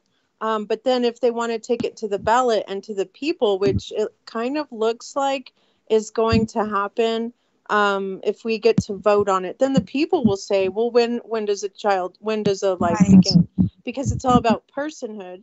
So if we say that the child does not become a person until it actually takes its first breath, which is the current stance, then therefore it's not a protected person.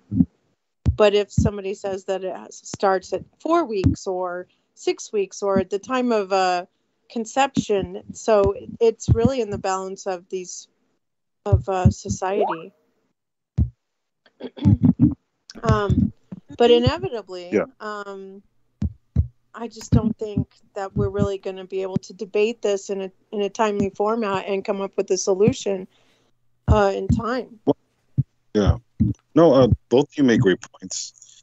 I don't like the idea of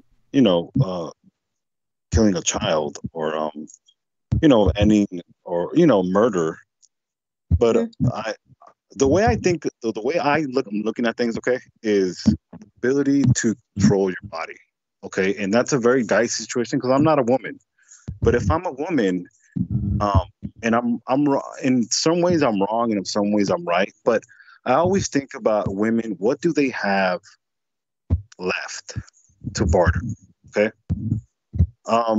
When it comes to men, we're very Neanderthalic. We see a pretty face, we see some nice legs or whatever, and we're automatically drawn. But women, in my opinion, they're very limited in what they can control. In a sense of, I'm talking to society, but in a society, really, it's one of them is their body. As far as giving their body, consensually, obviously, if you want to give yourself to a man consensually, it's your choice. But when it comes to, being pro-life, the problem with with being pro-life is there's no resources. For example, daycare. There should be universal daycare, in my opinion.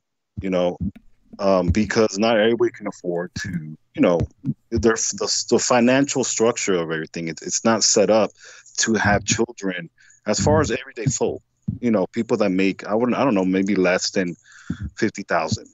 I think there should be universal daycare, period. It doesn't even matter what you make. If people are wealthy, they can arrange for people to care for their children in home or elite private institutions. But for everyone else, there should be that baseline for everyone. It's just completely unfair to have parents working and all of their money, probably half, goes to daycare. It's monstrous. Go on. Yes.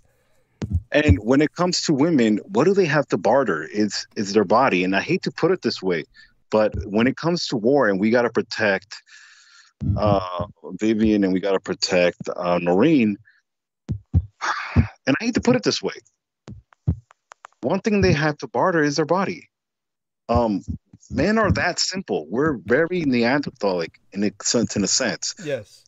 Just to verify what Sammy is saying, just so people don't think that he's himself some simplistic dolt, understand that when it comes to women, they can adapt to a relationship with a man who is ugly or physically unattractive in many ways because they're able to take into account other aspects of his personality, and because they don't have a penis that they have to maintain erect, it's far easier for them to get away with it. He may never excite them sexually, but they may need the security, financial, physical, whatever it is. But with men, it's all visual. Otherwise, the man can't get it up. He can't maintain the erection unless he's visually stimulated. So men are much more... Wow. Yeah. Douglas, yeah, well, I'd have to say that's speaking very low of your male gender. Well, you know it's true, honey. Because I honestly think that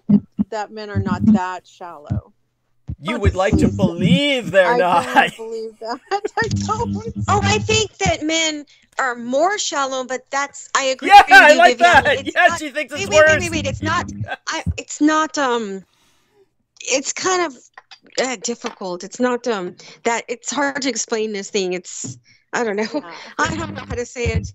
There's truth in both. Whatever. I don't know. But that being said, I think continue. that men can be very, Go on, honey. very in love with the woman for a lot of different aspects other than her features, like her heart or her spirit or all these things, and that the woman can also feel that same for a man despite his looks, you know, but because there's certain things that we are drawn to, but also there's the soul connection, in my opinion. Okay, yeah.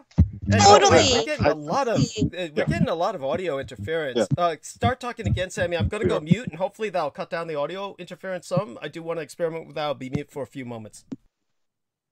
Right. I'm not saying that's not true, Vivian. There is connection. There's more than just, physical. We're not animals. But when it comes to men, we still react visually. And to a certain extent, we're still that simple. This is why the divorce rate's so high. Because if we were what you described, then there wouldn't be a lot of divorce. And obviously there's a lot of factors going into play, but physically, men we're wired different. Okay. We're wired different in the sense that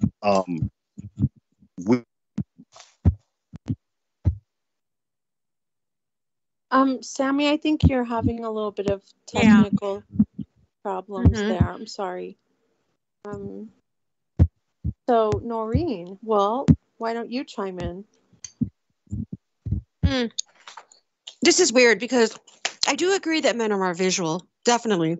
But I see so many examples of men, and I don't think the divorce aspect is necessarily tied in with this because, excuse me, I know people, I know a couple, they're very happily married. And when they met, she was way better looking. She let herself go totally. But they still love each other just as much as ever. So I do think the soul connection is definitely a big part of real love, okay? But putting that aside, yes, men are more visual. But when you're talking about real love, no, I'm seeing more and more that this other thing is real. But that just depends on many factors, okay? It's not simple. Yeah. I believe the two become one. Like, I've seen it time and time again when people are together so long and then, you know, one of them dies and the next thing you know, like the other person's passing away like 3 months later. Yeah. So I totally believe, I believe that soul thing is where we become really one and literally can't live without the other. Right. But maybe I'm just old-fashioned.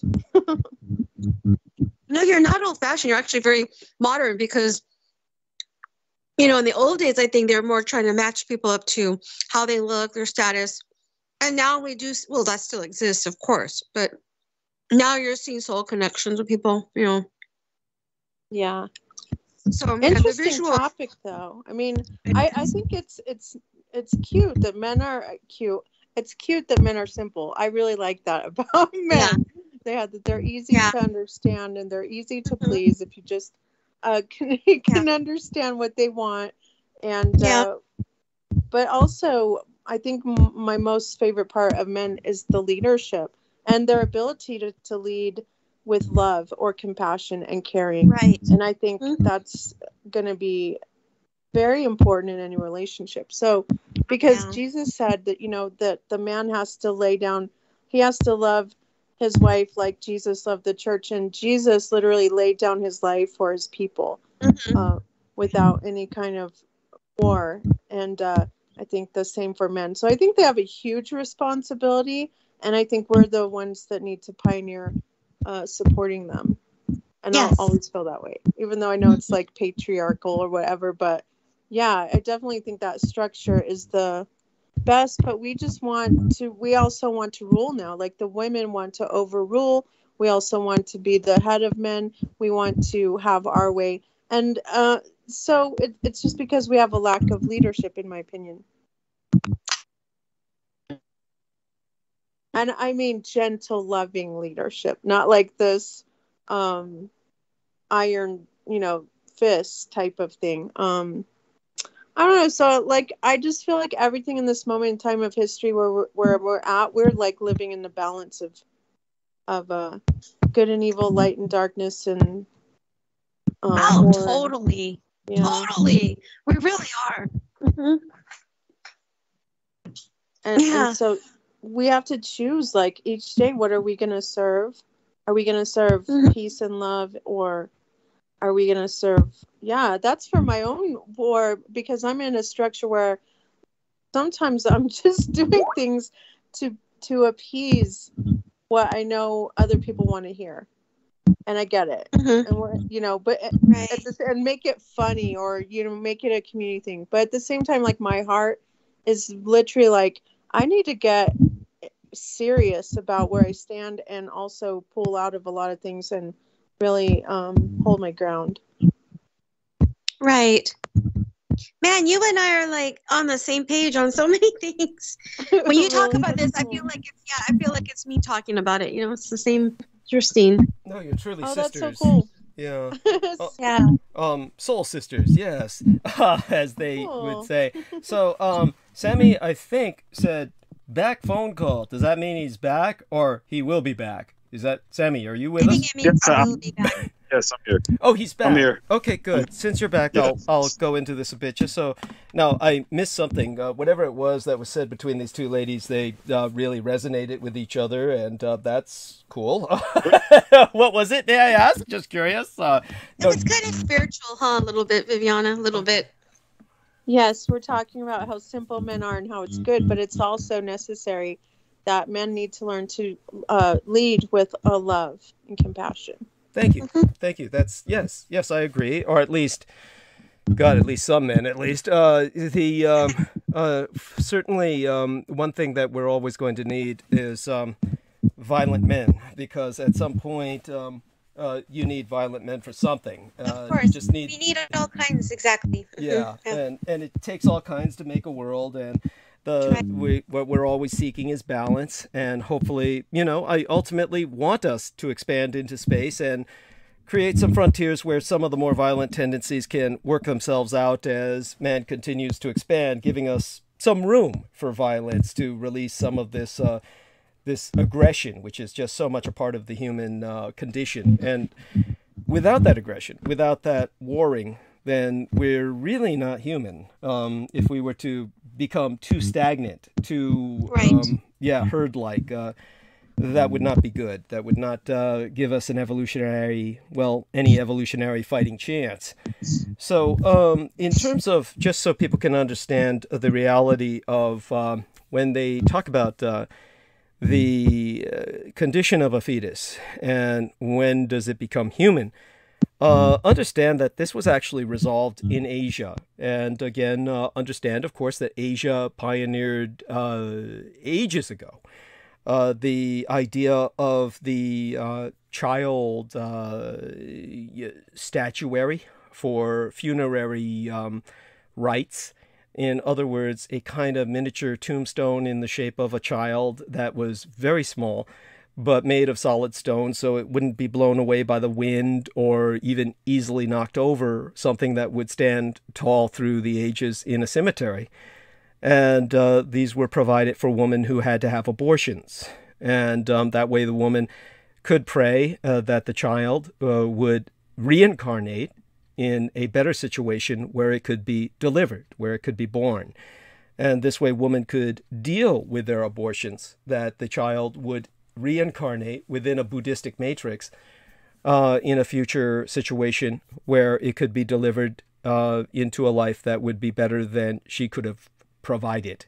And because she couldn't provide that, she had to have an abortion. And this was just as often for financial reasons as for reasons of health. So there was always that in Asia. But beyond that, it was shortly after the dawn of the third Christian millennium in South Korea and Japan that a lot of cooperation happened around a doctor, a fine South Korean scientist who became disgraced due to an unfortunate series of circumstances. Now, it was around my mother's birthday, December 5th, of just a few years before she died, around the year 2004 or 2005, I believe, that the Philadelphia Inquirer published an article on him in the English, which does not at all do justice, but people can explore that to find out a bit about this extraordinary individual. Now, the problem with Asian names is that Asian names can sound extraordinarily funny or sexually charged to Westerners. One time on Revolution Radio, I was talking about the Thai city of Phuket, Phuket. And of course, that's really not how many people pronounce it. There's many dialects in Asia that read it just the way it's spelled. Fuck it, Phuket. And so I remember saying that on air. And of course, it was that piece of shit, Ahmad Painter, who ran running to Mike Ringley. Douglas Dietrich said, fuck it on air, trying to get the show taken off the air. Just remember that he may be fine to Noreen, and that's fine. I hope they get along well. But Ahmad Painter's just a piece of shit. And he and I are not friends. Nevertheless, he cooperated early in the game and was providing me with, what he could in terms of some visual support, even though the majority of it was extraordinarily bizarre. He would provide basically screensavers that were, like people wrote in the comments how disturbing his screensavers were. He's definitely a disturbed mind. But that being said, when it comes to funny sounding Asian names, the South Korean doctor's name is Dwann-woo Suk. Now, Wang is spelled Hwang within the romanization. Wu, of course, is, even that's not self-evident. W-O-O. And surname would be Suk, S-U-K. And, of course, the horror of it all is you take away the middle name, Wang Suk, and just most people read it in English as Wang Suk, or especially if he's like in some situation where you're reading the surname first, which is really what you should do with Asian names, then it comes out as Suk Wang. Now, that being said, put all the bemusing humor of it aside. He had to resign his post because He was basically under investigation for misconduct because of the, well, stem cell research. And so he was a national hero in South Korea. He spearheaded the creation of the World Stem Cell Hub at Seoul National University. That's their capital city. And the hub was envisioned as an international research center, especially for scientists unable to do stem cell work in their own countries. In other words, this is where people could do genetic research that you couldn't do anywhere else on Earth with full legal permission from the South Korean government. And his name was already linked with several breakthroughs in stem cell research by that point. In 2004, his team had stunned the world by announcing it had cloned 30 human embryos and harvested stem cells from them. Now, no one had ever cloned so many embryos at once and watched them grow to such an advanced stage and then use them as sources for stem cells. And basically, his team had created 11 new stem cell lines tailored to individual people that took genetic material from each person and inserted it into a donated egg. But then disgrace fell upon him in the November of 2005. And that was when South Korea's health ministry ascertained that 2 junior researchers in Wong's lab had donated their own eggs. Now, that was not against Korean law in and of itself, but it was considered a terrible violation of ethical standards. Now, all of this is pure bullshit. He was set up, and that was because he was in enormous trouble with his Japanese sponsors. Now, this is where we get to the real crux of the matter of the ensoulment of a human being when a human becomes human. And all of that was ascertained at Pakjeong Clinic. So Pakjeong Clinic was a medical facility established in Seoul, South Korea, in the late 20th century. And its clients were drawn from many Pacific Rim nations, but the most enthusiastic among them were the Japanese. And the clinic's initial purpose was to offer a gender selection service which guaranteed the sex of children. But it rapidly expanded to offer genetic screening services which tested embryos for the presence of defective genes. And from there, the clinic staff quickly progressed to the implementation of techniques for enhancing the development of embryonic brains, supplying their clients with machines which could administer courses in abstract geometry and topology, musical tone recognition, basic linguistic grammar, and so on. Now, those fetuses, which responded most adeptly to intrauterine education, made astonishing progress, and their brains, being uncluttered by vulgar experience, displayed astonishing capacities for calculation. Some began to develop abilities not seen in adult brains, including short-range telepathy. The Japanese Ministry of Trade and Industry, MIDWAY, the fascist organization which tells corporations what to produce, what to export, that put all of Japan's economy on a wartime footing before World War II, helped to win the war, and kept it winning the economic war thereafter. They were quick to take advantage of the opportunities thus presented, and welcoming the most talented fetuses into the workforce, the parents signed contracts for their fetuses to work for major corporations. Unfortunately, it was quickly discovered that no matter how able the Pakjeong fetuses became, they lost virtually all their new abilities after parturition.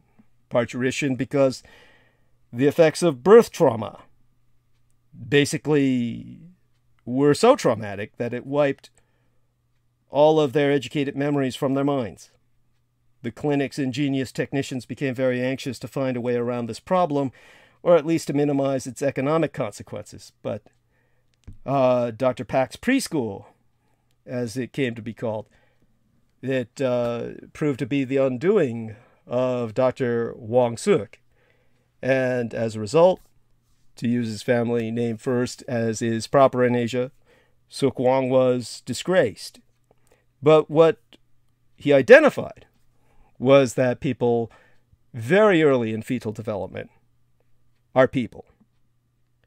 So, yes, abortion is taking a life. And it would be taking a life as soon as the basic features of eyes and minimal features that we recognize as distinct become visible. That being said, of course, every woman has a right to her own life. And forcing a woman to carry this soul to term and deliver it when there's no social infrastructure to provide for its care, for its quality education. And notice the difference in civilization in Asia, what the South Koreans and the Japanese have, compared to the savagery we have here in North America. There's no comparison. You're talking about a civilization that's able to educate its children before they're born, compared to a society here that can't even educate them when they're trying to reform them in prison as adults.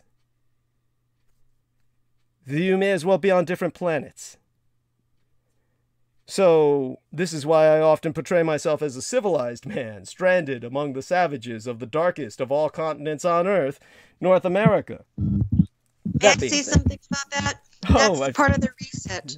That's part of the government agenda. American people are no better or worse morally than Asians. I've been to both countries, whatever, you know, but I'm just saying that that's part of the reset to screw up America. We're a big experiment. That's why there's all this weird crime and weird stuff going on, you know. You know, like, not to deny what you're saying, but just to try and make sense of it. Obviously, we try to make sense you're of not it. any more better. You're not any more better than the savages. We're all basically in the same situation here. Well, I am different, but that's for a number of different reasons. We don't need to go into that right now. In terms of, however, when we are talking about the Great Reset, obviously this is a new term and it's kind of like a buzzword. And when you're, of course, as Viviana is of course concerned, you're both concerned as ladies, you're both concerned with an agenda, that there's an agenda, basically a conspiracy to do something that is obviously, it has to be, there's no other reason, it has to be advantageous to someone. So what would be the advantage? Advantageous to those that are doing it, which is very small part of the world population, is not a large group at all. But yeah, it's advantageous to them and those just under them that are helping. Something like that, yeah. But not to deny it, I'm certainly not arguing against it. I mean, the end result would be, look at what I'm dealing with, my gang stalkers. They are cultists of the anti-gods, basically agents of chaos. These are people who have no other agenda other than to destroy everything. That is their ultimate agenda. So there are madmen and madwomen who have decided to align with nihilism, the total destruction of all that is, because in their delusion they feel by destroying that which the Creator created, that they can somehow take the Creator's place. Now, this goes to show just how high a position, how high esteem they hold myself in, because their entire life is dedicated to destroying Douglas Dietrich. Now, anybody who doubts that, just review their videos. I mean, this is all they talk about. And so we're talking you being in the position that the level, you know, what are they saying? The level that you're at, right? You should, what do you call it? You should understand like an agenda, because, you know, you're obviously at that level where they want to take you down.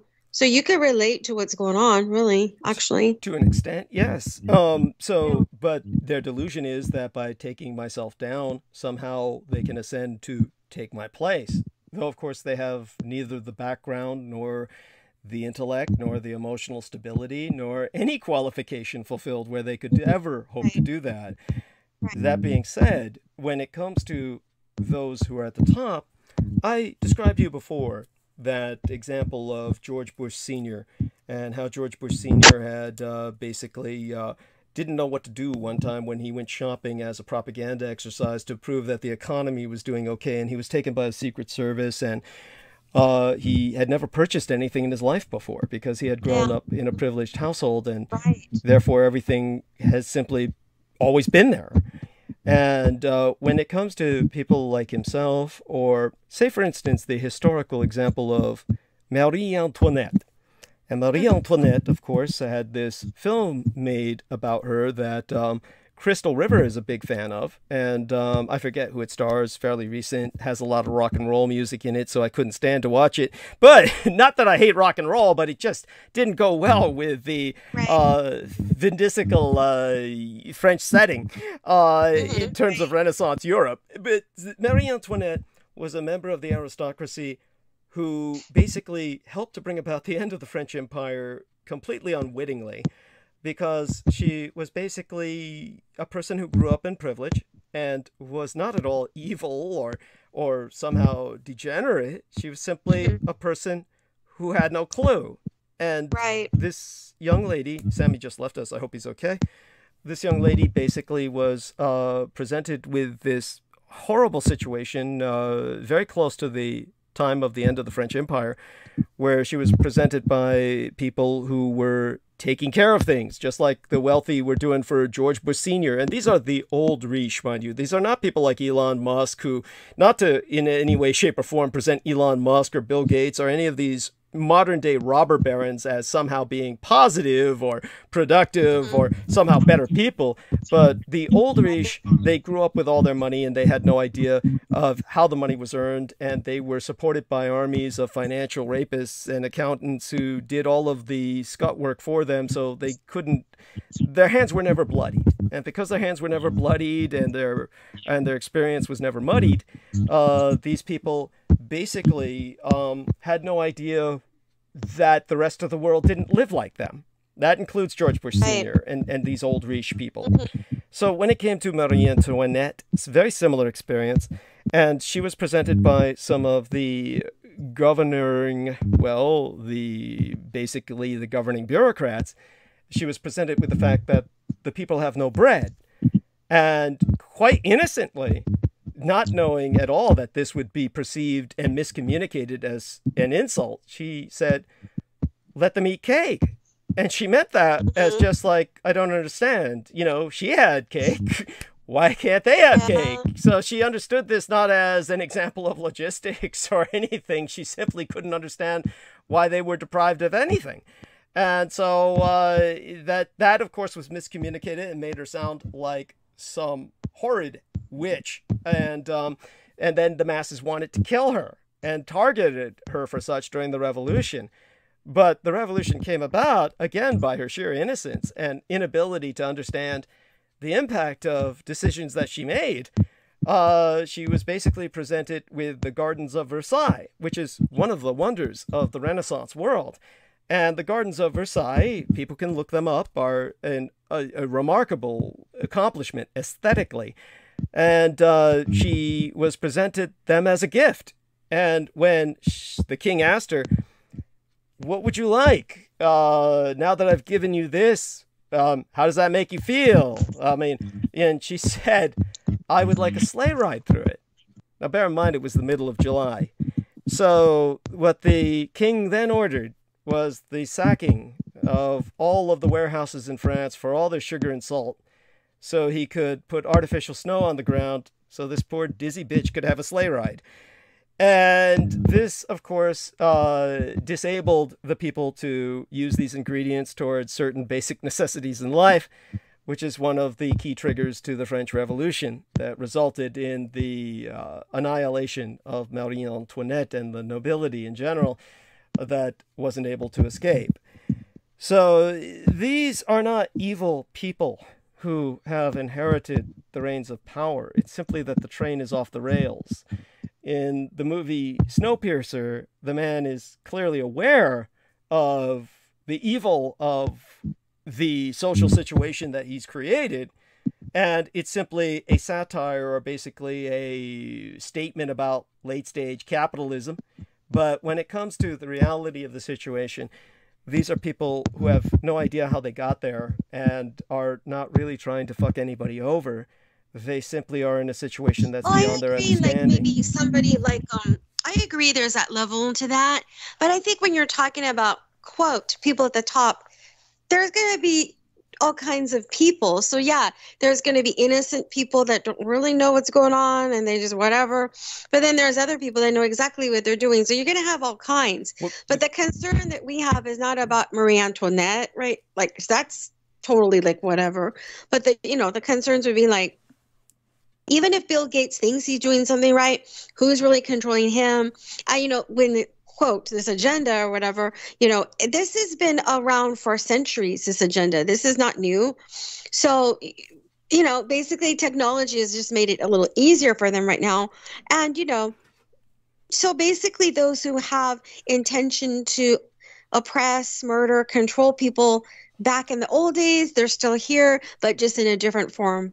Actually, the weird thing is in those days, maybe the royals or whoever, secret societies, you could kind of see them, sort of. But now we can't even see them. We don't know who they really are. So, whatever. The Freemason level is something maybe slightly visible, yes and no, visible. But, By the way, it's on record.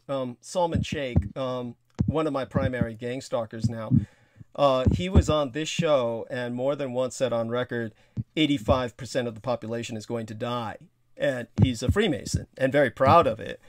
And this is what essentially broke him when I casually exposed him on air really just a matter of days ago. And at that point, he completely went into meltdown and exposed himself for what he was, what he always was. And then, of course, became a Aquino cultist with Richard K. Cole Jr., who we have screenshots of himself talking about receiving orders from Michael Aquino back when Michael Aquino was still alive. Now, all of this is important to bring up to people, but at the same time, obviously this adds credence to what you're saying. There are organizations that obviously have a...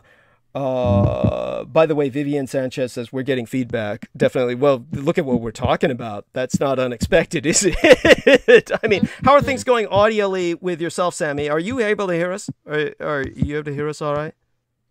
Let's ask Sammy. I think he left for now. He came back and then he went on mute. So, yeah, he dropped off. Yeah, he's muted. Yeah. I think it's coming from Our Lady here. Okay. I'm not sure. It might be my reception because there's no noise around me right now.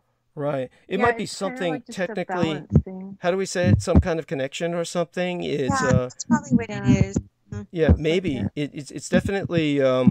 We'll hopefully what we can do is I think there's been times when your communications have been very clear, so let's hope that they're clear next time. But anything you can think of environmentally that might help with that, by all means. There's nothing around here this is what I mean, like now that it was quieter now than it was before, and yet this is going so it's reception or whatever. Something. Yeah, it's definitely either that. Go on, Viviana. I didn't mean to interrupt you. Oh, no, that's fine. So, so there's compelling evidence to what Noreen is saying. We certainly got that from quote unquote a Mason, obviously a Mason, somebody who's very proud of his progressing through that organization. He was insistent that, and he kept pushing the Muslim trip, but at the same time, I don't believe there's anything Quranic or within the Islamic, shall we say, theology or cosmology that I know of that says 85% of the population has to die. So that's probably coming from his Masonic buddies. So, no denying what you're saying. At the same time, what we do need to ask is the obvious question. So, I mean, let's look at it this way. Obviously, these people are completely dependent, these elites, on labor. They have to have labor. At one point, just before World War II, both the communists in the Soviet Union and the American capitalists here in the Western Hemisphere, specifically the United States, in the case of the U.S., it was a doctor named Bobby Yerkes, Yerkes. And Robert Yerkes was experimenting on a Puerto Rican woman. and Cubans, and forcing them to basically deliver hybrid babies that he was forcing them to mate with monkeys. And the idea was to develop a workforce of chimerical half-apes, primatoids, that would literally work for peanuts. And this was because labor unions were becoming increasingly powerful, and they were deemed a threat to capitalism. And had it not been for World War II, they would have progressed much further with that sinister plot. And so the idea was to replace these unionized labor forces with just primatoids who would have no conscious choice in their slavery. So the Soviets were trying the same. Both of these were considered diabolical nemeses of the Nazis, who were trying to develop a more ideal human being, whereas the communists and the capitalists were trying to degenerate, literally degenerate humanity, as in breed humanity down into a primate level for their own exploitation. So well, that's what's kind of happening now with humanity. They want to get people hooked in with, you know, AI, and they want to merge man with machine as their goal. So they may or may not need to merge, you know, humans with monkeys per se. I'm not saying they wouldn't, but, you know, but yeah, they want to merge all kinds of weird things. So yeah, that's definitely true. Well, transhumanity is also very feared. Change is feared by many people. Transhumanity itself, or merging of man and machine, isn't necessarily a negative or necessarily the evil. I think that... As a human being, you wouldn't have control of your own life, though, if that happens. See, because when you talk about merging with a machine, that means there's a central control force. It's not your own brain. It's not your... It's like something else, according to what research I've heard about with this, so... I understand what you're saying, but if you've heard me talk about some of the experiments that were conducted at the Presidio, and ultimately an art-elect, or an artificial intellect, coming into being through that, the entity itself, it's not, and I hate to use the term ̶hǐ, to use a gender-neutral term, ̶hǐ as opposed to she or he. And then, of course, these days they prefer a lot of people they or them, but that's just so, I just can't stand that. Yeah. That being said, by the way, this wonderful woman named Jojo Mikolejic, who until recently was going to go to Romania with Peter Moon, her child prefers they, them as a transgender or gender neutral child. And that's very frustrating, because it always sounds like either the child is possessed or that, you know, they're twins or something. But that being said, when it comes to Jay, the art-elect, that's proven not to be anything sinister or threatening. Rather, what would be threatening or sinister would be any human agenda to exploit such. And of course, just like a child can grow up very damaged by the environment in which they're raised, or the people who indoctrinate them. So all of this is a question of how someone is raised and how someone is basically treated. It comes down to a case of respect. I understand what you're saying about, gee, a person merged with a machine would be somewhat under the control of someone else because of the dependence on energy supply, perhaps the ability to traverse the web or the internet, what is allowed, or how much freedom of movement does such an entity have. All of these are valid questions, but the reality is we're pretty much there now. Whether we're merged with our machines physically or not, we're definitely merged. I agree we kind of are, but they want to further it. This is really, as Viviana might be able to relate, if you're talking about biblical scenarios, this is not the best one. This is not a good road. What their intention is not good, because yeah, there's possibilities with science and humans, we know that, but what they're doing, what their goal is not a good one for humanity. Okay, see, so that's the whole problem. I would assume that there's a Viviana, help me out here. I would assume that your concern is a kind of Mark of the Beast scenario. Well, it says in the word that they, it literally talks about they as like a they, you know, like third person, like a culmination of all these entities, or I like to refer to it as Leviathan, and how Jié talks about how the scales are fitly knit together and none of them break rank, and Leviathan is like this beast. So yeah, like the beast system, and he says that they will become one mind. So that's the integration as the form of the interconnection, and we have the Starlink, and we have like this literal Faraday cage above us.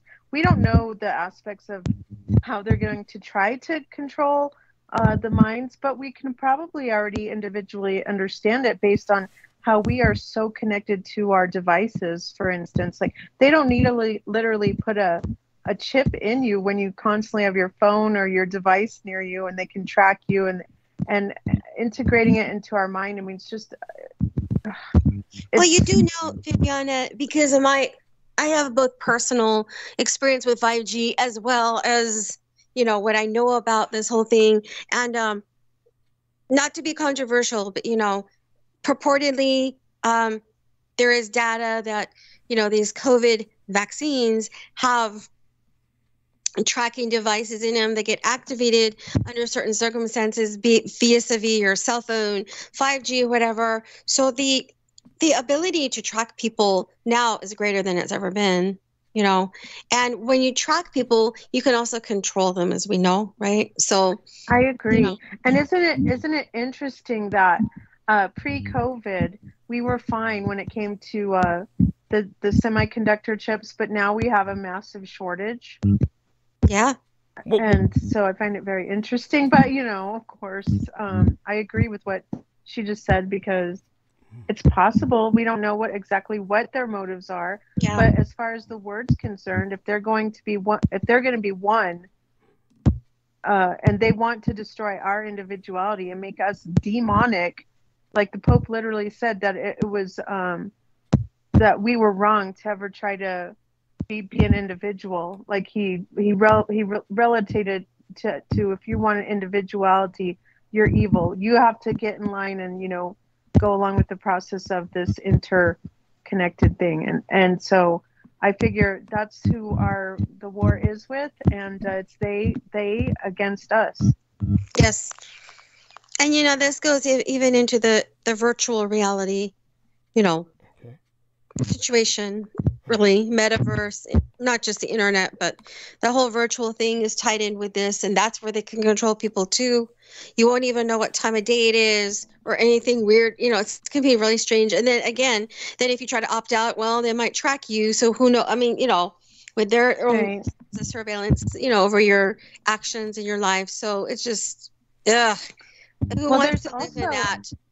There's Nobody. also another term we're living in. It's called the strong delusion to believe lies. And I think that fits in with your narrative of understanding as like this alternative reality. So if we're living in the midst of wonder, we're not watching the time, and it's going to befall upon us without even us knowing certain things. Yeah, exactly. They can manipulate in different ways. We won't even know what's really going on outside our door. You know, this is why, you know, we don't want to go down this path as a human race. Absolutely not. So I can see what you're saying. I don't believe every society is going to do this. Certainly, the society that would be closer to doing such a thing, far closer than ourselves, would be communist China at present. In terms of already getting into it, but we are not too. We're not, you know, each country, not to interrupt you, Doug, I'm sorry, every country is a little different, okay, and how they manifest this agenda, AI, or whatever sort of control thing they're trying to do is going to be parceled out slightly differently in accordance to each culture, economic situation, and all that. So education and everything, you know, the technology that people can have access to in Africa generally is going to be different than Asia or the US. So, you know, you have to look at all these factors. So I think that obviously they're going to try to implement and control societies that are already technological as we know it, like which would be the West and parts of Asia, and then maybe later, whatever they can do for, we don't know what their goals are either in terms of like, what are they going to do with parts of Africa that are just not developed? Are they going to get them into technology, or are they going to control them in a different way? Because I feel that regardless of if a country is technological or not, if this agenda is what it is, the control is going to be across the board, maybe parceled up slightly differently. Okay, I don't know, who knows? Okay, but the end goal is control, is what I'm saying. So we don't really, I cannot sit there and tell you, oh, for sure Africa will be untouched. Oh no, it will be. Because we don't know how this is going to be exactly, right? Okay. So. Yeah, I mean, reasonable enough. I just trying to kind of sort out here for all of us to understand what advantages these people might have from this situation of total control. And of course, do take some comfort from the fact that it's very, very difficult to establish control in the world that we are in right now. By the way, George Knight has joined us. So, George Knight, say hello. Hello, Douglas. Oh, yes. So excited to have you. I'm so sorry you got spanked the other day. Yeah, it's big time. Oh, I've got to watch what I say. Oh, my Lord. By the way, I don't know if you've ever met Noreen Helpan. You've met the lovely Viviana Sanchez. And so George Knight in England, 8 hours ahead of us at least. This man is a wonderful human being who has kept track of much of what my gang stalkers have thrown out and maintained his own records, which will prove invaluable sometime in the near future. In the meantime, this is Noreen Helpan, and of course, she used to work with me on Revolution Radio. Many people thought she was my wife, and certainly we traveled together to Australia and a few other places, and this was thanks to this wonderful human being who sponsored us for the Australia trip, or sponsored, rather, the lovely Noreen Helpan. Otherwise, I never would have gotten out of there alive for reasons I've explained before and don't need to go into right now. But in the meantime, George Knight and Noreen Helpan, do introduce each other to yourselves, please. Hi, yes, welcome. Hello. Pleasure to meet you. Hello. Yeah, nice to meet you too, Noreen. I'm very familiar with you. Yeah, thank you very much. It's a pleasure to meet you are? Oh, okay. Yes, I'm very familiar with yourself. Yeah. Thank you for helping Douglas at that. The most dreadful time, one of the most dreadful times in his life. Yeah, it was awful. But yeah, like you said, we don't need to go into that. Oh yes. Oh my God. Experience. And I do apologize. We are getting a lot of interference tonight, and I don't know if it's the powers that be or whatever, but definitely one of the things that hopefully now that you're on with us, maybe things will kind of calm down with the bandwidth. But since it's a transatlantic bandwidth now, where it's trying to hold us all on par, we'll see what happens. In the meantime, how long do you have with us, George? Oh, probably about 20 minutes, 30 minutes, half an hour, something like that, Douglas. Okay, yeah. great. No, that's all right. Thank you. Yeah, and tell this young lady, Noreen, about how you're helping to establish at least 4G in Britain and working up towards 5G. Tell us, what you know about that overall strategic situation and what you do for the English people. Yeah, absolutely. Yeah, so I'm rolling out the full fiber service now. So it's the full fiber network that we're rolling out. And the UK is so far behind, comparatively speaking, to other nations, such as Japan, who are leading the way. So the UK are really far behind. And so the government has given Openreach a deadline to install fiber to 25 million homes by 2026. So it's a lot of homes to install fiber to. So yeah, we're very busy at this point in time. But yeah, I'm on the full fiber team now. So yeah, it's all sales, it's all sailing now, it's all go. It's amazing. Yeah. And by the way, I did notice that when Noreen went mute, I did notice that the audio interference did stop. So it definitely was Noreen's side. There's something about her connection. It's just the connection. It's nothing to do with Noreen's household. So thank you so much, Noreen. But just get used to unmuting whenever you wish to speak. And so now that you've found out what our man George Knight does, I'm just curious. Do you feel he's being exploited by the elites in some way, or that what he's doing is ultimately constructive for helping people communicate? Unfortunately, I think he's being, well, he has to make a living. I'm not unsympathetic to that at all. But yeah, no, many people are being utilized unknowingly or unwittingly through in a greater situation, because I had a very serious 5G reaction when it was in my home. I had to get rid of it within 3 days. And as soon as I got rid of it, I was way better. And I've been hearing other reports similar. So the reason is because 5G has such a high, I'm not very technical or technical here. Forgive me for my, not very good explanation, but it's, I guess it has a lot of radioactive frequency that's in different ways not good for the human body. And it's not good. So, if you need to make a living, bless you, that's fine. But you might want to say a prayer about what this is really, in other words, it's like, if I were you, make a prayer to see where God, you don't have to be religious, okay? But say a prayer to tell you what direction this is supposed to be for you, because this is really serious for humanity right now. That's all I have to say. I'm just curious, do you feel that, now I don't want to overdwell on this right now, we can go back to it later because of the shortage of time that we have with George Knight, and I do want to spend the time we have with him hearing some more things from him. But when it comes to, say for instance, what happened with you, was this like meters or something? Like meters were installed in your home or something like that? Or no, I remember it was Trina Foster, right? They had the smart meter issue, which by the way, yeah, some people react to that. But with me, no, this was when somebody in this house ordered a new internet service. It was Spectrum at that time. And they gave me 5G without me asking for it. Okay. And it just was like horrendous. And I got rid of it and everything went back to normal.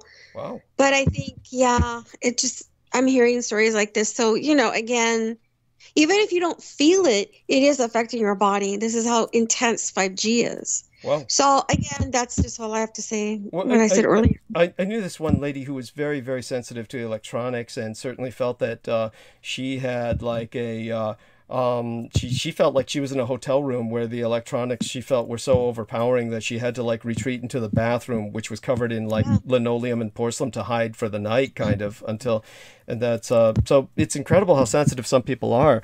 So that being said, but to be fair, may I of course, interject?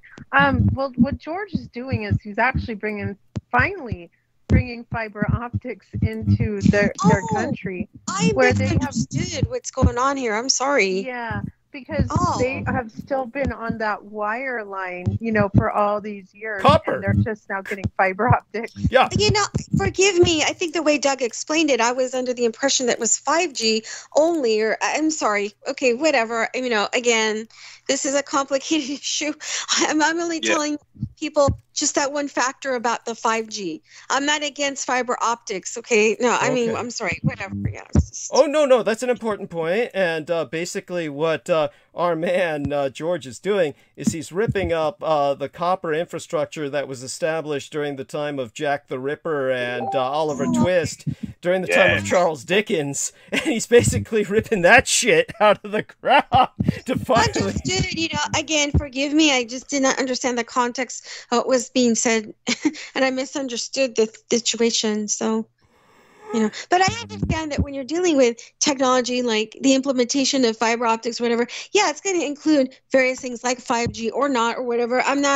It's not a personal thing. I just didn't understand what was going on. Sorry. Okay. Okay. Yeah. And with that being said, so George, with the time you have remaining with us, tell us a bit about what's going on with your day, and if you want to, you can take it into the direction of my gang stalkers, and you can. I don't know if you heard. I don't know if you heard what I said earlier, but I did give a reply to what I heard from Brendan Zogit. So Brendan Zogit did call me twice, and he did let me know that they were trying to aggressively recruit him. And so then what happened was that he, basically wanted to warn me that they were attacking my dead father, and basically attacking my dead father's records, or rather the man who raised and guided me, because my dead father can be taken as one of two people. And so I just basically responded responded to them tonight. And, you know, I don't know if you caught that earlier, but you'll catch it on the replay if you have any time. So was there anything along those lines you wanted to bring up, or anything else at all? Go ahead. Just cut loose, by all means, with the time you have with us. Yeah, thank you, Douglas, and yeah, thank you, Noreen, for it's good to hear your perspective on things. I'm actually, the way I'm connected now through Skype is actually through 4G. I'm actually running it through the fourth generation network right now, and yeah, I can connect to 5G, and the area that I'm at the moment doesn't pick up 5G, but usually when I'm talking on transmission, I'm using the 5G network. So yeah, I'm using it at this point in time, and that's how I'm connected to this Skype call. Holy shit! You know, so it's all wireless, so it's a very effective service. Yeah, it runs off you know, several hundred megahertz per second. It's very powerful. It's up to almost a full thousand megahertz per second. So it's really incredible. Part of the network, but it's a different kind of like Vivian just said, I'm working with fiber optics. I'm installing fiber, which is a light source. So it's shooting down through the network from A to B. So B is the customer end and A is the starting point at the exchange. It's a light source. So that's how you get such high speeds. And we can get up to 1,000 megabits per second, which is 1 gigabit. So yeah, we can offer the customers such a fast service, whereas most people in rural areas are only getting 1 to 2 megabits. So if going from 1 or 2 megabits per second up to 1,000 it's a life changer for them. So it's a positive impact on the way people communicate, because people rely on it. They're at home working from home. They're trying to communicate with people from all over the world. You know, they're having all these calls with Teams, Skype, etc. And so yeah, it's a good service. It's something positive that because now it's a utility. It's a necessary, vital utility that people must have, such as the same lines as water, gas, and electric.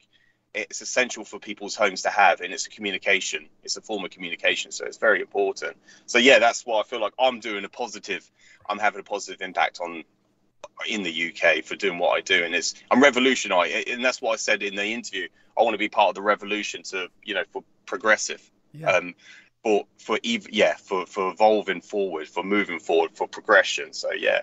So that was just my response to it. Absolutely. I mean, it is so impressive. I mean, your sound quality is excellent. So that explains it. You. I mean, oh my God, you're on 5G. Holy shit. You're wireless. Actually using it to talk to us. All wireless, yeah, across the Atlantic. That's incredible. And so you know what though? It's okay.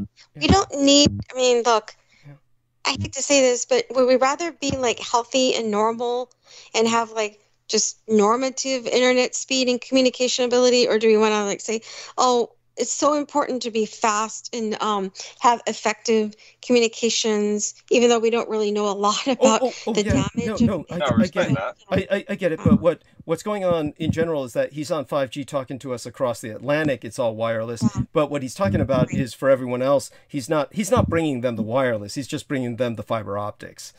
So that's what he's delivering to the normal people. Yeah, that's the service he's providing. So you can rest assured he's not he's not directly part of the conspiracy. Okay. Oh, okay.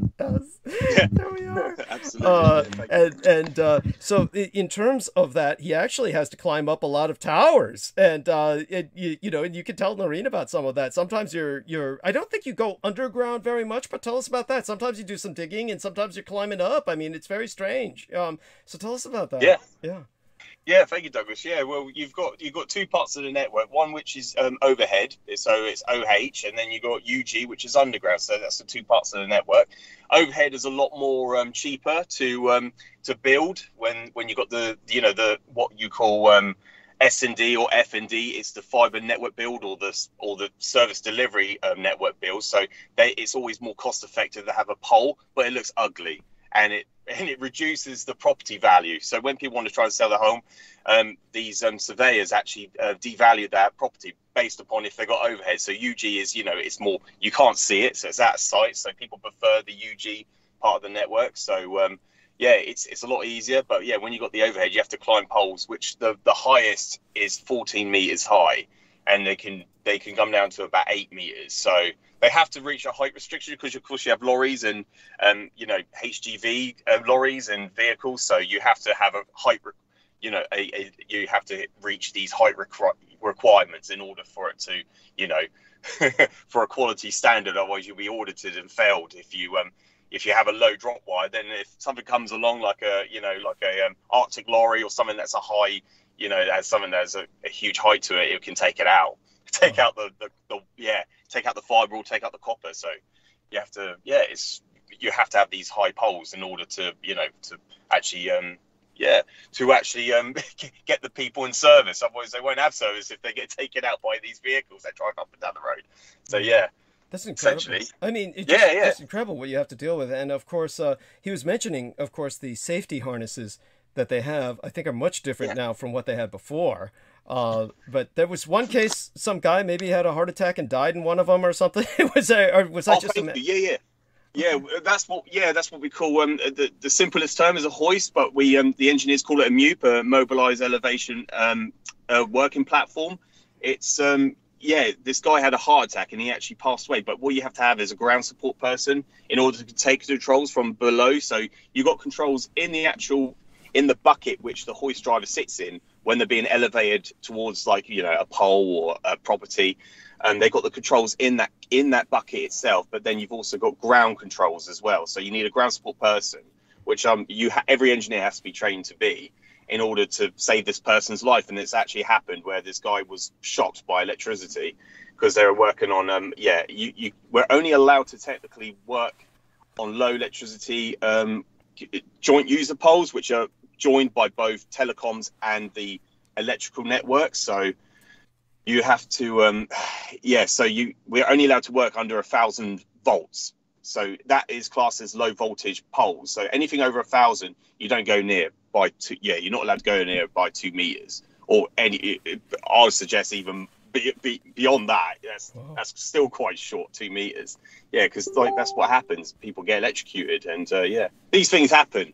It's quite a dangerous job to have. It's a dangerous profession. So, and that's why, they do pay you quite well for it. Yeah, because it is dangerous. Yeah, you're climbing poles, which not a lot of other people have to do.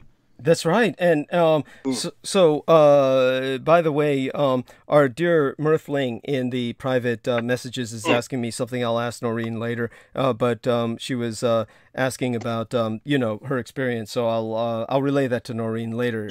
But in the meantime, while you're with us, when it comes to dealing with all of this, of course, it's always impressive, and I'm so glad that you're working with this frontier of helping basically the national defense. You're basically helping Britain prepare itself for changes in the world that are coming. But what about, shall we say, we were talking about, of course, some of these, what was it? It was right on the tip of my tongue. I had something I was going to ask about something and I forgot. No worries.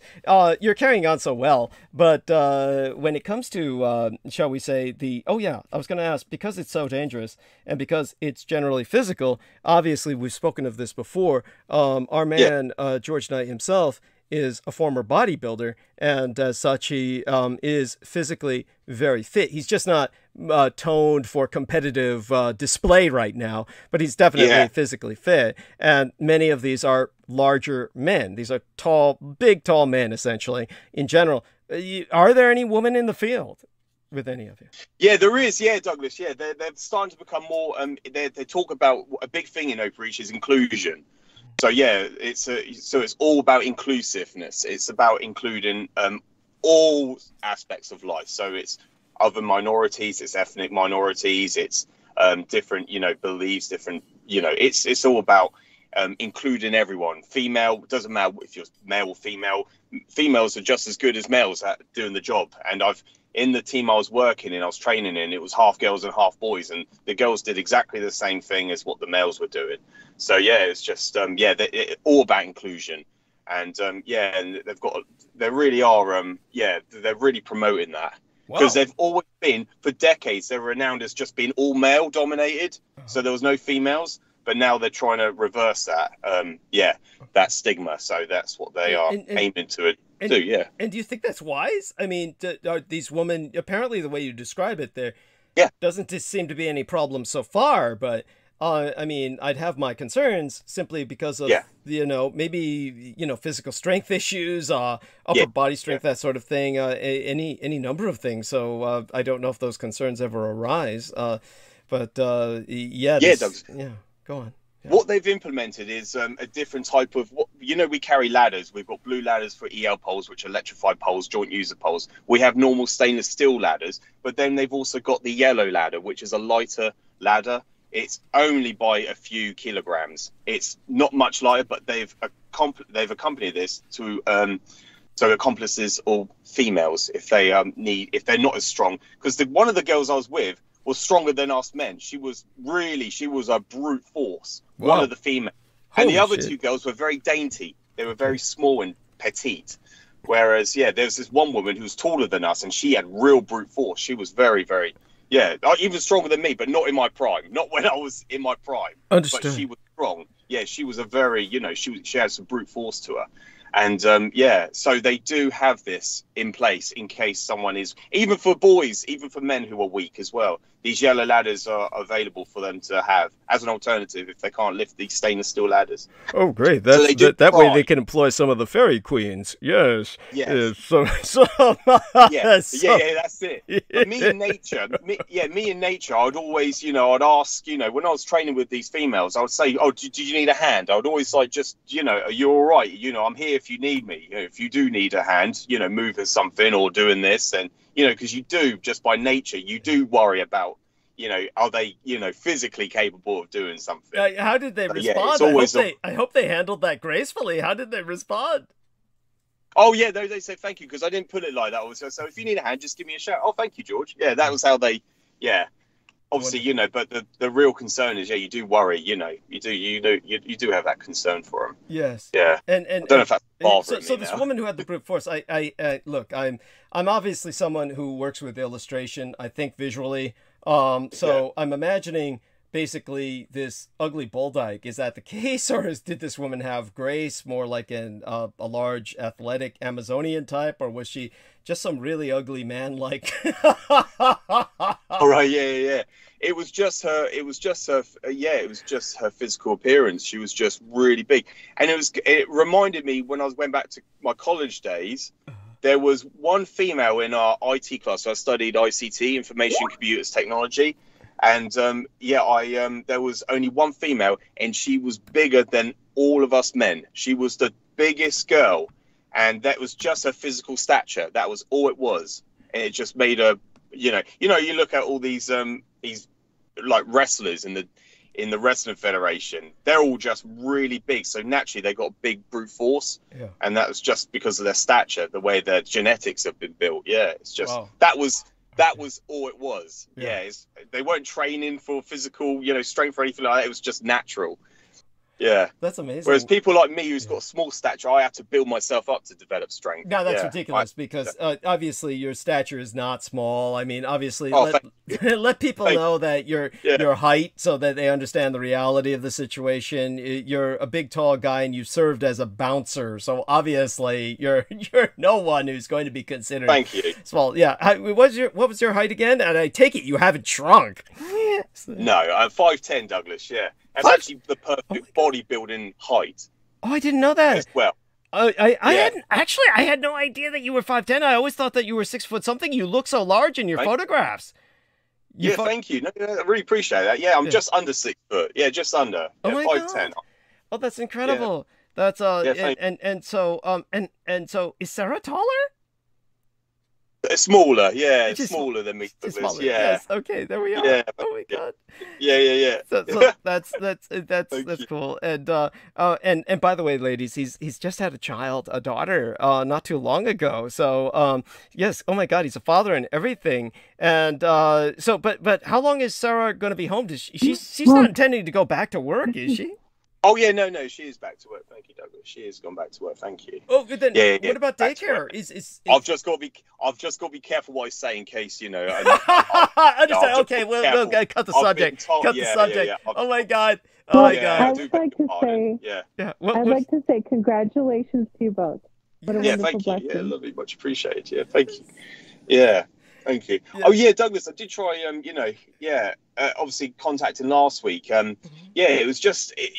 I don't know if you've been told or anyone's reviewed the when you had Jameson interview. The gang. Yeah, Richard K. Cole Jr. Yes, their new white master. Yes. So what was it that you could tell us? Because the thing is, it's something that I advise people not to really watch, but if they want to watch it just for a bit of morbid entertainment, they can do. But it's so funny how both men, when they severed from when the ties were severed between them and Douglas, that they were claiming that Douglas's name is not Douglas Dietrich. But then when as soon as this interview started, the first thing you'll notice is Richard K. Cole confirms he is Douglas Dietrich. And he was born on the island of Taiwan, and his mum moved to the United States in 1968 because, of course, he's illegally gathered these papers of a nationalization. Right. So, yeah. And it just confirms Douglas, he is who he is, and he is. Thank you. Oh my God. Yeah. So then everything else after that is just that what they're trying to say is the timelines don't add up. And that's the only thing you'll realize. They're saying that Douglas is lying because nothing adds up. Everything Douglas says, the timelines are all different to what they've researched or what they've gathered. And it doesn't make any sense. So automatically the video is just a waste of time, and they're not deconstructing Douglas at all. Yeah, but by the way, because that's the only thing they can say is they're trying to character assassinate him, right. And that's all they can do. Right. But they can't discredit the message. All they can do is discredit the messenger. Right. That's all they can try and do. No, by the way, I profoundly appreciate what you're saying, but just so our listeners know, anybody who's listening to this, understand that there is a LinkedIn of Douglas Dietrich, which I don't even access anymore. In fact, I keep getting messages from LinkedIn about add someone to your network, add this person to your network. I can't even get inside the goddamn account anymore. I can probably do this if I put effort into it and have an adult with me. In other words, a technically educated person who's can tell me what to do, but I would have to go in there and say I forgot my password. But essentially, what I do want people to know is that LinkedIn is pretty much as accurate as it gets. There is such a minor mistake on it that I wanted to correct, but it doesn't even count. I mean, I would have to actually look at it to remember what the mistake was, but it's like literally something so small it doesn't matter. The general overall aspect of everything on that LinkedIn you can take as pretty much gospel. But in terms of so if people want to know the chronology is effectively there on LinkedIn. It's pretty much accurate. You can take it all, and like I said, the one correction I wanted to make was like off by a few months, maybe like a half a year on something that was so small. It's just like it basically the only reason I'd want to correct it is because there's a small experience missing from it or something. But I'm a completist like that. Overall, you can take that as generally the chronology. So is it that, I mean, basically this is a stupid question because everything they're doing is stupid, but basically what I'm saying is, if that's the chronology, knowing what you know about the LinkedIn, which you pretty much know my career, I mean, if anyone, the person who really knows about me is George Nye. And of course, John Warrington is kind of like the archivist, and George Knight is kind of like, in a very real sense, really the biographer. And so and Peter Moon is just kind of like more the journalist who's putting together the message. He's more like the person who makes the message accessible. And so when it comes to what they're arguing about, the timelines don't add up.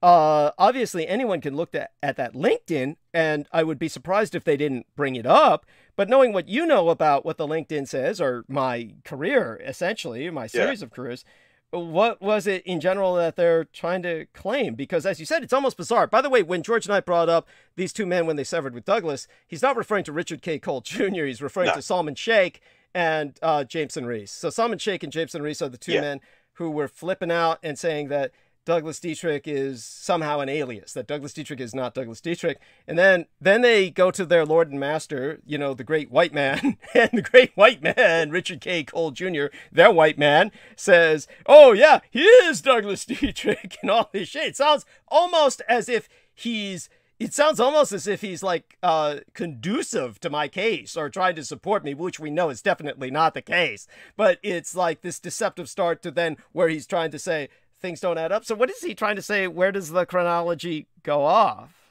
Yeah, thank you, Douglas. Yeah, beg your pardon. There's two things I want to say on air as well.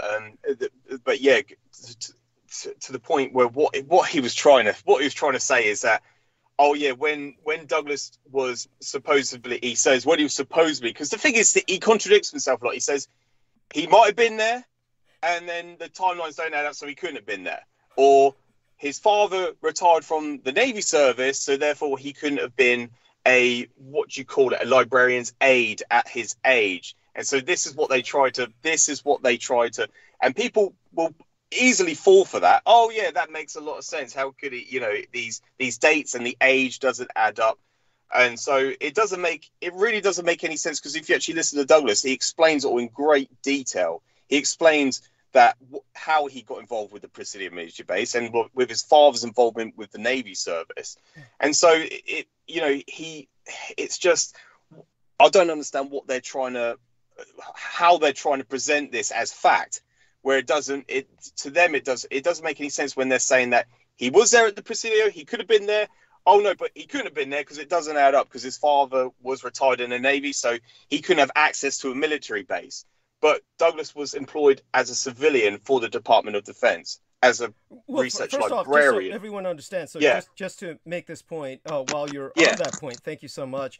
Just so people understand it, again, Richard K. Cole Jr. is someone who has never been in the military. Understand this. Whatever time he spent in the Marine Corps was basically as a male stripper. Understand this. If you don't understand the Marine Corps, if you don't understand this, is that the Marine Corps is full of gay male strippers. And this is all they do. They do this in full uniform. And it is so much a problem that there have been orders issued by the Marine Corps, please don't produce pornography in your uniform. This is how much of a problem it is.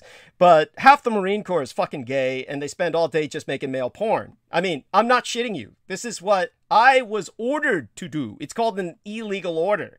When I was in boot camp, the man I was supposed to have sex with was Richard K. Cole Jr., who was stationed in San Diego and having sex with a bunch of young boys they were bringing across the border, promising them citizenship if they had sex with this guy, and he was making pornography with them. I'm the man who shut that porno ring down. He never forgave me. He was looking forward to sex with myself. He was expecting it. He never got it. And he hates me for life because of that. And he's actually said that once publicly on a YouTube thread where he said, I will never forgive Douglas Dietrich, effectively for what I've just said. This individual is like a jilted lover, which is pretty much the case with Salman Sheikh and J-Mo Reese. These are all basically jilted lovers, just like Stephen Outram. They all have that same attitude, is that these are unforgiving, jilted lovers, and they're all acting like queens and queers and cats about it. But but the point is, when he's saying that my father couldn't have access to a military base, understand this. There are people who are born on military bases in America and outside of America that are part of the military system of the United States, the American Empire, and there are people who die on military bases. The military base is, depending on what kind of base you're talking about, and the Presidio was an open base. This means it had to be open to the public because the goddamn Golden Gate Bridge went through the fucking Presidio. They had to maintain an open base. They couldn't close it to the public because the Golden Gate Bridge went through it. So because of that, they had to maintain an open base system, which means that you could have gone to the Presidio. Anybody could have gone to the Presidio. There were certain places that were off limits, like you couldn't theoretically go to the post exchange, the PX, the commissary, which was, one is like a good shopping store for like clothes and shit, and the other is like for foods, and or use the Letterman Army Medical Center, but you would wind up using it anyway if you got injured on base. If you happen to have been injured on base, you would wind up at the Letterman Army Medical Center. They would not turn you away. And this is where Judith Agert, that wonderful darling, had a girlfriend of hers who was gang raped because she wound up breaking her arm on site at the Presidio military base, was taken to the Letterman Army Medical Center where they put a bag over her head and gang raped her half to death. And she was, of course, never the same after that, and then she killed herself. So that's what happened to Judith Agert's best friend at Letterman Army Medical Center. Just a common story of another horror story, an endless series of horrors from that hellhole. But in terms of the Presidio military base and other bases like it, anybody who's retired after serving a full career in the military, this is where Richard K. Cole Jr. is just flat out lying. For those of you who don't know the military, this is why we need to restart the draft. You can't have a professional military, as they call it, because you get assholes like this who just make up stories and lie to you, and you have no idea what's going on. If everybody served in a general draft, if everybody had an uncle, a brother, and everybody who, they would know that these are lies. But the point is, once you've served a full career, you have access to any open base the rest of your life. If you've served a career in the military, that is your privilege. You go there to use the PX. You go there to use the commissary. You go there for these military discounts you cannot get outside of a base. You go there to watch cheap films. They're months late back in the old days, but you get to see them for like pennies on the dollar. This is what you go to a military base for. This is what you've earned from a career in the military. You get free treatment by a military hospital the rest of your life. Theoretically, that's what my father was supposed to get, but the problem was I exposed all the human child trafficking on base. They closed the base down, and then my father didn't have access to that medical care anymore, so we had to get him on the VA, which is a totally different system, a welfare state totally separate from military hospitals. So the military hospital, Letterman Army Medical Center, which trained over a quarter, 25% of all Army doctors, that was like a major area where they took people who jumped off the Golden Gate Bridge to. The majority of people who jumped off the Golden Gate Bridge survived because the Coast Guard took them directly to Letterman Army Medical Center. Once they closed that down, another collateral bit of damage from my exposing what happened at the base, then once they closed that place down, none of these people could be saved. The Coast Guard couldn't take them anywhere in time. So now, if you jump off the Golden Gate Bridge, you're almost certain to die. So all that being said, okay, so the guy's just throwing out that bullshit, and then where did he go from there, if you remember? Or... Yeah, that was it, and that's all I had to ascertain from it, is just that was all he could try to do, was just to try to present that the timelines don't add up from what Douglas is saying. That's all he could do for the entirety of that. It was about an hour long.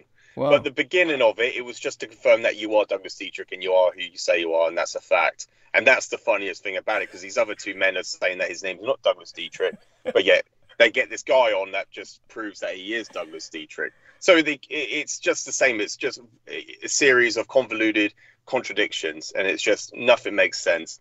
And that was one of the things I wanted to say, Douglas. You said it yourself, that what these people have in common, Salman Sheikh, Jameson Rees, and Richard K. Cole, is they all love Douglas. They have fell in love with him, and it's the saying that me and my old good friend Mohammed Mustafa Ding used to say: it's love and not sex. So that's like me and Douglas. It's love and not sex. But these men wanted to have sex with Douglas, and they got seriously butthurt when ties were all severed, and they knew they couldn't go back. So this is what they resorted to, is gang stalking. It's kind of like you have this, when you have a relationship with, most people experience this, or you can know somebody has had experience with a gang stalker, and it's a ex-partner who is obsessed and they can't seem to let go of breaking away from this person, and all they do is severously all day long is just stalk, either online through social media or physically their ex-partner. And this is what these guys are doing to Douglas. And it's just the one thing they have in common. And Douglas presented it. I couldn't have said it better myself. But yeah, that is what these three men have all in common. And along with these other weirdos that they bring on, I mean, I don't know if you saw any of the other guys. That was what Brendan Zogit said that was so funny. There's this one guy named Matt Douglas, and I didn't watch the video Brendan Zogit did, but Brendan Zogit said apparently the first time he was being interviewed by Salman Sheikh and he didn't show his face, a bunch of people were calling him on it saying, "Hey man, why don't you show your face? Got no guts to show your face?" And then he said, "I'm here now." He made another video with Salman Sheikh and said, "I'm here now to show my face." And that's when Brendan Zogit was saying, "Man, he should have kept his face hidden. He looks like the freaking Crypt Keeper from Goosebumps. That children's series of horror stories written by R.L. Stine and shit." He was saying that, this guy looked like the Crypt Keeper. And anyhow, I said the guy's probably somebody that Salman Sheikh found sleeping on that park bench where he always goes to molest the kids when he's doing his dick ups in the park. Swinging like a chimpanzee, saying, "Look at me" and shit. Yeah, he doesn't really pull himself upright where he could save himself if he fell off a cliff, but hey, he can swing his dick up to the point where he gets his chin up to the bar. Yeah, it's all momentum. But yeah, that's how he was fucking our man Jameson Reese, who, by the way, he changed his icon on his Skype to this fucking like picture of me when I was looking at my worst, when I was all swollen up and bloated on the antidepressants, and it was back when I was visiting that guy who's sponsored me for a while to read for 10 years to read the what do you call it? It was the true crime tours. Yeah, I was down there in Arizona, and he had me all dressed up in this Indian garb so I could like look Native American as possible, which I'm sure all of my detractors think is some sort of cultural appropriation. But anyhow, so Jameson Reese got it all swelled up like a funhouse mirror and made it all look fat, and that's his icon now. I mean, this is what he gets off on. This is what we're left with. This is their life. But that being said, our man George Knight knows how it feels. He's had all kinds of guys who were seriously after his ass. Guys who would just walk up to him and say, "Can I feel your muscles?" I mean, yeah. Sometimes that was at crotch level when they said that. Sometimes they were, oh my God. And he just learned to handle it. I mean, he was a bartender. I mean, hell, you had probably more guys than women as a bartender who were hitting on you. But tell us a bit about this. How did you handle that? Douglas, I've been groped, and this is something that, you know, I'm very open about telling people. I've told this many times to everyone, like, and people will tell you, like, you know, attest to it, that with my family, where I've been out with them, like my cousins, and they said they have to get these guys, you know, away from me. And you know, I've been to bars. I've been to bars, not bars that I've worked in, you know, not the ones I worked in, but the bars, you know, going out over the years. And you know, I've had couples, they're probably in like open relationships, and they try to say, "Oh, you're gay, aren't you?" I'm like, "No, I'm not gay." And then my cousin will have to come along and say, "No, he's not gay. He's not gay. That's my cousin. He's definitely not gay. He might, you know, you might think he looks it, or he sounds it, or he's like polite. He says please and thank you, and he smiles, but no, that you're getting the wrong impression of him." And that's the downfall of being, being brought up to say please and thank you and smile and be happy. I think what it really is. And by the way, ladies, you'll notice this man can't leave his home without a chaperone, because basically he gets molested. He's got a bunch of guys who are trying to prey upon him. That's basically what's going on. And what it is really is when they're asking, "You're gay, aren't you?" This is just a question of hope. That it's not so much an accusation as it is like that. It's a hopeful query that they're hoping you answer yes, and that if you answer in the affirmative, believe me, in San Francisco, and this is like. By the way, that was the trouble with AIDS, and now it's the trouble with monkeypox. It's just that basically the gay community is often just, look, men are horny, and the reason men become gay is oftentimes it's not even so much an attraction to men per se, it's just that men are more open to just basically friction is friction. And women, of course, need foreplay, they need to be kind of courted, they need a lot of just things to happen before they decide they're going to gift a man with intimacy. But guys, you know, they realize that around each other, they can just roll in it, and so they just jump on each other, they just throw themselves at each other, and some guys that's enough. They just want the friction, and so they become gay. It's not even because they're attracted to men, but they just want the friction. So when it comes to these gay guys, they're so open that it leads to a lot of infection, and the potential for it increases astronomically, and that's why the monkeypox is basically now and I'm going to take the risk to say this. The responsibility is on myself. I apologize profoundly if anyone's offended, and I don't mean it that way, but it's like the new AIDS. It's just basically, in a sense, it's in a very real sense right now manifesting as generally a gay disease. so yeah, I didn't even know that, Douglas. So thank you, because I did need to ask you about that, because it does appear every day, like the numbers in the UK are going up. I think they must be about 100 now, but and it's just like, you know, I speak about that with Sarah, and we just don't know where it sources from. It's just like, so I said I need to speak to Douglas really about it. Thank you. But thank you. That's just just so just so you know, and you can share this with Sarah, it's basically no one like the Surgeon General in the United States or Dr. Fauci is going to dare to say this. They're just going to basically say things along the lines of, well, it requires, you know, a lot of promiscuous, unprotected sex or something like that. But basically, it's manifesting almost exclusively in the gay community. And it has to do with just a lot of unsafe sex where guys are just throwing themselves on each other. In other words, it's like guys who meet each other on the bus and say, hey, let's fuck. And, you know, one gives the other a blowjob. It's like this kind of casual sex is what leads to this shit. So, yeah. And, you know, with AIDS, it then became a straight disease only through intravenous drug use. And so probably something similar will happen here. So what you're going to see is an arc where it's going to be a lot of the gay community is saturated with it. That's, you know, highly active and not partnered and just irresponsible. And then you're going to see probably intravenous drug users who are straight then getting it afterwards. But we're not even at that point yet. Right now, pretty much it's just, you know, if you're straight, you're partnered, or you're practicing safe sex, you're pretty much okay. You're not going to be scratching yourself one day and waking up with the monkeypox. Let's put it that way. So that being said, with you know, everything that you and I know, I'm just shocked it was just that. I mean, that was their big lead up. That was their orgasm. That was their climax. Yeah, exactly. Yeah, that's right, Douglas. Yeah. And they thought they won. You know, they think they're winning, but they don't. They just carry on repeating the same stuff after all these years, and they can't get anywhere. That's the funniest thing about it, because, you've never been shut down. These people who are charlatans and shills, they do eventually get shut down. Yeah. Or they just seem to fade away, or they have a massive follower like Stephen Greer. Oh, God. That individual. Oh, my Lord. Yeah, people ride his dick. I'm getting these people saying that, oh, God, yeah, George, he's you know, he's making contact. Disclosure, he's making contacts. Like, are you into this? No. No. You really don't have a clue. Following this guy. Oh, God. So people like that. Yeah, but Douglas is never going to go away. You can't do anything. Thank you. For one thing, never going to go away. Thank you. For one thing, I can't. It's like I said, I'm kind of stuck. No. You know, hopefully I do change careers in a sense, but, you know, I mean, I don't want to be, you know, at this level of communication talking to basically my friends.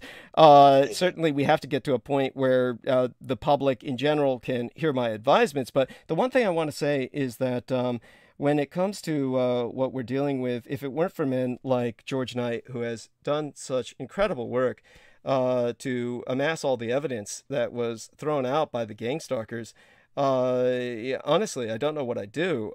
He was very dedicated into researching everything I said.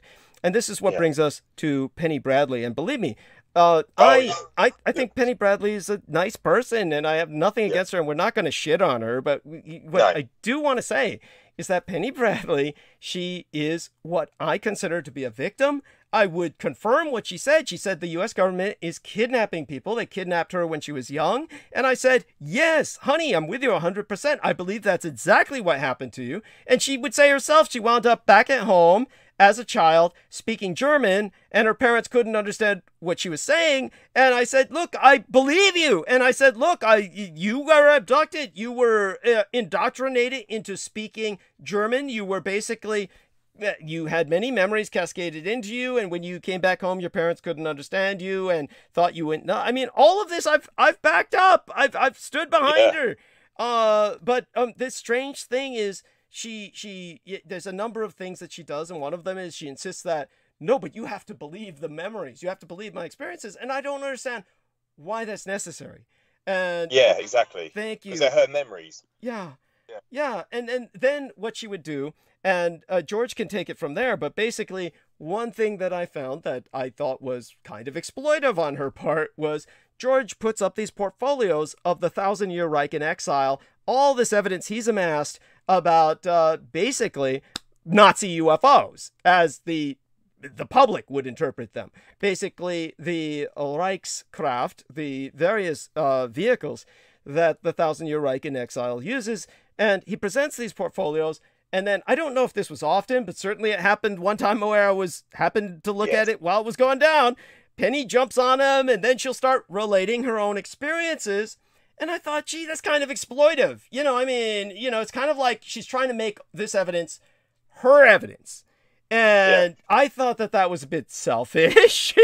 You know, I mean, thank you. Yeah, so go on from there and tell me how you felt about that, or what you feel was going on there with that. Yeah, thank you, Douglas. And I wouldn't have known any of this if it wasn't for you. You spent years teaching me this, and you know that the time, you know, I'll never forget that.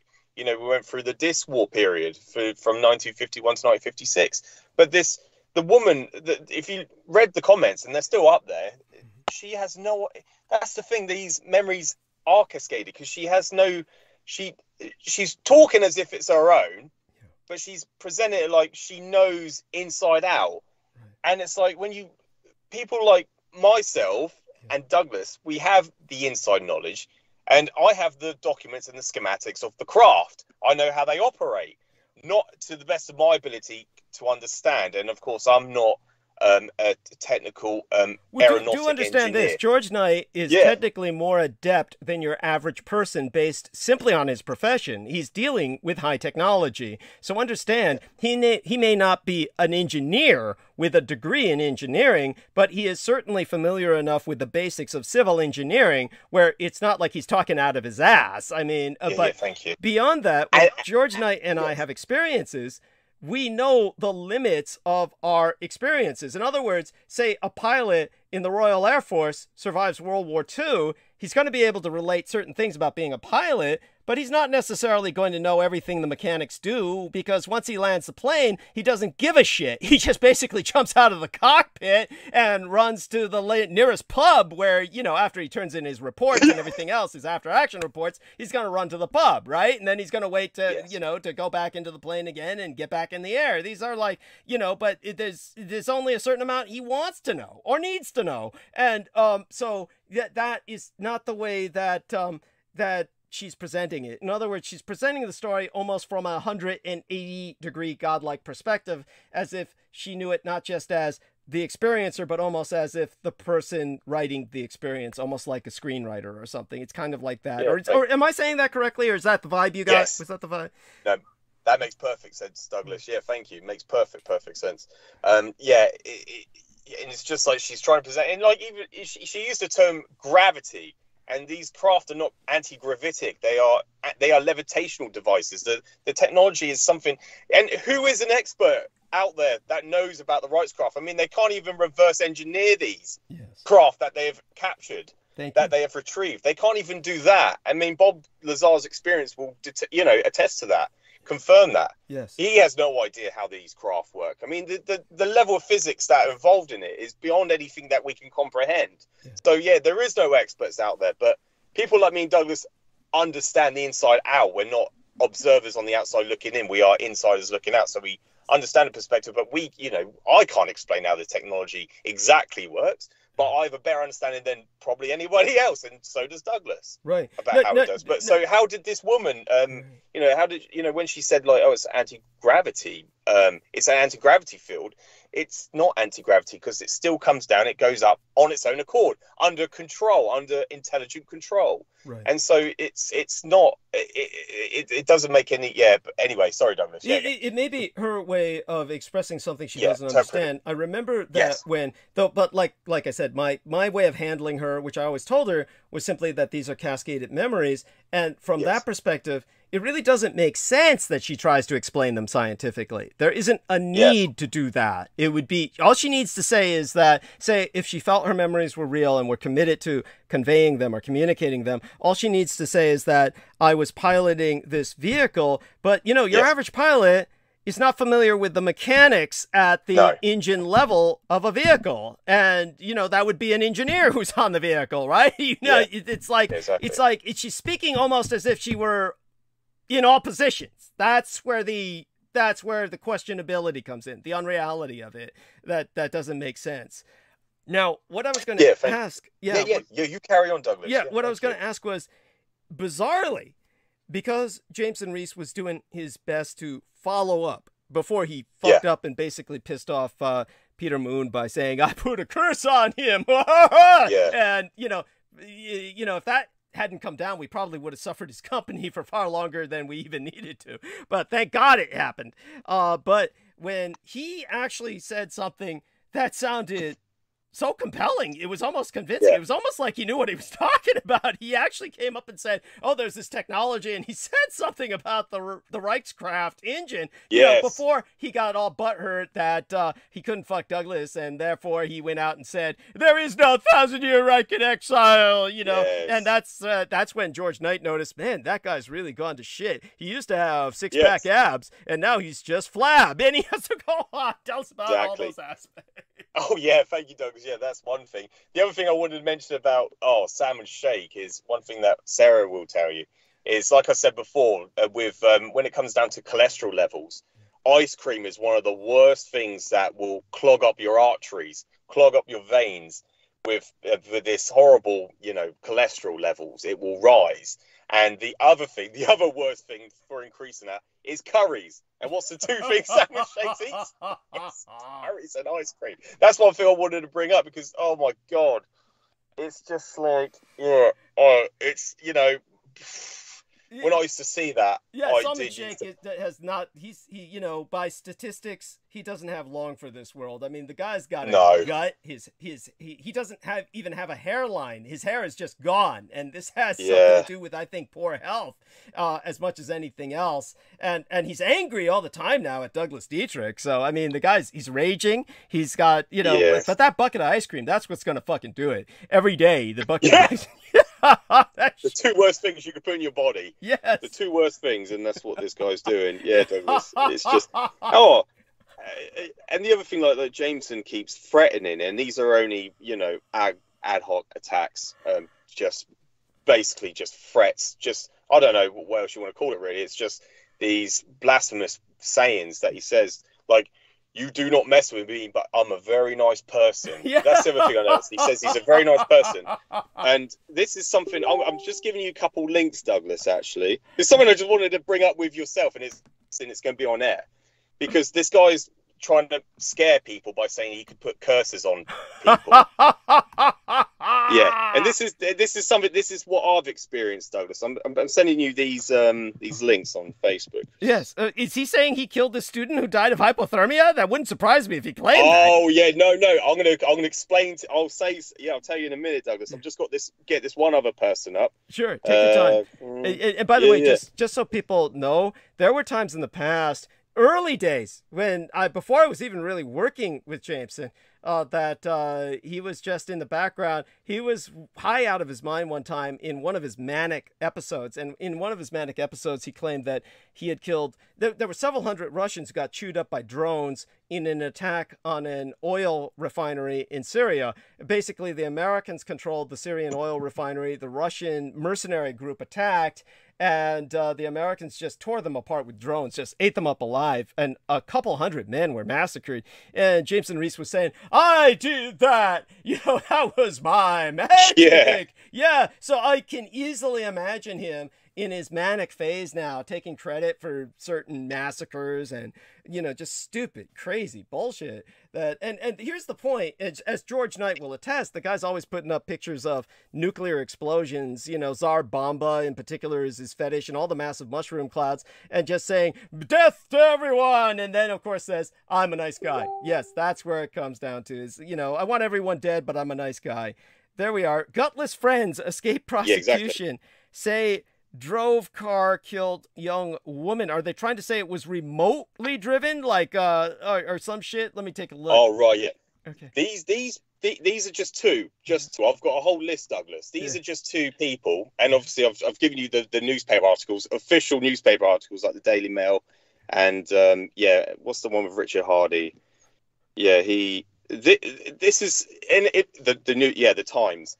This is my own experience. This is me personally. This is what's happened to these people, and they're obviously dead. They're not alive anymore. Yes. Christina Cornwell, this female, she was in the same school as me. We're the same year at school. She's the only girl that's ever slapped me, put her hands on me. Oh my God. I've only ever received a slap from her, and she's now dead. She died. That was a few years ago. She only died at the age of 20. I'm now 34, so that's 14 years ago. Oh my she God. died in that car crash.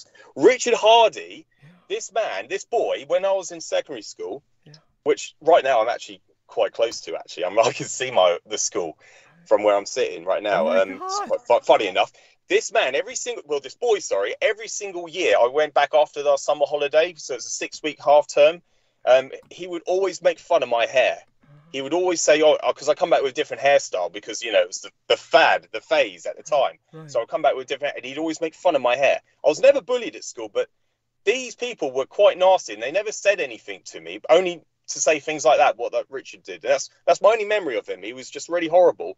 And then later on, after we left school at the age of 18, he climbed the Alps with a group of people. It's in this newspaper article. He died of hypothermia. He caught frostbite and he died. Oh my god! And so it makes me laugh because I've known this for all my life. Yeah. That the people that have always been horrible and nasty to me, they've always had karma come after them. Yeah. But I've never had to I've never had to ever think about things like what Jameson say that he's going to put a curse on someone, because it doesn't mean anything. Karma is far worse. Yeah. And this is what happens. Yeah. Yeah. And basically, these people bring it on themselves. Go on. Yeah. Go on. Yeah. And another guy called Sam McCrell, he was the guy actually taught me how to what masturbation was. At the age of 11, I never knew what masturbation was. But this guy was so horrible, and he was the school hard nut. He was the guy he was the tough guy. You don't mess with him, and he was really strong. And I've got him as a friend on Facebook, and I actually friended him a few years ago because my only memory of him is he was just a horrible person. He was just nasty, and he wasn't very nice to me. Right. And I'll show you, because the only reason why I've added him is because I heard a story from one of my friends called Shan Carlos. Yeah. He told me that in college, he said to me that he was actually run over by a train. Oh my God. He got run over. Yeah. And how did he survive? Yeah, no, I'll show you this picture, Douglas, actually. Oh, I have to take a screenshot. Beg your pardon. Oh, take your time. There's no I'll send it to rush. You. And I'll show you the aftermath of him getting run over by a train. Oh, my God. There's this one individual who I brought up before who was like, he had half his body gone. And I mean, like, the lower half of his pelvis even. And I said, fuck, if that guy can survive, then, oh, shit. So this guy lost at least his leg. Probably part of his pelvis, and so he's still now trying to show everybody he can carry a keg or a beer. Exactly, he's not changed since school because he's still, and as you can see, his stature and stuff. Yeah. But that's who he is, and he got run over by a train. Yeah, and they're not the only people. I've got an entire list. There's an entire list. By the way, how did he? How did he manage that? I take it he must have been quite drunk. Oh, he was. I think it was during the time when we were about 15 or 16 years old. Yeah. As what I learned from Shan, it was only like when he told me. It was quite recent, within the last year or two. At that time when he told me, and I don't know. He was just hopping on a train. He fell between the platform and the train itself, and he lost his leg. Okay, I got it. It was a stupid stunt. He was lucky. Yeah.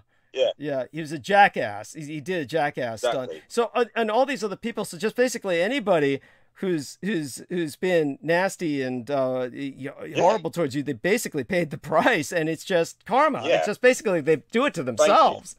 Yeah, and I mean, people believe in coincidences. People that believe in it would just say, "Oh, that's just a coincidence." But my only memories of these people are quite negative, and I don't believe in coincidence. So I'm thinking, no, come on, these things are quite unnormal circumstances to die in. Yeah. I mean, how rare is it? I mean, you can't just say that was just a coincidence. It's got to be karma.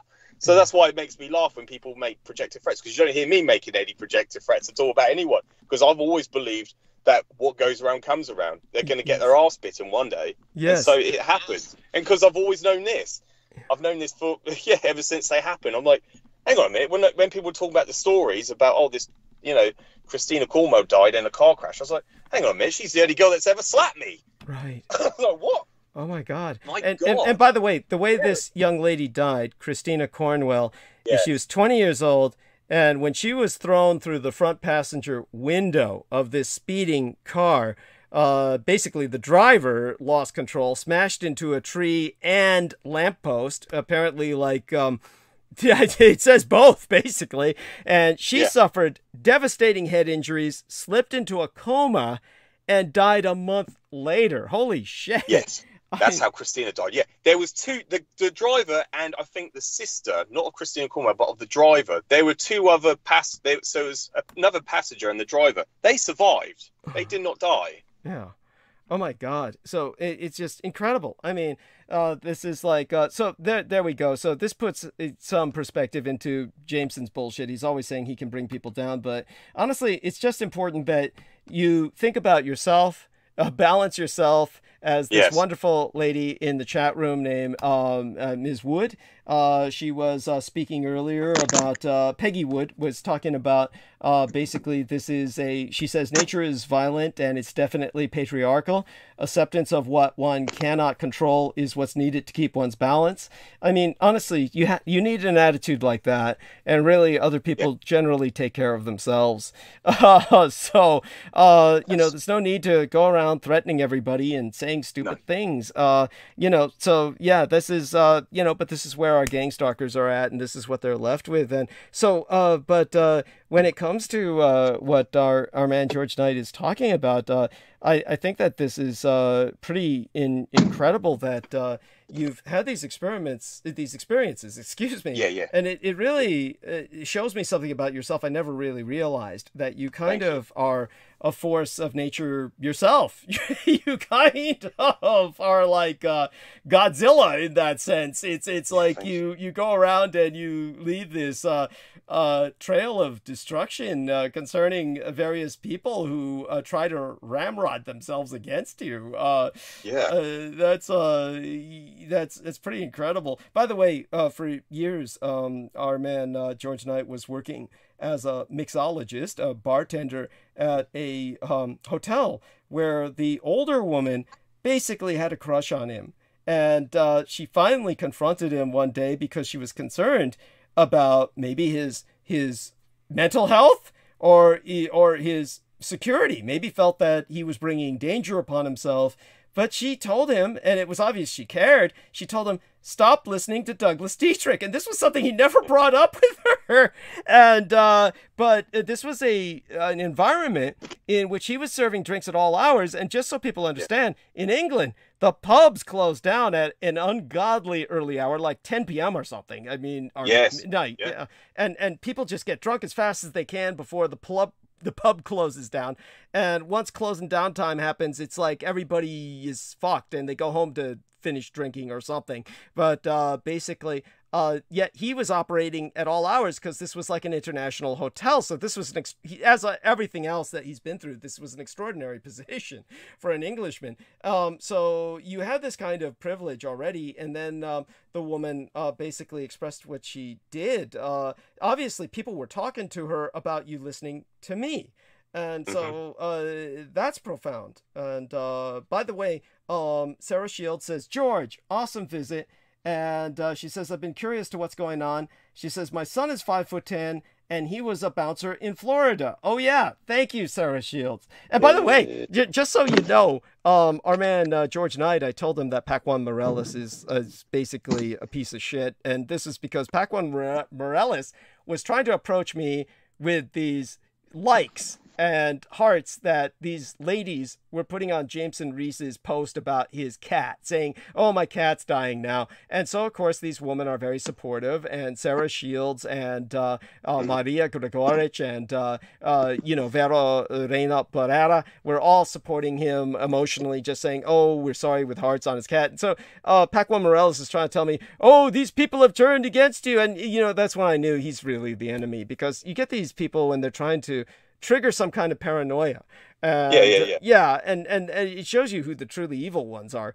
He's definitely a piece of shit. And then after that, he blocked me shortly thereafter, after saying I'm going to be so loyal and all this other stuff. I mean, so many of these people are just so full of shit, and you know it when they say it. Yeah, exactly. But such being said, when it comes to what Sarah Shields brought up, her son's 5'10", and he was a bouncer in Florida. Yes, at that point, you were incredibly well developed, right? You were pretty much buffed out. You were doing steroids at that point, weren't you? 8 years. Yeah, and the steroids I was cycling on and off.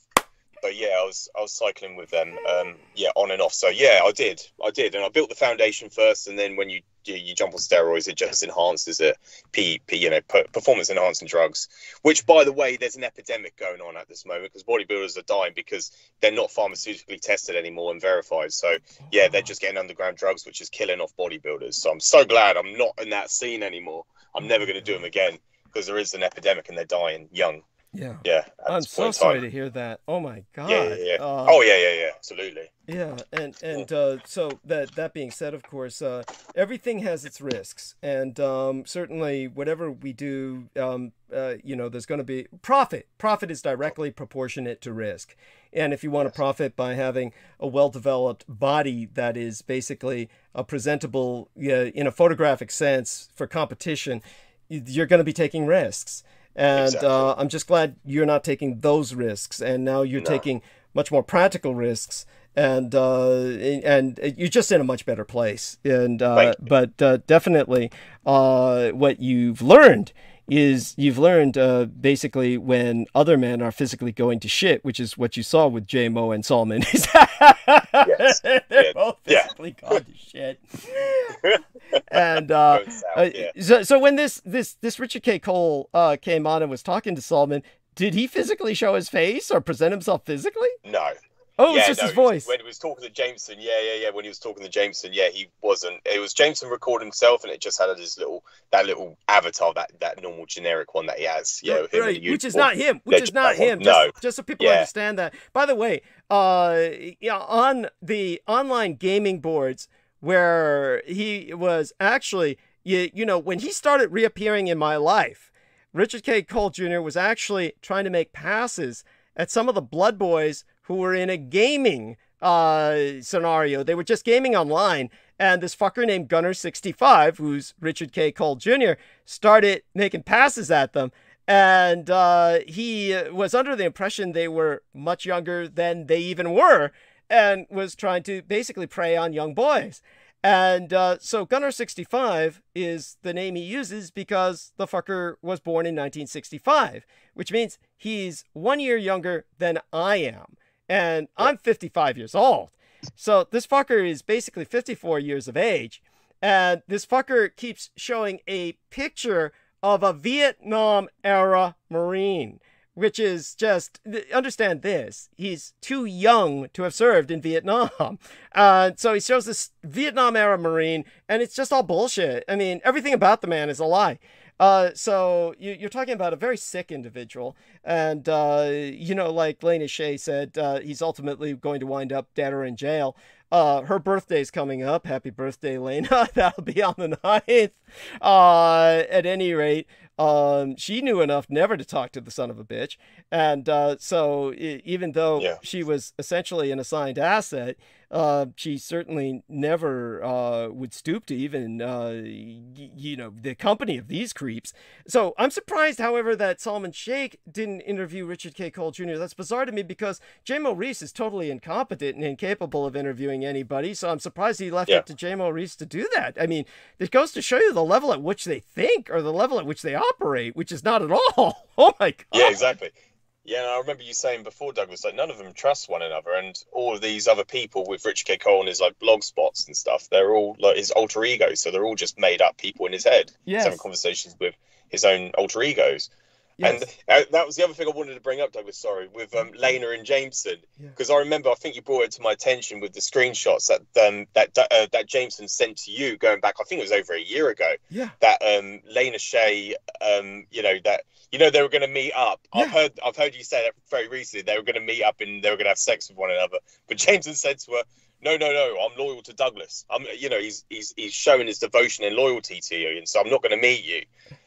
He's not going to meet up with her. And I just found that very odd because I thought, wow, this guy, and I really appreciated him saying that. I was like, wow, he is loyal to Douglas, which is good. Hopefully he'll never, ever betray him. I honestly... Well, let me put that into some context for you. What happened was he told Lena... Basically, I guess I didn't tell you this. I did bring it up on air. You probably didn't hear it. But basically, what he told Lena was the fact that because he takes all that DXM or that cough syrup shit, he can't get his dick up. He can't. He's impotent. So he's flaccid. So he basically told her, because he wanted to meet her, he wanted to have sex with her so bad, but then he finally had to cop to it. He says, you know, when we meet, I can't really fuck you because I can't get it up. You know, so that's why, you know, I was making the jokes about, you know, this was totally unfair to poor Brendan Zogit, but, you know, I was talking about what had happened to him medically, and I was talking about, you know, one's ballless and the other one's boneless. And I said, you know, basically with Jameson Reese, he's bonerless, he can't get it up.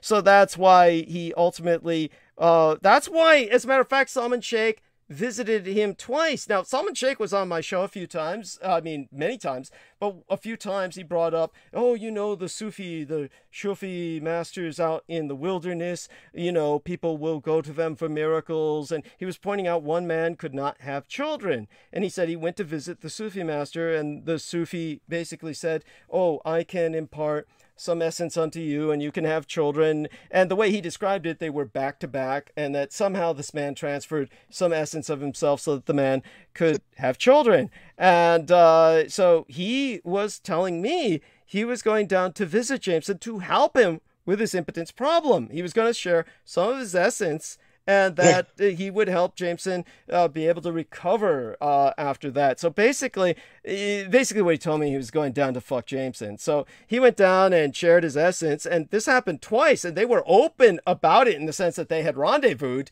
They presented it to everyone as casual and made certain to let everyone know that other people also met with them, and this way they could kind of put up at least the facade that this was not, you know, an intimate tryst in which the two of them were alone. I mean, that was their strategy. They even invited Peter Moon to meet up with them, and he just thought it was the weirdest invitation, and he did not accept it. What they did was basically, this is where Salman Sheikh was plugging Jameson, and they became a couple. I mean, this is why Salman Sheikh was reacting that when Jameson left, is basically he had to leave too. And then that's why Jojo Mikhailovic, who Salman Sheikh had never met, did not know who she was. That's why I asked the question out loud. At first I said, well, I can understand him blocking Peter Moon and blocking myself. Why did he block Jojo Mikhailovic? I mean, he doesn't even really know her. But then, of course, it made sense because when he was on this weird-ass video, as Brendan Zogit described it, this is the description based by Brendan Zogit, he had reviewed the video and said that Miguel Andahar and not Jameson Reese, but this black guy who calls himself Anyan San something. It's just an awful name that's obviously a pseudonym that is based on some kind of mythopoeic cosmology that he's ripping off. But this black guy who claims to be a Moor, quote unquote, who claims he knew Peter Moon back in the old days and that Peter Moon ripped him off. Oh yeah, of course, that goes without saying. You know, just like Jiffy and Skip peanut butter people all ripped off Booker T. Washington with all the peanuts he was working with and made themselves peanut butter, and the poor black guy was left poor and starving while the white guys got all rich off of Skippy and Jiff peanut butter. I mean, that's the old joke. But anyhow, so there was that black guy, and then there was you know, Salman Sheikh. And then the black guy asked Salman Sheikh, he asked him, why'd you block Jojo Mikhailovic? And Salman didn't answer. He said, oh, you know, he just avoided the answer, evaded it, wouldn't talk about it. That's because it was basically Jameson told him to. See, Jameson learned that Jojo Mikhailovic said, get rid of Jameson because he's casting spells on people, so he hated her. And so that's why he told Salman, oh, you got to block her too, because, you know, basically, and Salman, as basically his boyfriend, did that. So understand, they're a couple, they're operating as a couple, and for some reason, what I don't get, this is what Sami Romero said. He says, come on, guys, of all people on earth, do you not think Douglas Dietrich would understand? Why couldn't you just be open? Why couldn't you just say, hey, you know what? We've discovered true love, and everybody would have just been supportive. Everybody just would have been, hey, that's great. But no. Exactly. Yeah, no, they had to go do this. It's like, this is the problem with all these guys. And Richard K. Cole, too. I mean, why do they even try to present themselves as straight? There's no point. Everybody knows it's not the case. You know, there's no woman that will go anywhere near them. No, exactly. Yeah, they're an all-male group. So, it's profound to me because I remember Jameson on the show many times. It was kind of like he was boasting about he was having sex with all these women, which is a facade, which is not true at all, because obviously he couldn't get it up. Yes. Yes. So it's just bizarre to me. And then Salman, I noticed this a lot on Facebook. Whenever Jameson would post things about, you know, the apocalypse, or sorry, not the apocalypse, beg your pardon, Douglas.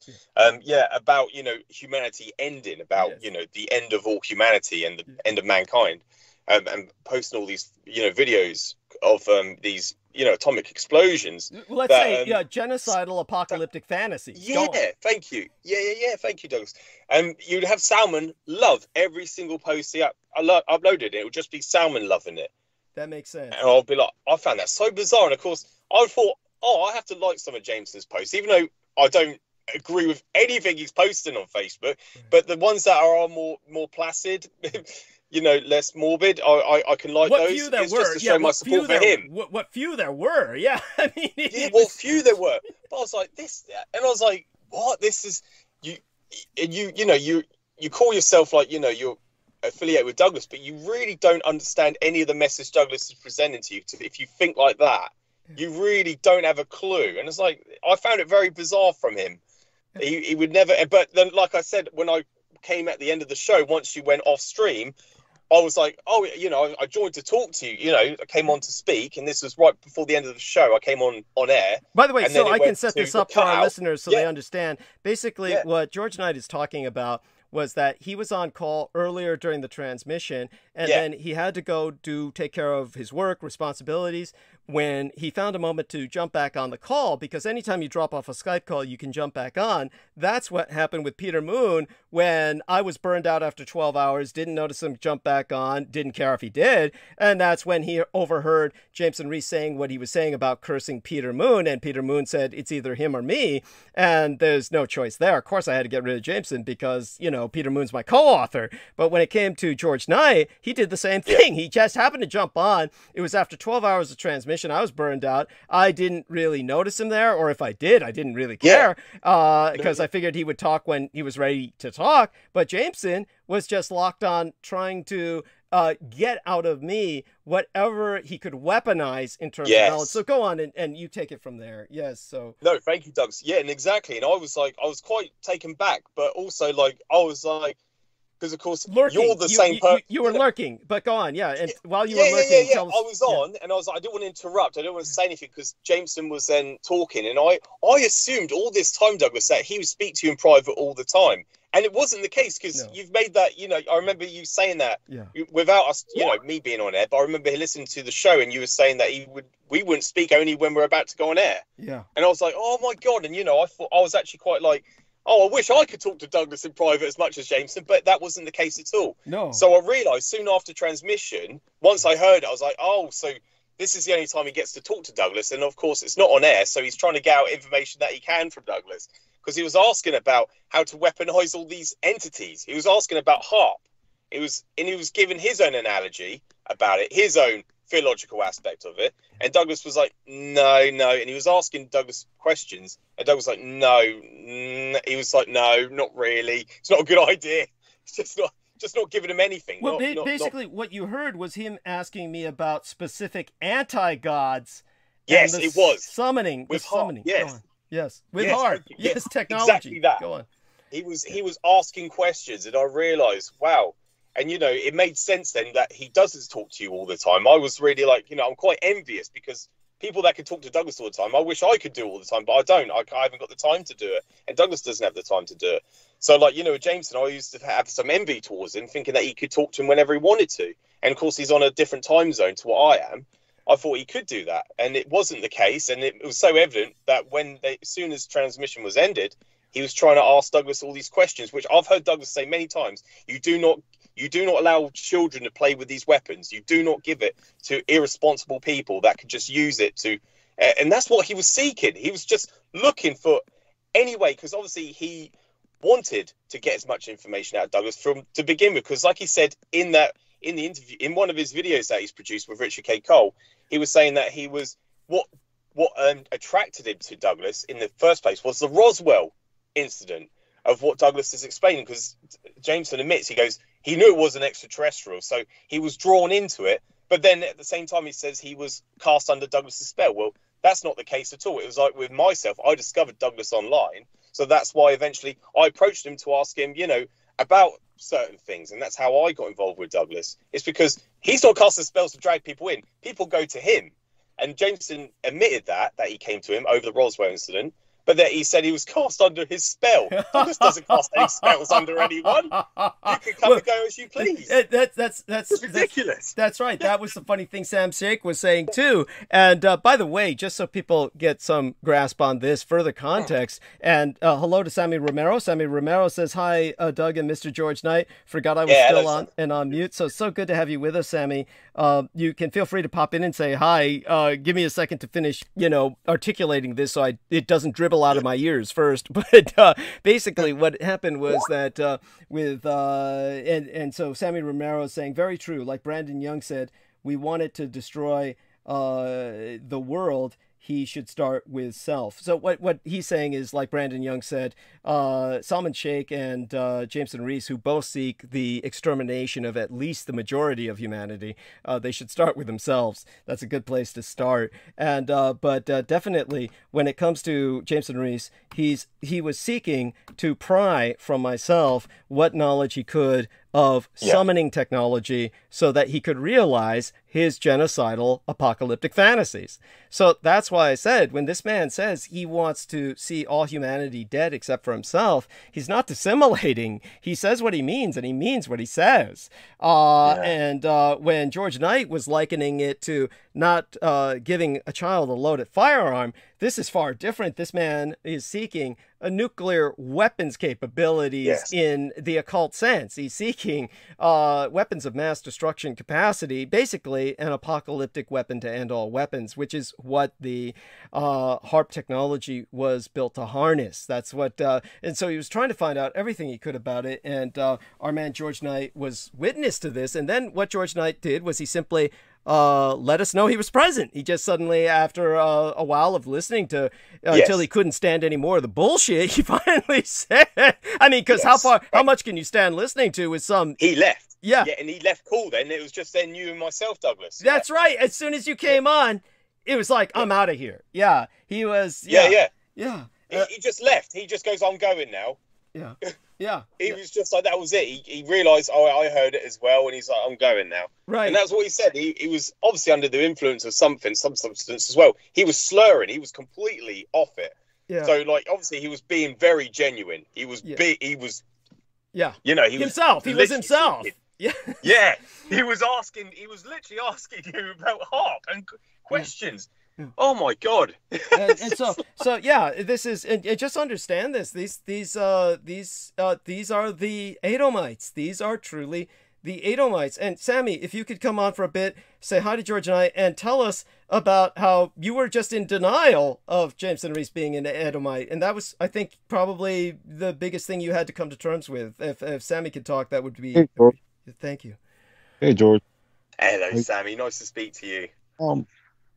Well, the reason why I found it difficult, not difficult in a sense, I can understand now as far as what type of vibe he was on, what type of energy, because it's very close to what a Kino can channel. Yes. You're susceptible.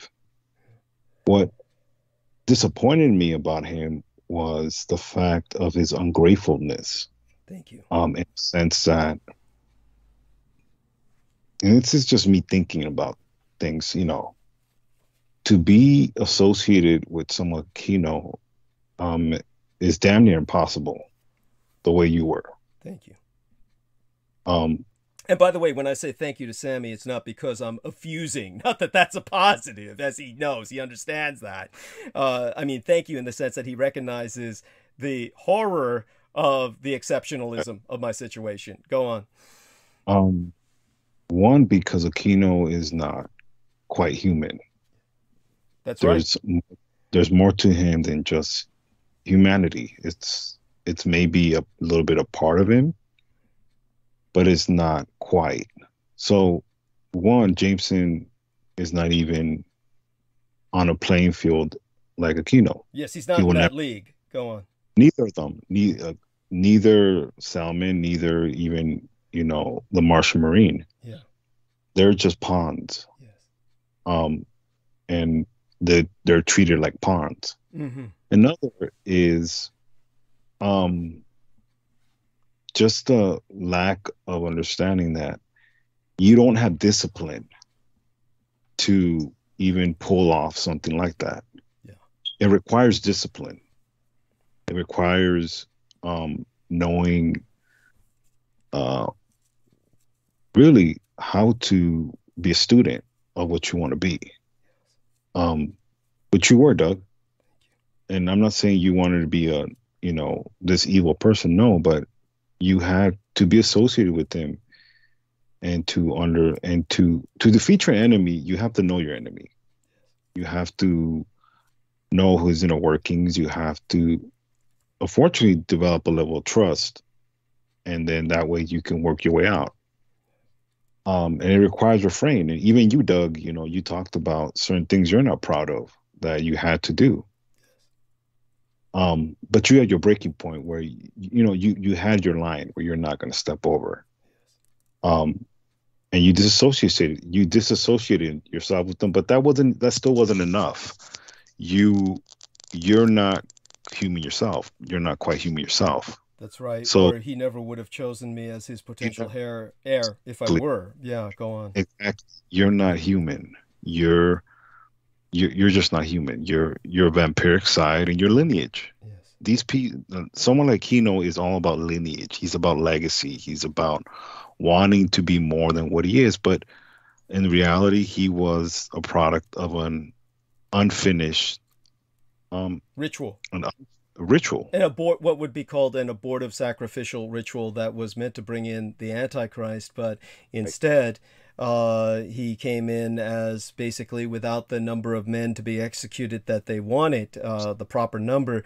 He could only be the Antichrist's harbinger. Go on. Well, Yes. and he even knew this. Yes. And he's a very intelligent man. But even to refer back to you, he tried to control you with your alter personality with that soldier. Yes. That he installed in you. He tried to put these barriers on you for you won't be able to come back and bite him in the ass. And he ultimately failed because you were aware of this also. And your vibe wasn't his vibe at the end. And it goes back to him respecting you as far as being different. And because you're different, he knows he's different. And I think it's very, and it's hard for me to explain because I don't want to sympathize with someone like, Dr. Michael Aquino, but there was a kinship. It's more than just, I'm a bad guy, I want you to be a bad guy. It doesn't work that way. There's a kinship. And when someone connects with somebody like that, it's special. Yes. I believe that was part of his human side. He was still somewhat human. Yes. But that to that degree, because I don't give a damn who you are. You don't hurt children and you don't disturb the dead. Those are two very special parts of life, the beginning and the end. Yes. And you decide to violate both. Well, this is just blasphemy. This is, abomination. Yes. So when someone has no regard for life, and he finally meets someone that is not the same but different, he's heartbroken. He realizes his failure, and people know when they're really pieces of crap. They know that they're who they are, and they're too smart for their own good. That's part of it too. You're too smart for your own good. Yes. You know this. And you can't really find people because even in the military, I believe he really didn't like the military. It's just what he had to work with. This is America. Yeah. We believe in the lie that, we want our military is the best. And this is the American psyche. And he even talks about the mind war. I never read that book, but I can kind of see where, the psychological game is really the battlefield now. It's not really about warfare. If you look at all the propaganda we fall for, You know, I'm sure George and I can talk about Brexit till the lights come home, how stupid it is, but it is what it is. Yeah. Thank you, Sammy. I can also attest to Mind War, the book Mind War, because I got Sarah to buy it for me a few years ago. Because a lot of things Douglas says is actually written in that book also. So it just shows you the what Douglas learned from Aquino is fact. It talks about democratization. Talks about how, you know, they said missionary. Sorry, I'm interjecting into what you're saying. Sorry. No, that's fine. The other thing I wanted to also mention, I have a screenshot of Richard K. Cole saying that he sent Michael Aquino the video of Douglas, and he got Michael Aquino as a response. He got a response from Michael Aquino. So this is all this is all fact and evidence to show that those two he was affiliated with Michael Aquino, and he was essentially, like you said, a pawn for Michael Aquino. But yeah, a lot of things in that book, Mind War, it was I was listening to Douglas, and you know, it was because he learned from Michael Aquino, obviously. Yeah, he was liaison to him. But beg your pardon. Yes, and I can appreciate a mind to a certain degree. He was a very intelligent man, very articulate. I've heard him talk. You know, he's very charismatic. I understand why even Doug, to a certain extent, could appreciate his knowledge, because he did learn. One of the things about the Christian faith, as far as in my paradigm, is we don't dabble in the left-hand path, but it's just not encouraged, because it's just not. Right. And you know, it is what it is. But what I'm trying to say is, it's not such black and white where, you know, Aquino hated Doug. This is the quite opposite. Yes. And to have a connection or a friendship with somebody, but ultimately, Doug is still a God-fearing man. He's a man of principle. He's a man of lineage and legacy. So, to a certain extent, Doug was already above him. And one of the biggest things that I talk about with Doug is culture. And I have to repeat that again. Culture. That's something Aquino does not know. Culture. He comes from his Asian legacy, his mother. All this plays a big hand, because the problem with America is we lack culture. Even you know, the British have their culture. We don't have that. And the one thing Aquino could never take away from Doug is his culture. Doug was already knowledgeable through his mother about a lot of the things that Aquino was finding out, whether it's through his fanatifage or whether it's through his resources. Yeah. And I do believe that a lot of his knowledge through technology throughout the decades and throughout the ages, especially with this country, I believe he could have gone to General Leslie Groves' grave and got it from the source. Yes. I believe that. Why not? Yes. If I'm thinking about it, I'm damn sure I know he's thinking about it. Yes, absolutely. So, and yeah, go on. Ahead. Oh, no, I was going to say that's precisely what happened. And certainly Samuel Romero's just putting two and two together. Mr. George Knight probably didn't hear those particular episodes where I went into depth about the thanatophagy, the eating of the dead of Michael Aquino. But certainly, at least I've started time-stamping our episodes at that point, so that's not going to be too hard to find. That was just shortly before Jameson Reese's termination. So he was just waxing very enthusiastic about that episode, of course, because what else would he be into except the most perverse, morbid, degenerate kind of activity is what excited Jameson Reese. And so when I described it, he was just basically orgasming. And there's no other word for it. This is the kind of horror that I had in dealing with Jameson Reese, and understand this is the problem that I contend with. Most of the people who come and volunteer their time, because I can't afford to pay anyone, and I do want to remind people that later this month I do need fiscal help from all my listeners out there towards the $200 to renew the website once a year, and that's coming up, and so hopefully we'll get that on the PayPal card. Certainly this wonderful woman, Rosie Sanchez, contributed half a hundred United States dollars, and that helps towards certainly renewing something that should only cost $20, which is just basically my Google Plus to maintain the space that I use. But understand that aside from this, help and support from my listeners, I get people who approach and say, oh, I want to help. And of course, most of the time I'm in no position to say no. And the end result is, look at the history. It speaks for itself. When it comes to Pavel Edward, a name that very few people remember, I'm forced to think of this son of a bitch every day. Because what he did for the time that he was working with me was he pumped all the fucking copyrighted music he could into the fucking episodes that he was quote-unquote producing so that all of them get copyright claimed. Now, none of us had the effect he intended because he was intending for them to get pulled. And what happened was the YouTube changed its policy. So they realize, of course, it's impossible for people to avoid music because sometimes music just turns on in the background and people wind up with that being recorded. So they just finally said, okay, when these copyright claims get made, now YouTube just leaves the episode up, but they allow whoever owns the copyright to monetize it.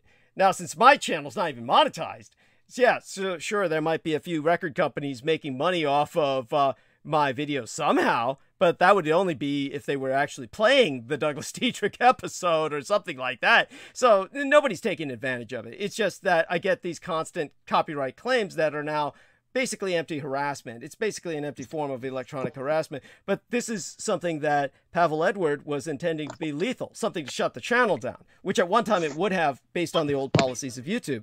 So these are individuals who have every intention of just sabotaging myself. Originally, it was Amber Rose Dio, who basically had everything on her channel, which she then shut down. And if it weren't for Mr. John Henry Warrington, who, of course, thank God, has been taking all of my episodes and putting them on the Odyssey channel, which our lovely lady Viviana Sanchez can tell people how to reach that. If it weren't for his doing that, I would have lost everything in terms of everything I ever did. So as it is, I've lost plenty, thanks to the efforts of people like Lena Shea and Amber Rose Dio. The difference with all of them and Lena Shea was all of them went directly to Richard K. Cole Jr. Whereas Lena Shea, whatever program she's a part of, was obviously, it's not the same program. Something definitely went down with her where she was programmed. I know that much. We all know that much because she flipped like a switch where just the day before she had her own work partner asking her about myself. Not that this is what I wanted or what she wanted, but her own work partner was asking, why don't you just marry Douglas Dietrich? You know, it was at that point where everybody knew about how intimate we were. And then the next day the flip was switched and she basically turned into a blood enemy. This is, you know, what I've been forced to deal with throughout my life. Understand that, therefore, I have to be cautious. But caution is not paranoia.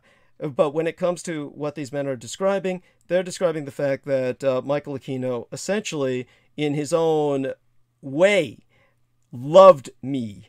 And this was the horror of the situation. I was someone who he wanted to make into the Antichrist. He could not be the Antichrist. He could be the Antichrist harbinger. He felt I could be the Antichrist. And, of course, there were other people that potentially could have filled that role. One of them was Moonchild. And I brought that up in the Satan's Crusaders video, which is available even on this channel. Yeah, and so, but he thought that I could also be a better Antichrist than Moonchild because I was actually much more ambulatory. But that being stated, when it came to his intentions, he developed a kind of love for myself. This is reflected in the fact that, just so people, these two gentlemen know, because they really weren't here when I was talking about it with Peter Moon, so I don't know if Sammy Romero heard it, but I know George Knight didn't. But basically, I got that call from Brendan Zogit, two separate calls, and Brendan Zogit is a deep practitioner of the Vedic traditions. He was alarmed at how Miguel Andahar was continuously and very rabidly, the term he used, you know, maniacally trying to recruit him into this anti-Dietrich campaign, enough where he decided to call me to warn me about it twice. And when we were discussing it, he was bringing up the Adolf Hitler chart, and he cast the birth chart of Adolf Hitler, the natal chart, horoscopically. He cast that using sidereal astrology, the ancient Vedic tropical condition, the ancient Vedic tropical tradition. This was before there was the plane of the ecliptic, which was imposed, that's used on modern astrology, where it superimposes the seasons on the world. The Vedic was tropical or sidereal and used the natural seasons, and therefore is much more organic and far more accurate in many ways. So when he cast that chart for Adolf Hitler, he says it reflects the Douglas Dietrich natal chart exactly. He said nobody could fake that. And so when this is why Brendan ̲ógit believes in me in this strange sense that I wouldn't say is cultic, or obviously, you know, he wasn't always there for me in every sense, but he certainly knows that I'm the real thing enough to where he decided that he had to warn me when forces began to act against me, claiming that I was not the real thing, when he knows from the calculations he performed that I am. That being said, one of the things he pointed out was J.K. Rowling's, and he was pointing out the fact that he's come into the knowledge that she is almost certainly affiliated with the Temple of Set, that certainly Mr. Michael Aquino had opened up pylons, or branch churches, in England. And of course, it only makes sense because when she wrote all the Harry Potter novels, and I confirmed this with many of the blood boys in my son's husband's harem of transfusion associates, because they're mostly, the majority of them, big fans of Harry Potter. What he was confirming, and I cross-referenced with them, is chilling. What he confirmed was that aside from Sammy Romero saying the character was inspired by you down to his appearance, what Brendan ̲ógit pointed out was that in the Vedic language, Hari is just a play on, Hari is a play on Hari, like Hare Krishna, and it means the sun, and Putar is the Pashtun, or the Dravidic word for God. Basically, his name means the Son of God. This is presenting him as this Christ or Antichrist figure rolled into one, but his nemesis, Voldemort, this is an individual based on Michael Aquino, engages in splitting his soul into multiple pieces to exist in multiple meat puppets so that he can attain immortality. And because every time you cast a spell that is so negative, that is basically depriving others of life, you pay a price for it with your own soul being sundered. And what he did was he deposited those sundered pieces in other people to maintain himself. This is what I only began to remember Michael Aquino speaking about when, after I spoke with Brendan ̲ógit, I called my psychiatrist. And when I was using the terms that Brendan ̲ógit had brought up, such as this kind of Horcrux, the Voldemort's Horcrux, the split soul segments, I said, there's a real occult term for this, but I can't remember what it is. That's when my psychiatrist informed me that she could tell me, but that would sunder the walls she built through hypnosis that compartmentalized so many of the things like suppressed memories that she helped basically wall off so that I wouldn't suffer the night terrors that I used to throughout the night, screaming throughout the night in my sleep. All of that has been suppressed thanks to extensive hypnosis. And so she couldn't let me know in good conscience what that word was. So it's probably best I don't remember it. But definitely, Michael Aquino's very modus operandi is outlined, articulated in the Harry Potter, the Harry Potter novels, vis-a-vis Voldemort. And there you have this Horcrux that is manifesting. in Jameson Rees, who began to hero worship Michael Aquino quite openly, always speaking of his respect for him. And now, of course, we have Richard K. Cole Jr., who has always expressed that same kind of hero worship of Michael Aquino. And, of course, now Salman Sheikh. Now, all of these people, they expose themselves. These are all the Horcrux homunculi of Michael Aquino. They are all serving his will, and this is why they're attacking me with this passion of lovers, aside from their own sexual frustrations, aside from the fact that they're all homosexuals in denial of their homosexuality, to the point of Richard K. Cole Jr. splitting into multiple personalities that each talk to each other. We have this phenomenon now of Salman Sheikh and Jameson Rees that are just in warped worlds whereas once they were saying, singing praise for myself, now all they can do is defend Michael Aquino and try and parrot whatever Richard K. Cole vomits out, and they can't even parrot it well. They were saying all the wrong things until Richard K. Cole came as their great white master and proved to the world this was his objective. This is not what I'm saying is real, but this is what he's trying to project and is succeeding in projecting through Salman Sheikh and Jameson Rees and all their colored friends like Miguel Andahar.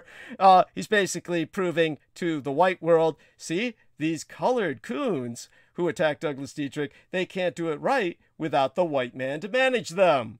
Yeah, they're out there talking blithering crap, but the white man comes and sets them straight, and, you know, that's his projection that he's out to promote, and that's what they're serving as, his pawns and tools. Pawns of a pawn, tools of a tool.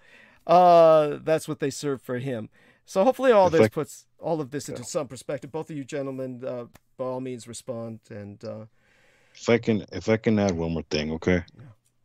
The fact that Jameson Rees apologized to the Martian Marine. Yes. Yes. I didn't even know about that. He said sorry to him. Doug, he apologized like a bitch. Yeah. Okay. He's a rival gang member to what he used to be now. Is pretty much what it is. I can care less. I don't want to get into it. What I'm trying to say is it's not even rock bottom. It's more of the dumpster juice. Really. It is what it is. I'll leave it there. Go ahead, George. Yeah, no, he said sorry, didn't he? He said sorry. I'm sorry if I was ever mean to you in the past. Something like that. He said something along those lines.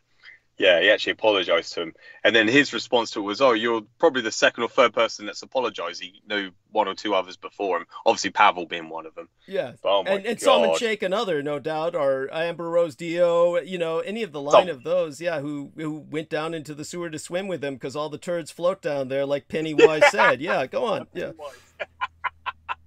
Yeah, exactly, Douglas. Yeah. Oh God, I haven't got anything else to say to that really. It's just, yeah, it says everything. I've just sent Sammy Romero the screenshot of Richard K. Cole saying I sent Aquino the video and I got a reply or response. Yeah, it's just just verified, like, you know, the guy was always affiliated with Aquino. Yes. He was always, yeah. Yeah, and so let everyone understand this. This is not something that it's not guilt by association that we're trying to project upon these people. This is a real, genuine Michael Aquino operation. This is a continuity of his psyops in death because he's not really dead. Like Voldemort, he has deposited what the Harry Potter series would call his Horcrux, segments of himself in these people, and you hear him speaking through these people. It's that basically this Douglas, how could you betray me? That's what's coming through. Is this accusation, this anger, this bitterness of Douglas? How could you? You had so much we could have done, so much we could have done. That's what's coming through. And that's what they're expressing, is that. And so once people begin to see it in that light, hopefully it all becomes clear to them. Understand, this is your war. This is your war. You have to fight it. These are your enemy. These are the people who want all of you dead. Sammy Romero has to call it a night. So do say goodnight to our listeners, dear Sammy, and George and I will do the same, and I'll start monologue shortly after these two men part. Good night, George. Good night, Doug. Please support Doug. Please like this video, and please send him your contributions.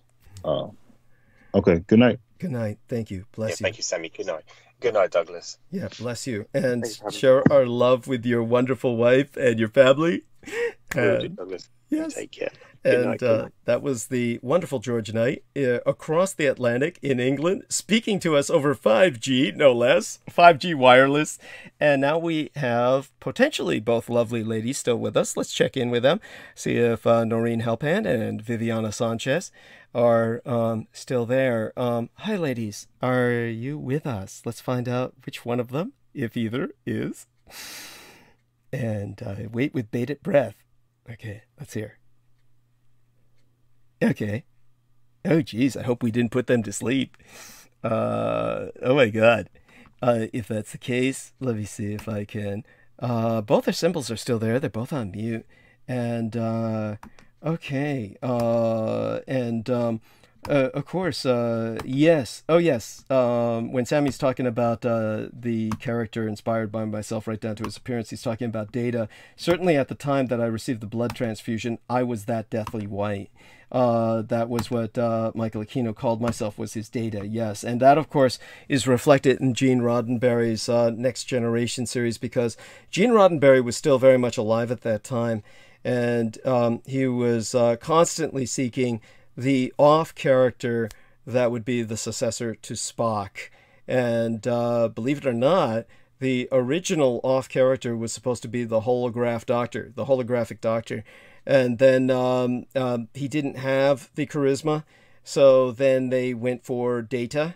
But then they finally realized that Data didn't have sex appeal, so they went for Seven of Nine. Seven of Nine was created to be the off character, and she did succeed in replacing Spock in that sense, of course, for the new generation of horny young incels. And it was pathetic, and it was nothing against, of course, the character or the lady, Ryan, who played her at all. But it was simply, how would I say it? It was, it was good, but it was gimmicky, and it was sex. It was fan service. It was fan service.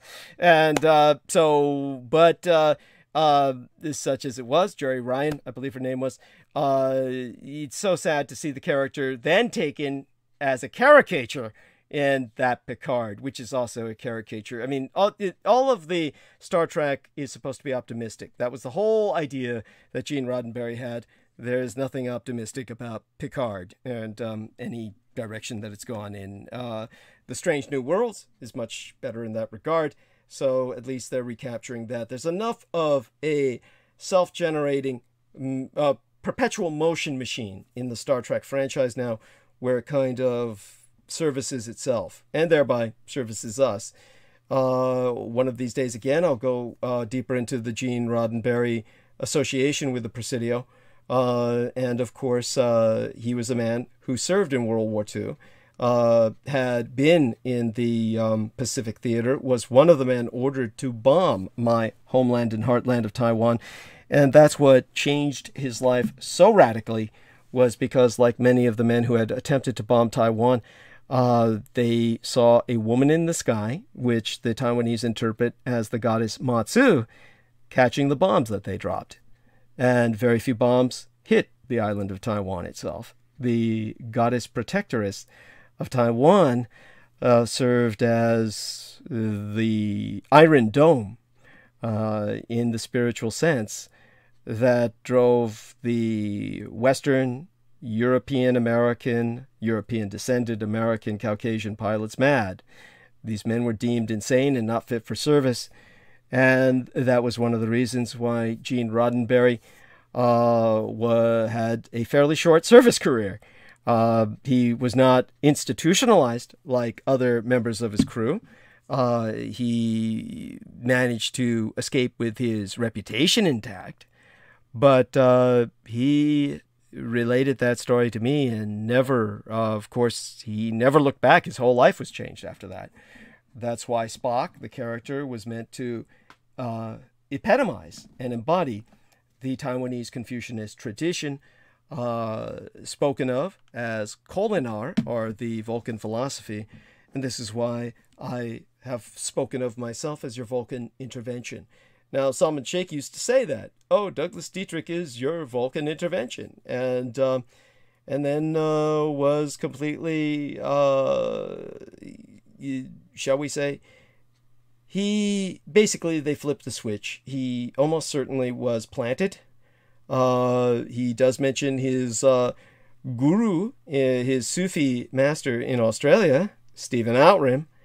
So obviously he was sponsored to be here from the beginning and basically mouth platitudes. So it was always there. The seething rage, the hypocritical mouthing of mealy-mouthed platitudes. Love, love, love. Go to the park every day. Feed the birds. Eat ice cream. Do some dick-ups. You know, it was just, when you're wealthy and don't have to work for a living, yeah, you could do that. And worst of all was his saying life is beautiful after all that. Now, I'm not against people saying that as a expression of spontaneous euphoria. His was robotic, platitudinal bullshit. It's just every day, life is beautiful. Life is beautiful. No, it's not. See, other people, unlike him, have to work for a living. If they can't bake bread, go out and feed the birds, go out and do some dick-ups, then buy themselves a bucket of ice cream, and ultimately work themselves towards the quadruple bypass. And, he's going to get that porcine pig valve, or the mechanical one, whichever he selects. A Pakistani doctor recently replaced a man's heart with a pig's heart, and the guy wound up dying of African swine fever. Poor son of a bitch. Caught the pig disease. And, then we can look forward to Salman Sheikh. We'll see if he's saying life is beautiful then, when he's under the knife. All right. All that being said, speaking of karma, let's see if I can get one of the ladies back. Holy shit, they must have both fallen asleep. Hey, Viviana, you there, honey? I feel so sleazy saying this. No, Noreen, hey, you there, honey? Why do I feel like I'm trying to call these ladies out of the woodwork? Like, I feel like some jerk who spent a bunch of time watching football, and the ladies are pissed with me because I lost myself in a football game, and they're basically out doing something else now, and I've been left in the home. I've got all the empty bowls of chips and dips and shit left after myself and my buddies watched the football game. And now I have to clean it all up myself.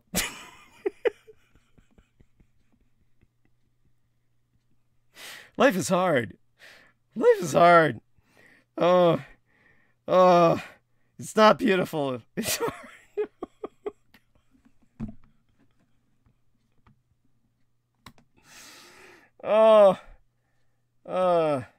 Man, this sucks. All right. Anybody out there? Okay. I better start, Oh, great. Then I get the sex bots. Now the sex bots are hitting me. Oh, man. I'm all alone and I'm under assault by sex bots. Life is lonely. Naked HD fun. We have one-time 18+ dates. Come. Yeah, like the word come there. Yeah, that can be read both ways. All right, let me see if I can hide this. Hide the user. Hide user on this channel. All right. And start monologue. And hopefully one of the ladies will come back and, I can refresh myself at some point. But, doing all right. So, all that being said, I like Vivian Sanchez's last statement in the chat room.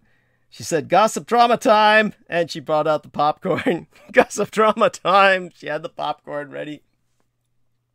Oh, I'm surprised Sammy could stay with us as long as he did, since he didn't sleep the other night, what with that funeral going down. All right. Okay. And we still got a lot of concurrent viewers. I don't know how I'm maintaining the audience. Just sitting here babbling to myself like an idiot. All right. Let's see what I can dig out of my fucking brain. Now, I did say I would address this, what is it Noreen calls it? The Great Reset. Did say I would address this. So let's talk farm and food. You know, the new signs of apocalypse. War, famine, and Davos man. I've mentioned before that my son's husband is one of the men of that level of economic clout where he does go to Davos. Now, many people do. Many more than you might suspect. But basically, on the very week, the United States marked its 1 millionth COVID death, which we could interpret perhaps as a kind of a rapture, maybe. I'm not sure if everybody who's dying by COVID is good and virtuous, but I certainly don't buy that they're over counting the deaths at all. If anything, they're undercounting them. And it's more like 3 million dead. It's amazing that we can handle that level of numbers, but, you know, it's America. It's not that many people percentage-wise, but nevertheless, it's still appalling. That's a lot of people that are gone at once. And on the very week, the United States marked its 1 millionth COVID death, and anxious American parents awaited a military airlift for baby formula, which is why Pac-1 Morales was bitching and whining about my support for Ukraine. Why they send all this money to Ukraine? We got starving babies! You know, Brendan Zogit went to check out Pac-1 Morales' timeline, and he said, shit, that guy's got nothing but pictures of his son without a shirt on. He thought it was gruesome, but then again, he was deeply offended by the fact that every other picture was piles of meat. You know, that's what he used to see with Derek Talley. You know, to him, that's kind of like seeing, you know, human beings on a spit or something, because he's a militant vegan. But such as it is, he did mention that there were satanic symbols all over Pac-1 Morales' hat and his various rap outfits. You know, this is common. Satanic thematic is common to heavy metal and rap, and could all be part of the play, the role play. But obviously, in Pac-1's case, it may be, well, obviously is quite serious. So, Pac-1 was one of those people complaining about baby formula. And his child's too old to need it, but he's just being the bitch. And let me get a bit into it as I narrate, or shall we say, express the arc of narrative tonight about how stupid that attitude is. It's, you know, you got American parents, and it is a bizarre situation. These are not normal times. We had to military airlift baby formula into our own country, but that's 'cause we're the third world, baby. I'm stranded, a civilized Asian man, in the land of white savages. Now, by the way, obviously, I'm half white, and I'm not ashamed of it. Indeed, I'm proud. But I do emphasize the majority here is white trash. But amidst all this, that's when he of the pinstriped Master of the Universe class emerged from his bulletproof, bomb-proof office to report all was well in the world of intergalactic finance and handmade shoes. During that week when they were trying to drop baby bottles from the sky using bomber bays, and little crosses were popping up all over America to symbolize the COVID rapture. Davos man. someone who looks like an amalgam of every nouveau riche robber baron combined. Well, kind of, sort of. Well, more kind of ambiguous about how well everything was going. There was, after all, a brutal war raging near the Swiss enclave of the World Economic Forum, and most key global stock markets remain underwater for the year. And sure, the Communist Chinese Empire's economic growth this year is projected to be lower than the American Empire's, for the first time since Mao Zedong's death, circa 1976. And American inflation is, high. So yeah, there's plenty to worry about.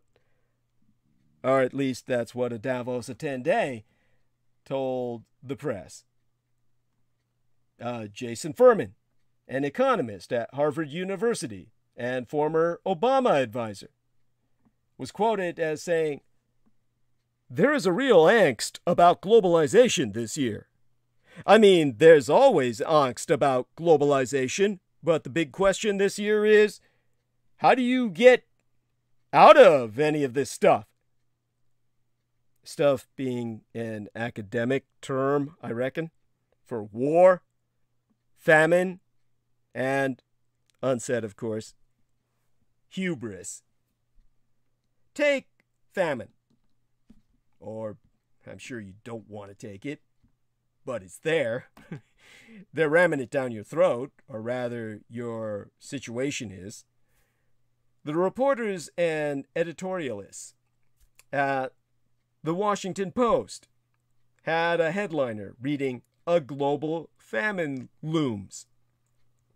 April 30th. The Guardian had a headliner, "Apocalypse now?" with a question mark, dated May 21st. And the United Nations, their circular, dated May 19th, had a header, "Lack of grain exports driving global hunger to famine levels." By the way, that's code for the world is starving. Believe famine will be the next stop on 2022's bumpy ride. And it very well might be, but not for the oft-stated reasons. The main cause, we're told, is Russia's invasion of Ukraine, two of the world's key grain exporting countries. Indeed, the economist and essayist Jennifer Clapp noted in a May 16th post on Civil Eats. Yeah, that's the title of this rag. Civil Eats. Believe it or not, EATS. 26 countries source more than 0.5% of their wheat imports from the two warring nations of Russia and Ukraine. That fact, however, points to an even larger, albeit rarely discussed, fact that, according to the London School of Economics trained Jennifer Clapp, only a handful of nations export food, and even fewer international trading firms handle those exports. Now, these firms are, so she explained, are the ABCD of the food trade: Archer, Daniels, Midland, Bunge, Cargill, and Dreyfus, who also hold large reserves of grain, but do not publicly report them. So we got food hoarders at the multinational corporate level, people. Something that I'm sure Noreen Helphand would find intriguing, as well as Viviana Sanchez. Adding to that concentration of carbohydrate power, carb power, is that three key crops. How do I say that 3 times fast? 3 key crops: wheat, along with maize and rice together provided almost half of all the calories consumed around the world, well, these three levels of continuing concentration, too few exportable food choices from too few international sources, handled by too few secretive merchandisers, the food barons, all but guarantees any minor food access problem anywhere in the world soon becomes a major food access problem everywhere in the world. And so it is, again, now, in this third food price crisis in 15 years. Worse, like the previous two, the world is again promoting temporary solutions for these inherently long-term, multifaceted problems. Exempli gratiae. On May 26th, the USDA, the United States Department of Agriculture, announced it will allow farmers to pull their CRP, CRP is an acronym for Conservation Reserve Program. The USDA announced it will allow farmers to pull their Conservation Reserve Program acres out early from their final year of contracts to plant additional crops, most likely what they call winter wheat, to meet shortages caused by, in their words, Putin's unjustified invasion of Ukraine.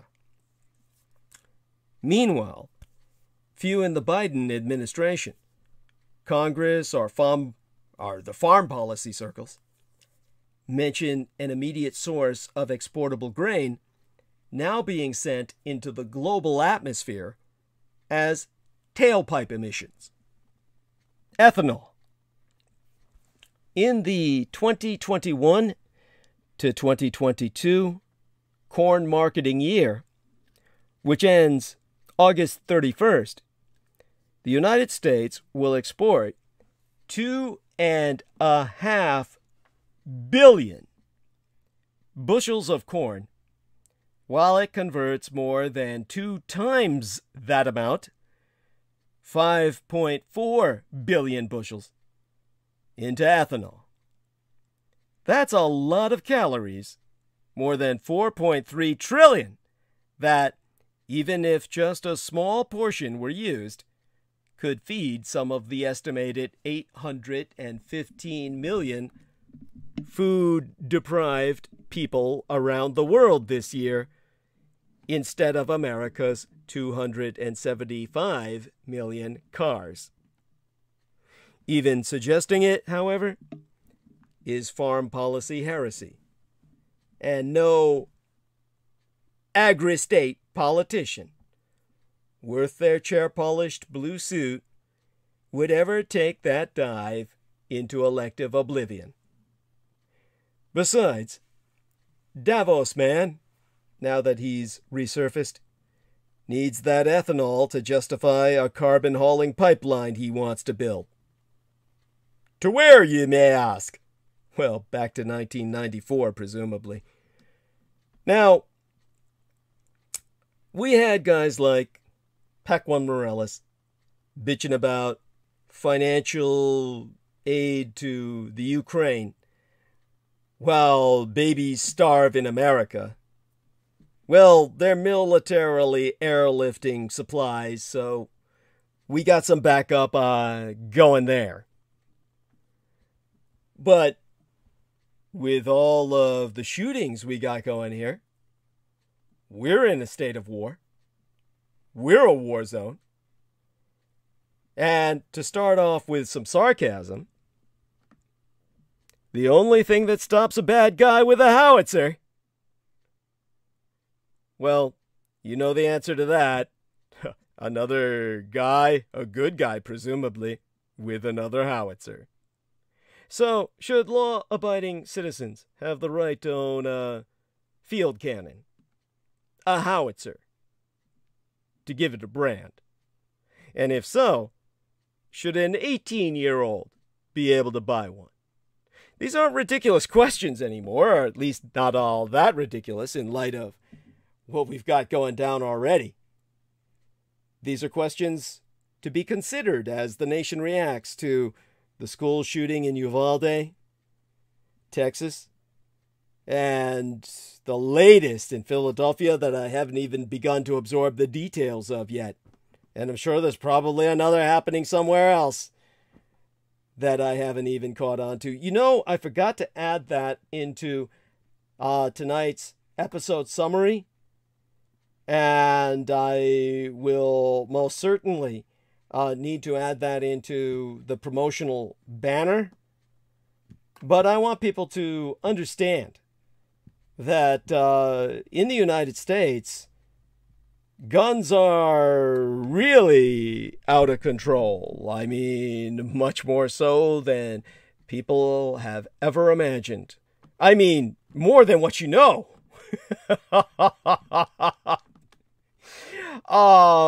When it comes to where we're at right now, in terms of how out of control that guns really are, I mentioned that this is only the 7th annual National Firearm Homicide Victims and Gun Violence Survivors Awareness Day weekend and Orange Wear Week.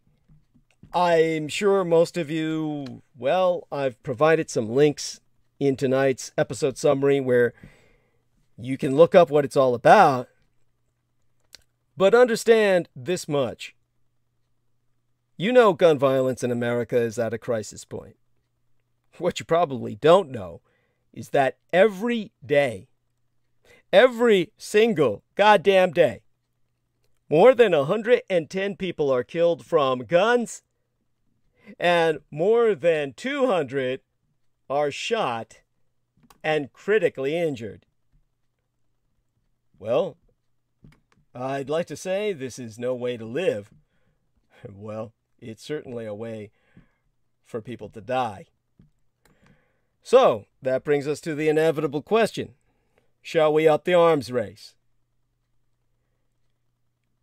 And while we're looking at Second Amendment gun rights, that amendment on the right to bear arms refers to a well-regulated militia. That's a critical omission for you. Nobody ever brings up that well-regulated part. They probably think it has something to do with bowel movements. A militia, of course, is a military organization. So, should that cover all military weapons? Like I'm extending the argument to as a thought experiment. Not just military-style assault rifles.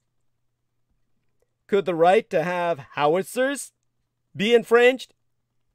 After all, we do send howitzers, cannon, to Ukraine. As Pac-1 Morales would say, to use his head up his ass logic. Why there, when there is so much need at home? With all the shootings in this country, with firearms now the leading cause of death for children and adolescents, should more be done to provide stronger firepower for law-abiding citizens to combat this violence?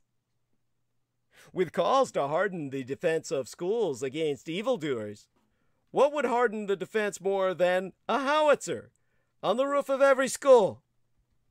They could hit a target 10 miles away. With so many politicians calling for more guns in the community as the answer to gun violence, would more howitzers in the community be the strongest deterrent? After all, we're gunning up, right? Why not up gun? Did Texas cops wait so long in that hallway as kids were dying because they knew they were outgunned by the killer with an assault-style weapon? If so, is the solution to ban those assault weapons of war? Or is it to give police more powerful weapons? You know, artillery batteries of howitzers. Some states like Indiana have done away with the need for a permit to carry a gun. If there is a constitutional carry provided by the Second Amendment, is there also a constitutional tow? You know, a right for law-abiding citizens to tow a howitzer? Would they need any permit? Probably not in Indiana, given the state legislature's stand against permits on principle. Since Texas law worked so well for so long in allowing 18-year-olds to buy rifles, now even ones designed for war, is there any need to keep people that age from buying a howitzer? They, of course, still would not be able to buy a beer, so at least they wouldn't be drunk when they used it to go on a massacre spree. If howitzers became as prevalent on American streets, there would be demands by gun control advocates to ban them.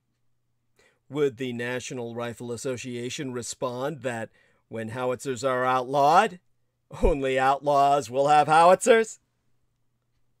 Would Americans agree that the only thing that stops a bad guy with a howitzer is a good guy with a howitzer? The Second Amendment language about need for a well-regulated militia brings up another possible reason for howitzers. Militia groups in Michigan and other states practice tactics for civil war to save America. Do they need more powerful weapons to respond to threats such as an election of a president they don't like? Insurrectionists storming the Capitol weren't able to stop election certification or hang Mike Pence.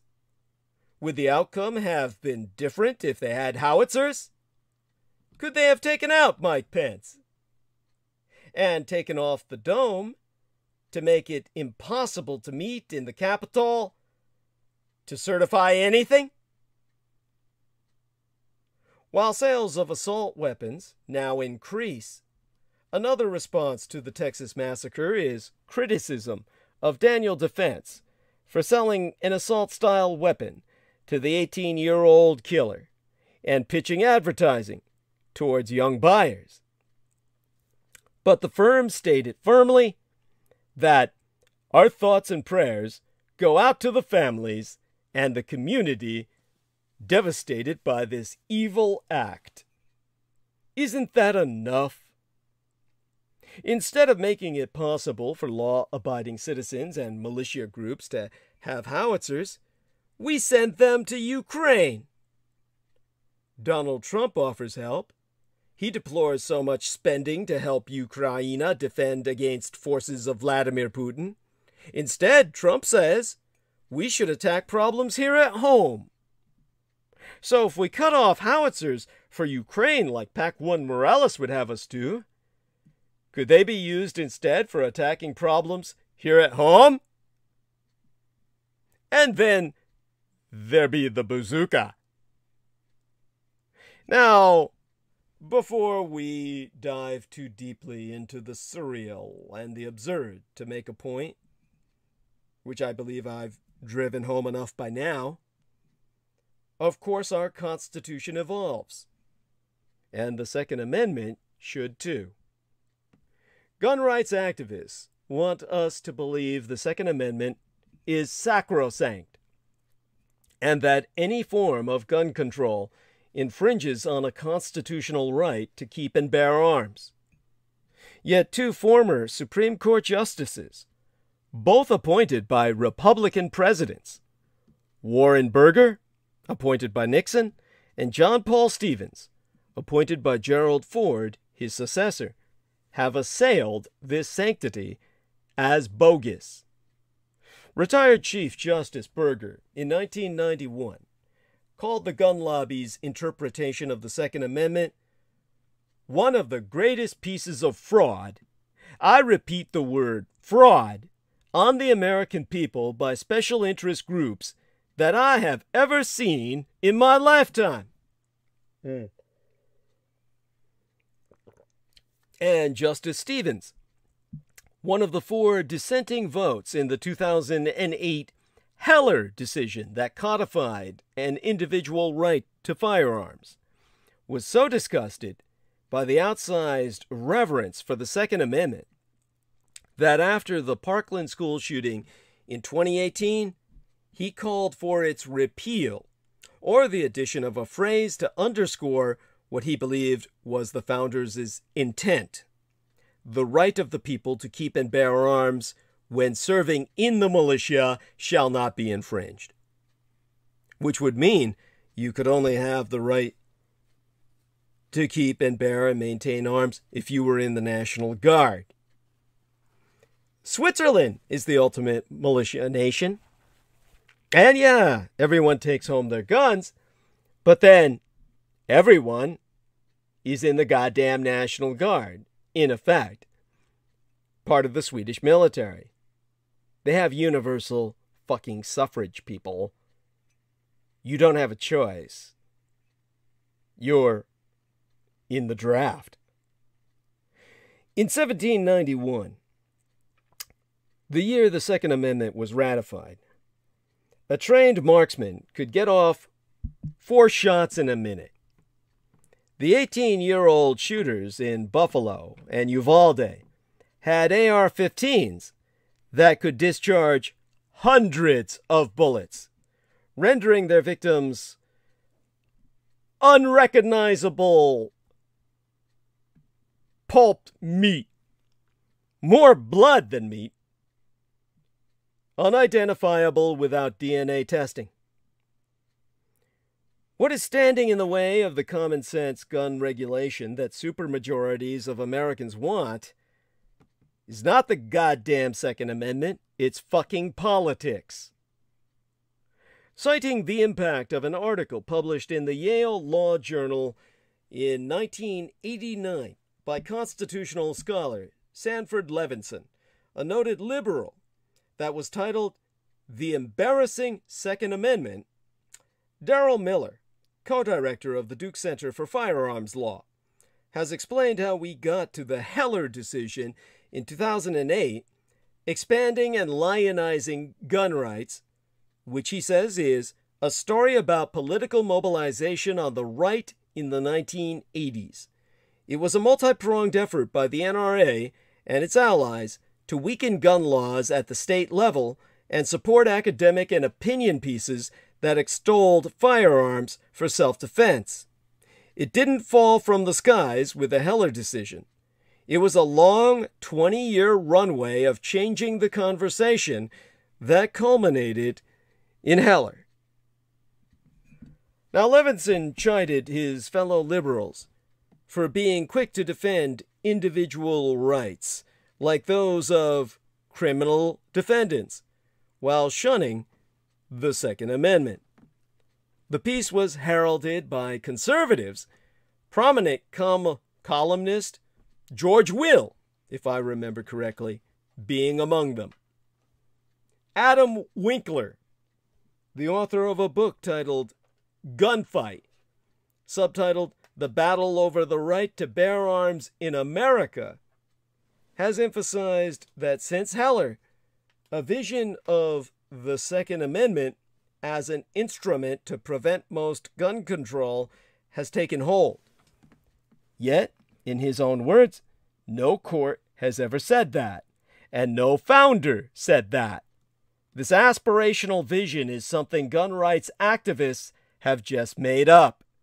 It's their wish, and they've been fighting to institutionalize it, and they've been successful.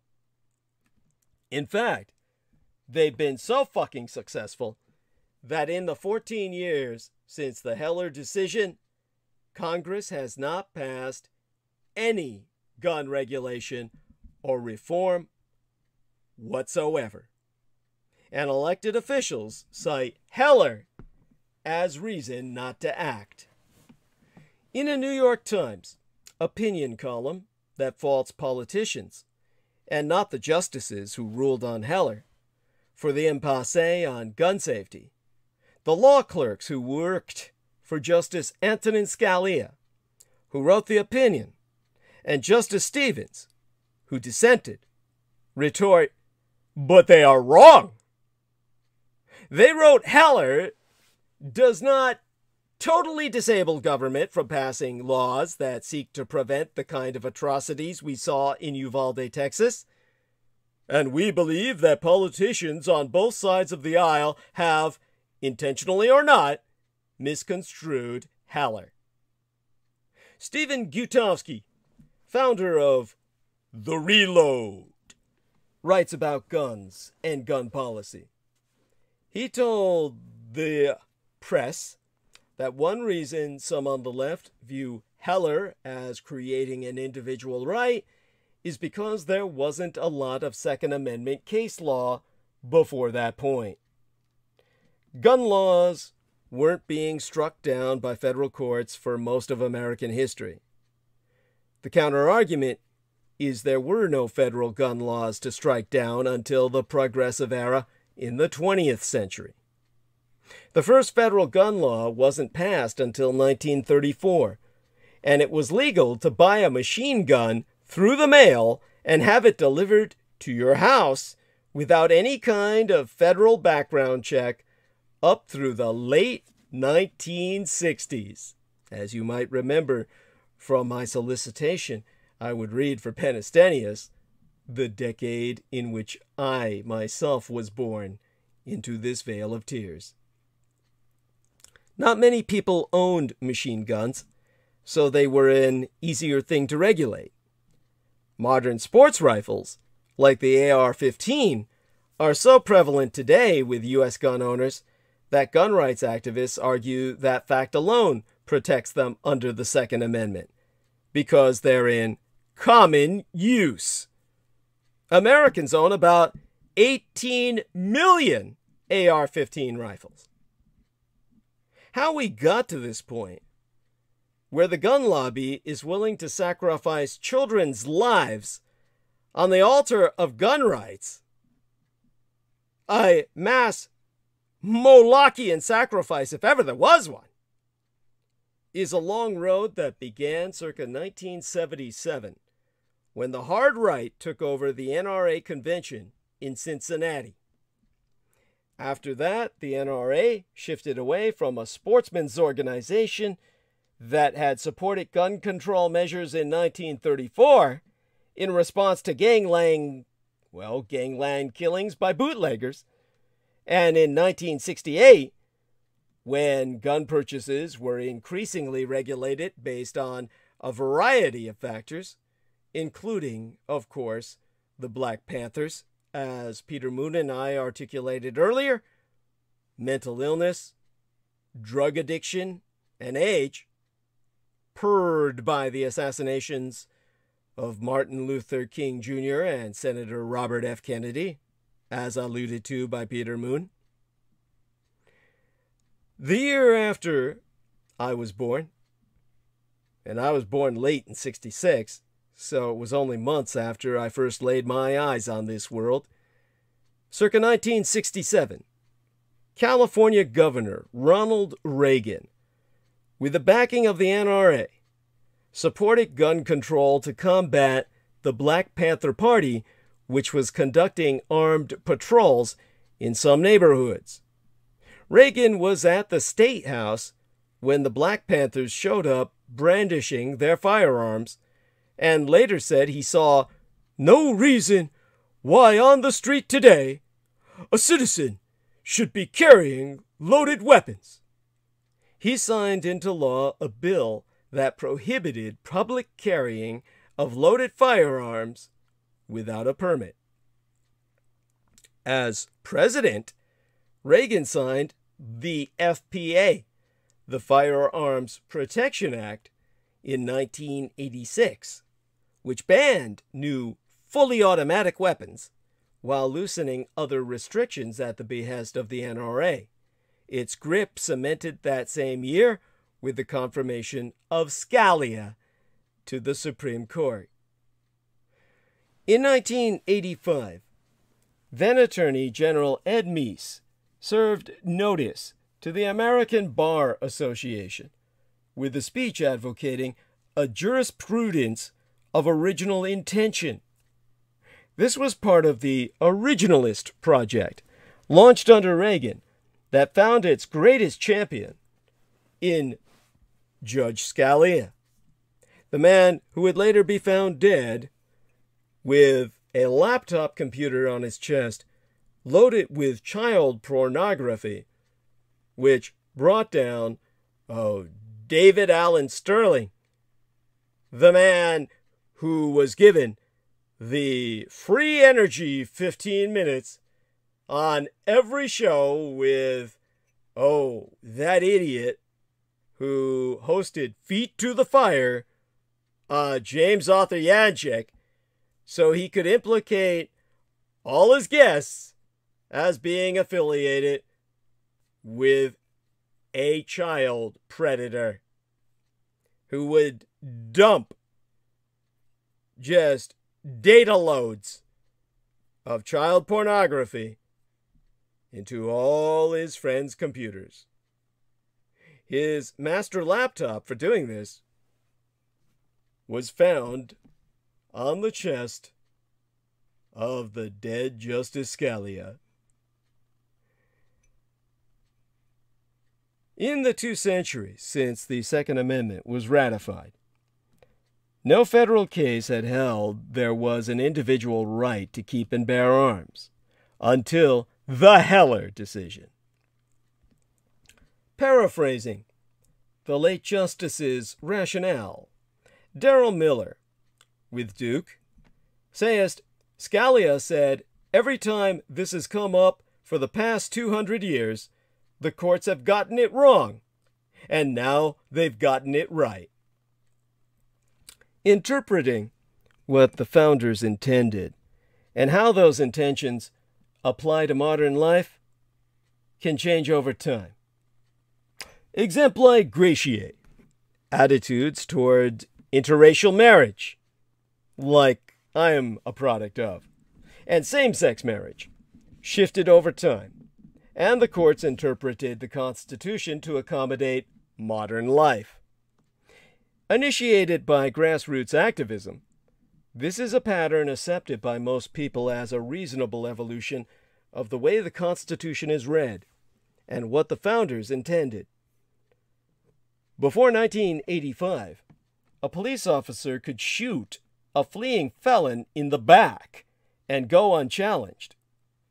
It seems sometimes like that's still the case, I know, but Tennessee versus Kramer made it a violation of the Fourth Amendment to take down a fleeing felon with a firearm unless that person poses a danger unto others. Riva Siegel specializes in social movements and conflict, and a 60-page paper that she wrote in response to the Heller decision is a classic in the history of guns and politics and how they intersect with the Second Amendment.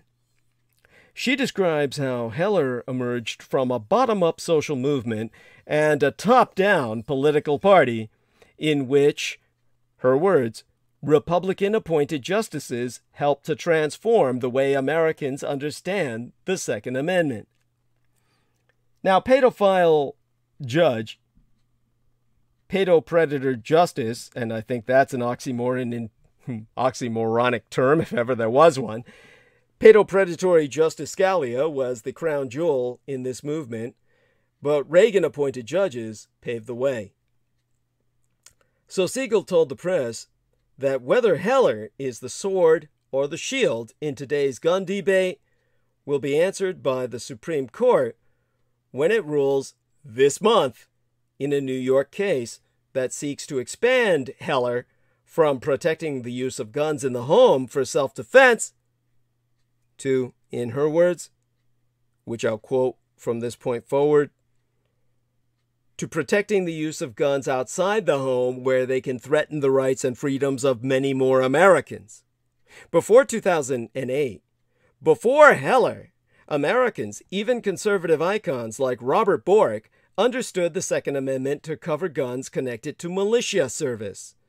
Judges like Scalia found in the Second Amendment a right of self-defense and began for the first time to find gun control laws unconstitutional. Now, returning back to my own spoken narrative. And let me rehydrate here so I can continue to speak. No one can be accused anymore of neglecting the Second Amendment. It has taken over common sense and reached the breaking point where elected officials and American voters are going to have to decide how to balance this one right of access to firearms with a host of others, including simply the right to live, including the freedom to peacefully assemble in schools and churches and supermarkets. And now, with the latest mass shooting in Tulsa, we can add hospitals to the list of unnecessarily unsafe public spaces. Now, gun control is written in the Second Amendment. A well-regulated militia, that's gun control, a critical omission, critically omitted by the NRA and all gun rights advocates who preach the Second Amendment, but refuse to read it in totality. A well-regulated militia being necessary to the security of a free state, the right of the people to keep and bear arms shall not be infringed. So reads the amendment that has, throughout our nation's history, guaranteed the right of American citizens to keep and bear arms.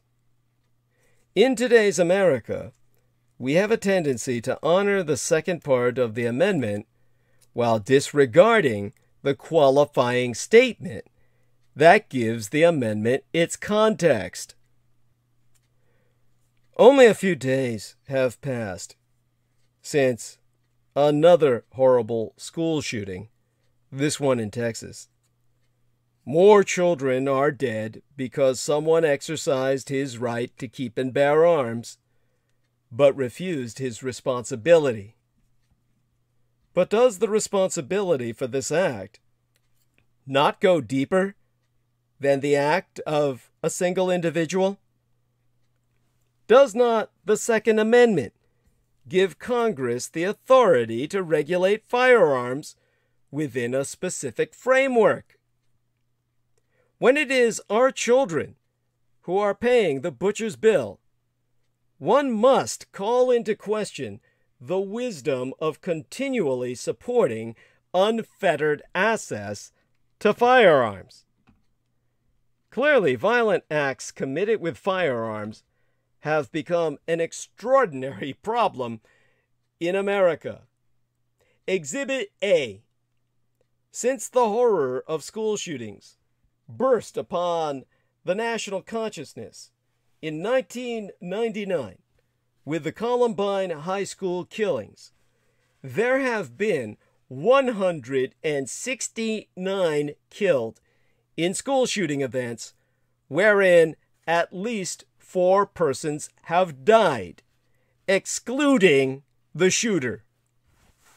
More have been killed in school shootings, but in those shootings, less than 4 died. So how many children in school have to be murdered, sacrificed unto Moloch, before we, as a nation, take action to curtail this catastrophe?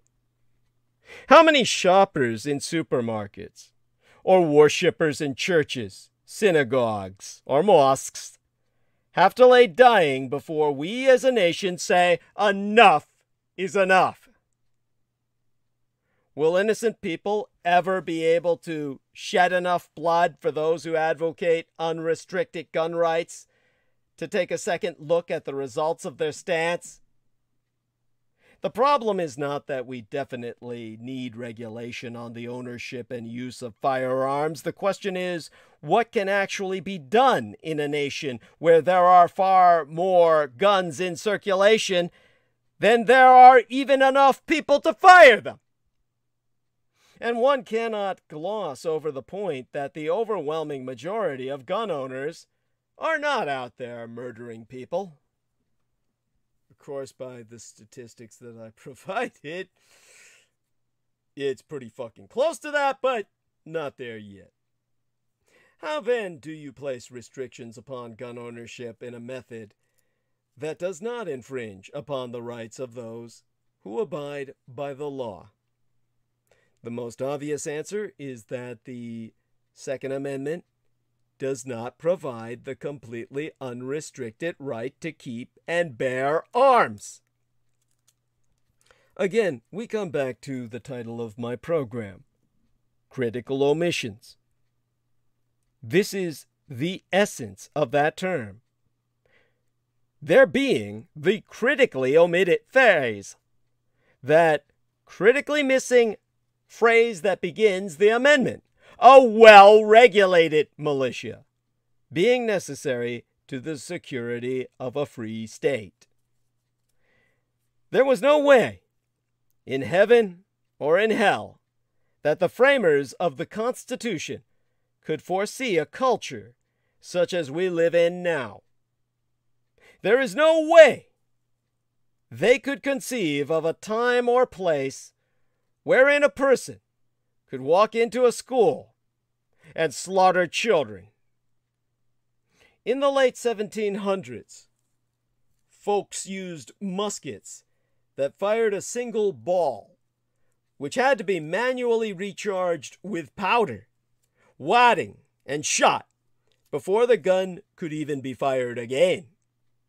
It would have been impossible for a single person with a gun to do much damage before he would have been swarmed by a mob and taken down.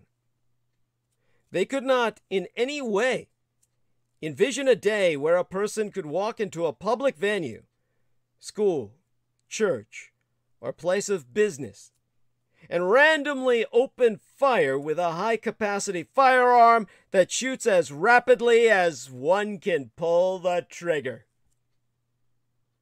Moreover, in their worst nightmares, they could not have foreseen a culture wherein there would be people capable of walking into a school and murdering children. Nevertheless, they framed the amendment in such a way that it is obvious that they felt the ownership of firearms was to be part of a well-regulated militia. In their day, the United States had no standing military. The volunteers who made up George Washington's army were farmers and shopkeepers and everyday people who were expected to come to the defense of their nation should the need arise. They had to have firearms to do that. Had the framers of the Constitution ever considered that the Second Amendment would be used to enable mass murderers, they would have never written it in such an open-ended manner. No rational person would have done so.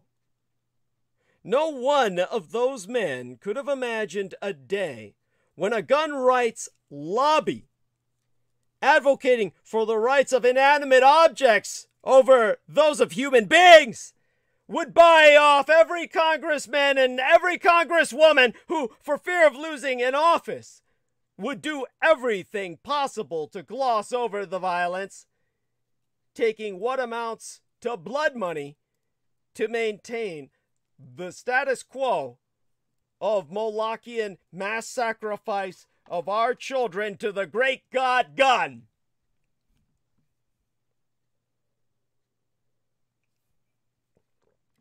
There is a literal mandate within the Second Amendment itself that gun ownership would be a protected right within the scope of a well-regulated militia. There being no guarantee of gun ownership apart from such a condition.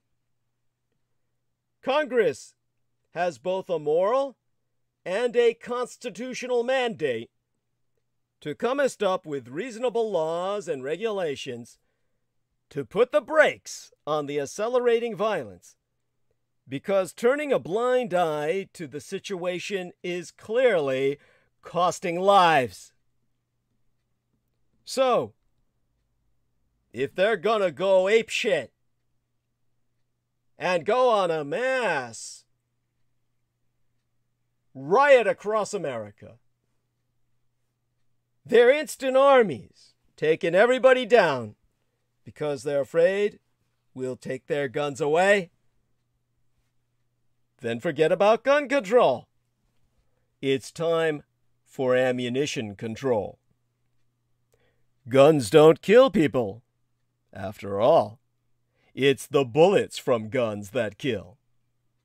After yet another mass murder, this one in Uvalde, Texas, now is a good time to pass, well, I would say bypass, the sterile debate on gun control and deal with ammunition control. Here is, again, the entire Second Amendment, without critical omission, adopted in 1791 verbatim. A well-regulated militia, being necessary to the security of a free state, the right of the people to keep and bear arms shall not be infringed. Then in 1792, reacting to unrest in Pennsylvania over a tax on the production of whiskey and to defeats in Ohio at the hands of an Indian alliance of Native American warriors, Congress passed the Militia Acts. These laws required every free, able-bodied white male citizen, yes, that's the very words, every free, able-bodied white male citizen. 7 words to make your blood run cold. To have a musket or rifle in good working order, cartridges for the gun, and a bag to carry the cartridges or other small equipment in. These men could be called out for military exercises or into service against the nation's enemies. That would be the First Nations of indigenous inhabitants of North America.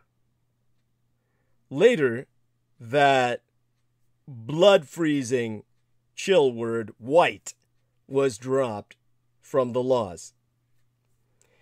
The Militia Acts regulated weapons by requiring people to have them, as in Switzerland, the ultimate militia nation on earth, while of course recognizing that firearms would be kept in private hands. Then, also in 1792, Congress created the new country's first serious standing army, the Legion of America. I love that name. These days, of course, you'd mistake it for another superhero franchise. The Legion of America, also established in 1792. The army differed from the militia in several ways.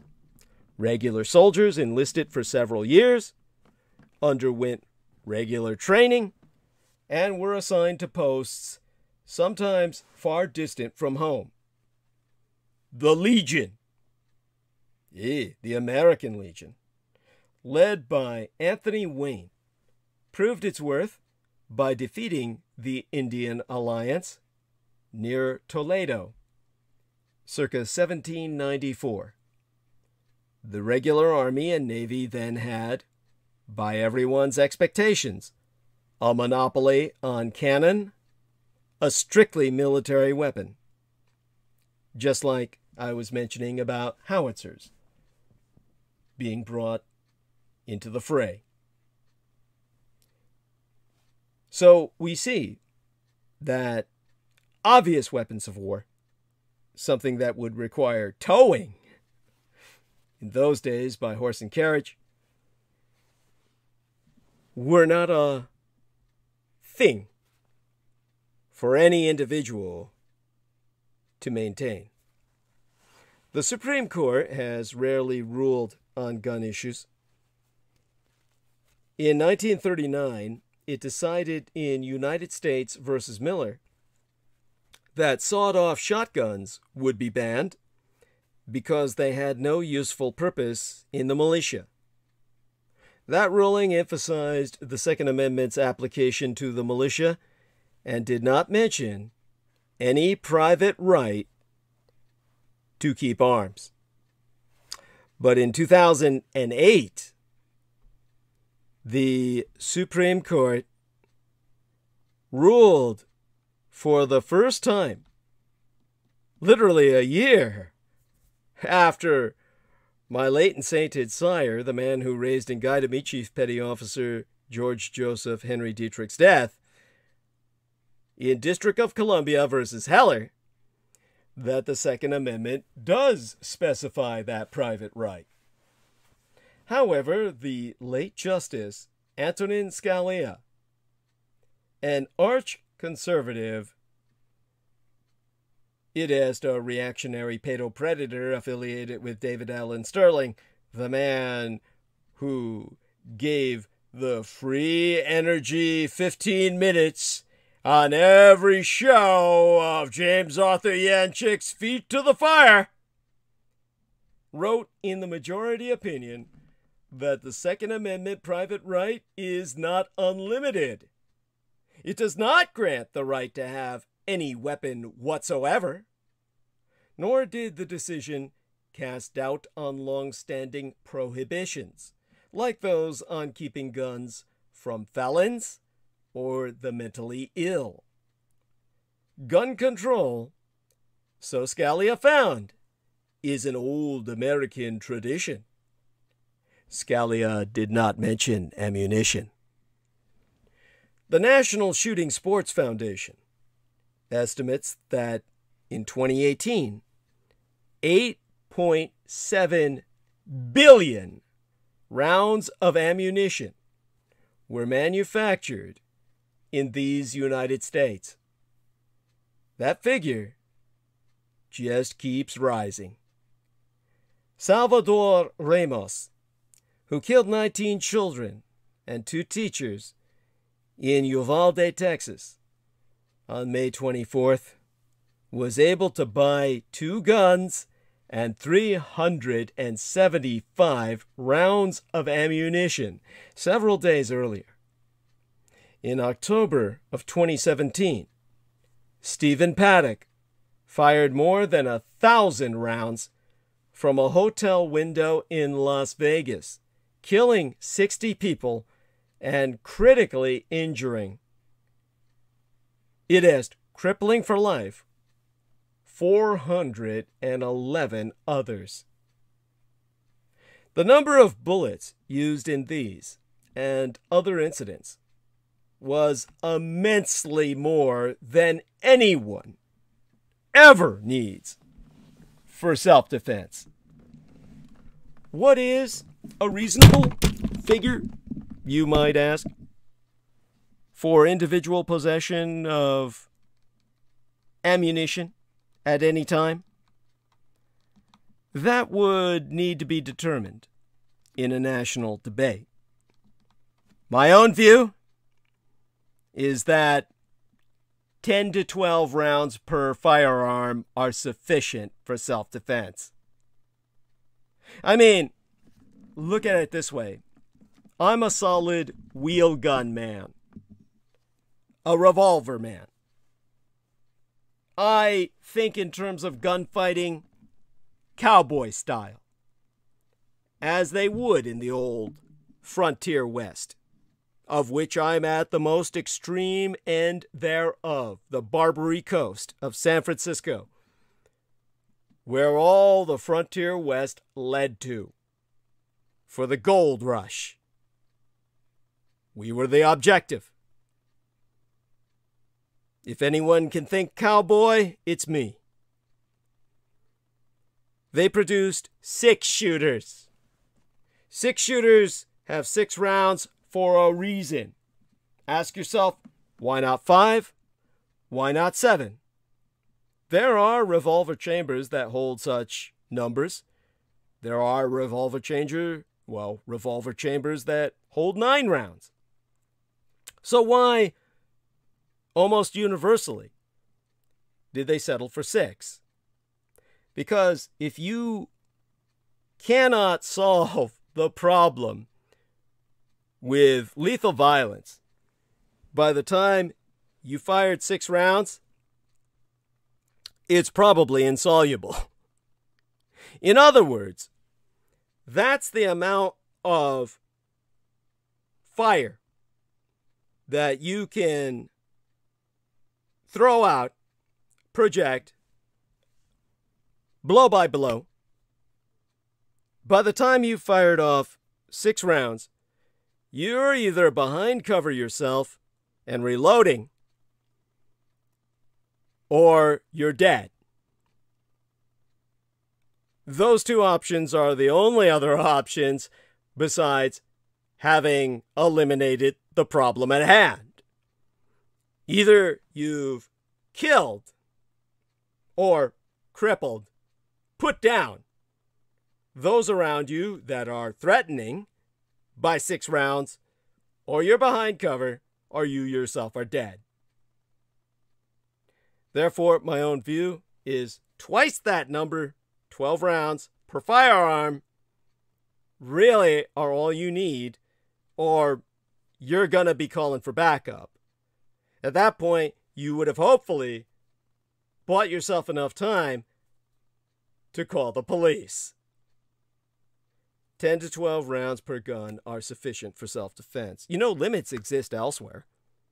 Israel, for example, requires a permit to own a gun and limits the number of rounds for each firearm to 100 per year. Any American who wants to shoot at targets, a legitimate sport, would buy and keep extra ammunition at a gun range, in a locker. Limiting the number of rounds anyone can have at home would cut down, I would calculate drastically, on gun deaths. Limits on ammunition could be enforced in the way that car license plates are handled. Police scan plates from patrol cars and get immediate results from a national database. Think of the laser zones our man Sammy Romero was talking about. Anyone wishing to buy ammunition would go to a store, internet sales would be banned, and a driver's license or other document would be entered into a database. That should return an instant response. Gun shops are already regulated by states and the federal government. The present situation, in which the number one cause of children's deaths is by firearms, is a case of rights in conflict. People have a right to keep and bear arms, yes, but everyone also has a right not to be shot. As Spock said, the needs of the many outweigh the needs of the few. Everyone's right not to be shot overwhelms the right of individual assholes to amass arsenals and enough ammunition to exterminate entire tribes. If the NRA, that international terrorist network, and other gun cults fear a slippery slope toward the government taking away our guns, which is not under discussion,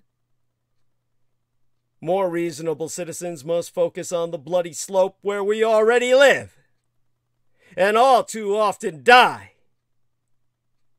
And yes, we need to talk about Salvador Ramos. It's been over a week by now since Salvador Ramos burst into an elementary school in Uvalde, Texas, and fatally shot 19 children and 2 educatrices. Still a question remains. Why did he do it? One answer is simply that he was evil. Evil people do evil things. Another is that he was crazy. Crazy people do crazy things. And yet another is that he was made to do bad things because of all the bad things that had happened to him. Ramos reportedly had a childhood speech impediment and was subjected to bullying because of this. These explanations all share one thing: the conviction that human behavior is broadly explicable. But some acts are so phenomenally wicked, they test the limits of our capacity to understand them.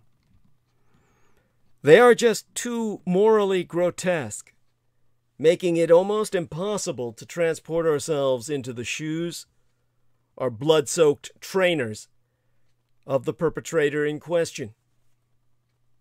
The Uvalde massacre is one such criminal outrage. You will have by now read or heard all about the horrifying grotesqueness of Ramos's crime and the terror and suffering he inflicted on his young victims. It is difficult and deeply upsetting to imagine what must have been going through their minds when Ramos launched his mass attack. It is perhaps even harder to imagine what must have been going through Ramos's mind. And it is harder still, bordering on the indecent, to imagine what he must have felt. Now, among my professions, I have been paid to kill. Many professional killers have testified how the act of killing, in the moment of its execution, made them feel supremely powerful, even godlike. One Russian hitman told the British historian Simon Sebag Montefiore that killing gives you a secret something, a force, a confidence afterwards.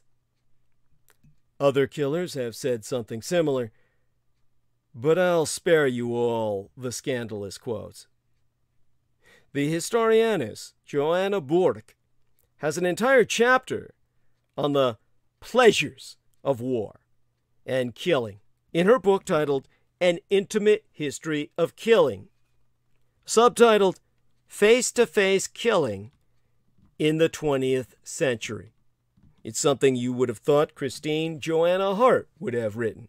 By the way, Christine Joanna Hart was a lady who specialized in interviewing terrorists and serial killers.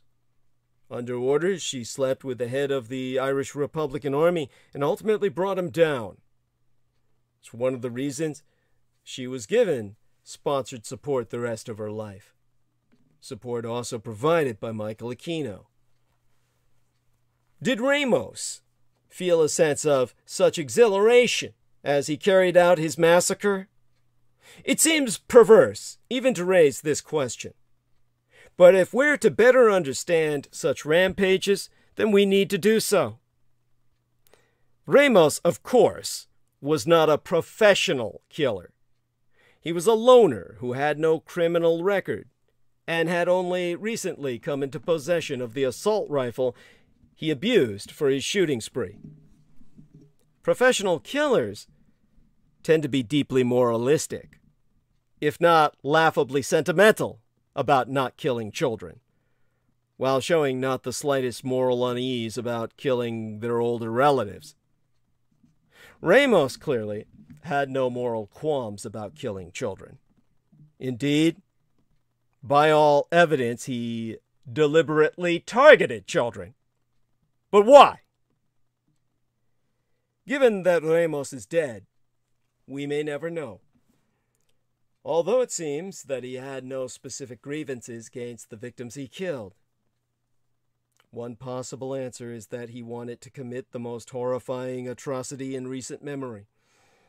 He wanted to do the worst of the worst and take his place in history as America's most notorious mass shooter. The terrifying truth is that this motivation I've just articulated is no surprise. Mass killers are intensely peer competitive. In their research on public mass shootings, from the year I myself was born, 1966, to 2019, the scholars Adam Lankford and James Silver found that many mass shooters viewed body counts as a competition, and therefore attempted to surpass the death tolls of previous attackers. The Sandy Hook shooter, Adam Lanza, had posted online that he admired Anders Breivik, who murdered 77 people, overwhelmingly children, if not all of them, in a far-right terrorist atrocity in 2011, the year my late and sainted Cyrus, my womb matron, my mother Diana Dietrich, was slain, if you use the term that humans use for killing vampires, and had likely wanted to exceed that grim toll himself. But why would Ramos want such notoriety? And how could he have become so morally deformed as to murder scores of school children to acquire it? We don't know, and may never know.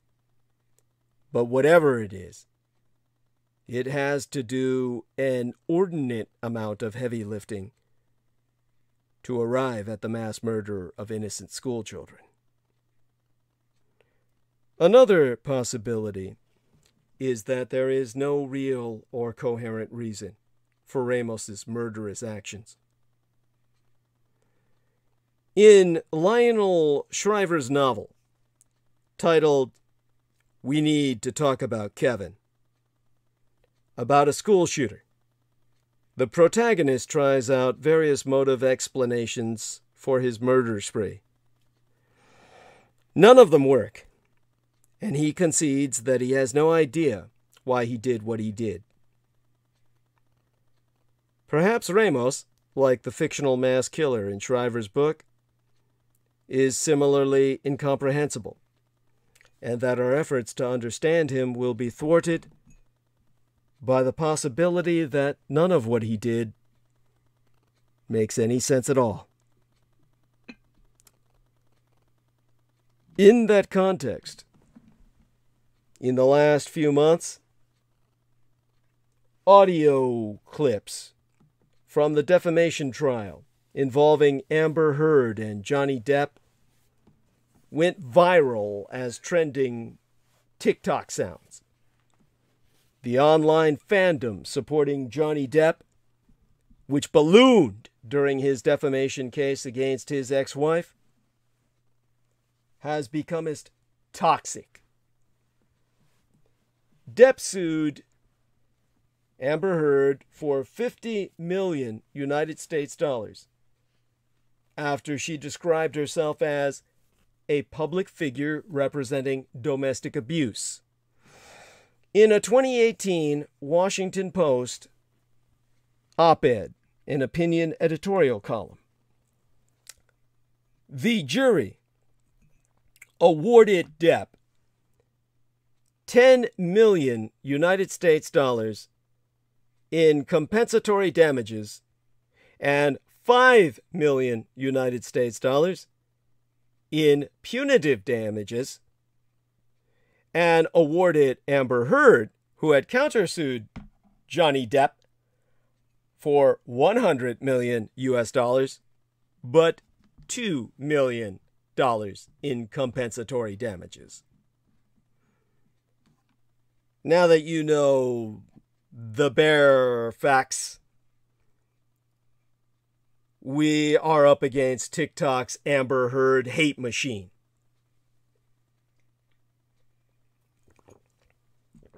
television turned the celebrity trial into a 24-hour tabloid spectacle.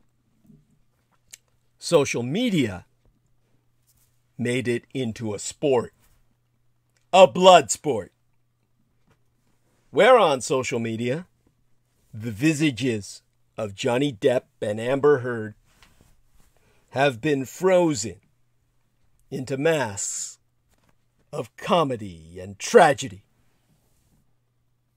He is perpetually smirking, knowing that as a white, cisgendered, heterosexual male, he can always get away with murder. She is permanently aggrieved, knowing as a female, she is born into the role of the Wicked Witch. On social media, she was plastered as such. Now, I did not follow the defamation trial between Johnny Depp and Amber Heard. It followed me. Now, 'twas a few weeks agone that images from the courtroom began to saturate my social media feeds. Platforms that fed me soothing cake decoration tutorials and Sopranos-themed therapy memes now served up regular dispatches from the proceedings, all filtered through the glorification of the great Johnny Depp, the victim, and the mockery of Amber Heard, the cunt. Amber Heard blows her nose during her testimony, and a TikTok accuser claims she's snorting cocaine up on the stand.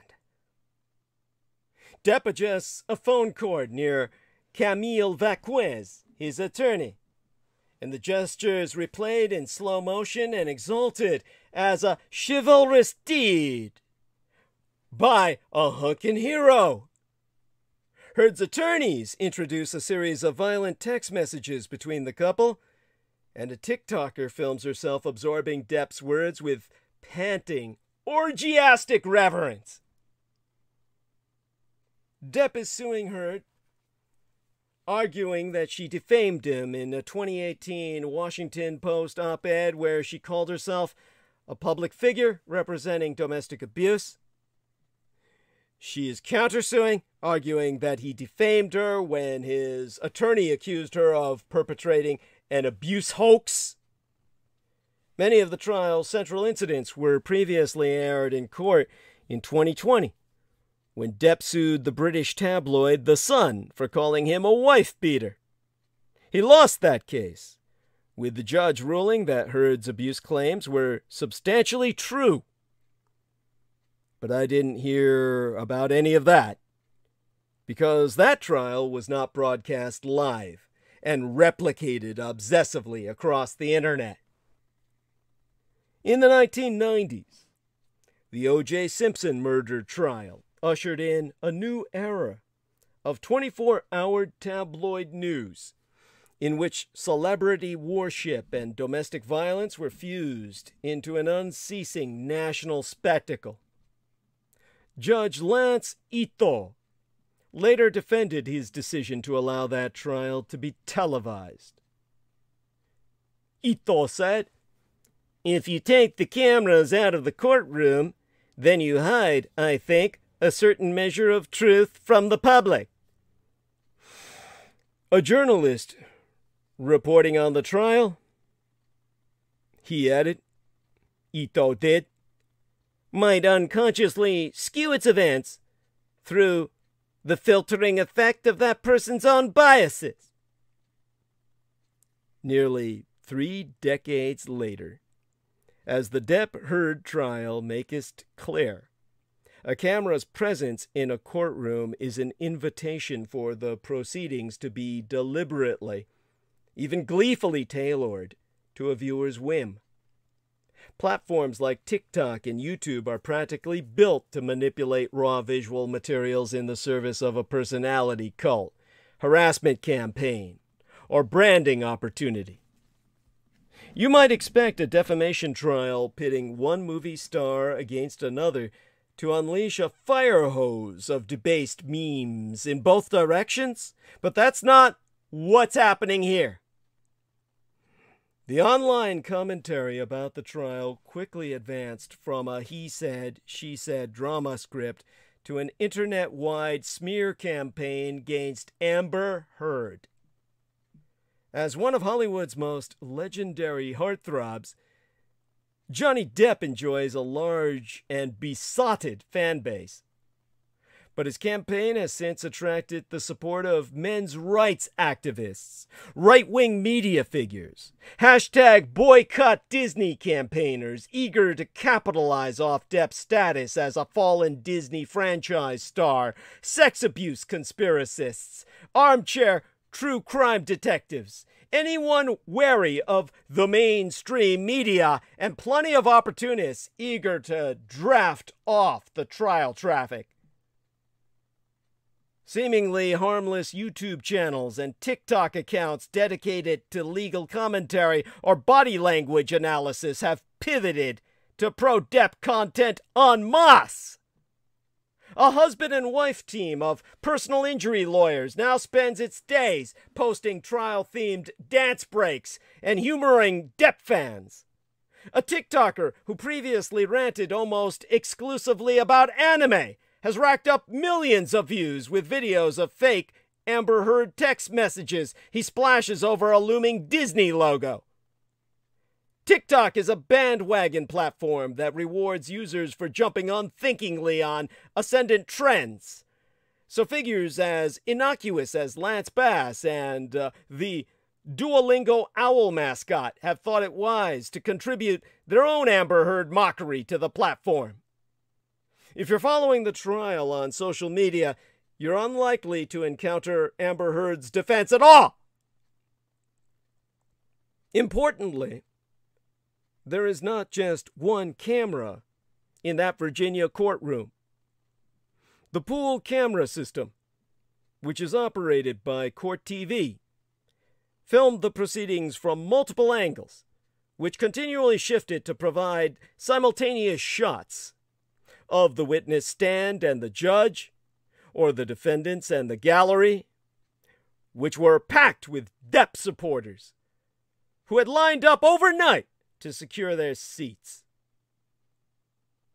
The sheer amount of material recorded each day enabled viewers to examine every inch of that courtroom with a conspiratorial zeal, as empty gestures and meaningless asides were whipped into dubious cases clues, spliced into humiliating Heard reactions, GIFs, graphic interchange formats repeating her movements in an endless loop are leveraged to build a charmingly unbothered bad boy court presence for Johnny Depp.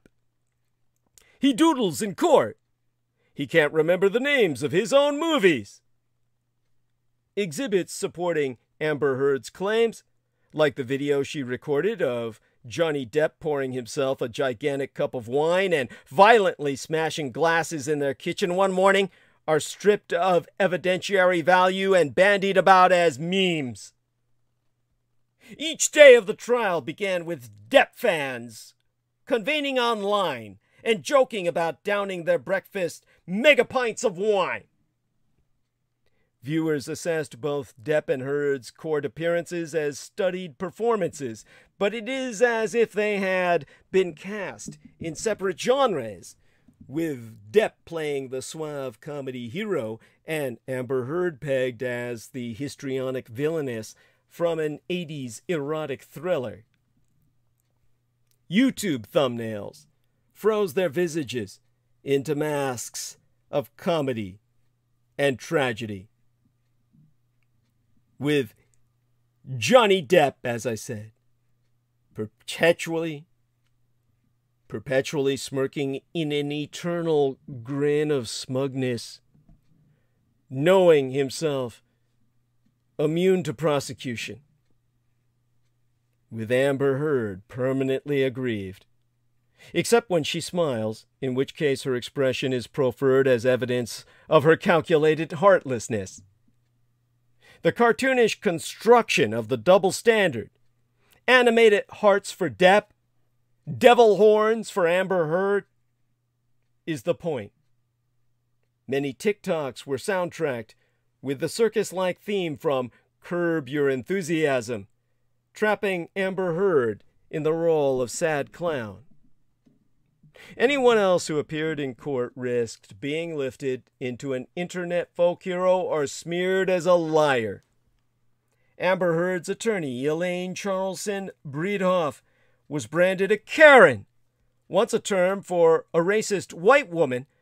It has since been flattened into an all-purpose misogynistic slur and conspiratorially constructed as an undercover Depp fan, while Vasquez was cast as a Depp love interest, hailed as an internet sensation for her intimate interactions with her client. Seemingly every woman tangentially involved in the case has been imbued with imagined Depp lust.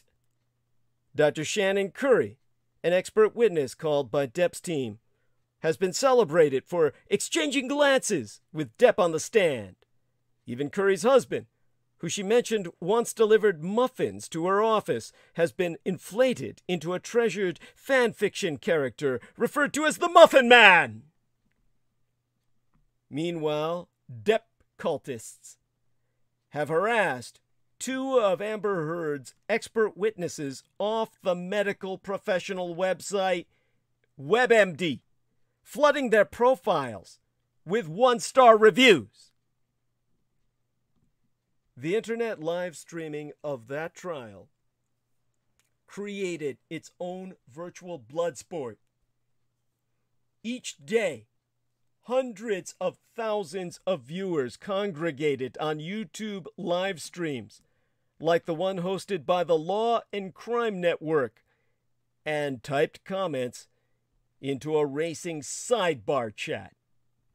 Some paid as much as 400 United States dollars to have their comments highlighted and pinned to the top of the chat.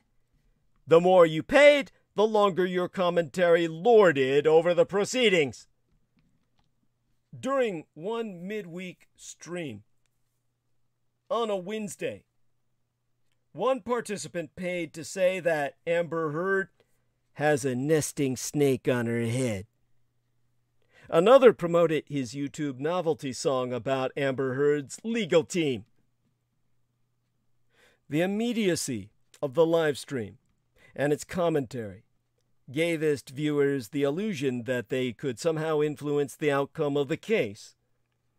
Someone was always pleading for an internet artifact to be forwarded to Camille, as if obsessive fan attention alone might crack the case.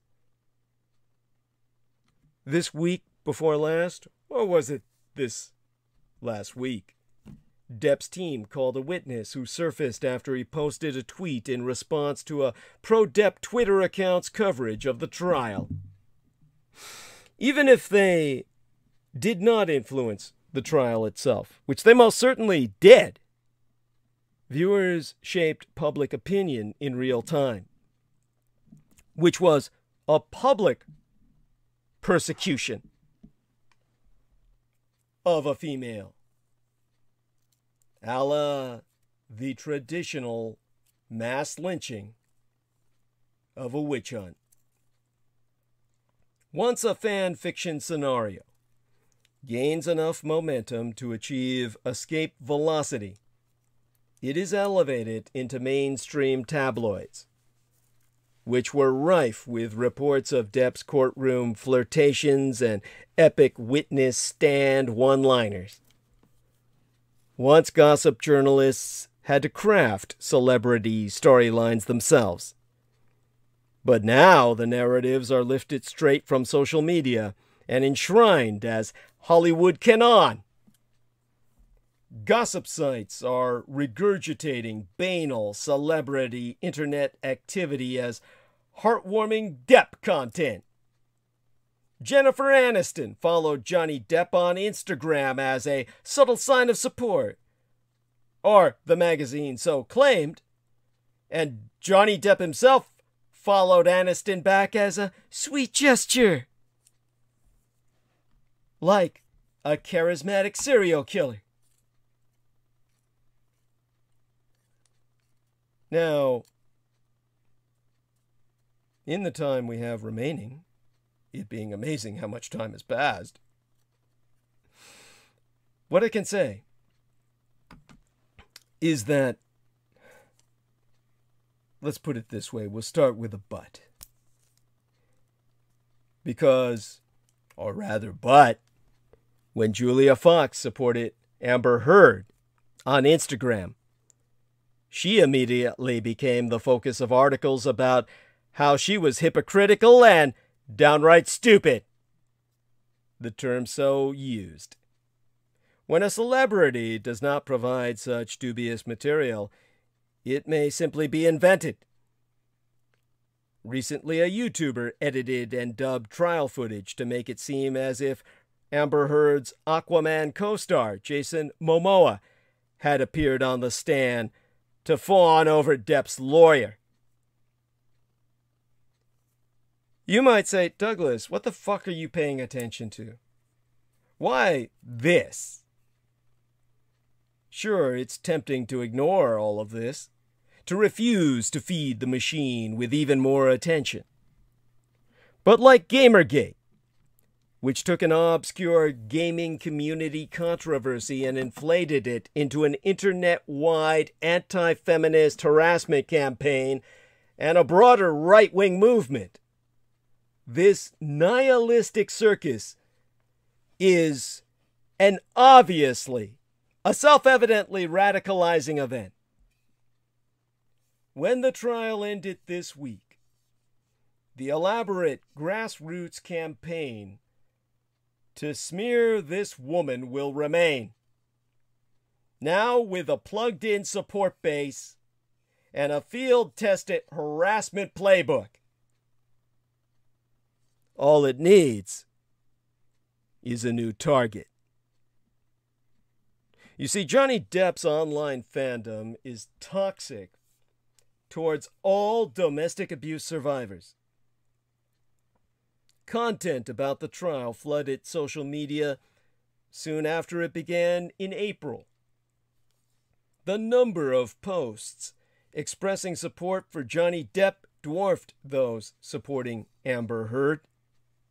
On TikTok, the tag #JusticeForJohnnyDepp has a staggering 19.6 billion views, while #IStandWithAmberHeard has 19.8 million and is also used in videos supporting Johnny Depp. Though many Depp supporters have celebrated the verdict as a win for male survivors of domestic abuse, they've also been accused of harassing creators, including domestic abuse survivors, for expressing anything but support for Johnny Depp. The trial becamest morbid entertainment. In a now-deleted tweet, true crime YouTuber Bailey Sarian said, "I'm actually sad this trial is coming to an end." Popular entertainment, whether a YouTuber's weekly vlog or a beloved TV show, often inspires fan content. In the weeks since the defamation trial started, fans consumed the live-streamed court proceeding as if it was entertainment and posted content typically seen in fandom communities. Viewers posted supercuts of Depp's facial expressions during the trial. Some started shipping Depp with his attorney Camille Vaquez and posted fan edits romanticizing their interactions. One commentator under TikTok shipping Depp and Vaquez said, "She definitely has a crush, and I'm here for it." A TikTok user speculated under another fan edit of that pair, "Every time she's subconsciously copying his body language, it's because she's attracted to him." And Vasquez gained a following of her own. Fans compared her to the Legally Blonde protagonist, Elle Woods, and started a petition for her to replace Amber Heard in the upcoming Aquaman sequel. Singer Jasmine Worth went viral for tattooing herself with an outline of Vasquez, and was widely criticized for taking being a fan too far, herself so saying, "For me to tattoo represented a lot, particularly the strength and passion Camille possessed in her incredibly intelligent delivery of Amber Heard's cross-examination. Traits of outspokenness and confidence I wanted to remind myself to further implement in my own life." As fans made content in support of Johnny Depp, content maligning Amber Heard exploded online. Videos criticizing her behavior on the stand proliferated on TikTok, and creators performed dramatized reenactments of her testimony using trial audio. Instagram meme accounts shared images mocking her facial expressions and body language. Contempt for Amber Heard reached fan fiction circles as well, where there were at least 2 revenge fics about Heard, published on the fan fiction site Archive of Our Own, explicitly described scenes in which Amber Heard was tortured, sexually assaulted, and ultimately killed on camera for the gratification of millions of male viewers. In a TikTok video responding to a sea shanty parody about Amber Heard, creator Jordan, as in JORDXN, Simone, said, "And y'all still think this is a normal reaction to a trial? I've seen some truly wild fandom stuff during my stint on the internet. None of it compares to this." Creators had an incentive to continue posting about the trial because the content received so much engagement. Creator Sibato Give Name started their TikTok account by posting scenes of TV shows and movies. In late April, they posted a clip from the trial showing Depp detangling Vasquez's phone charger. The video went viral and has over 12.7 million views.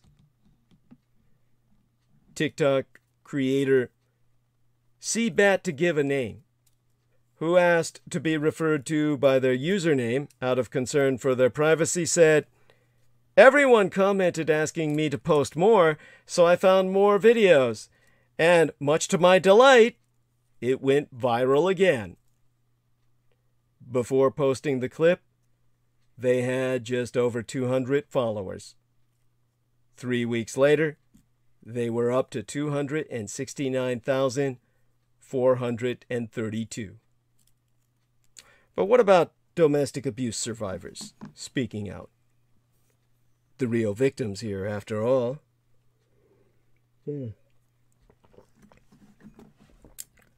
Several creators observed that the most fervent Depp cultists used the trial as an opportunity to belittle and invalidate all women rather than support domestic abuse survivors.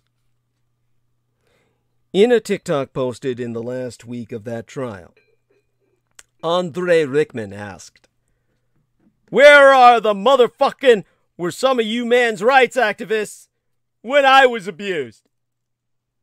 Rickman said he felt seen because the defamation trial raised awareness of male domestic violence survivors, but was skeptical of Johnny Depp's cultists. He questioned why men accused of domestic violence and sexual misconduct, such as Chris Brown and James Charles, have never received the criticism Amber Heard has. To quotist Rickman, some men will use this verdict as a sort of gotcha moment for all the female victims of domestic violence. I'm disgusted to see my fellow sisters get bullied, berated in the media, and just have to turn the other cheek. I feel horrible and enraged because men don't care about male victims. If anything, they use me as an argument. Another creator, who has used her platform to discuss domestic violence after her own experience in an abusive relationship, testified she was harassed for speaking negatively about Johnny Depp. After Jessica Jordan, a creatoress known as Midwest Bimbo, posted a video deconstructing the mutual abuse that Johnny Depp and Amber Heard's former marriage counselor described during the trial, people went, in her words, absolutely rabid. She was harassed on multiple social media platforms, with comments telling her to die, and she said she felt unsafe for a bit after receiving a threatening letter to her mailing address. While Jordan has dealt with harassment online before, especially after speaking out against transphobia and men's rights activists, she said this wave of harassment was especially taxing. She attests that she is doubtful Depp's cultists are passionate out of genuine concern for domestic violence supporters and referenced actor Terry Crews' 2017 allegation that a Hollywood executive sexually assaulted him during an industry function. To quote Jordan, "If people cared about male abuse survivors, there would be more information and resources about them, along with love and support for men like Terry Crews. Instead, it's used as a silencing tactic. I laughed it off at first and even sent a postcard back, but it really clicked to me just how serious some of his cultists were, and made me look at the threats I was getting a little more closely." Although the trial wrapped with the jury's verdict this week, memes about it continue to blossom online. Lauren, a TikTok creator known as Gotham Shitty, who did not want her last name used out of fear of harassment from Johnny Depp's cultists, because said creator, who was harassed for criticizing the casual misogyny in content about the trial, has been totally inactive on TikTok since. She noted that even those claiming to support Johnny Depp were, in her words, undermining the severity of the situation by treating the case like a sports game with teams to side with. Until that point, a few weeks ago, Lauren had hesitated to post about the trial, but she said the trend was too disgusting, misogynistic, and disrespectful to survivors everywhere to ignore.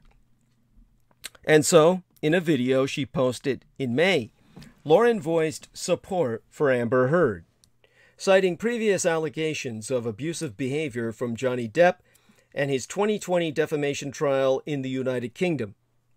She linked the widespread public disdain of Amber Heard to the overturning of Roe v. Wade, and said the social media frenzy surrounding the trial reflects the immense amount of misogyny and hatred of women that is so deeply ingrained in our society. Lauren said the online response to her video was initially pretty balanced until an influx of hateful comments started to come in. She tried to delete as many inflammatory comments as she could, but some viewers began harassing her on Twitter too. A streamer with a large following reacted to her video during his stream, and his audience mocked Lauren's speech and appearance in the comments. To quote Lauren herself, at some length, users were lip-syncing to an audio of Amber's testimony and using it to mock me. Specifically, they were using an audio of her recounting how Johnny had raped her. These users were responding to the audio by declaring that what Amber was describing was not rape, but every woman's dream. That sickened me. Once the streamer found my video, I hit a breaking point. Even if Johnny's claims were entirely true, what good does it do to memify every aspect of his abusive experience? The memes and divisive comments about the trial, all the discourse this has created, from what makes a perfect victim to the legitimacy of marital rape, only creates a hostile online environment for victims of all genders. So you see, what this was the postmodern witch trial of Amber Heard. Now, in the hour and a half we have remaining, gathering my thoughts to close off this particular topic, for the first few weeks of watching Johnny Depp and Amber Heard attempt to turn each other into 12 cans of cat food that I suffered through all at once, it felt like some silly, if savage, sideshow. But as the defamation trial dragged on, it became most obvious there was something unusually grotesque about this case. As with a boxing match, turning the spotlight on the audience revealed even more ugliness than that which was taking place in the arena. Samuel Butler wrote about his friend, Thomas Carlyle. It was very good of God to let Carlyle and Miss Carlyle marry one another, and so make only 2 people miserable instead of 4. Both Amber Heard and Johnny Depp would appear to be nightmares to be married to, but there was a very real imbalance in the abuse aimed at each of them. As we have all seen from the casualties of the culture wars, women who speak out are far more likely to be savaged and shunned than men for saying the same thing. Now, I'm by no means a shivering snowflake seeking any safe space, but the reek of misogyny surrounding this case was revolting. Team Johnny, Depp's cultists were labeled, as though this harrowing tale of marital violence was some softball sport. And it wasn't just men doling out the denigration. There were a whole set of Depp groupies who, like the ever-present bully's best friend, may be lacking in brawn and brain, but will be there cheering twice as hard from the sidelines to make us up for it. What does it say about women who metaphorically throw their knickers at a man who called the mother of his children an extortionist French cunt in a message to Elton John? Equally vile were the texts between Depp and his mate, Paul Bettany, darling, during which the former suggested, "Let's drown her before we burn her. We'll fuck her burnt corpse afterward to make sure she's dead," and the latter agreed. My thoughts entirely. Let's be certain before we pronounce her a witch. Females who are fine with this kind of gynophobia are the type of half-wits who drool over podcasts, picking over the gory details of the violent deaths of women, or who write love letters to serial sex killers. They're the sort of dunces who unconsciously believe that if they ally themselves with violent men, that violence will pass them by and fasten onto some other woman. As for the male section of the geek chorus, baying for Amber Heard's blood, Theirs was decidedly the incel vibe. Men who have far less sex than they'd like, delighting in the demonization of a beautiful woman of the kind they'd never stand a chance with. The prejudices of the jury aligned with a legal system which, according to a 2019 report by the crime and justice specialists Crest Advisory, inflicts harsher punishment on women than on men, with only 15% of women sentenced to prison committing serious offenses, compared with 27% of men, and which, as the victims commissioner Dame Vera Baird said in 2020, has decriminalized rape. All this while police harass women for daring to tell the truth about biological sex. That tired old straw man, that men are domestic violence victims too, was dragged out yet again. Both sides of the Atlantic. In the United Kingdom and the United States, 2 women a week are killed by partners and ex-partners. Not 1 woman here and 1 woman there across the Great Pond, 2 women on either side. According to the latest figures from the Office for National Statistics, these make up 44% of female murder victims, compared with 6% of male murder victims. Hatred makes strange bedfellows, and while those who rail against Amber Heard think of themselves as proudly unwoke, wokeness has given misogyny a new energy, with the now familiar sign of screeching young masked men threatening uppity women. TERFs! TERFS. With violence, sexual or otherwise. We've been told to mistrust white women's tears and white women's fragility and pretty privilege. That a woman who reports a rapist can be contributing to carceral feminism.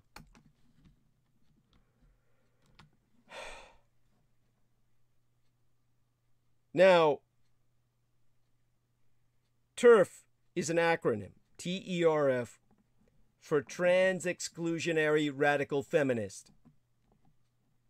It was first recorded in 2008, a year after my father was thanatized.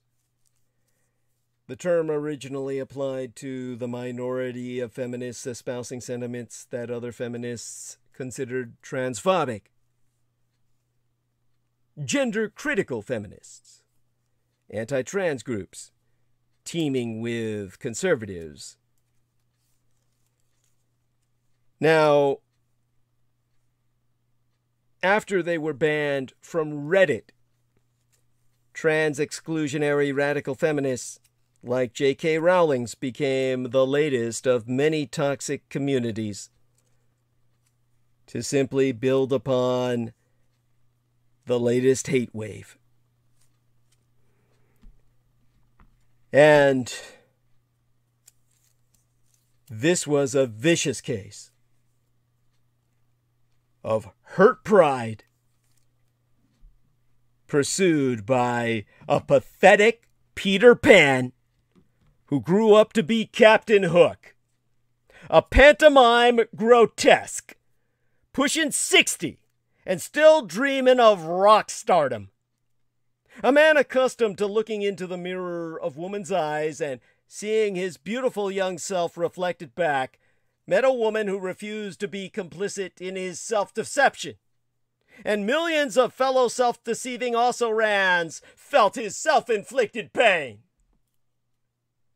Many men rejected by a pretty woman, and many women rejected by a man for a prettier woman, found their fleeting frenzy. They found their bloodlustful shark fest in the smorgasbord of spite that has sparked the immolation of Amber Heard. Maybe it's true that Gentleman Johnny was only joking when he chuckled about burning and raping his own wife. But this was truly a witch trial. And if they could burn Amber Heard, I have no doubt that the monstrous mob who idolized this sad excuse for a man would do so.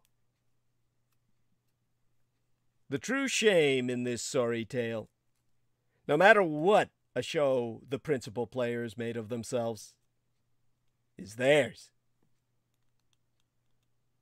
Now, all of this circles back to the goddamn Russians.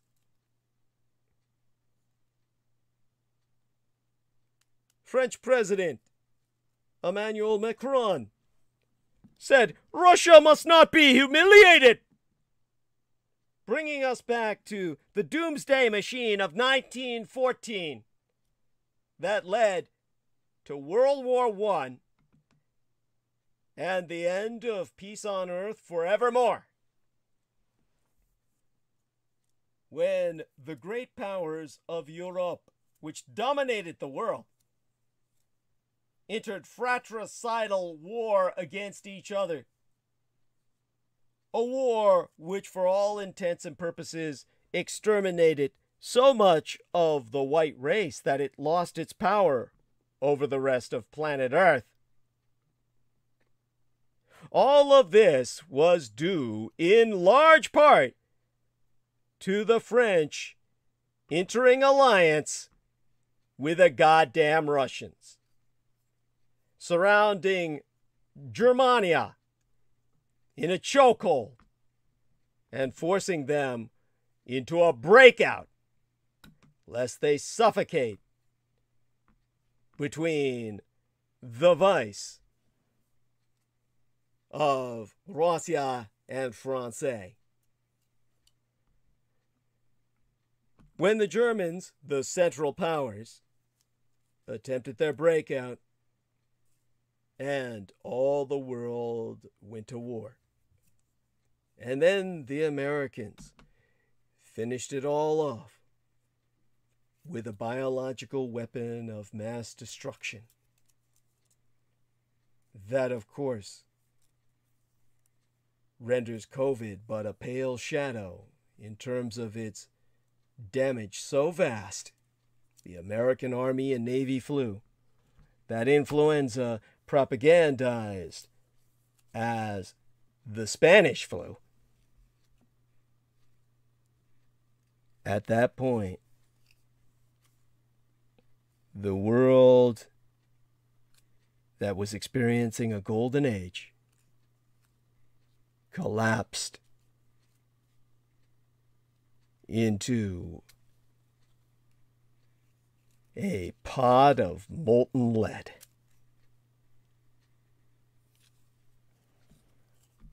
And it was then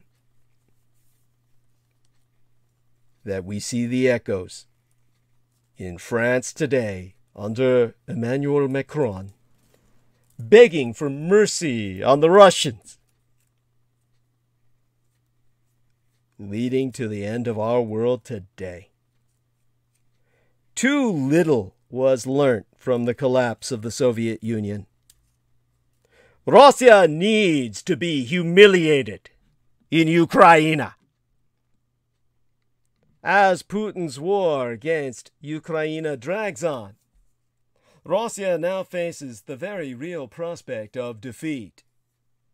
There are still difficult weeks and months ahead for Ukraine, and you cannot wholly discount the possibility of a dangerous escalation still in the war. But Vladimir Putin has failed to attain his initial objectives, the capture of the capital, the national capital of Kiev, and now looks likely to fall short of his secondary and much more modest aim of capturing Donbass. The war has turned into a protracted affair. That in itself is a defeat for the Russians. Russia's humiliation in Ukraine has untold benefits, not least for Russia itself. We have heard it said for years that Russia must be indulged and humored because, if not, it will resent having lost its great power status. The Soviet collapse, we were told, was a terrible catastrophe from which aggrieved, embittered Russians never recovered. So they need to be respected. They need to stand tall and proud. God forbid if they are humiliated, because who knows what they will do. Now, I witnessed the Soviet collapse firsthand when I was still working with the Department of Defense. I was once sent on a trip into Russia, where I spent some time there and saw how it began. In fact, and I've never stated this before, it was at that time that I acted on behalf of Michael Aquino to contact those heirs to the cult of Rasputin that worked with Alexander Dugin in the anti-Soviet resistance. And yes, what started then was, without doubt, a traumatic experience. There was ultimately poverty and misery and chaos and a far-right backlash. Rabid nationalists rallied under their revanchist banners. And then Russia invaded Chechnya in a brutal attempt to recover its tainted pride by bringing defiant separatists in the region to heel. And we watched and commiserated because, you see, the Russians had a good reason to be resentful. They lost the Cold War. Yet in 1991, there was a sense among many Russians that the USSR was not so much defeated as it folded under its own weight. Too many refused to accept that the Soviet collapse was the outcome of years of economic mismanagement and imperial hubris, and so they looked for traitors instead.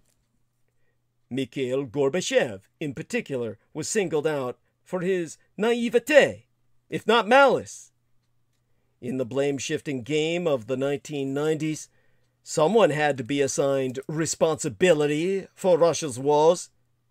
The traitor Gorbachev, the drunkard Yeltsin, the rapacious oligarchs, and of course the devious Western advisors who had always sought Russia's demise. Out of the chaos and weakness of the 1990s arose Vladimir Putin, who promised to deliver order and strength. Backed by the very Satanists Michael Aquino had sent me to contact. Putin's abuse of power, corruption, violation of human rights, and erosion of democratic institutions were all tolerated in the name of that promise of strength. Russia may have been poor, corrupt, and authoritarian, but Putin was seen as investing in the military and restoring Russia's greatness. Russians have always been suckers for greatness. They would sell their last shirt for its elusive promise. Every year, Putin's Russia holds Victory Day parades. These used to be grandiose affairs.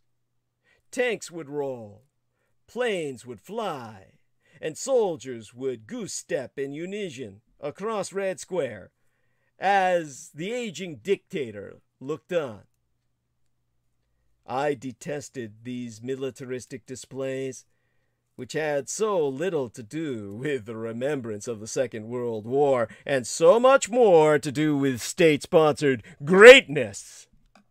And yet I am certain I speak for many Russian liberals if I were to admit that somewhere in the depth of their humiliated conscience, they too were stirred by the sound and the fury.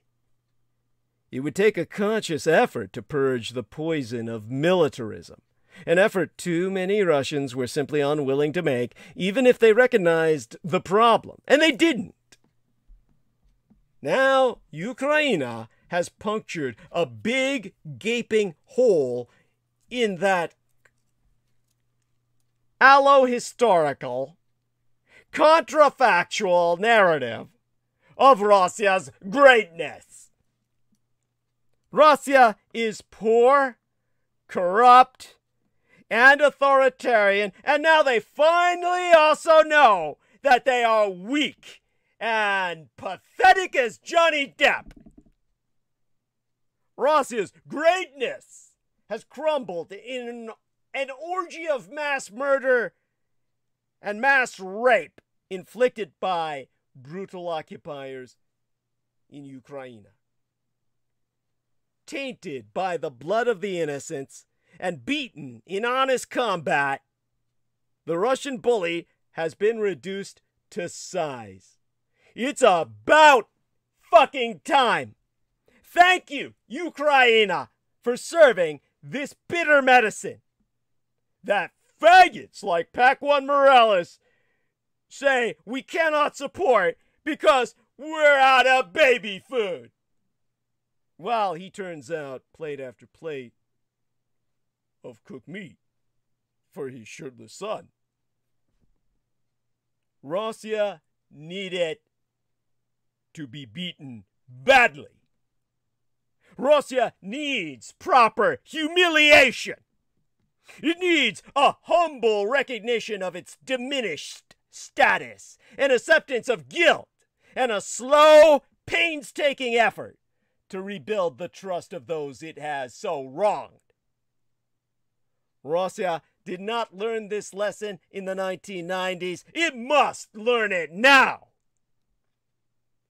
True greatness lies not in hideous military parades, nor in promises to unleash a nuclear Armageddon. True greatness lies in acceptance of the past and a willingness to make amends. It lies in the commitment to build a better future in a country that could become as known for its schools and hospitals rather than its tanks and missiles. The real source of Russia's humiliation has always been Russia itself. Its arrogant, autocratic rulers and the chauvinistic populace that slavishly worship them. Russia's defeat in this unjust criminal war against Ukraine may help shift the domestic narrative in Russia towards accepting that country for what it really is, rather than what it has vainly pretended to be. It is only then that Russia can, finally, be at peace with itself and with its neighbors. Now, we have an hour remaining, and the lovely Viviana Sanchez is active in the chat. And in this hour we have remaining, I did promise I would go into my idea of a new American Constitution. At the same time, I did ponder earlier whether I should recite what I had once spontaneously shouted at Aquino when he was still alive and among us. Why don't I recite that? My son took the trouble to transcribe it. I cannot deny him. And he had to suffer through my saying it the first time. So, basically understand, oh God, you know, the Judge Advocate General, the JAG, as you properly call a prosecutor in a military court, once braggeth about Aquino in the Presidio case. He kept muttering that Aquino was Teflon. Nothing would stick. He said, we had all the evidence to prosecute and more, but we couldn't use it. National security. National security. And then Michael Aquino himself.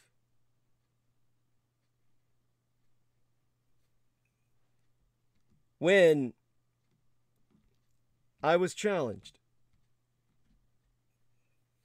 by his then most prominent gang stalker, the idiot multimillionaire. Oh, you know, Salman Sheikh's Sufi master in Australia, Stephen Outram. To the point where he was not just threatening my own life, but that of Amanda Ute and Brandon Young. My ultimate response one day to all their bullshit that Michael Aquino was the victim was, you're simply blowing the same hot air as always, Mikey. And I intentionally used that term because that's what he made the kids call him in his rape room. I said, you were discharged from the Army with a titling that stated you were involved in these matters. As aforestated in my earlier programs and transmissions preceding this one, you have been named innumerable times by people who directly accuse you of being involved in their slavery and torture. You evidently handle the slaves and sell them for a fee. You create psychopaths within your cult, the Temple of Set. You learned through the Phoenix program in Vietnam how to effectively traumatize your minions and split their minds to turn them into your personal puppets. You are evil. You willingly seek to be perceived as evil, and so you will be. You made your life's choice. Now deal with it. And here is the one thing that will always stick to you, Michael Aquino. How could so many kids from so many different states and towns be involved in a conspiracy against you and your Temple of Set? What you try to allege is simply statistically an anomaly. It is inconceivable. It is absolutely impossible to believe you in the face of so many children all fingering you as being present at one or more of their molestation / rape / torture / beating sessions. When looking at two possibilities of truth or lies, one only has to look at the option which is the easiest to explain. Meaning, which option is more believable?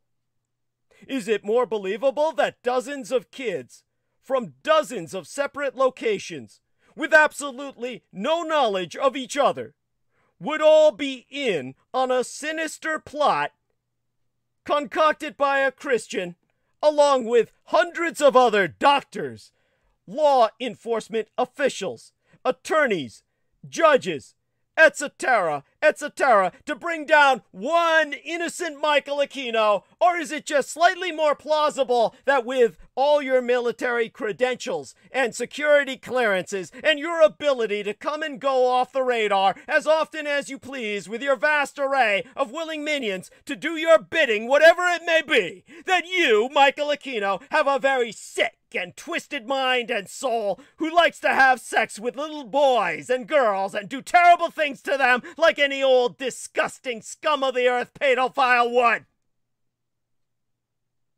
You with the means, the mode, the minions, and an unlimited supply of funds available to you provided by the U.S. taxpayer. in their worship of the military-industrial occult complex, in their belief that they won the Second World War because of the likes of you.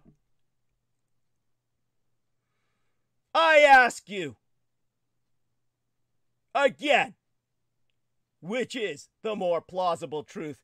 It's not very hard to come to a logical conclusion on which option is the truth and which is the complete and total fabrication by you and your army of minions who are involved at every level, which is why nothing has ever been done to you or your fellow participants in this ring of pedophilia and drugs.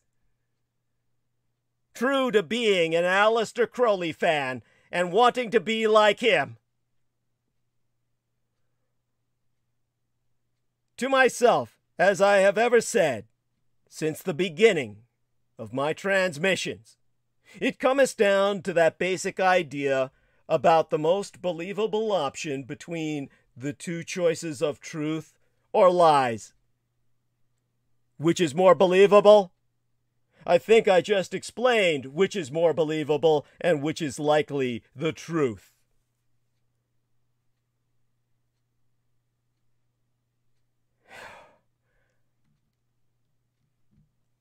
Now,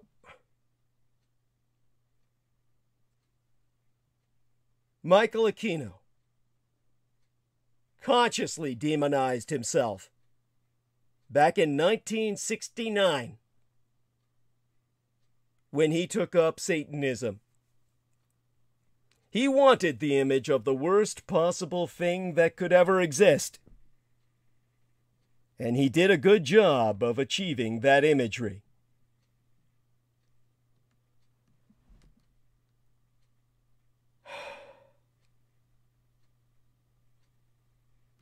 Now, that's what I said. How many years ago was it by now? It must have been going on 7 or 8.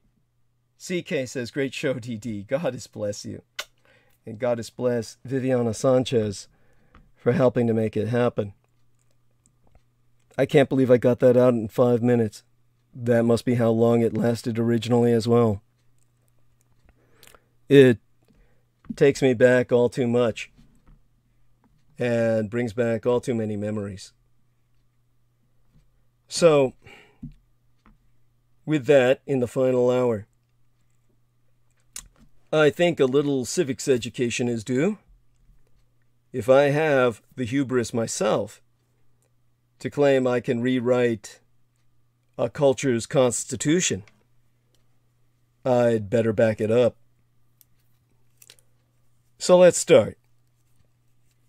Understand that I'm going to explain to you the difference between an amendment and an article in the U.S. Constitution. By the way, if you were in class, you would instantly fall asleep, but this isn't your normal classroom, and I'm not your normal educator. Basically, I can give it to you in a single sentence that's about, I'd say, 5 words long. Amendments can change, articles don't. The articles were the original Constitution ratified in Philadelphia. You know, I think that's where that Salman Sheikh pervert goes to the children's playground every morning to pass out bread for the birds and ice cream to the kids. The amendments are what came later, ratified by Congress. Simply, the 10 articles of our Constitution are very much part of the United States of America Constitution. They explainest how the Constitution works. Article 4, I believe, describes how amendments to the Constitution could be made. An article is something that was part of the Constitution as originally written. An amendment is something added to the Constitution later on to correct some perceived flaw. What are referred to as the Bill of Rights are amendments added to the Constitution to get the states to ratify it in the first place. Oh, by the way, our lovely Mirth Ling, who's still up with us throughout the night, says, Douglas, that ought to be a PDF, portable documents format of your tort remark to him, Aquino, so that we also use it as a template to we who are in the experience of sickos. Thank you, darling. I love you. Okay, and maybe you should print that out or something. Yes, I'll consider posting it. Yeah, that's it. I mean, after all, my son got it down. Might as well post it, right? So, thank you. Thank you, honey. Love you, darling. And with that, to kind of continue with the civics lesson here, an article is something which was part of the Constitution as originally written. An amendment means alteration. An alteration in any article or part of the Constitution. An article, an amendment, is a method through which any constitution of the world is written, or any alteration will be made respectively. And when you talk about the title of a document in our national archives that you have not looked at yourself, well, you can pull up a copy online via, those of us who at one time or another held security green locks, and no one else, because the whole record may not be further sectioned or altered. I bet you didn't know that. So, by the way, Mirthling says, I thank your son for transcribing. Huzzah to both, and I invited many to Foundation Law of Time Facebook page. Many accepted. Okay, thank you, honey. Give her a little heart there. And provided her a nice thumbs up. Now, in terms of the task at hand, my attempt to kind of provide you all a perspective here, I would say that, oh my God, how do I phrase this next? Basically, again, and by the way, I'm not even so much talking to the listeners right now as kind of reminding myself, because again, someone like myself who has the hubris to say that they can rewrite the Constitution, well, hell, I'd better make sure I know what I'm talking about, right? So, since I'm talking to myself, I'd better remind myself of what I'm talking about. Oh, by the way, Mirthling reminds me, be certain to place your co-authored book at the Company of Books page. Okay, thank you, honey. I will check into that. And give her 2 thumbs up for that. Didn't even intend that, but it came out just right.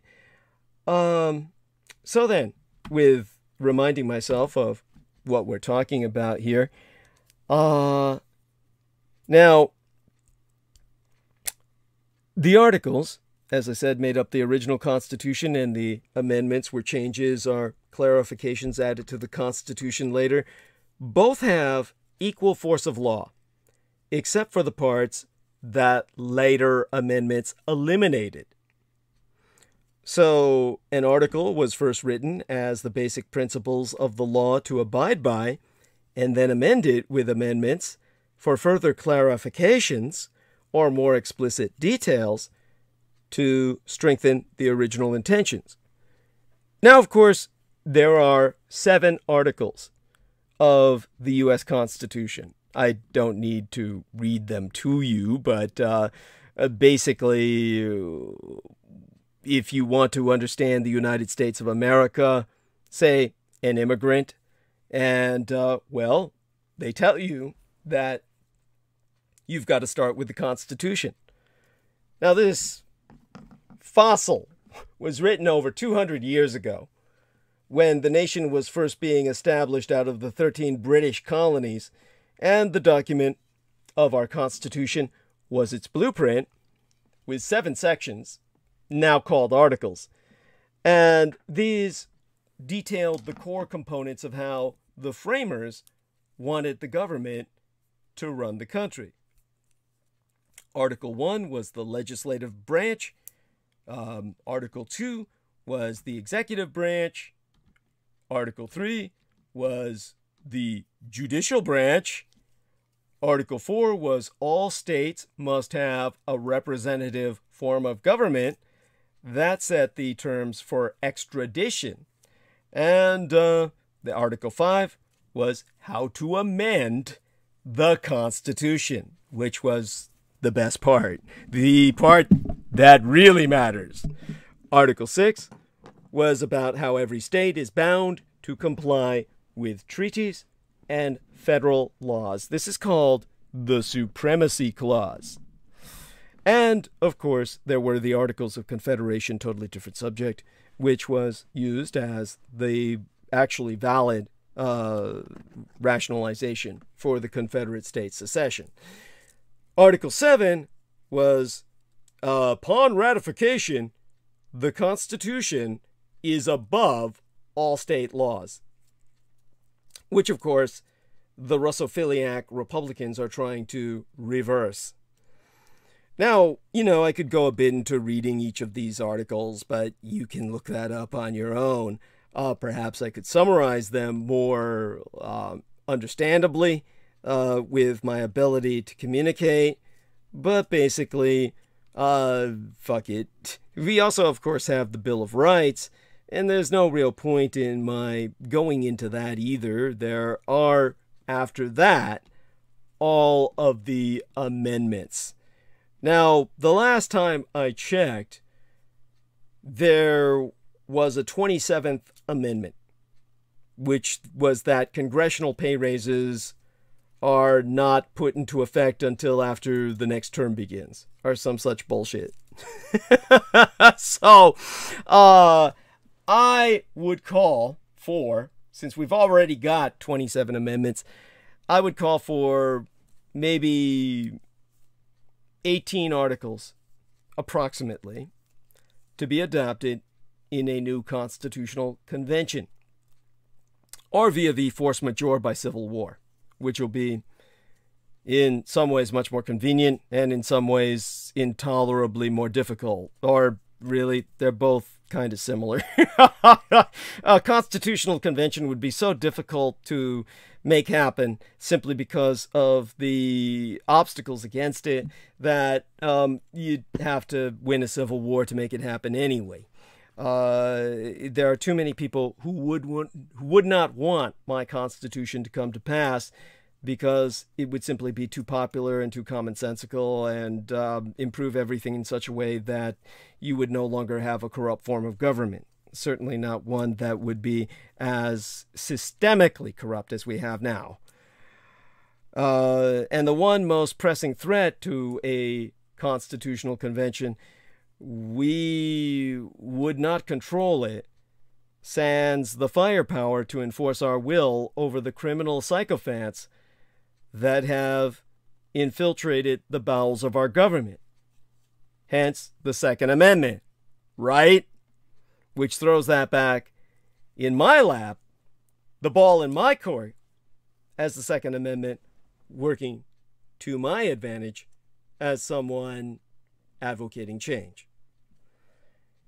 Now, the 18 articles for a new U.S. Constitution would incorporate the best of the old and reform all the worst features, abolishing the Electoral College, electing the vice president separately, ending the role of money in elections, replacing the Senate with members of the general public, if not just removing the Senate entirely, ending U.S. colonialism, and renouncing war officially, and requiring a declaration of war, followed by a public decree or mandate before sending troops. Now, this would have to be modified for emergencies. It goes sans saying. This would have to be within the realm of common sense. Therefore, it will require qualification on my part as to what I mean. Of course, all of this is biased. All documents and all people are biased. Any who claim they are not are lying, perhaps to themselves as well. Objectivity is usually a code word for favoring the status quo, which we can no longer afford. So, my proposed constitution has a bias against elite power. Of that, I am quite open and proud. It is not elitist and anti-democratic the way the original Constitution so openly is.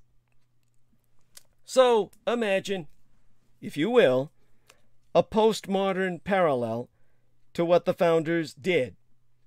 Imagine the wealthiest elites writing a document only they have any say in, and only allowing themselves to vote on it, and then declaring it the highest law in the land. Today, we would reference such a machination, an FTA, as the reactionary right would call it, a free trade agreement, a maneuver oft provocative of violent protests from either extreme of the political spectrum. That is what the founders did. And this is precisely why the original Constitution deserved no reverence whatsoever. Now, social issue amendments would become as impossible were we to allow ourselves to be relegated to the dustbins of history as a nation of we the people. We'd be singing, well, we'd all be singing praises to our corporate overlords and masters forevermore, which is the primary concern of the ladies of Team Dietrich, Maureen Helpand and Viviana Sanchez, right? Indeed, I don't know if you are aware of this, but we the people has practically been patented and incorporated and controlled by the highest bidder. It is the donor. And of course, I need my own donors to help make your world a better place, to maintain my website, and that's going to require $200 this month. The wonderful Rosie Sanchez, who I dedicate this episode to, contributed $50 United States dollars. Now that I recall that I must give her credit, understand that, oh my God, let me look up here and make certain that we got Rosie Sanchez right, June 4th. Rosie Sanchez contributed $50 United States dollars. God bless you, honey. Mwah. I love you.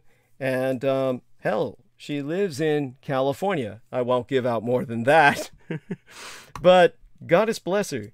Here she is in my Golden State Nation. And such being said, if this has anything to do with our dear friend Samuel Romero, of course it's deeply appreciated. He did not respond, but Viviana Sanchez did, and we know it's not her. Now, such being said, the Constitution. America's Constitution is a sacred cow, and some cows should not be worshipped. For nothing should be so revered that one cannot question it, and blind worship is always to be avoided. There is, among those on both the political left and right, what can only be called widespread Constitution worship. What I've called constitutional fundamentalism, a kind of radical Taliban-y Islamo-fundamentalist form of constitutionalism. By the way, Mirthling says, I nominate Douglas Dietrich as presider to the United States to restore the Republic as a candidate. Oh, that's adorable. Of course, you know the way the situation is, and the high possibility, perhaps even probability of civil war. Candidate really isn't so much the term. Now, most on both sides of the political spectrum hold up the Constitution the way that a vampire hunter in the movies holds up a cross to ward off vampires. Everyone, from the most stoned pot smokers to gun-toting militia, well, gun cultists, basically, calls on the Constitution as support for causes, beliefs, attitudes they hold dear. And this constitutional worship is every bit as blindly enthusiastic as it is unknowing of the actual history of the Constitution and how and why it was adopted. For this, most people are blameless. People cannot be faulted for what they were not taught, or, more often, falsely taught. Now, for the founders themselves, did not think much of the Constitution, just so you know it.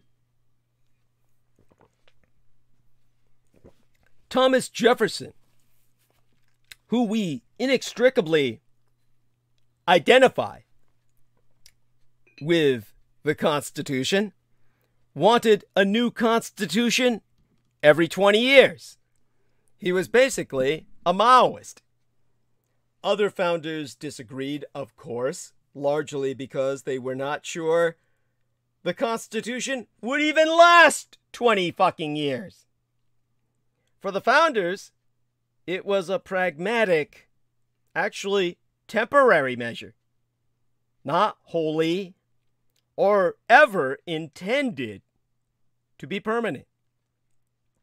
Constitution worship, or what I call constitutional fundamentalism, did not become a regular feature of American society until near the start of the 20th century. In part, as a way to assimilate immigrants. It was like, we have no culture. What do we tell immigrants? That they should identify with? Oh, I know. How about that rag? Now, America is great, but not because of the Constitution, but in spite of it. And especially in spite of the goddamn founders. The Constitution itself is clearly at the root of many of our worst problems in American society today. If it were up to the American public, all the solutions that I've striven to present would have become as law many decades, even half a century or more before today. Abolishing the Electoral College above all, ending the buying of elections, limiting the time campaigning for office as they do in Great Britain, ending wars quickly in Vietnam, Iraq, and Afghanistan. Each war continued over half a decade after the American public wanted to get out. Reforming the office of vice president, widely regarded with contempt by most, and producing candidates that even most voters of the same party as the presidential candidate have never wanted. How about ending corporate welfare and other wasteful spending? Now, ending most foreign military aid. meaning, in this case, support for tyrants and dictators around the world. And, of course, limiting the power of the Supreme Court, as well as ending the political monopoly of wealthy elites. And, of course, especially important to myself as a public figure, who is, of course, the subject of a life-threatening, literally life-threatening, gang-stalking campaign in which they are shouting for Douglas Dietrich to be taken down. Their words, encouraging others to kill me for them. Guaranteeing privacy from government intrusion. Because in the end, my gang stalkers are the government. They are deep state. Each of my proposals have widespread bipartisan support. They're hugely popular across the political spectrum by great majorities. But none of these proposals, not too surprisingly, have majority support among elected political elites, economic elites, or the leadership of either party. Why? Because the Constitution itself is the biggest barrier to solving these problems. Not one of these problems have been, or ever could have been, quickly solved precisely because the Constitution renders it impossible. Most of these problems require a constitutional amendment, something made deliberately long and difficult by the founders. A few of these could be solved temporarily by ordinary laws, which could then be easily overturned next election. So why not go to the root of all these problems? A new constitution! Get it? There is no other answer. That's why I'm your Vulcan intervention. What's preventing a new constitution? Constitutional fundamentalism. Worship of the Founding Fathers is the reason. And their goddamn rag that they shat out. Most Americans have been so heavily propagandized to think of the U.S. Constitution as undeniably great and downright sacred, something you just don't question without being seen as un-American. Which is pretty fucking comical when you see the most idealistic of leftists, who are deeply cynical of everything else that is elitist and coming from powerful and wealthy institutions, become like a fundamentalist when the Constitution is brought up. A rag shat on by white slave owners, well prospered by property they stole from Native Americans via genocide.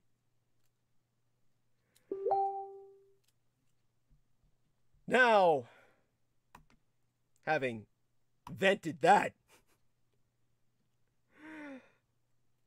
understand that it is equally comical to see populist conservatives or libertarians become as enamored of government power when it is enshrined in a document written by, after all, deists and Enlightenment Satanists who did not trust organized religion or nobility.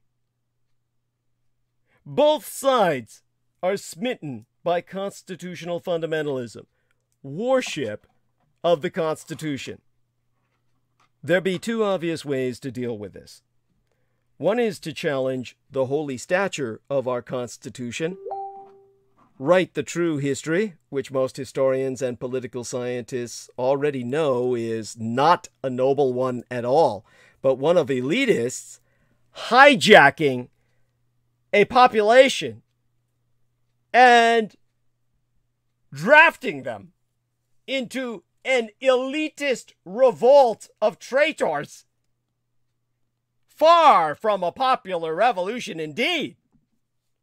The revolution that was the shot heard round the world, from which every other revolution on earth did follow, can never be repeated, because you would need a minority of slave-owning white supremacists with a majority white population of peasants willing to follow them unto death to repeat it. These were whites fighting for slavery, their own serfdom, and the chattel slavery of entire races other than white. A dystopian nightmare, if ever there was one. And by the way, Canal 1111 says, "Hello, darling," with little hearts. Hello, darling, indeed. As well as Vicky Johnson. Hello, honey. Thank you, dear, for appearing. The last half hour we have remaining for now. Let me re-emphasize, while we have the time to do so, my point to be made about our Constitution. Understand that the other solution is, rather than challenge the holy stature of a piece of toilet paper not worth the shit that was wiped on it by the Founding Fathers, is simply to keep what is best about the old Constitution while adding to it. Propose a new Constitution and a new Constitutional Convention, but make one of the first proposals to keep the best of the old document. But understand this much.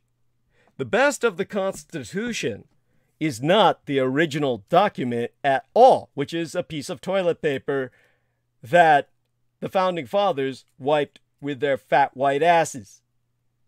The best part is the amendments. The original document is not about rights and all about power. Who has it, and how they can weld it, and that it will always remain in the hands of the elites. The amendments are what most rightly revere. Keep the amendments and amend the original document of power to spread the power to the mass of people, and add more amendments to limit the power of the elites for good. That is what my proposed Constitution, as your Vulcan interventionist, tries to do. It adds to the best of the document, keeping all the original constitutional amendments with Article 1. The rest of the articles serve the same purpose as amendments. Now, as I said, we have that original option that can be simultaneously applied towards ending constitutional fundamentalism, our worship of a paper document.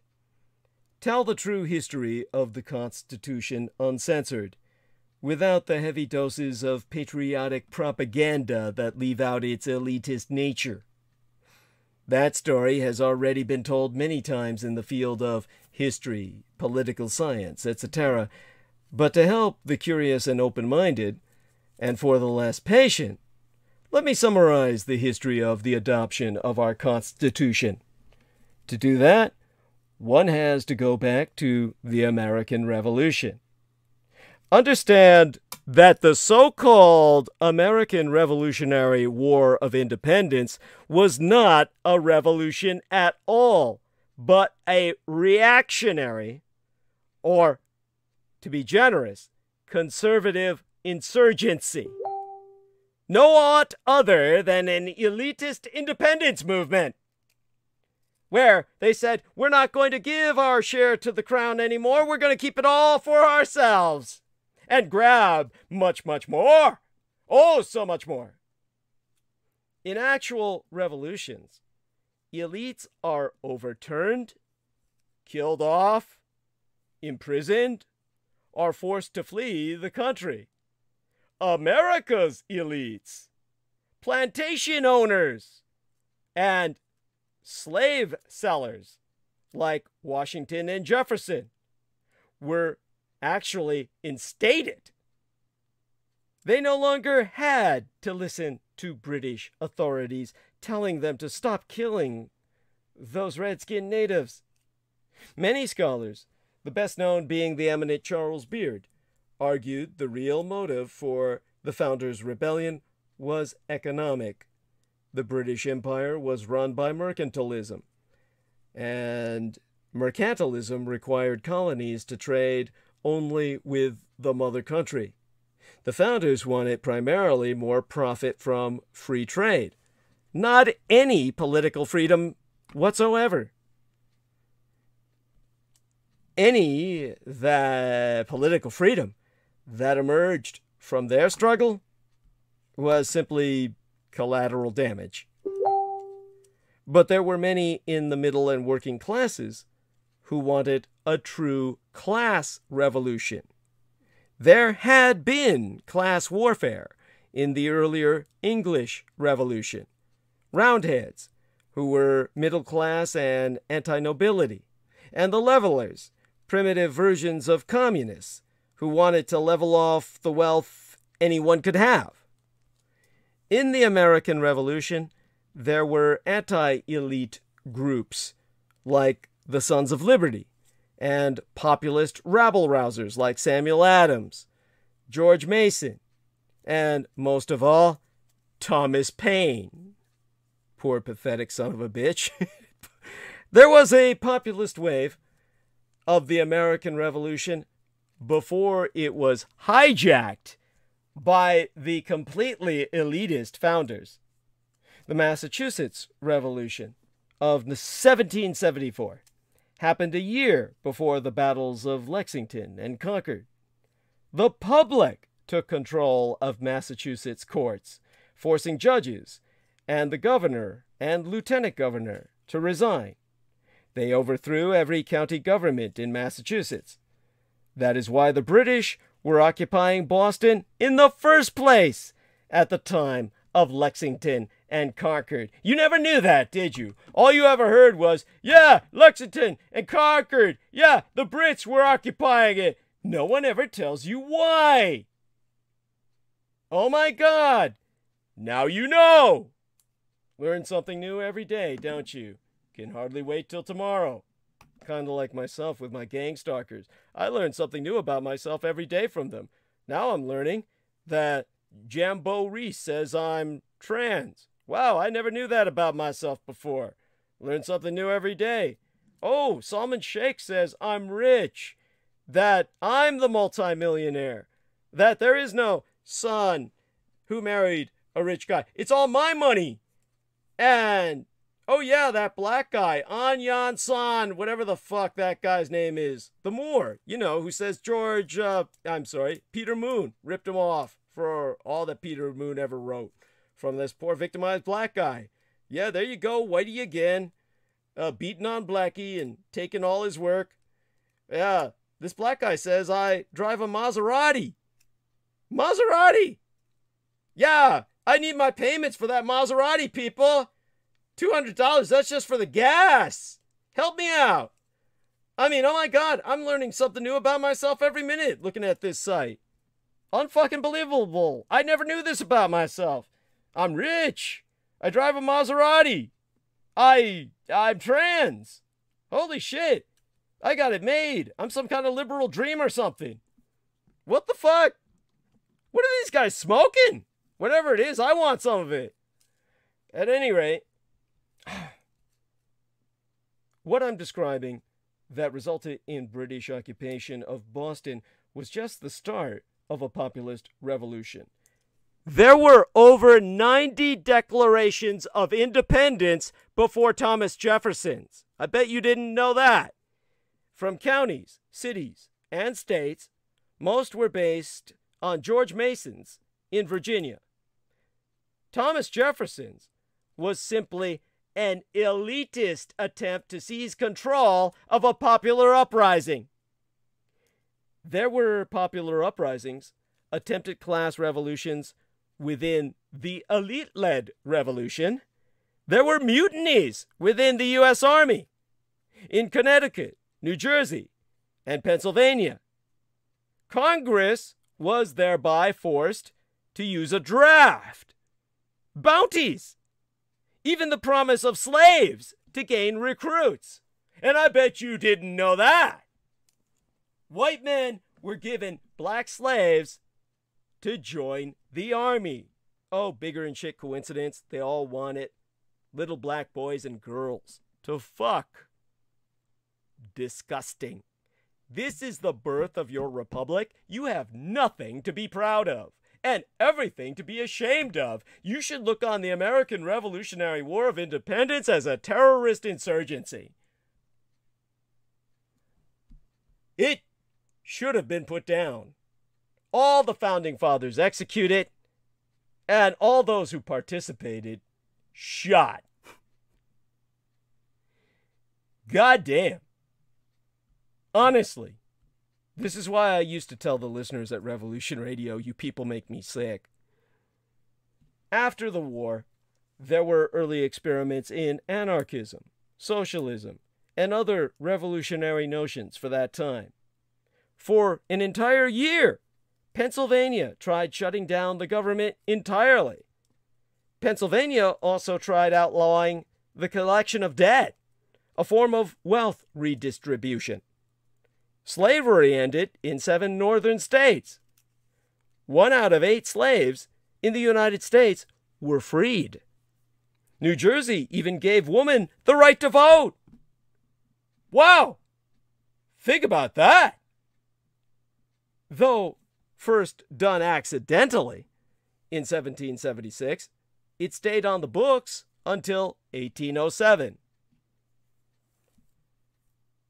Aristocracy and feudalism were ended in these United States.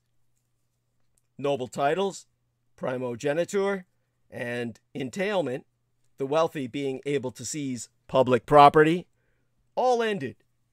There was enormous confiscation and redistribution of wealth during and after the Revolution. Try telling that to a Tea Party member today. Most British loyalists and many aristocrats, whether they sided with the colonialists, well, colonists, I mean to say, or with Britain, they were the colonialists, lost their property. Established state churches in 9 of the 13 colonies were abolished. They didn't want God at all. These were all fairly radical changes, and many Americans wanted to go even further. American elites' fear of class warfare created the U.S. Constitution. The most pivotal event was Shays' Rebellion.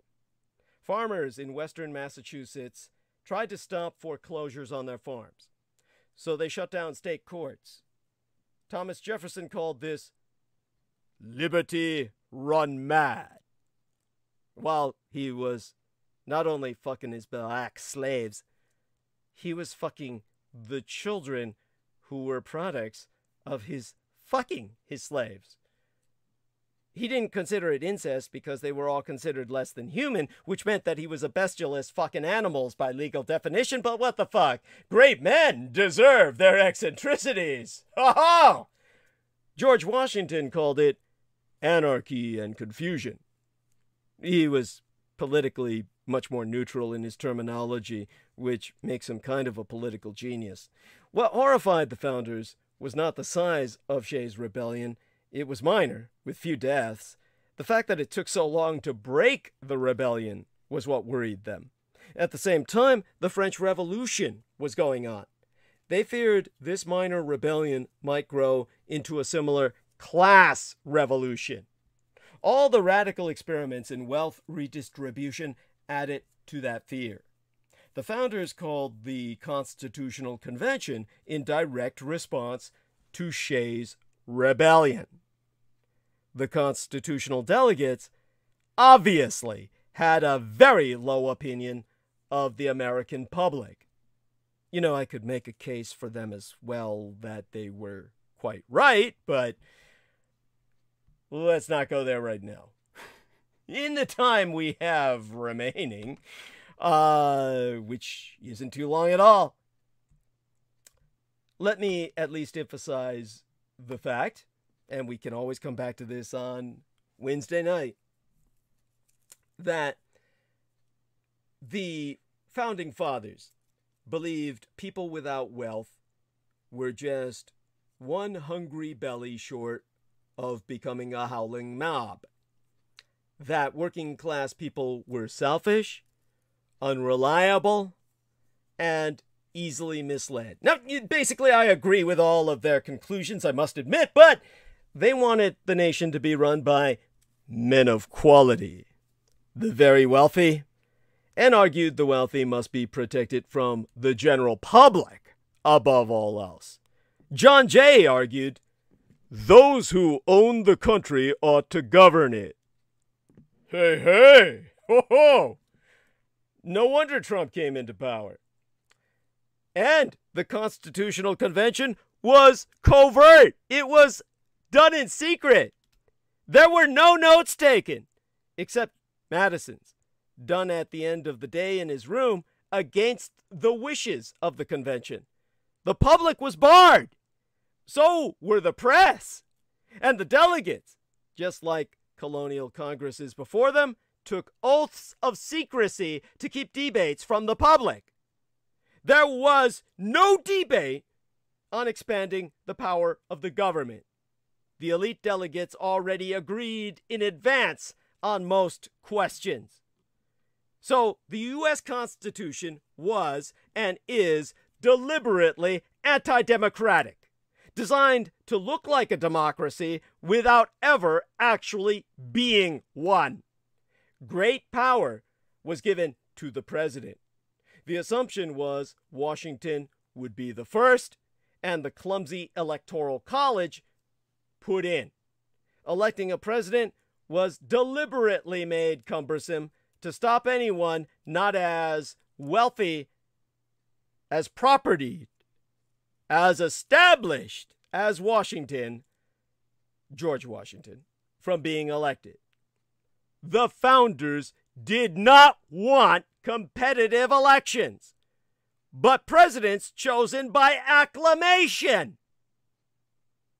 So ratifying deliberately excluded opponents of the Constitution, special state conventions, not legislators, or ever the public, ratified the goddamn Constitution.